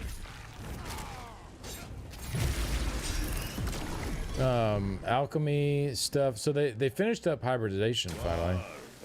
They fixed the class minor passives that give buffs that were not hybridized yet, and then fixed up potions to finally finish up hybridization. So that was pretty cool.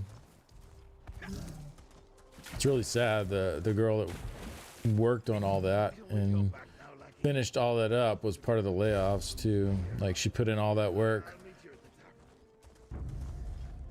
It's a shame. Did a really good job with it.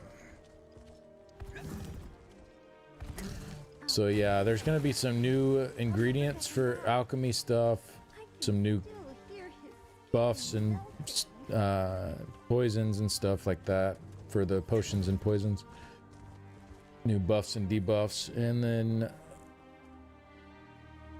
the Dragonites are going to have the minor sorcery and brutality now in one, instead of it being split between them and Templars. And then the Nightblades will have the minor prophecy and savagery instead of it being split between them and the Sorks. So now Sorks are getting penetration buff for the whole group, and Templars are getting an armor buff for the whole group. So if you have like the DK and the Nightblade in your group, you'll still have all the same buffs you had before. But then with the Sork and a Templar in group, you have 2 more group buffs that we didn't have before. So pretty cool. Yeah, I think it's a good change overall. You were barely gone a moment and somehow this place got worse. I just watched the patron eat his meal and the plate along with it. Jeez. And Canodia keeps asking when I'm going to melt. Did you find any sign of Edward? Canodia's worried. Yeah, it's a good patch for sure. Not a whole lot of shakeups overall. Yeah, not too much. Like, I think builds are pretty much staying the same as of now. There's not really a lot changing. Wait, you're not supposed to eat the plate? So I'm kind of happy about that. Like, I think people are just kind of settling into the new stuff with the class masteries and probably don't want to change up stuff just yet. It's a bit soon for all that. So that's pretty good. I do hope there's some like small buffs for Dragonite, Templar, and Sork, and Warden, I guess, for PvE. I think that would be nice. Maybe some small nerfs for PvP for the Dragonite, but so far so good. Having time to settle down is a good thing. Yeah, for sure. It's like, I hate when we have a really good patch and everybody's like, oh, and they start getting settled in and getting used to what they're doing. And then right around the corner, Zoss just like comes in and like changes everything again. And we're like, seriously? Like, we were enjoying this. I mean, you don't want stuff to stay, you know, stay still for too long and get stale. But at the same time, like, give people time to sit with stuff and get used to it before you start changing stuff around. Let's see. I found Edard. He's been changed into a dragon frog. He seems content, though. Oh, that's terrible, really. But not as bad as I thought it would be. I'll tell Canodia soon, once things calm down a bit. Who was it you were asking about earlier? Hey, Daryl. How's it going? Did you learn anything else about him? His name's Othuk. He's carrying a staff. He ordered some stinky cheese. Oh, him. He arrived days ago and ordered a lot of cheese. Then he returned just recently with a staff. That's when my tavern turned upside down, and he never paid either bill. Kept mentioning he had to meet Lazaki and Polk to prove himself. Weird. Thank you. That's all I needed. Change is good. Changing every update can be a lot. Yeah, I feel the same way. I think like once a year or so, having like a nice shake up it's pretty good. But like more than that, it starts to be a bit too much to keep up with. We got the dogs playing poker over here. Nah, that's awesome. Or no, they're playing Tales of Tribute. Is that what that is? Or is it poker? Is it poker with Tales of Tribute cards? What? I can't tell. Let me zoom in.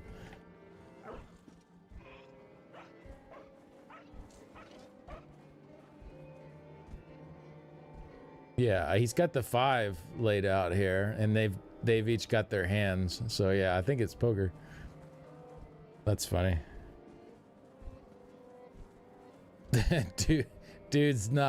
He's straight up not having a good time over here. Bro's sitting in the corner, man. I've been to some like after hours clubs back when I was in my teens. The kind that open up at like 4 a.m. You see some of this kind of stuff going on there. This is... Alright, what's up, Sheo? Everything is wonderfully wrong. Chaos swirling, mayhem bubbling. Oh, and these puppies enjoying a friendly game of cards. I bet their tails I could beat them if I wasn't poisoned. Have you found anything yet, Lackey? Oh, it is tribute. Okay. You're awfully slow today. The 5 laid out are the patrons you fight for favoring. Oh, okay. I see. I haven't really played tribute, so I don't know the rules of it. Thank you again, Kat, for the raid. Appreciate y'all's kindness, bringing everybody over here. Why didn't you start with that? I just ordered a plate of the tavern's cheese of the day, when I could be restoring my power, unpoisoning myself, and enjoying the festival. And so where did that annoying but well-mannered orc take my staff? Mentioned Polk. It's nearby. Polk, you say? Sounds like somewhere my staff would be. Lead the way, then. But really, we should leave soon. I ordered quite a large amount of cheese, and I'm still not entirely sure what currency is accepted here. The barkeep is glaring at me. Go on now. My staff needs me. All right, let's go get it. Meet you along the way, Lackey. Went all in when it came out to get the gold die. Oh, is there a gold die with it? See, I didn't even know that. Haven't played in like 2 years or so now. Yeah, I know a lot of people like it. I played the opening tutorial for it, and then went and played like one NPC. That was it. That's all I ever did. So I have no idea how to actually play it. Chat was just like telling me where to, like, what cards to do and like what to click and all that. Note from my staff. I was like, okay, sure, whatever. Y'all just tell me. My Lord Lazaki, most excellent news. I have a gift for you, the staff of the great Sheogorath himself. A humble orc like myself could never wield such a magnificent weapon, but I'm sure you'll know what to do with it. Now you can take your place as the one true Prince of Madness. You may not be as fond of cheese as I am, but I'm positive you'll grow to love it on the throne. And I'll be right beside you, the right hand of a new master of insanity. If you'll deign me to meet me inside Polk, I'll gladly bestow this new honor upon you. I'm eager to watch your ascension to your rightful place, my lord. Your humble servant, Othuk. All right, he just leaves his note laying here. Yeah, okay, convenient. Sorry, did you find something? I was distracted by that glorious, pungent scent wafting our way. If only my staff was here to smell it. I found a note from Othuk. He's going to present your staff to Lazaki somewhere inside Polk. Inside the cave, you say? Well, that must be what drew the tome. Hey, thanks for all the new follows, everybody. Appreciate y'all. Welcome in. It's leaking madness everywhere it goes. I've still got enough kick left in this body to see it. Like a trail of lost teeth. You seem improved. Not in the least. But the thrill of the chase cleared my head for a time. Follow the trail of madness all the way to Polk, and I'll meet you there. And because you mentioned it, I feel the poison taking hold again. Thanks, Lucky. Okay. Ready, hurry! Look, Where are we, Lucky! where are we headed? Oh, this delve. Perhaps it will make amends and lead us to my staff. After it. Come on, Zareth.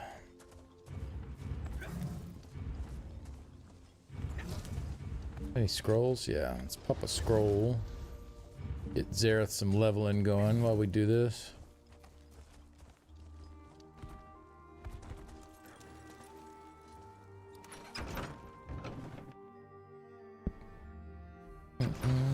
I'd like a new deck, but I feel like they decided to abandon it. I haven't had one since Gold Road. Yeah, it doesn't seem like they have the budget allocated for it anymore. I don't know.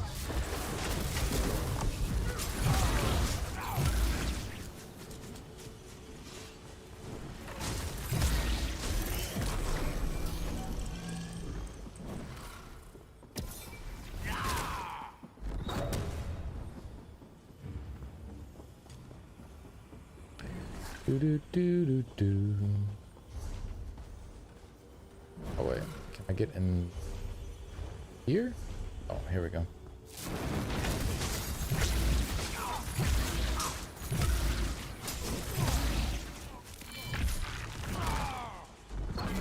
Weird needing to like have a somewhat proper rotation to kill slow. Hey, there we go. My ears are open. What'd you get? Oh, he's level 13 now. Nice. Any new stuff? I don't remember what we had before. I got him to level 13 and he wasn't... I didn't put any gear on him. He was in all his white stuff. Just slapped a few random pieces out of my bag on him today. Oh, I might have some in the bank. Companion items. Greaves. Yeah, I guess, I mean, he'd rather wear those than the light ones. And then can give him another ring.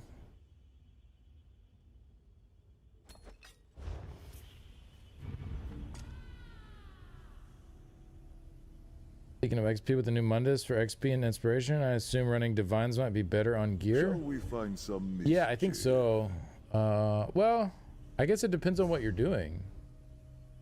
If you are killing stuff, I would assume training is still better. But if you're not, if you're doing like quests and stuff, then the divines would be better. Speak, Tamit. I am listening. Because the training trait only works for kills, but the Mundus should work for all XP.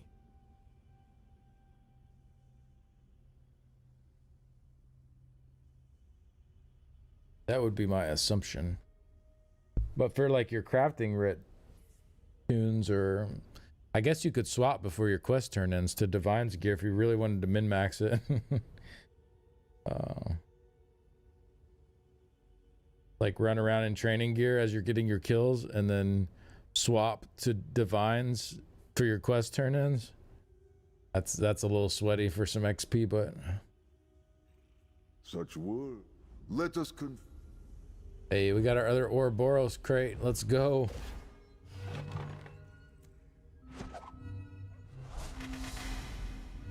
All right. That was short-lived.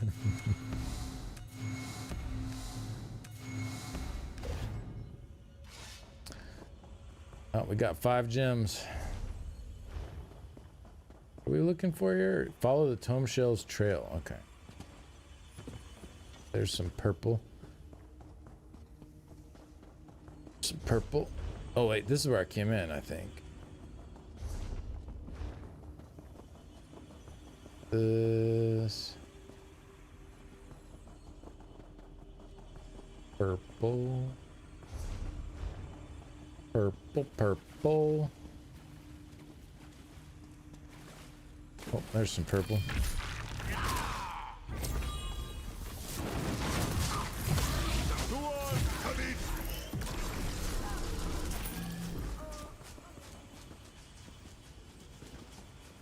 There's the purple.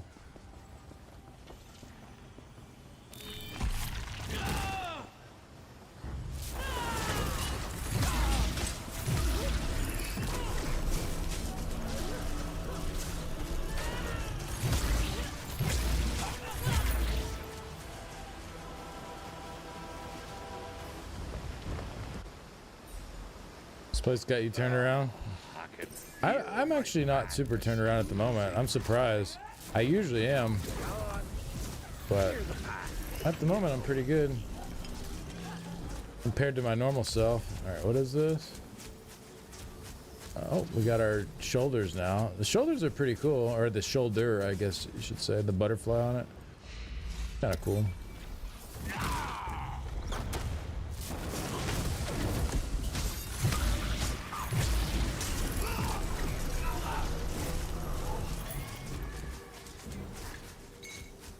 Jack must like you, Tamit. In life, he never did anything like this for me. Find Othuk. Okay, we gotta. Whoa, that was weird. Came out of my map. Got that bug where you're facing the other direction.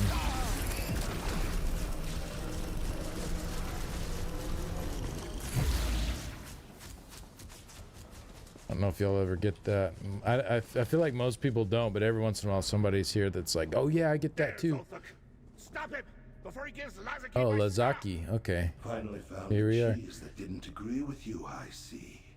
Let me show you how a true Daedric prince behaves. It was a fun quest, yeah. Mortals, Lord Lazaki! Hey, Brown Bear, how you doing? What's going on? Get buffed up. Once I destroy you, Sheogoran, I'll be the Prince of Madness. Oh, that keeps hitting. Alright, that was not just an AoE.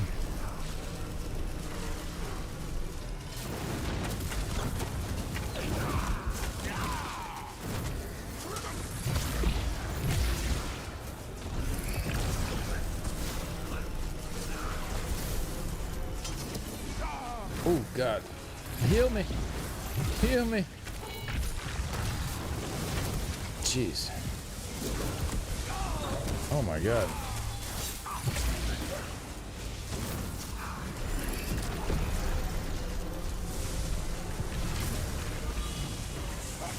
Dang, I thought I dodged it. I did not dodge it. He in fact did not dodge it. Okay. Almost there. Almost there. I was supposed to ascend. There we go. Nice. What UI is it? Yeah, thanks for linking that, Incinerator. There you go. Dip him in wine. Lord Lazaki! Shave looks good. Oh, thank you. Yeah, just because. I generally shave my beard off after it grows out for a while. Just kind of the routine. I let it grow for a while, shave it off, grow for a while, shave it off. Kind of how it goes.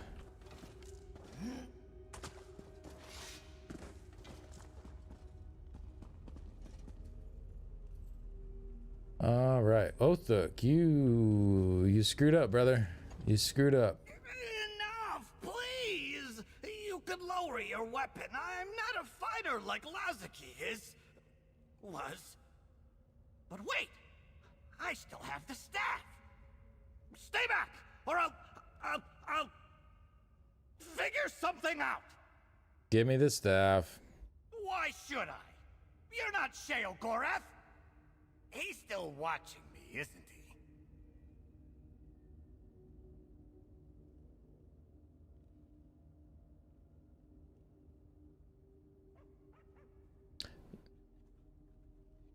Pity for you. He's far more merciful than I am. Wait, stop! I'll tell you everything. You want the staff? Yeah, I do. It's yours. Pretty cool I've been staff. waiting to give it back to the Mad Prince this whole time. I promise. Lazaki was to blame for everything, not me. My lackey has a softer heart than I do. Too bad. I'm bored. Bye-bye, Othuk. No. All settled. Now. I mean, I chose the option to stab him, and it just didn't stab him, so I didn't really have a soft heart there. But I don't know. I'm not sure why he said that.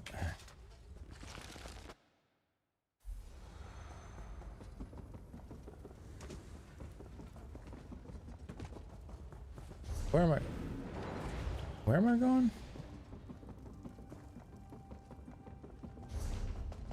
Oh, out here. Okay.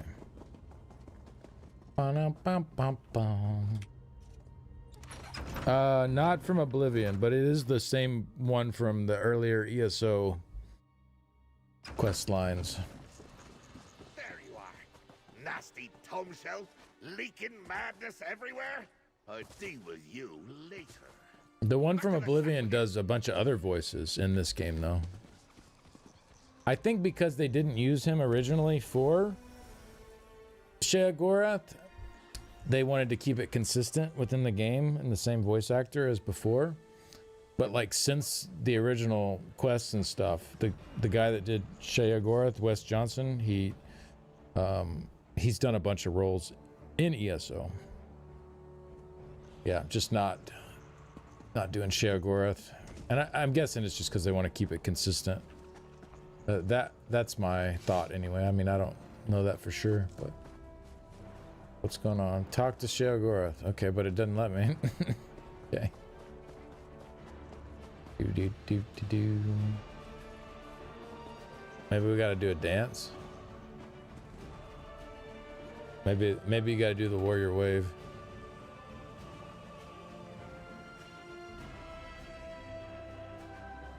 Voice was iconic. Yeah, he did. Yeah, he's done a bunch of the voices in ESO too. He just not at Sheogorath. He did Hermaeus Mora for the Necrom chapter.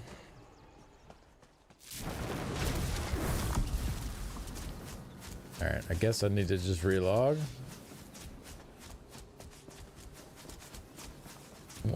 Won't let me yap with him. Had to relog to fix it. Okay, thank you. Boom, boom, beep, bum, boom, beep, boom.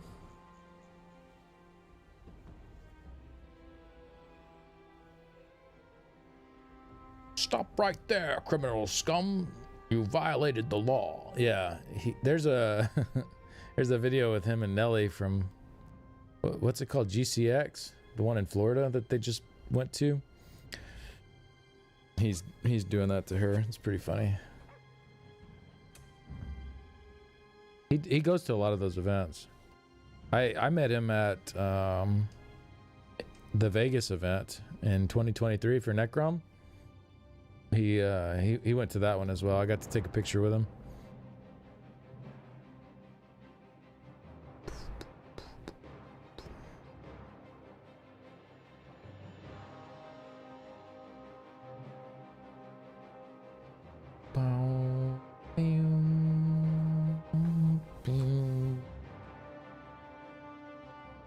Dude is drippy.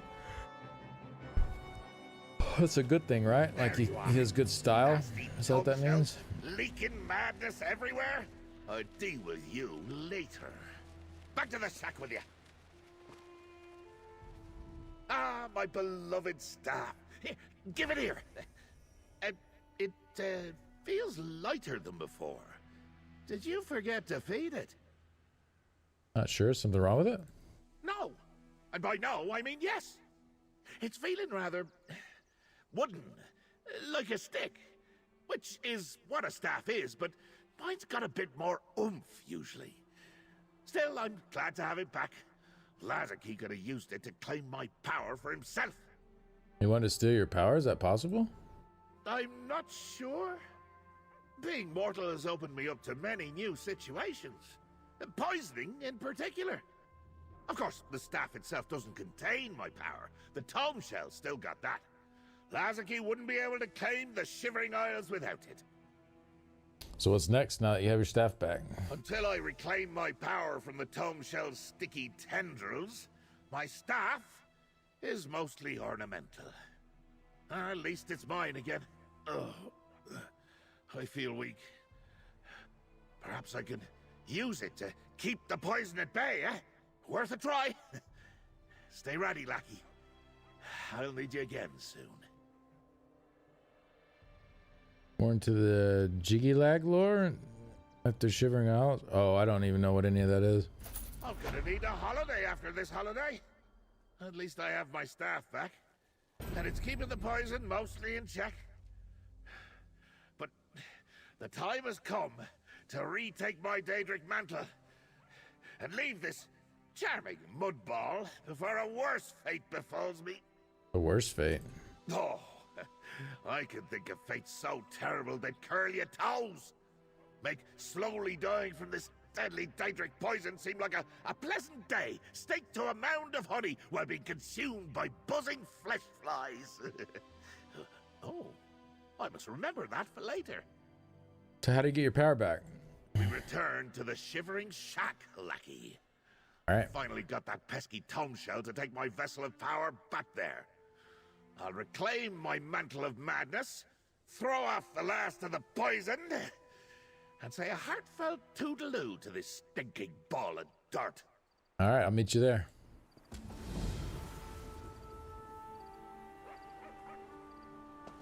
Oh, let's take the portal. Nice.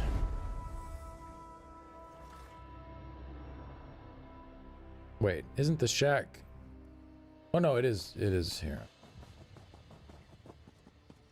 I was thinking of the bar. I was gonna say the bar's in Vardenfell, but Oh, shall stop your nonsense and put down my vessel of power.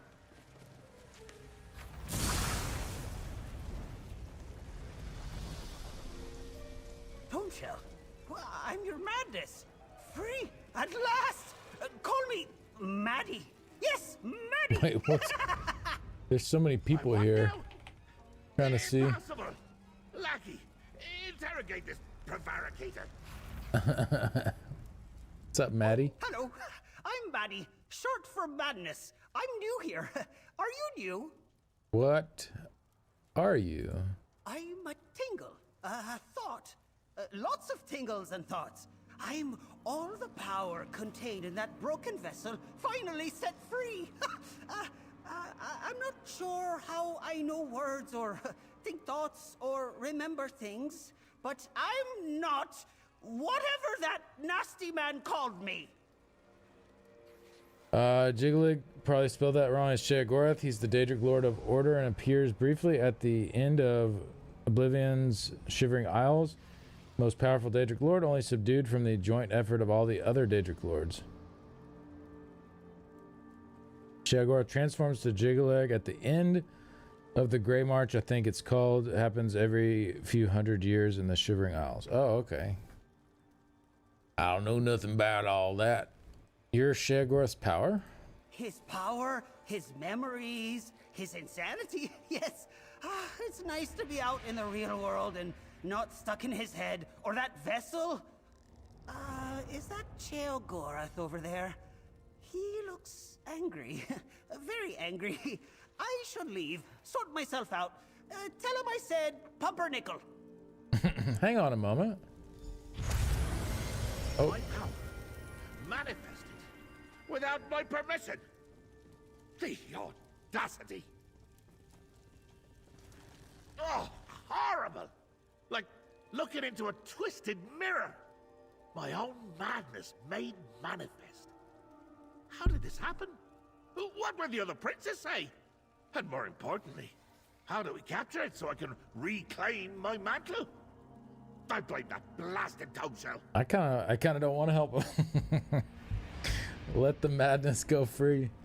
He said to tell you pumpernickel. Son of a skeever. That's my mantle, all right. I left it sitting for too long and it developed a will of its own. An entity of pure madness, leaking my power hither and yon. We must find it, mortal, before I wither Hey and Skinny die. / good to see ya. Been enjoying catching up on your vids after a couple months away for work. Good stuff as always. Hey, thank you, Weekend. Appreciate that. And thank you very much for the 26 months. Appreciate your support. Hope you're doing all right. Hope the work hasn't been too crazy on you. Should have seen the amount of people in this room when the quest came out. Oh, was it nuts?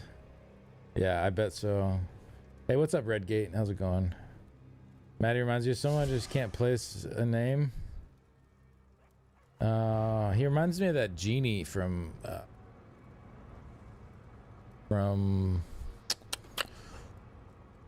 Pee Wee Herman. The way he looks, anyways.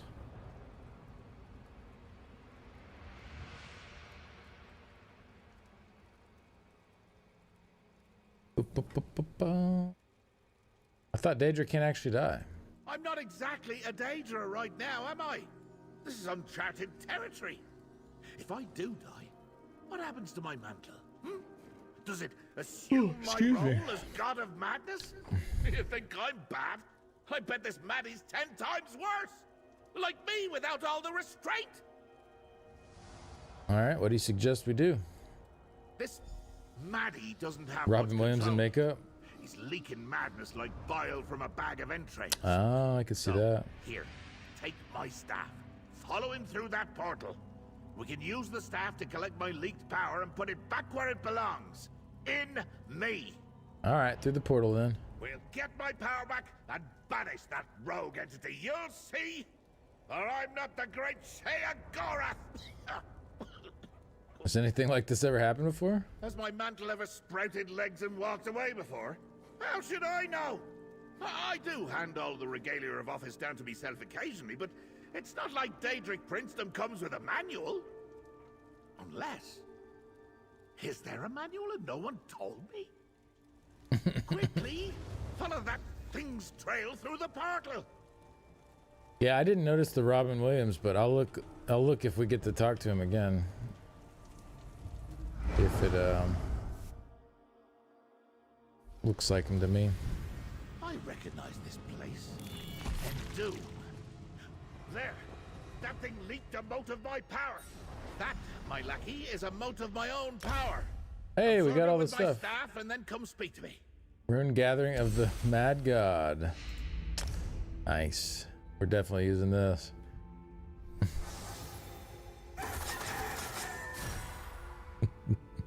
So ridiculous.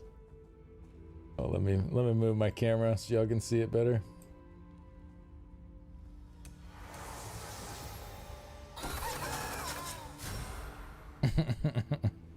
Amazing.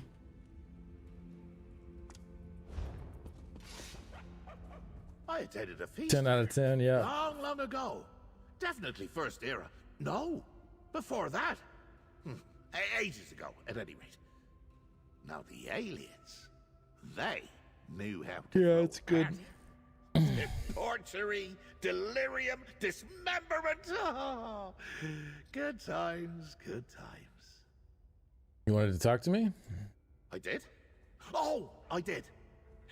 My manifested power doesn't know how to pack my madness into a physical form. That's why it's been leaking ever since I placed it in the vessel. So, follow the boats, gather them up, and they'll lead us right where we Name is need definitely to fitting. All right, I'll look for more moats. Keep going. I'd bet you a juggling horse there's more of my power scattered about. Ha! At least the undead are having a good time. Uh-oh. What merriment we had! I recall a grim procession down that passage to the north.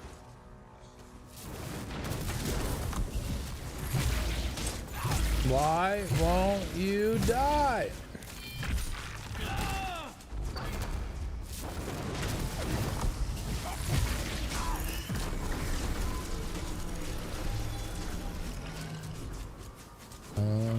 Right, let's go down here. Celebrate. Flopped and sprawled all through this place, like a body rolling downhill.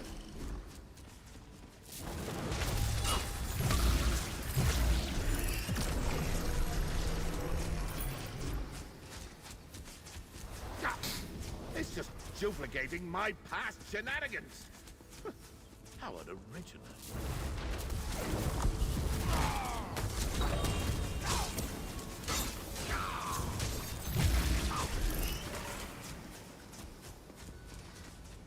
Ba-dum-bum-bum-bum.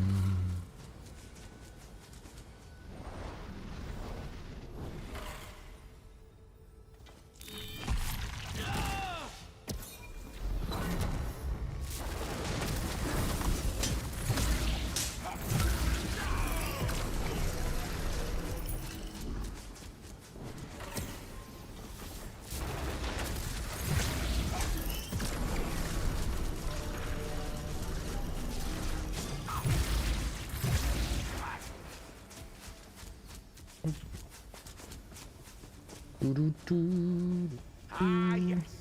This is where they serve the jittery Oh, soup shit.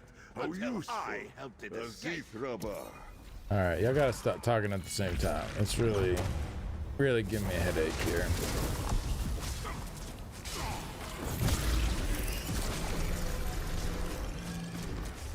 Really give me a headache.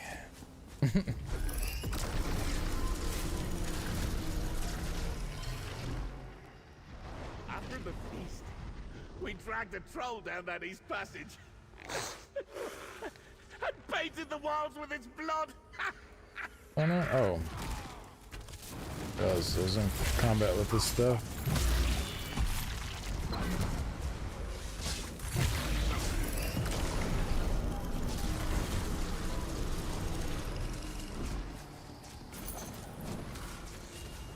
Oh, good job, Zareth.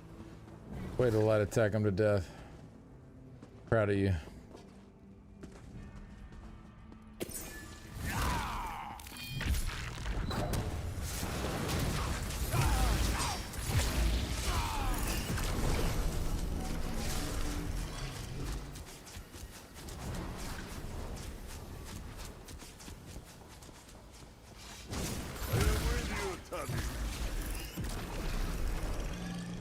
Love when he calls me Tamit. It makes me feel special and all warm and fuzzy inside. I walked before. What is my madness up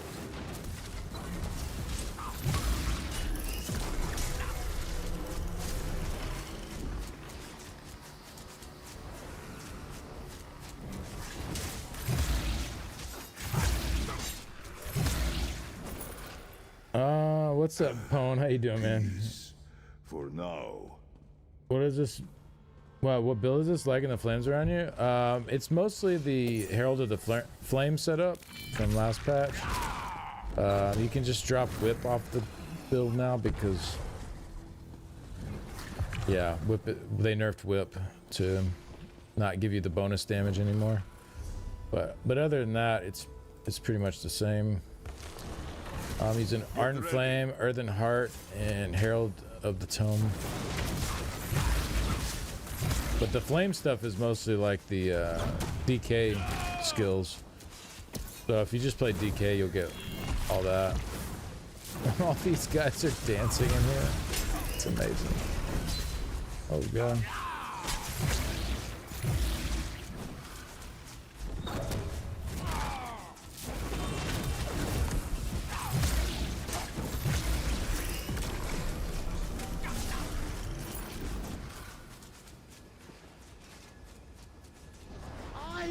I hope they bring back the purple beam. Yeah, it's so good. It looks awesome. Ended up in a small chamber to the west and north. I suspect we'll find my map. They did a super good job with that one. I was watching a bit while driving around today. Yes, in the unsafe way. Jeez, dude. Well, I'm glad you're home safe, chilling now.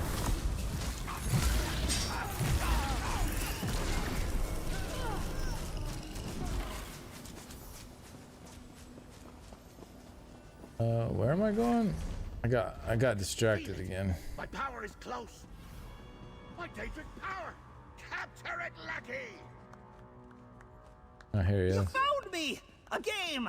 Hide and seek. Where else have we been? Thieves? Festivals? Cheese? Yes, yes, and yes! Damn God again! What did it say about thieves and festivals? The audacity of that thing! The insolence! My own madness. Prancing about without a care in the world while I stand here dying. Having a grand old time at my expense. Well, I think I figured out something about this Maddie thing. Sorry, one sec.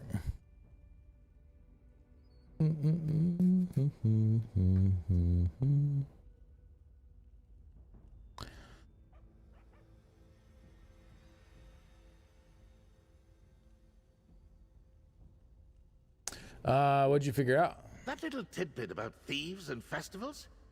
It's like it's compelled to revisit my holiday excursions. Fill in the time from when it was just unmanifested power in the vessel. Like it needs to claim those memories for itself.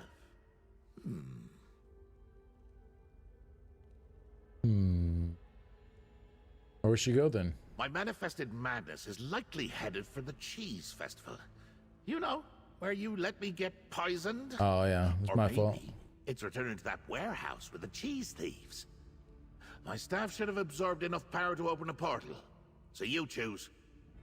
Go back to the festival.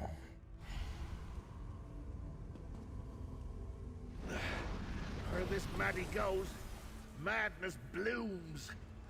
I'd be proud if its antics weren't gonna be the death.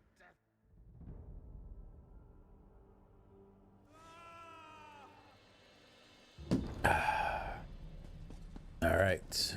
Look, Maddie's leaked my power into some... That bounder's wasting my power. It's got Maddie's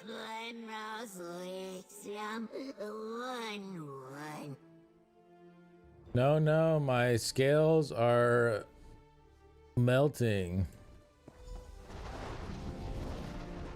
My madness swept through here like a tornado of frogs. I'm all right. My scales are all right. They are exactly where they belong. What a relief. Did you see the stranger who did this? That would explain much. I think I did see someone like that. He pranced through the festival and headed off to the north, not... Okay. Help these people out. Be careful. The moon has eyes. Eyes with teeth. Bro. Gotta lay off that moon sugar.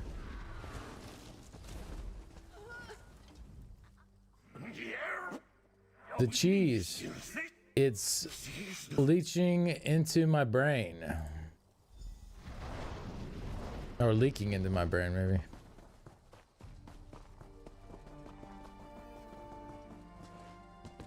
There! I'm onto my power! Grab it before it gets away!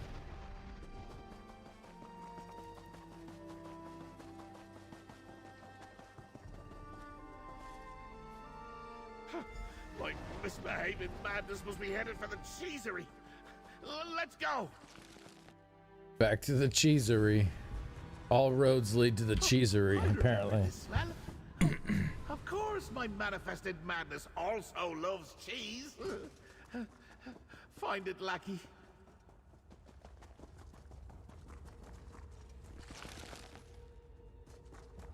All roads lead to cheese.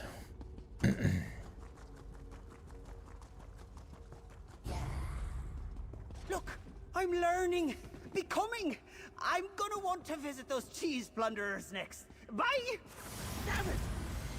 My madness is more slippery than a greased apron. Disgusting place.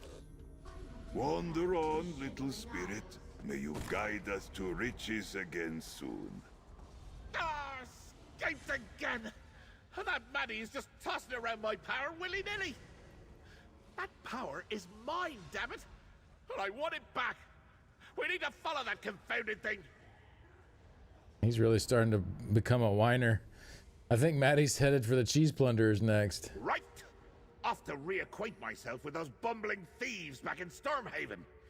Oh, if I'd had my mantle, I'd have stuck their feet in their ears and made them walk to Rivenspire. After we recover my power, I may just go back and do that anyway. Back to the plantation then? Aye, to the People like a little wine with their cheese? Yeah, that's true.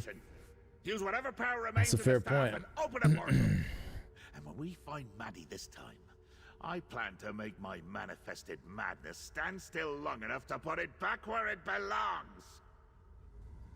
All right, let's do it.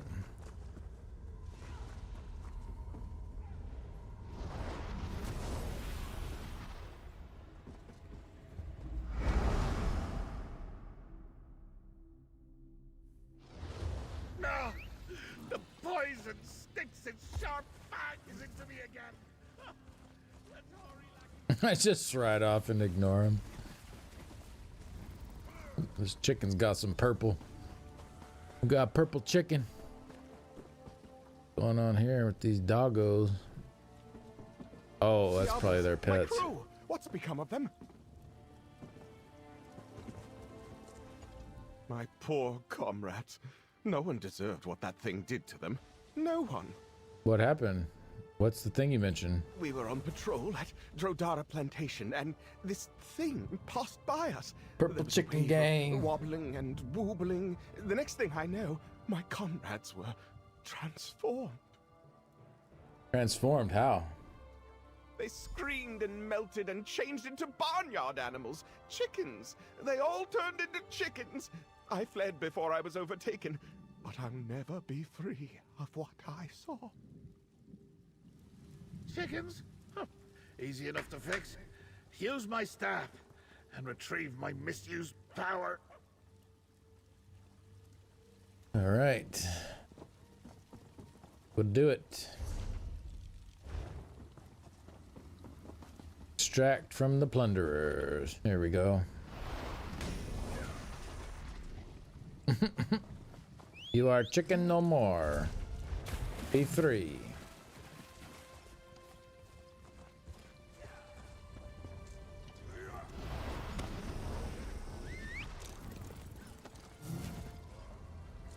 Nay. Nay.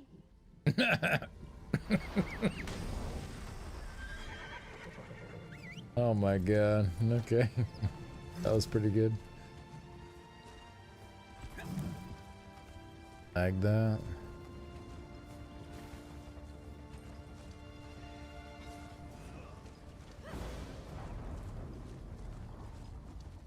Need one more purple thing, one more purple thing. One more purple thing.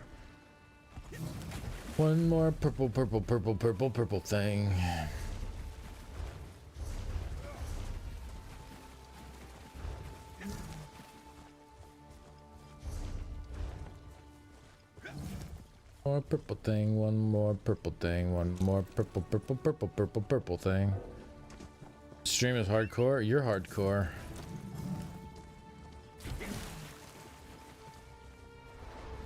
There it is. Our reclaimed mortals restored. Happy now? Let's get to the plunderer's hideout and find my manifested madness. Pretty sure they were smoking something when they made these quests? Yeah, maybe so. Ha! This is more fun than I thought! Now, how do I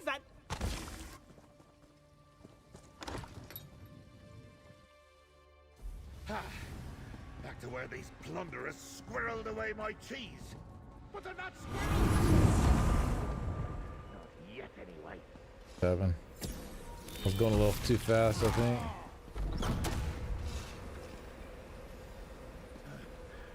There's something's amiss. These plunderers are no fun at... Wait. Well, you're not hardcore unless you live hardcore. No, you're not hardcore. I don't know. Every time I hear hardcore, I think about oh, what's that detective game? Damn. I've been streaming too long. I don't have enough brain power. Oh shoot! Got a buff.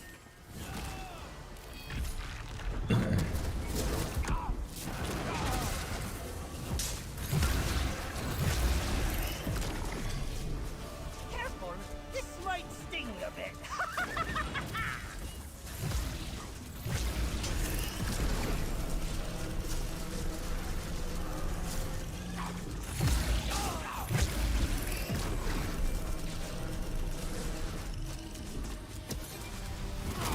My, those are some big beetles. Oh, this stuff hurts. It hurts.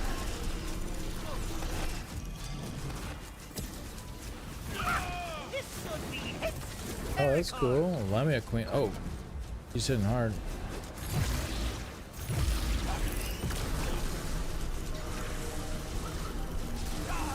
Just drop my ult. Oop.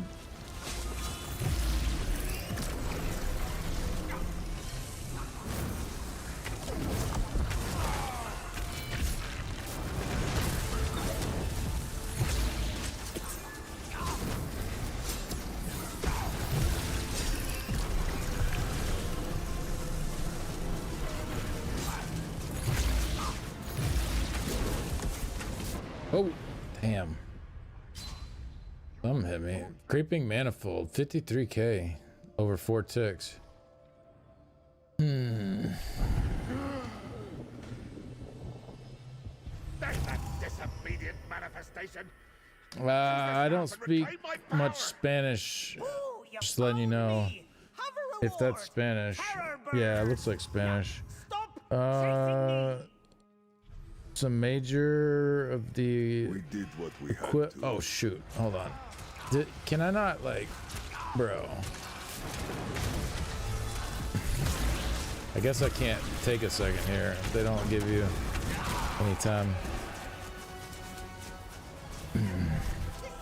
Legend of the Rant was way too hardcore. Almost had him too. Yeah. Oh shit, I'm gonna die here. Gotta quit reading chat for a second.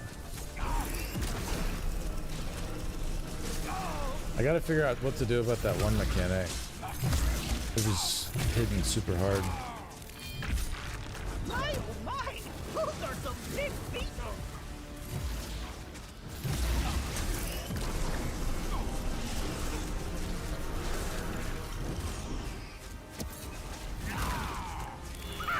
This should be hysterical.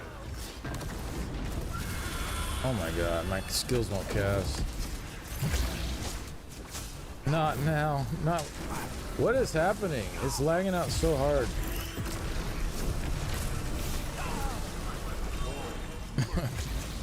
What is going on? It's so desynced right now.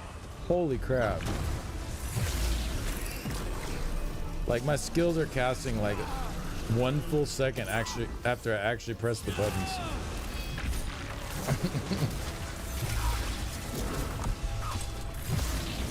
That was crazy. It seems like it's fixed. Okay, this was what was killing me. I don't know. Yeah, I still don't understand that mechanic. Whatever, we're good. Got it.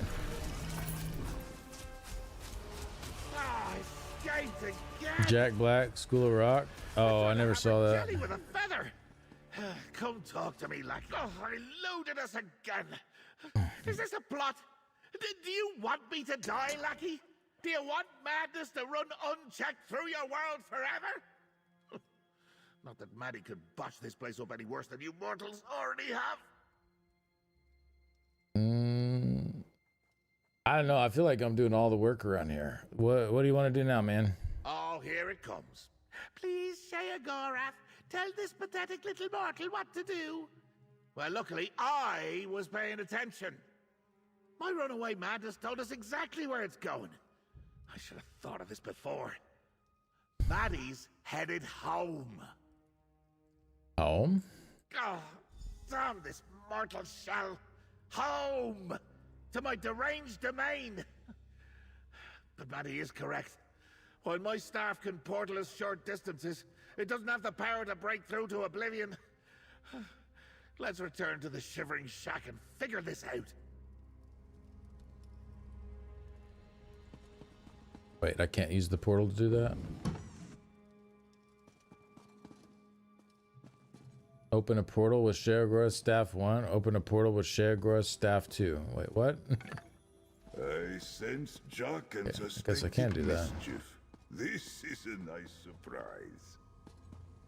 I don't understand the Staff 1 and Staff 2 part, but... whatever.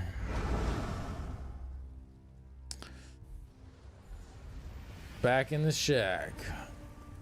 Back in shack. Back. Kind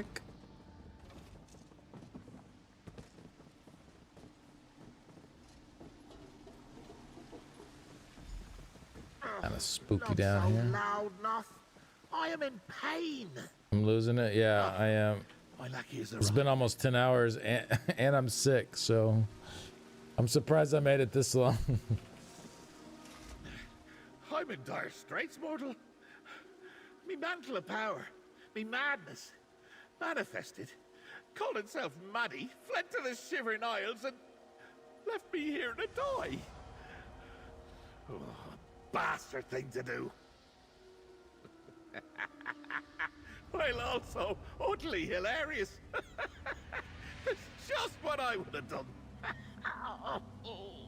But Maddie's gone, you're dying, so Nern is safe, right? You would think that, wouldn't you? But this is your problem as much as mine, little mortal. How will your precious world fare when this Maddie loses control? When all the madness I contain in the Shivering Isles is once more set loose on Nern? Hopefully you can sleep and not be in the bath. Yeah, I hope so. I hope I get a good night's sleep tonight. I'm gonna try to go to bed early. Just catch up. Yeah, last night sucked. I think I do all right. I've taken on some big bads in my day. A master of minimization you are, you know that? Not well is an understatement. A tidal wave of mania. A veritable avalanche of dementia. Coming down to crash into this mortal mudball. Your world, my life. Both are at stake now. So we need to go to the Shivering Isles, reclaim your power, and save you from the poison. Pluck me like a gaffed goose. Why didn't I think of that? Oh, wait. I know. Because I need my mantle of power to do any of those things, and it's off capering about my realm like it owns the place! Then what do we do? We need to think like the mortals we are. First, let me take some of the energy you collected in my staff. Oh, yeah! Much better. Now, before I tell you my brilliant idea, take this. I know how much you mortals appreciate getting rewarded for tasks. Now, as I was saying, since all of our resources are mortal, we need to come up with a plan suitable for mortals. Something that even the most feeble among you would be capable of pulling off.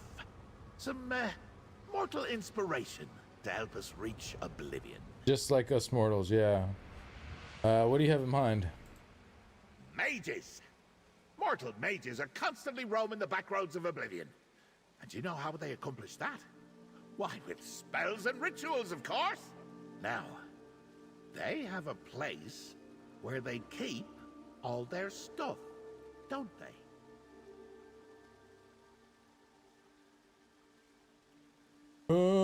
Mages Guild? Aha! That's the place. Spot on. The guild may be full of pompous, ink-stained Aegis, but if anyone on this mudball has an easy way to get to the Shivering Isles, it's them. Mortal, we're off. The Wayrest Mages Guild Hall awaits. I'll meet you at the guild. When I think about ridiculous, stuck-up, overbearing, know-it-all mages, Wayrest is the first place that comes to mind. And that's exactly the kind of energy we need right now. I'll meet you in the arcane collection of the Wayrest Guild Hall. Okie dokie. Imagine me attempting to cast magic as a mere mortal. Give me all this gear, and I'm just throwing it on the vendor.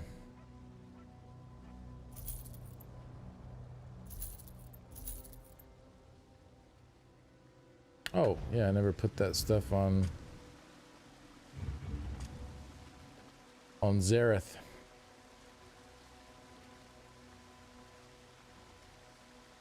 Together again. My ears are open to you, Tommy. Matt. Got the ring on. Purple pants on. Alright, cool. Wayrest.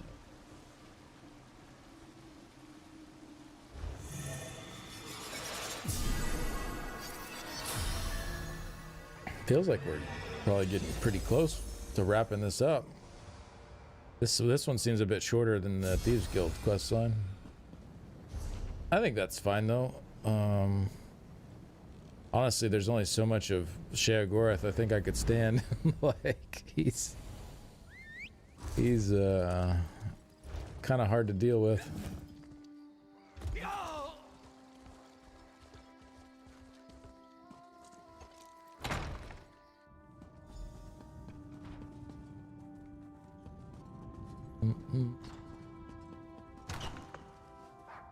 The Arcane Collection. Finally! I've been here for a short eternity and don't have time to spare. Help me look through these tomes, will you?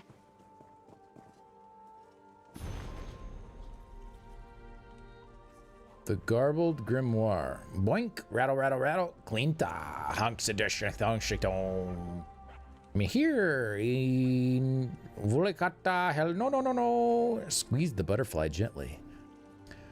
Thagarinth, Kalkanafi, Morgoralesh, Sheogorath, Magila, Hort, Hort, Hort, Kaligot, Brizitz, Frango, Dashaz Aksawa, Quipindilko, Father Vin, Vine, Duvine.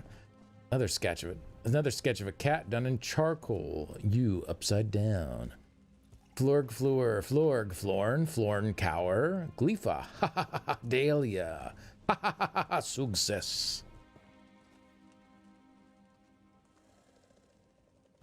He gets irritating after a while, after like 2 minutes, yeah. Absolutely. I'm fluent in whatever this is. Sounds like a German goblin. That one looks promising. Let me see what you found. Ah, yes. Poor mad Mosinkel.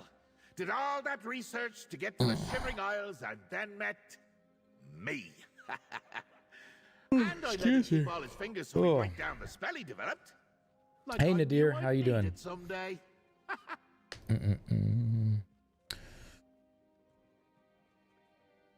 How do you know this is the right spell? It's gibberish. Inside, I'm currently just guts and goo. But up here, I'm still the Prince of Madness. This is exactly what we need, mortal. Let's see. Butterfly bile, of course. Roofwater wine, all right. And dried cornflower. Curious? How do we get these? Well, I always carry some butterfly bile. Never leave home without it. The wine and cornflower are both fairly standard spell components. There should be some right here in this collection. Just thank you, Hoki. The mages won't miss them. Perfectly appropriate for this scene. Look around. I'll bet you anything the ingredients we need are right here in this room. Reminds you of Mr. Mixpic from the Superman comics. Oh, I don't know. I don't know much about Superman.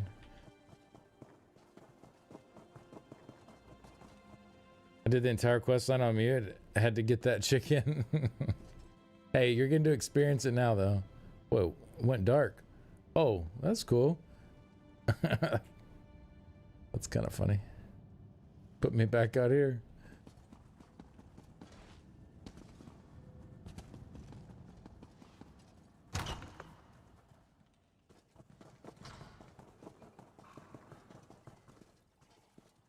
Uninspired potables.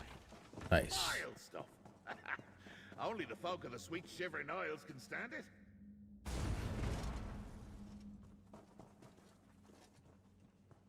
That's everything. Just pour all the ingredients into the thing on the floor over there. To the thing on the floor. I'm like missing half of the stuff. Whatever. Yeah, who cares if it actually goes in there or not? That's it. Through the portal.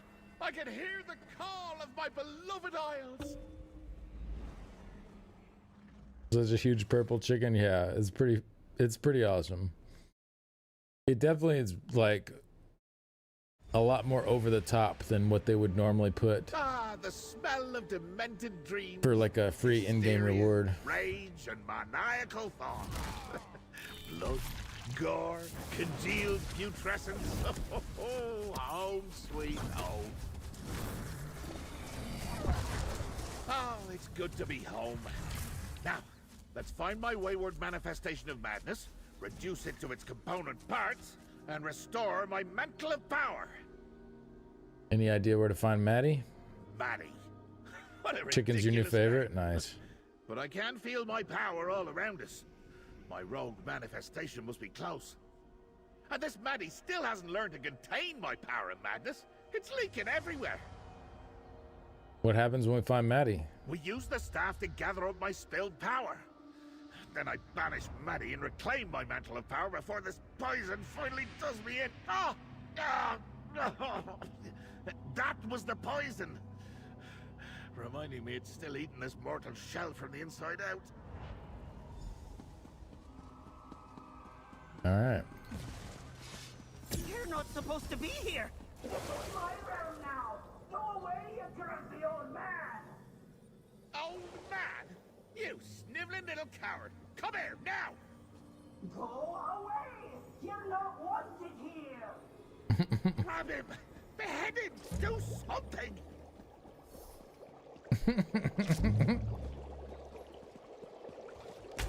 Get back here.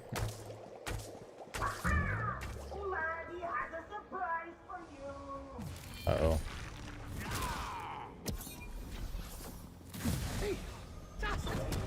Ooh, okay.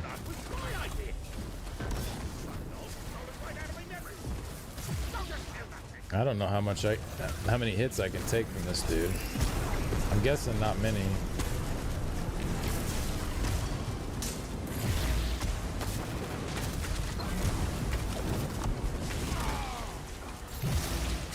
Oh, he's enraged.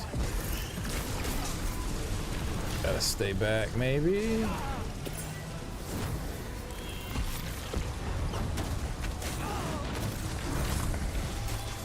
Heal, Zareth, heal. Heal yourself. Don't die. I need you, bro. I need you. Oh, oh, that was almost terrible. Got him.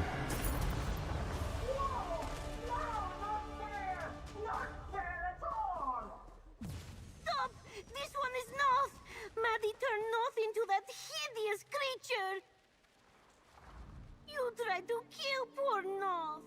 This one would never willingly harm Lord Sheogorath. He's been poisoned for a really long time. It seems not that effective. I know. It's been like 3 days. Noth and transformed her into that furless monstrosity!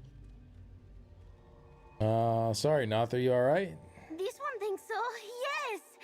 Noth has never been to the Shivering Isles before. A moment of a lifetime. Or this one not scared out of her fur. But please, Noth has so much to tell you. What are you talking about? Maddie seeks the Cathedral of Madness. It is not really a cathedral. The Master has a strange way of naming locations. Maddie believes the shrines there will protect him from Sheogorath. Anything else you can tell us? Yes, yes! Maddie still sheds Sheogorath's power like a fish sheds water. Some of it has been eaten by goats. The ghostly goats of Mania. This one believes if you merely startle them, they will return the power to Sheogorath. Enough be useful. Take the tome shell and find out what that wayward manifestation of my madness is up to. At once, my lord. Find the ghostly goats. They can help.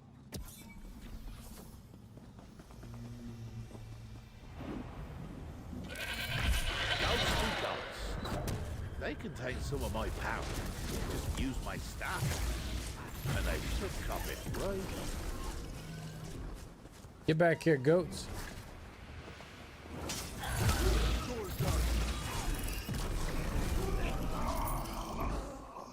Come here, goat.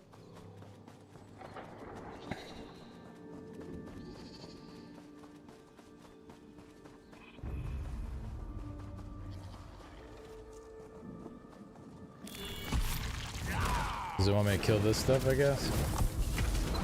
Ooh, I'm getting hit pretty hard.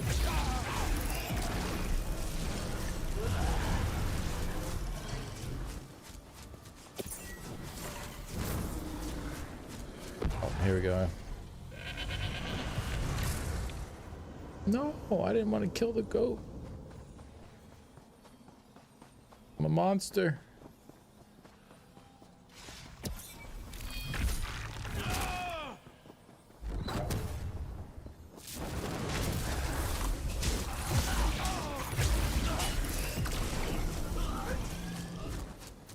Gather the ghostly power from the goats. Where are the other goats at? Back here? Oh, here's some.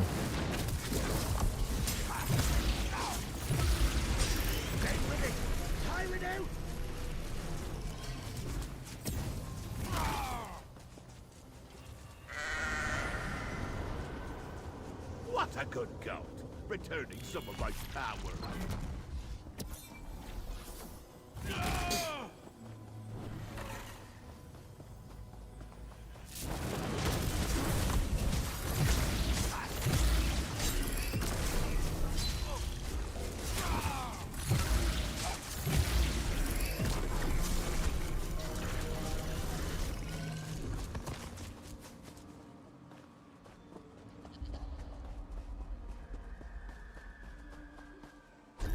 Oop. Wasted that. That's alright. Wouldn't have mattered.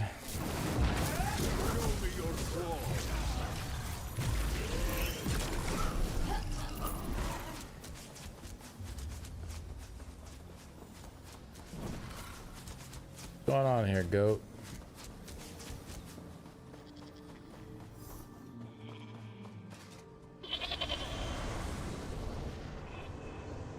The ghostly goats of Mania were actually useful. I'm actually feeling a bit better. That's all my power those goats gobbled up. Clever enough to notice that detail and let us know. Just don't tell her I said that. I have a reputation to uphold. Not to keep showing up and even after completing the quest. Is this a bug? Oh, I don't know. I haven't got to there yet, so no spoilers, please. Really enjoyed this. Wish it was a bit longer. Yeah, I was just saying, like, I'm enjoying it too, but there's only so much of Sheo I think I can take, so I'm kind of okay with it not being super long. What's with the goats anyways? It's a long story, Lackey, and we don't have the time. Suffice to say, it involves a Debellan priestess, a night at a rowdy tavern, and a wager with old Sanguine himself. I won, naturally. Anyway, we need to keep moving. Where did Noth get to? You sent her to spy on Maddie. I did? Right. Of course I did. Clever of me, that. Not sure what she was on about with that talk of a cathedral and shrines, but I suppose we'll find out. Oh, look! She's right behind you! Noth is back, Master! This way! Bog and fog and wet bird ahead! After that cat, Lucky! This way! Follow north!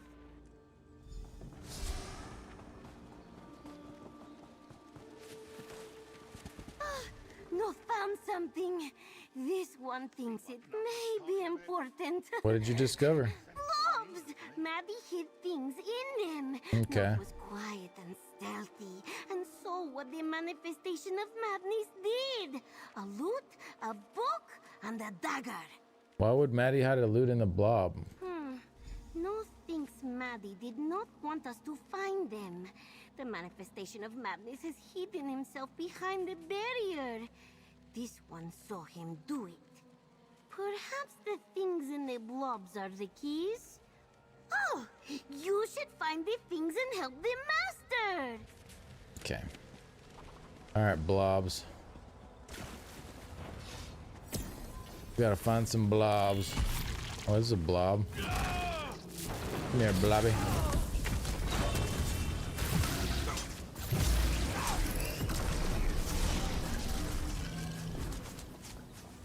Not a...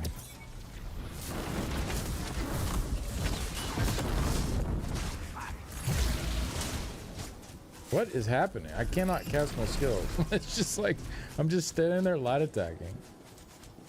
Oh my goodness. You found one. No help. This is goofy. What's up, Kellenon? Pages devoid of inspiration or full of truths no one dares to read. I want them to have every opportunity to cure it and catch me. Yeah, exactly.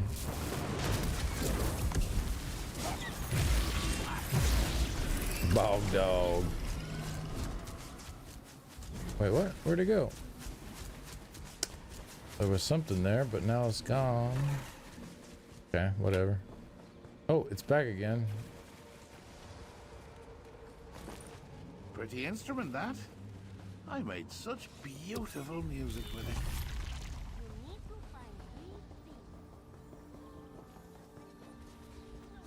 Wait, what?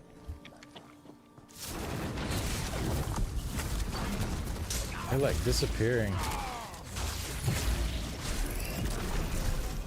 There it goes. It's back. What? It was gone before I could loot it. What is happening? This is goofy. There it is. Oh my god, let me loot it. Bro. I keep talking to these people instead. Get out of the way. There we go. A dagger. Glinting with madness and malice. They try to escape, So yeah, simple, apparently so. So effective. You have them all. Come talk to North. You have the items. North did such a good job. Now we must get to Maddie.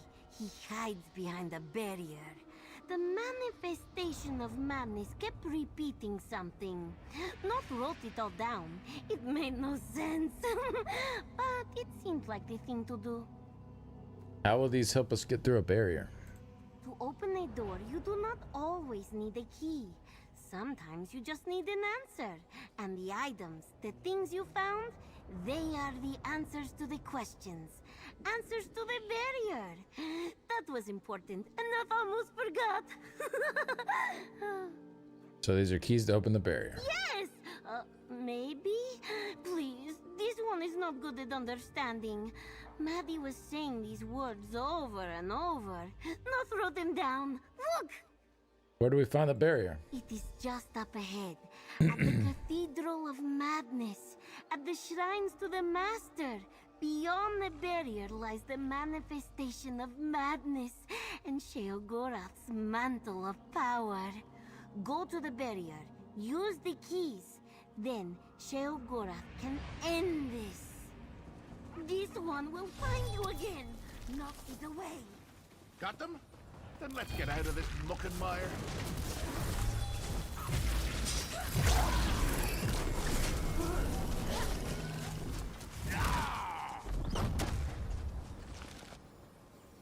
All right.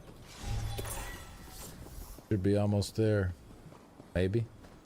Possibly. My barrier? Who put this here?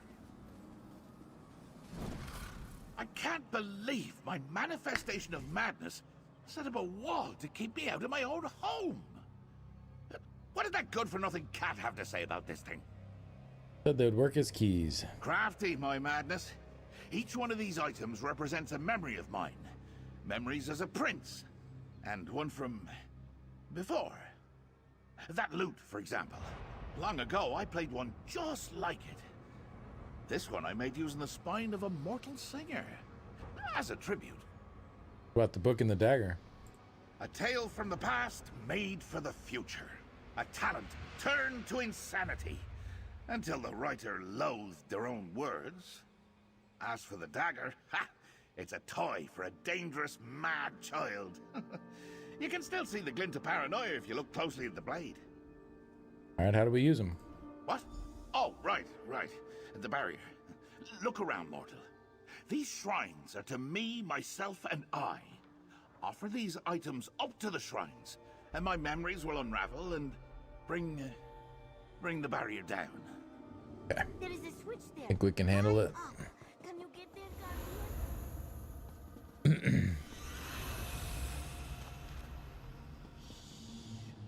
The dreams of Vermina can kill, but art comes from dreams too. So I just banish the words, just like before.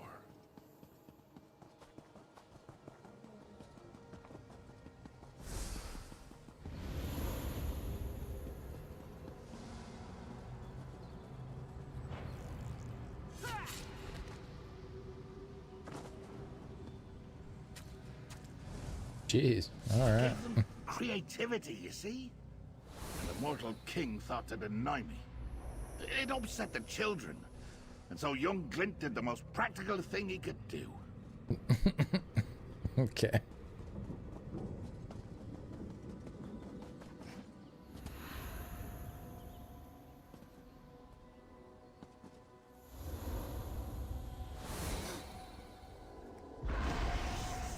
The sound of birds is so beautiful.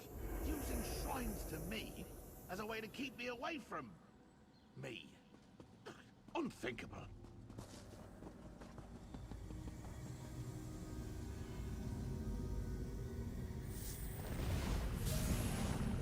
Clever, Maddie. Clever. Get up to that switch, mortal, before I die in this ignominious sack of meat.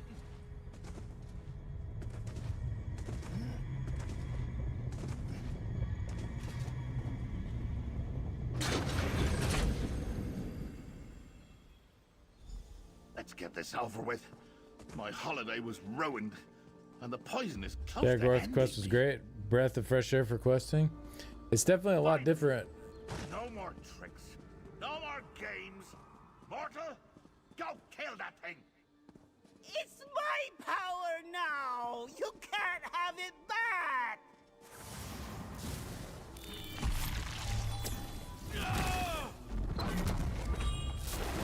You want to fight?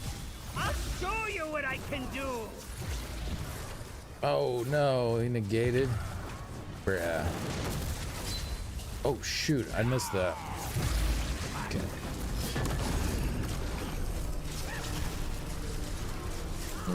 That nearly killed me. That should have killed me. I deserve to die for missing that. Oh, what is this? Oh, we got shades.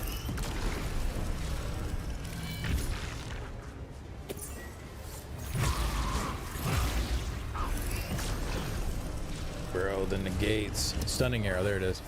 Roll it. Alright, we're good. Ooh, he hits hard. Okay.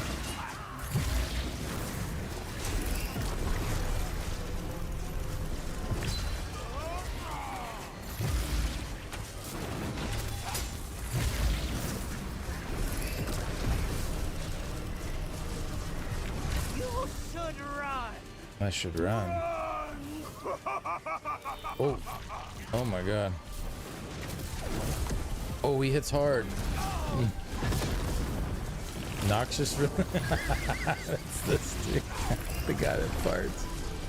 Oh, it's so good. Oh man, I love it. Oh.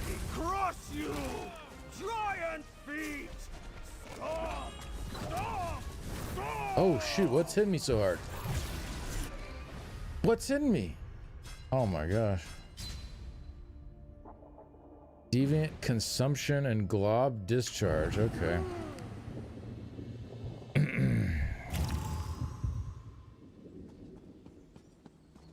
Yeah, that was spicy. I was taking a lot of damage there. I might bust out Ember for this one. He's Zareth isn't quite as skilled at the healing.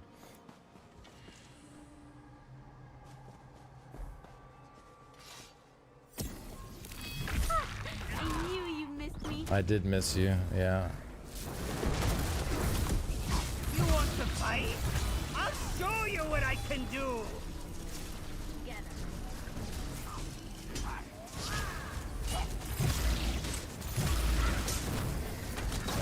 You think I can't fight? I'll show you. Here we do these. Jeez. Oh, he did that stunning arrow again. I wasn't paying attention.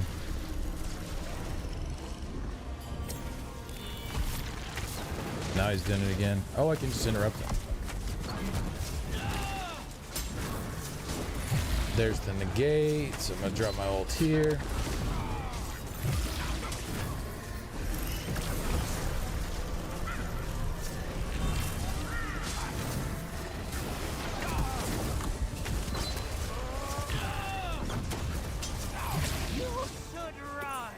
Maybe I want to run.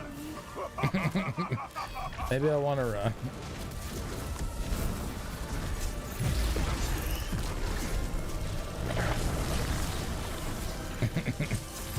All right, I gotta figure out what's doing so much damage in this next part.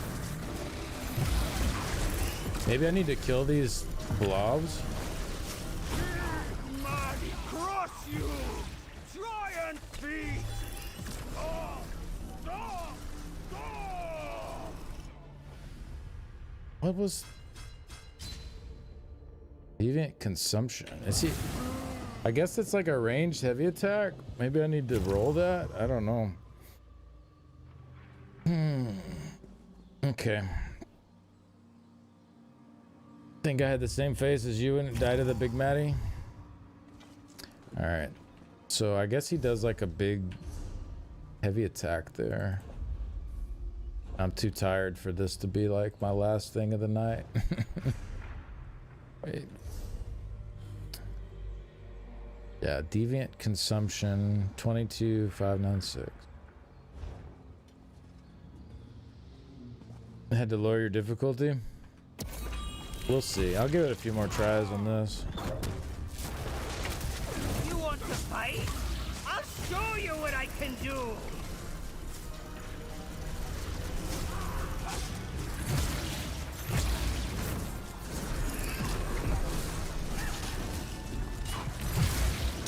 You think I can't fight? I'll show you. Need to watch out for his heavy thing. I don't think he's doing it now. Oh, he's gonna negate me again though.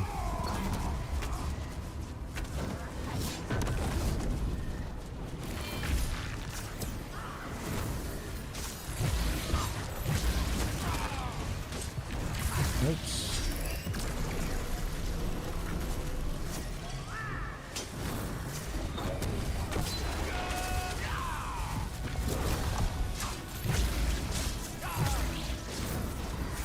Just save this. You should run. Run.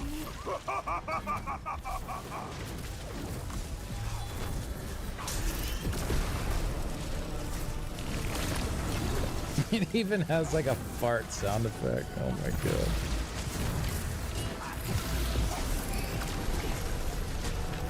Let's try to kill these things. Mighty cross you. Giant feet. What? Bro, I died to it again.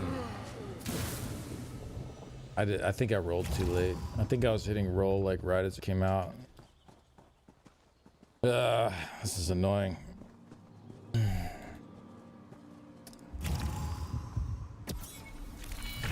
Like, I know the thing I need to roll. I just gotta I just gotta roll it. Show you what I can do. It's right when those blobs come out. You think I can't fight? I'll show you.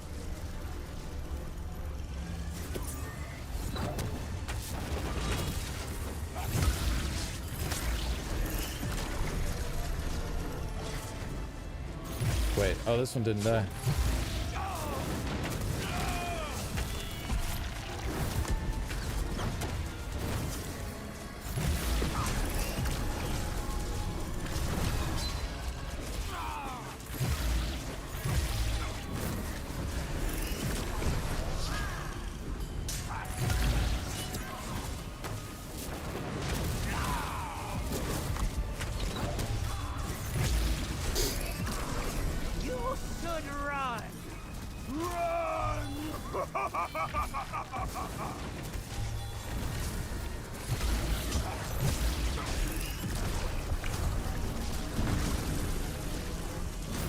Oh, I should have slotted, what's it called?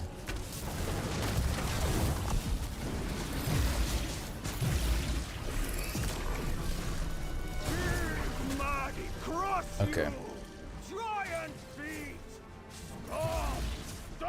They keep hitting me with stuff.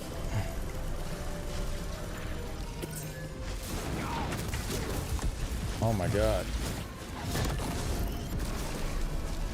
Bro, it's so much damage. Holy crap. I got hit by his deviant thing again. It's hard to tell like when he's doing that versus when I'm just getting hit with blob stuff. What build is this? Obviously one that's not very good. I'm gonna slot corrosive for that, because that's kind of redonk. Shouldn't the red blobs be the focus since they seem to be the ones targeting you? Oh, are they? I didn't notice that. It's probably a lot easier for y'all to see when you're like watching somebody else do it than like from the person that's actually in the middle of it trying not to die.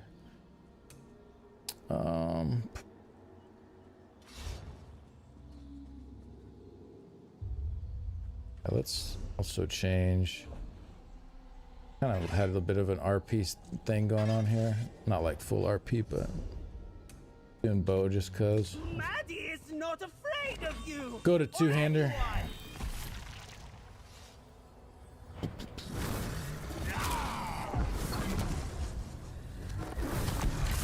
You want to fight? I'll show you what I can do.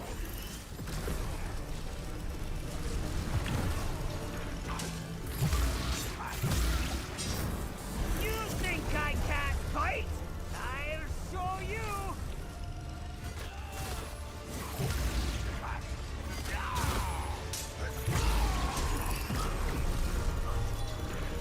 He's chasing Xerath down now. I'm okay with this. Or not Xerath, Ember. He's finally found the true threat for the fight. So you said focus the red ones, okay. And I need to keep an eye on him because he does like a really nasty heavy attack that one-shots me. Alright, it's almost dead. You should run. Run!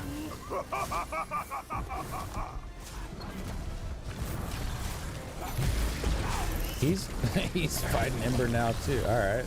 I'm okay with this.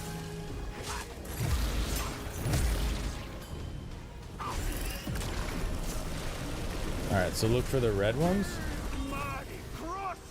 Okay.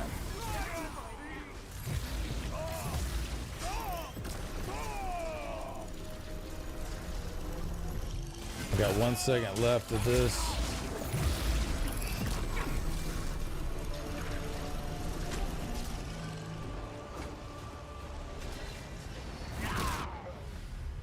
There's like, oh my god, it hits so hard. I tried to roll, but I was just too late.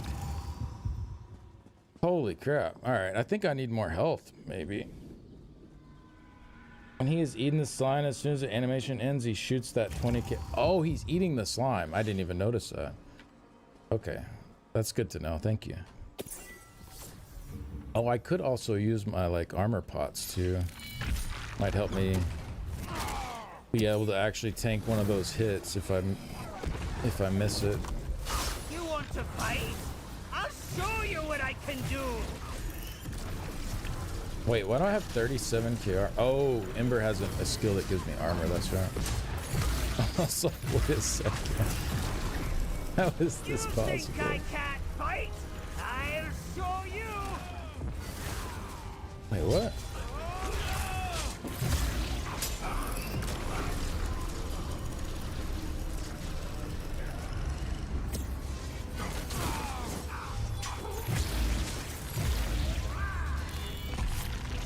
Freaking negate.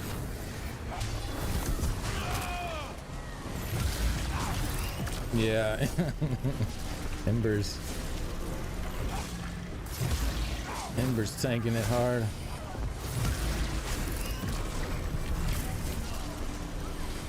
Okay. You should run. Run.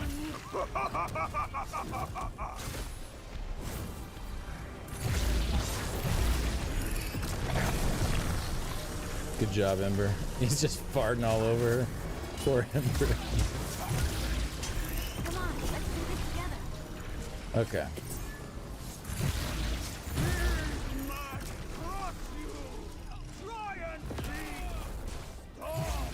Okay, so he ate the blob, and then he throws it. Okay, I see it now.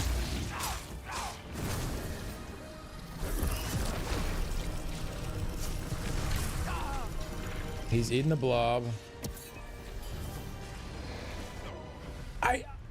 Did I roll too early? What the hell? I guess I rolled too soon. The timing on that's kind of tricky. All right, I think I got it this time.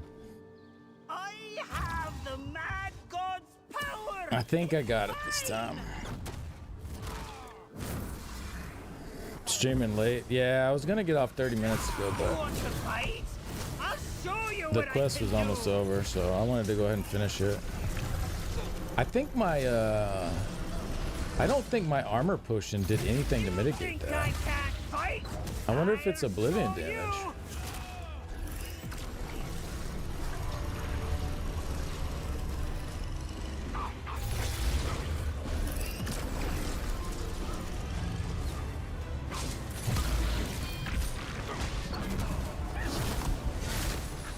Because it still hit me for just as hard.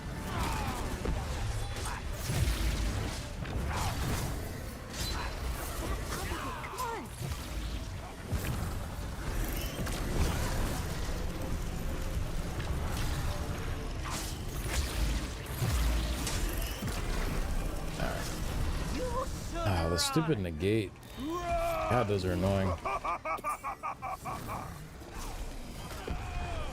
Bro, target him. Damn, he's bugging. Oop, he's farting on me.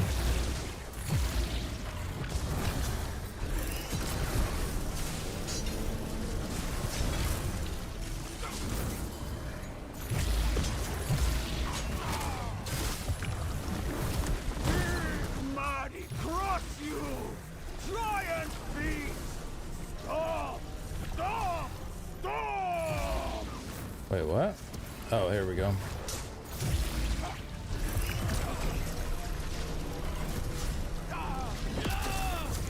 Okay.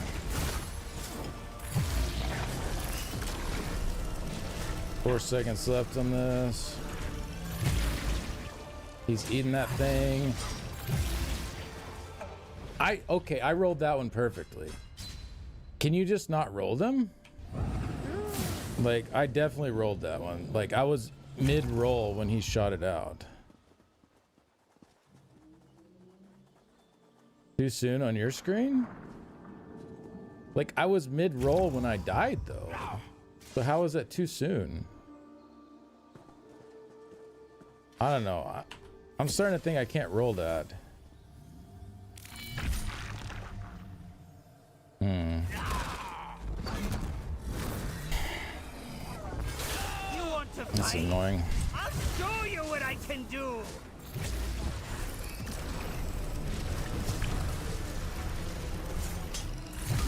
I don't think I rolled one earlier. I don't think I've successfully rolled one. I think I just had my I had my ult up. I could try to block it. Maybe I can block it. See, I feel like it's not gonna do anything when I block it though. I feel like it's just gonna deal like full damage regardless. I don't know. Maybe not though.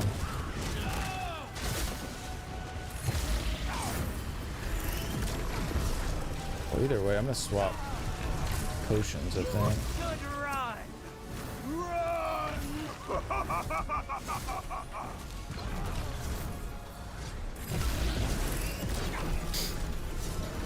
Interrupt seems like a stretch.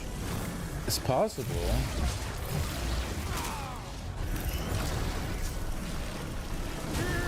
Mighty cross you! Giant feet! Stop! Stop! Stop!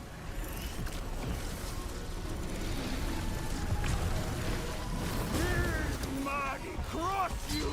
Oh, jeez. Giant feet! Stop! Stop! Stop! Maybe I just killed him before he can get to them?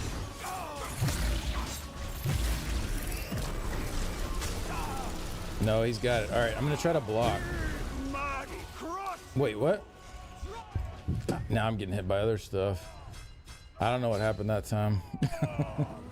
Too many other stuff. It's hard just because, like, I don't have a lot of damage on Vestige to try to kill that stuff, so...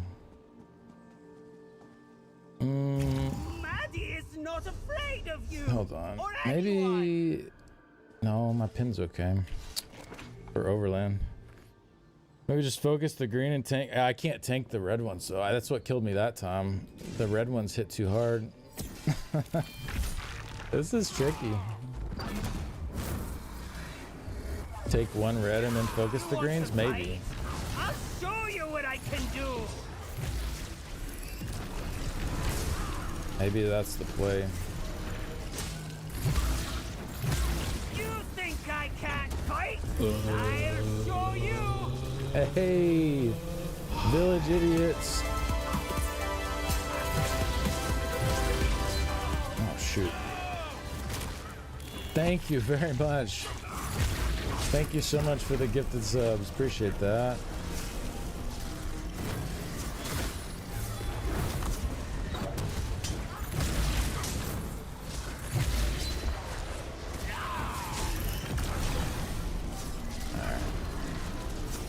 Bro, the negates. They're so annoying. You should run. Run.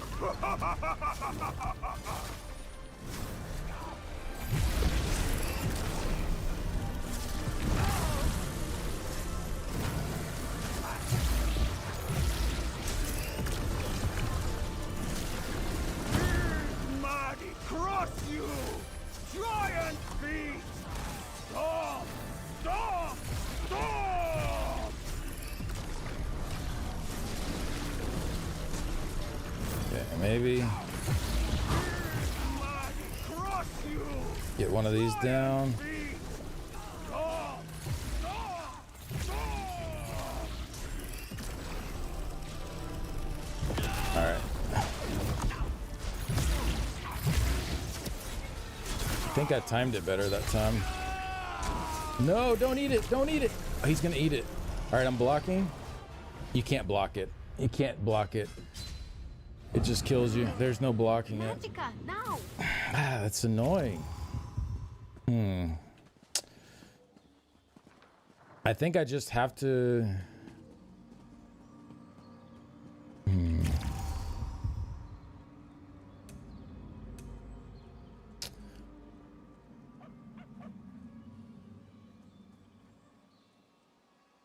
Did you tank it or the red blob tank it? No, I died. Thank you again, Village Idiots. Appreciate that. The first throw I hit no, that was his first throw. Yeah. That was his first throw.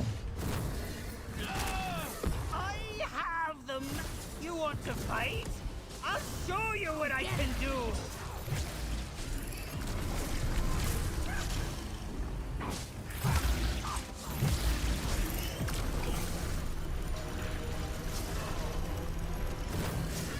You think I can't fight? I think I have to just kill the green things.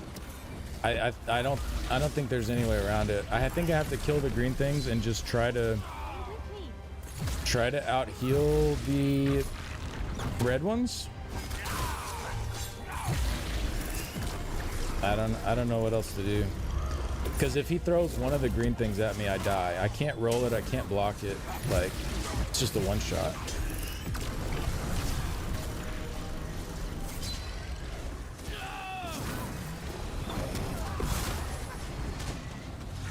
Oh, these negates are so annoying. You should run. Run!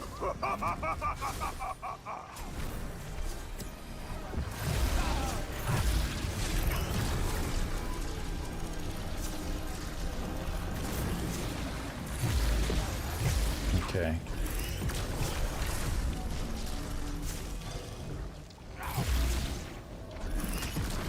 Did he eat it?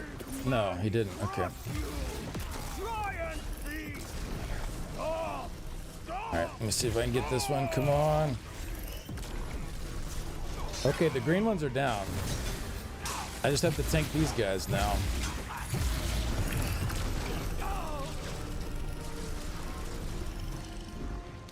I have no sustain though.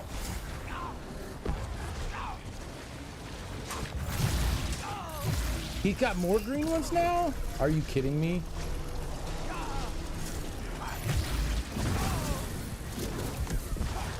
I don't know what to do about this.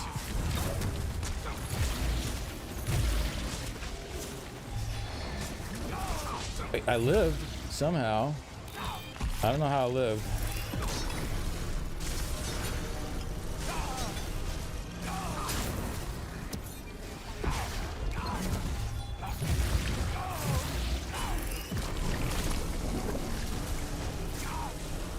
Okay. Mighty cross you! Giant feet! Oh! Watch your I don't know how I lived through that hit. It just didn't kill me.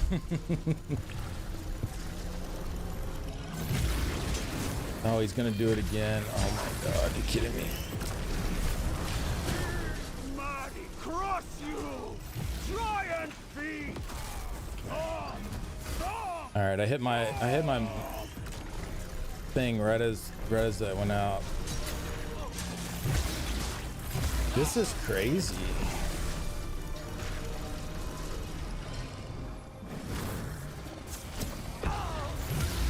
He's putting more out now. Oh my god. This is crazy.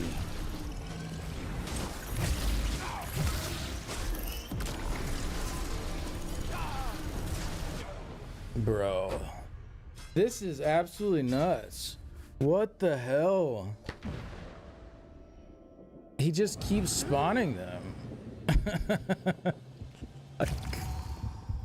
I don't know. I'm at a loss here. Like, I don't know how I'm supposed to out heal all this. Like,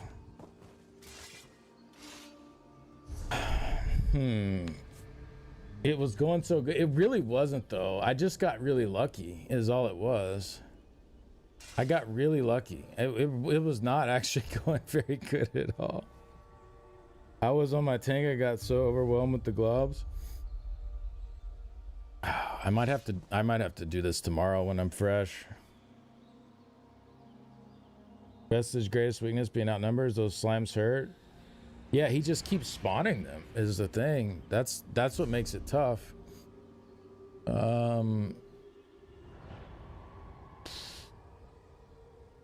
You were dodging everything and he got small. Yeah, I don't really understand what's happening, to be honest. I really don't. Like, I don't understand the mechanics of it, other than like the red ones hit really hard and the green ones he eats and throws at you. And if he throws the green one at you, you die, pretty much. It's like you can't roll it, you can't block it. It just hits you and deals like 26k. I mean, maybe I could try having a little more health. Oh shit, that was dumb. Now I'm not paying attention.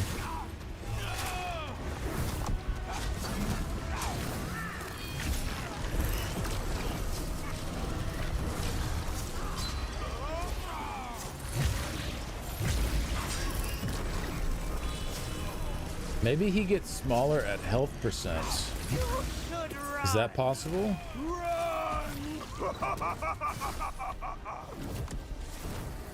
We'll see. Oh jeez, that was dumb. Oh my god. I'm being stupid now. Okay.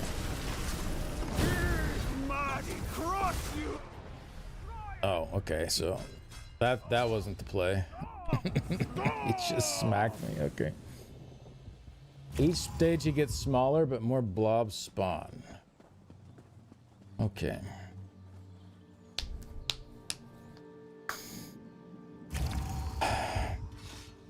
I'm gonna try putting more into health as well, and just see if if it's just supposed to be a one shot regardless of your health, or if it's like something that, yeah, I don't know. He takes more damage, same amount. I don't know. But I'm not sure.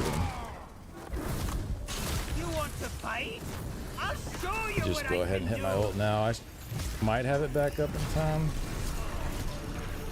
You think I can't fight? Oh, I probably won't. I'll show you.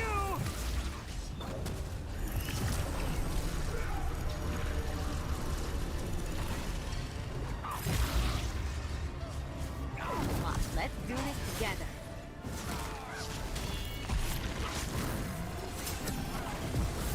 Maybe I should go slow till I get my ult back.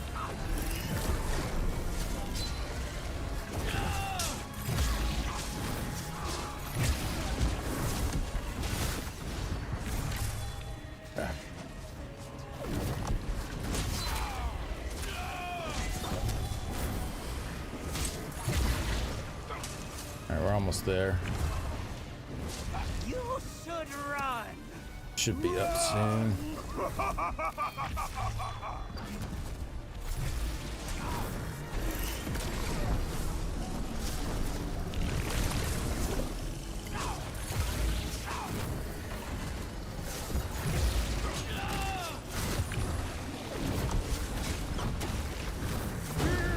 Mighty cross you! Giant beast! Stop! Stop! Stop!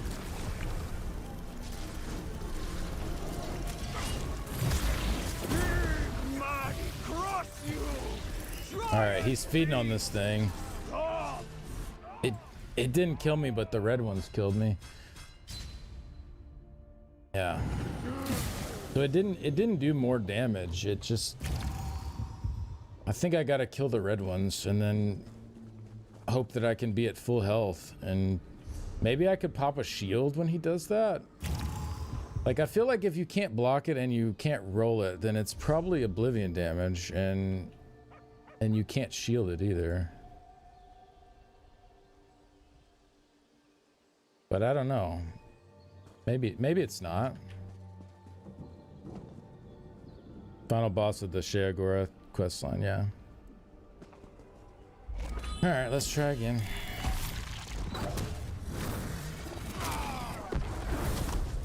You want to fight? I'll show you what I can do!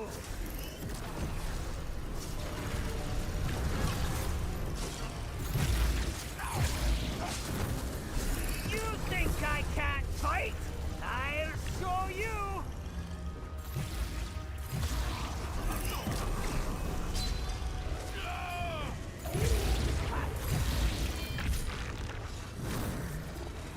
I rolled it too early. There we go. Bro, the stuns and the negates are just overly obnoxious. It's just constant. It's just like every 2 seconds. Break free, break free.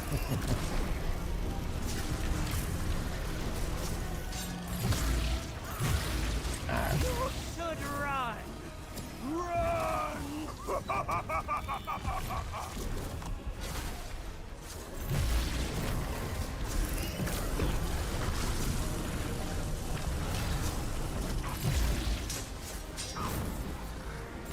Alright, I think I gotta go for the red ones.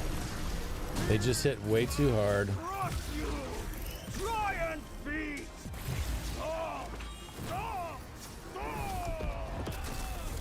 Okay, I hit my thing right as it went out that time.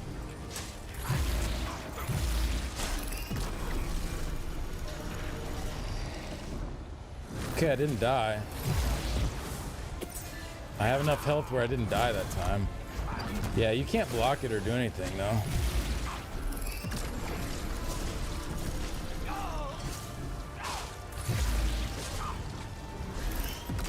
Oh, he can throw those red ones too? I had no stam left. Damn. I didn't realize he could throw the red ones. That's actually kind of nice. He can throw those, and the green ones don't really do a lot of damage. Man, this is tough. This is really hard. Yeah, thank you.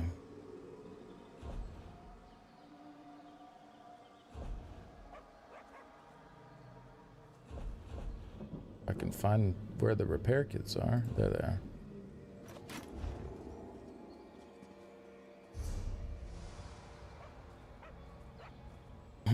I wonder. Man, maybe I should run something different. My I wish I had those pants right now. What are they called? The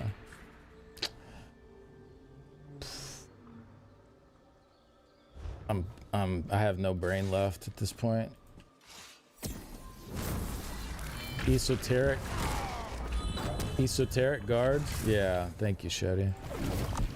Those would be nice. Actually, they wouldn't really be nice though, because I have no stamina ever in this fight. So I'm like casting at my freaking Soul of Flame all the time too, just trying to have enough stam. Then again, I'm not using sustained food, so maybe I should swap to sustained food. Say screw the damage.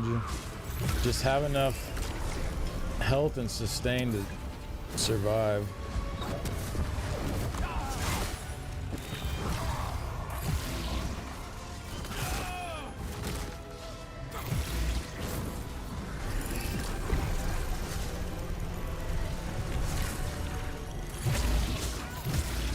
Although the damage is kind of what's hurting me too. Like if I had more damage, I could kill the stuff faster. So it's like, it's a double-edged sword, you know?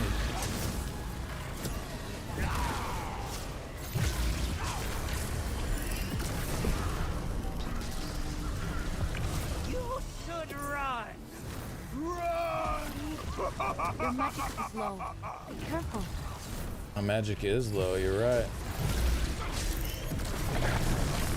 Well, he's farting on Ember now. Oh, he's farting on me now.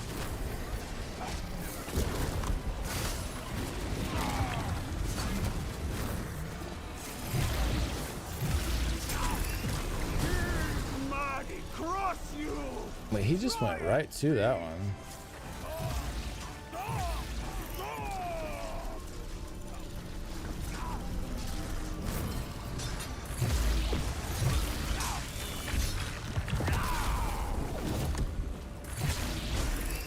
I mean, okay, so I have my ult up now, so it shouldn't hurt.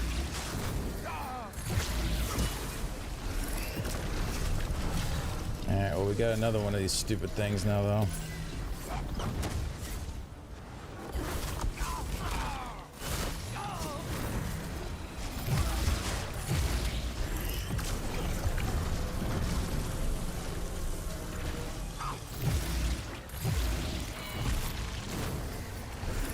Alright, I am full health, so I should at least live through it. Yep. Maybe that's the play. Just try to be full health when he does it, so I don't get one shot. Jesus.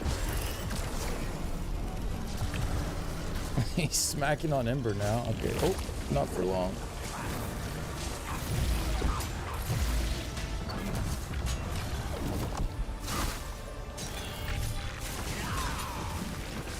I need my sustain.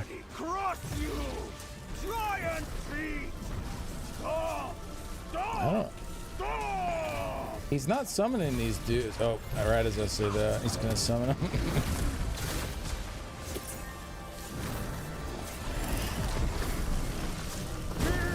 Mighty cross you!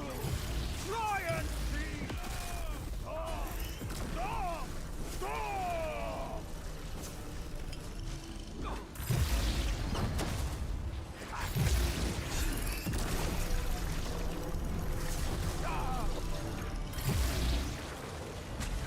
He summoned more? Oh my god, I'm so screwed.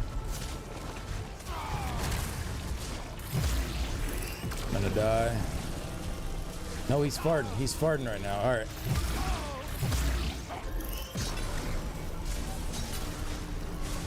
He's farting. Okay.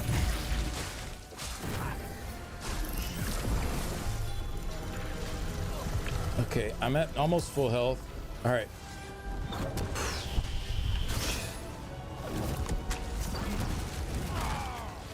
Alright, he's throwing the stuff out. I'm full health though. We're good. Oh, I'm out of sustain. Please give me some magic. Okay, I can hit my ult. Get some there. Oh wait, I don't have that skill line. That doesn't work.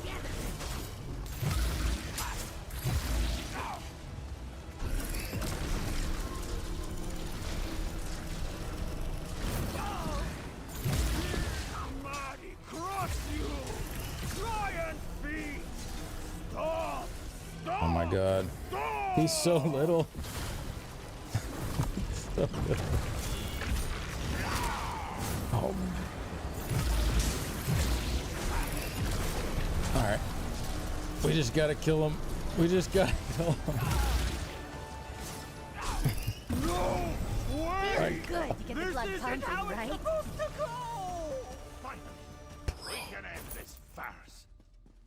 Oh, that was... Leave some power for poor That was Maddie. insane. Pretty please? With festering Oh, that was sores on the toughest quest fight I've ever done. Like that was insane. That was so cool. Begging might even be amusing. More annoying than challenging. It was just like the problem was I didn't have enough damage to like kill all 3 of the green things and kill the 2 red ones in time. So essentially the problem I was faced with is kill the green ones before he can throw them, and the red ones hit you super hard. So like then I would die from those. Or I could go for the red ones first, which is what I ended up doing, and have to make sure I'm at full health when he throws out the thing from the green ones. Like, and if I'm not at full health, I'm gonna die. So it was just like it was rough because everything hits so hard. Oh man, looks like I got a build issue. Something like that, yeah. Yeah, it didn't seem like I could mitigate the throw other than when I popped my corrosive armor. I probably should have just run magma shell because it lasts longer, but the corrosive did some good damage, so I guess that's probably worth it. Looking at these damage numbers is so funny because they're all chopped down. Had caltrops in your back bar doing this. So glad that I did. Well, my pin was fine. I had enough pin. I have over the pin cap already, so that wasn't an issue. It was more just like how hard it hits on Vestige. That was more the issue with it. Yeah, good night. Thank y'all for hanging out and watching that. If people were trying to get to bed. Not a fan of Vestige. Yeah, it can be tough on some stuff. This is definitely the biggest challenge I've had questing on Vestige so far. That's for sure. You do have a lot of gas. Oh, you and that boss have a lot in common then. Wonder if one-handed shield ult would have worked. The reflect. Oh, maybe. Yeah, it might have. That could have been really nice. Yeah, the corrosive was working. The problem is it's hard to get it up fast because while corrosive is going, you don't gain any ult. So you have to essentially wait till it's done to start getting ult back again. Did I read your whole joke? No, I didn't.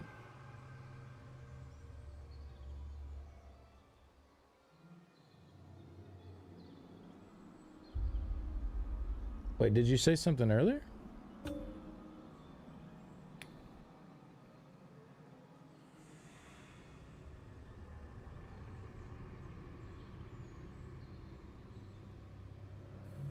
I don't see anything else, Maddie.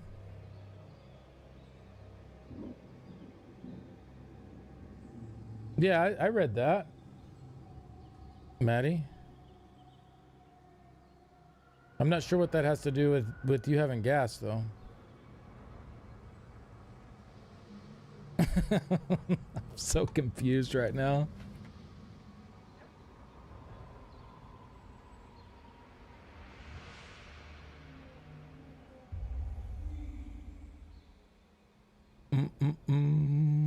Maddie sounds like Maddie. It does, yeah. Oh, because he... Oh, I see. Because he said at 5. Okay. Yeah, So I was confused because I said that, but then you said, wait, did you read my whole joke? And I thought you were saying the joke had something to do with you saying you had gas. And then that's why I was confused, because I was like, wait, how does that have anything to do? Never mind. We're fine. It's all good. After fighting Maddie, here comes the real final boss, Maddie. Yeah.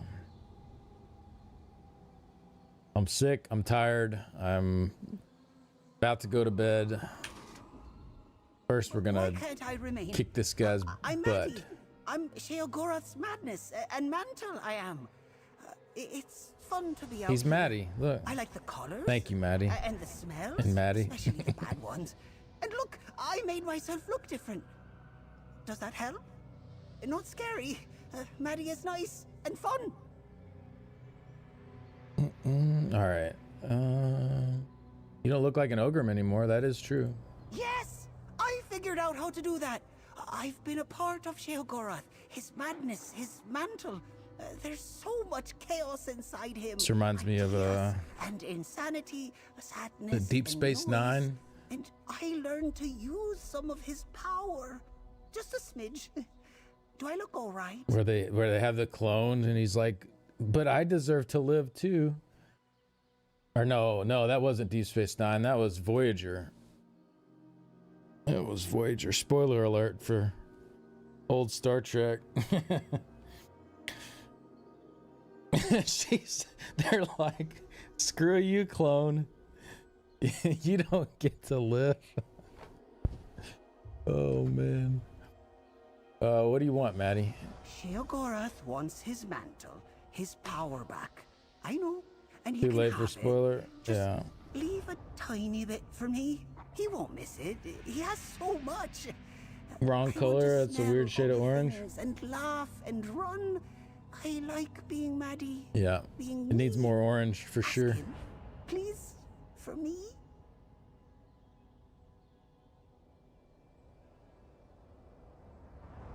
Just a tiny bit for me. All right, we'll see. I heard. Maybe I'd have forgiven the escaping and the running amok, even the chaos. Well, no, especially the chaos. But I almost died, and it destroyed a few memories I was saving for a rainy day. So it's time to be done with this. He just wants a little bit of power, just enough to keep him A around. little power. This was my holiday, a time to relax. Not be a Daedric prince, just a mortal, enjoying existence, enjoying cheese. Ah, cheese. Instead, I'm standing here dying while a mortal asks me if I'll let a misplaced thought become real. Maddie's your madness, your power. No, no. Hold a moment there, mortal.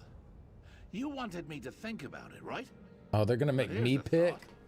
You choose. This dude just kept me an hour past my face. stream This might time. be worth all the trouble Maddie and Lazarky put I me kind of want him to die. You want me to choose? Absolutely. So what's it gonna be, Lackey? Do I diminish myself so little Maddie can run and play in the fields with the ghostly goats? Or do I slurp him back up as I retrieve all of my mantle? Ha! Maddie's fate is in your fallible, frail hands. It's your power. Take it all back. Oh, a mortal after me own heart. Time to take every last bit of my mantle back. Slurp him up. Yeah, he kept me an hour drifting late. Bit of lunacy, no errant strand of madness. Tried to kill No us. matter how amusing he might have He been. did to have kill me around. about 10 times. Here we go. 14 times, excuse me. He killed me 14 times. I can feel it going away on making me. Please tell him I'll be good. To me, my mantle. Nah, bro. You killed me 14 times. And with that, mortal, my holiday comes Just because you lost doesn't mean Off you go. you get to beg for your life now. That's not how we do things. I'm so sorry. I'll be good. Why am I so late? Because this boss took me forever to kill.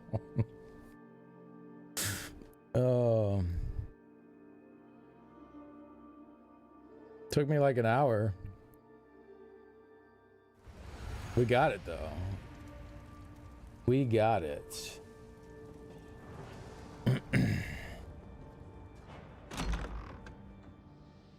That was fun though. It was just it was a bit like overly To offer his appreciation. He could never do such a like thing I was just taking a little too much damage. If I went into the fight more prepared, like knowing what I was prepping for, I think I probably could have like had a better toolkit to handle that. It's just, yeah, it was a lot to just go in with the regular build. I ended up changing quite a few of the things I was running. I went all into health for my attributes. That helped going into health because I was just getting one shot from his little blob throw thing. So I had to be able to live through the one shot because you can't block it and you can't roll it. Like if he throws the blob, it hits you. Like there's nothing you can do. So you can either have enough health to live or have your corrosive armor up. But I can't have it up for every time he throws it. So it was just one of those things. I needed to get more health and I needed to be at full health when he threw it. He made you go around the map looking for cheese. That's true too. Yeah, he's kind of a jerk.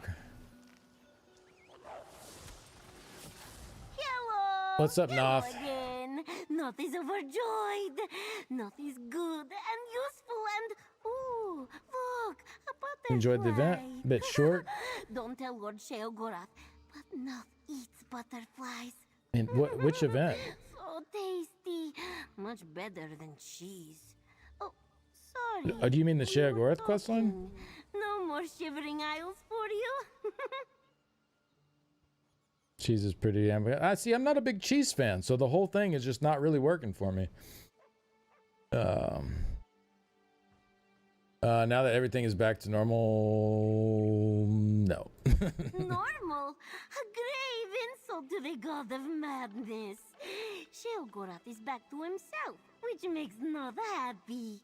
Now there will be sharp words and delicious nonsense, and sometimes cruelty, sometimes laughter. My prince in all his glory.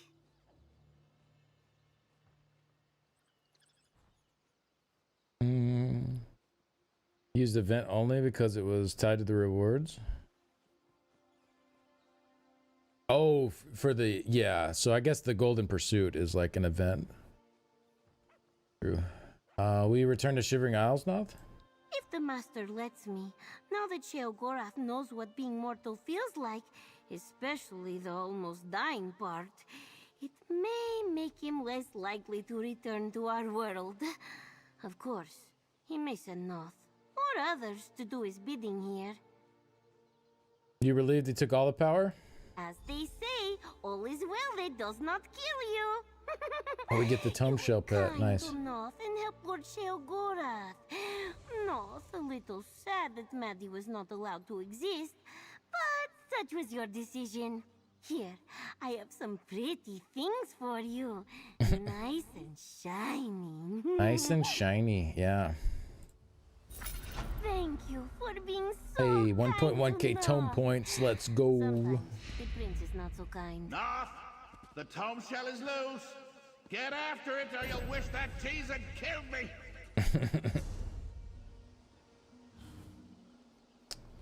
Mad God's berry die. Oh, nice. That's cool. All right. A pretty cool tome shell. That was a pretty good quest line. Yeah, there's a few things that were a little annoying with it. Overall, I thought it was pretty good though. It was kind of short. I don't really mind that it was kind of short. I didn't want to spend much more time with Sheogorath, to be honest. He's kind of a nutter, and there are a few parts where it was like making me say things I really didn't want to say that were like obviously like stupid things to say, and I knew he was going to berate me for saying them, but I had to say them because that was the only choice Zos gave me to say that thing. I find those situations a little weird. Like give me an option to not say the stupid thing if I know that that's a stupid thing to say, right? Like maybe have the option there for people that aren't really paying attention and like might click it. But like for someone that's paying attention to what's going on, it's like some of these things are really stupid to say. Like your character's just like drooling and like, oh, I'm gonna say this really dumb thing right now, and I don't know, it just kind of takes me out of the RP of it a little bit when they do that. It's like my character would not say this right now. He's like, he's smarter than this. He wouldn't do that, and I don't know, it just kind of feels weird. Other than that though, I mean, it was not bad. It was a decent little quest line. Good rewards for it. Yeah, all that was pretty good. The last boss was actually pretty dang hard. Killed me 14 times before I got it. But hey, we beat him on Vestige. That felt pretty good.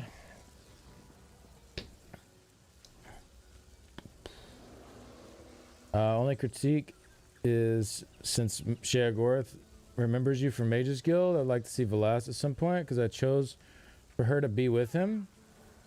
Oh, yeah, that would have been nice. A nice touch if you chose that. Then you find her.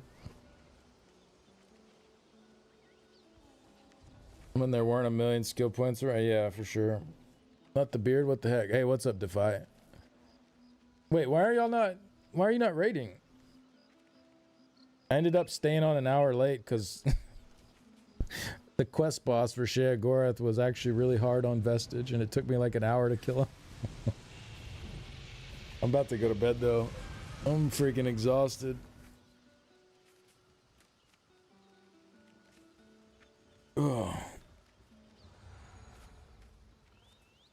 OT is MIA. The person who said they'd sub for you went to bed. Oh, dang. Well, that sucks.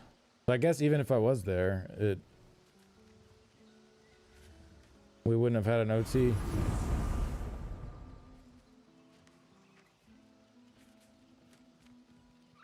Well, that's unfortunate. Yeah. I would, like, the way I feel right now, there's no way I could be, like, concentrating for Basai and stuff. Like, I'm so brain dead. Like, I would be blowing people up every pull. Like, I knew I would be like this at the end of the stream too. That's why I was like, yeah, probably not a good night for me. Well, hopefully everything's all right with him. Maybe just fell asleep. That was an hour. Jeez, yeah, it took me an hour. I died 14 times to the quest boss. 14 times. He was hitting me for like 22k, like 26k. That was just a bunch of small hits. 26k, 26k, 26k, 20k on that one. Somehow I did mitigate some of the damage. Yeah, so I don't know. I never quite figured out, like...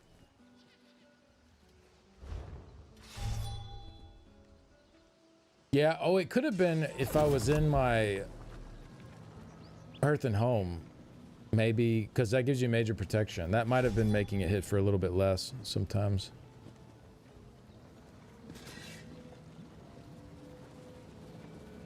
Think he's on his way out of the game? You might have to OT? Oh.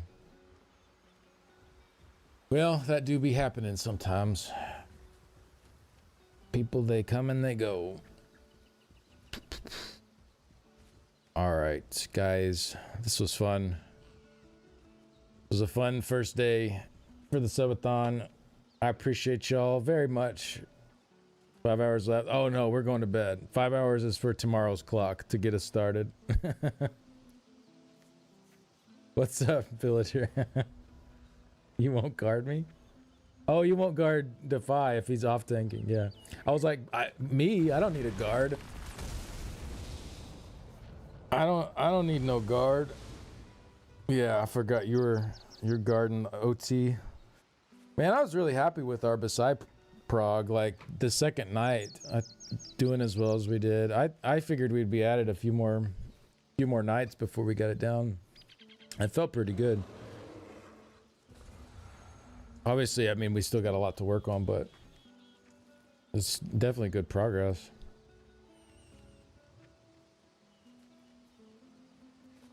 Oh, thank God. Yeah, Zim, exactly. No, we got like 5 hours and 15 minutes on the timer to start tomorrow. So yeah, we're looking good there.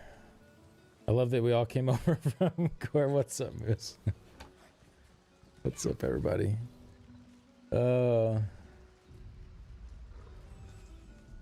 I've been going for like 11 hours though, so I'm gonna find somebody to raid and call it there. I need to get some sleep for tomorrow. Oh, let's raid Jimmy. I'm like never on late enough hardly to raid Jimmy JJ Shabadoo. Give him a big old fatty raid.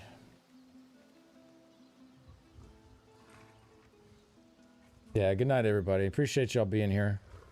This was a lot of fun today. Thanks for all the support. Throw this over to Jimmy.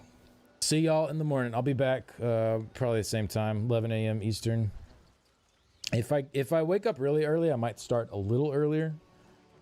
We'll see though. We'll see what time I actually wake up. But plan is to go another 10 hours or so tomorrow. I went 11 today because like stupid fight, but whatever. Anyways, adios, y'all. See you in the morning. Thank you, Zim. Appreciate it. Good night, everybody.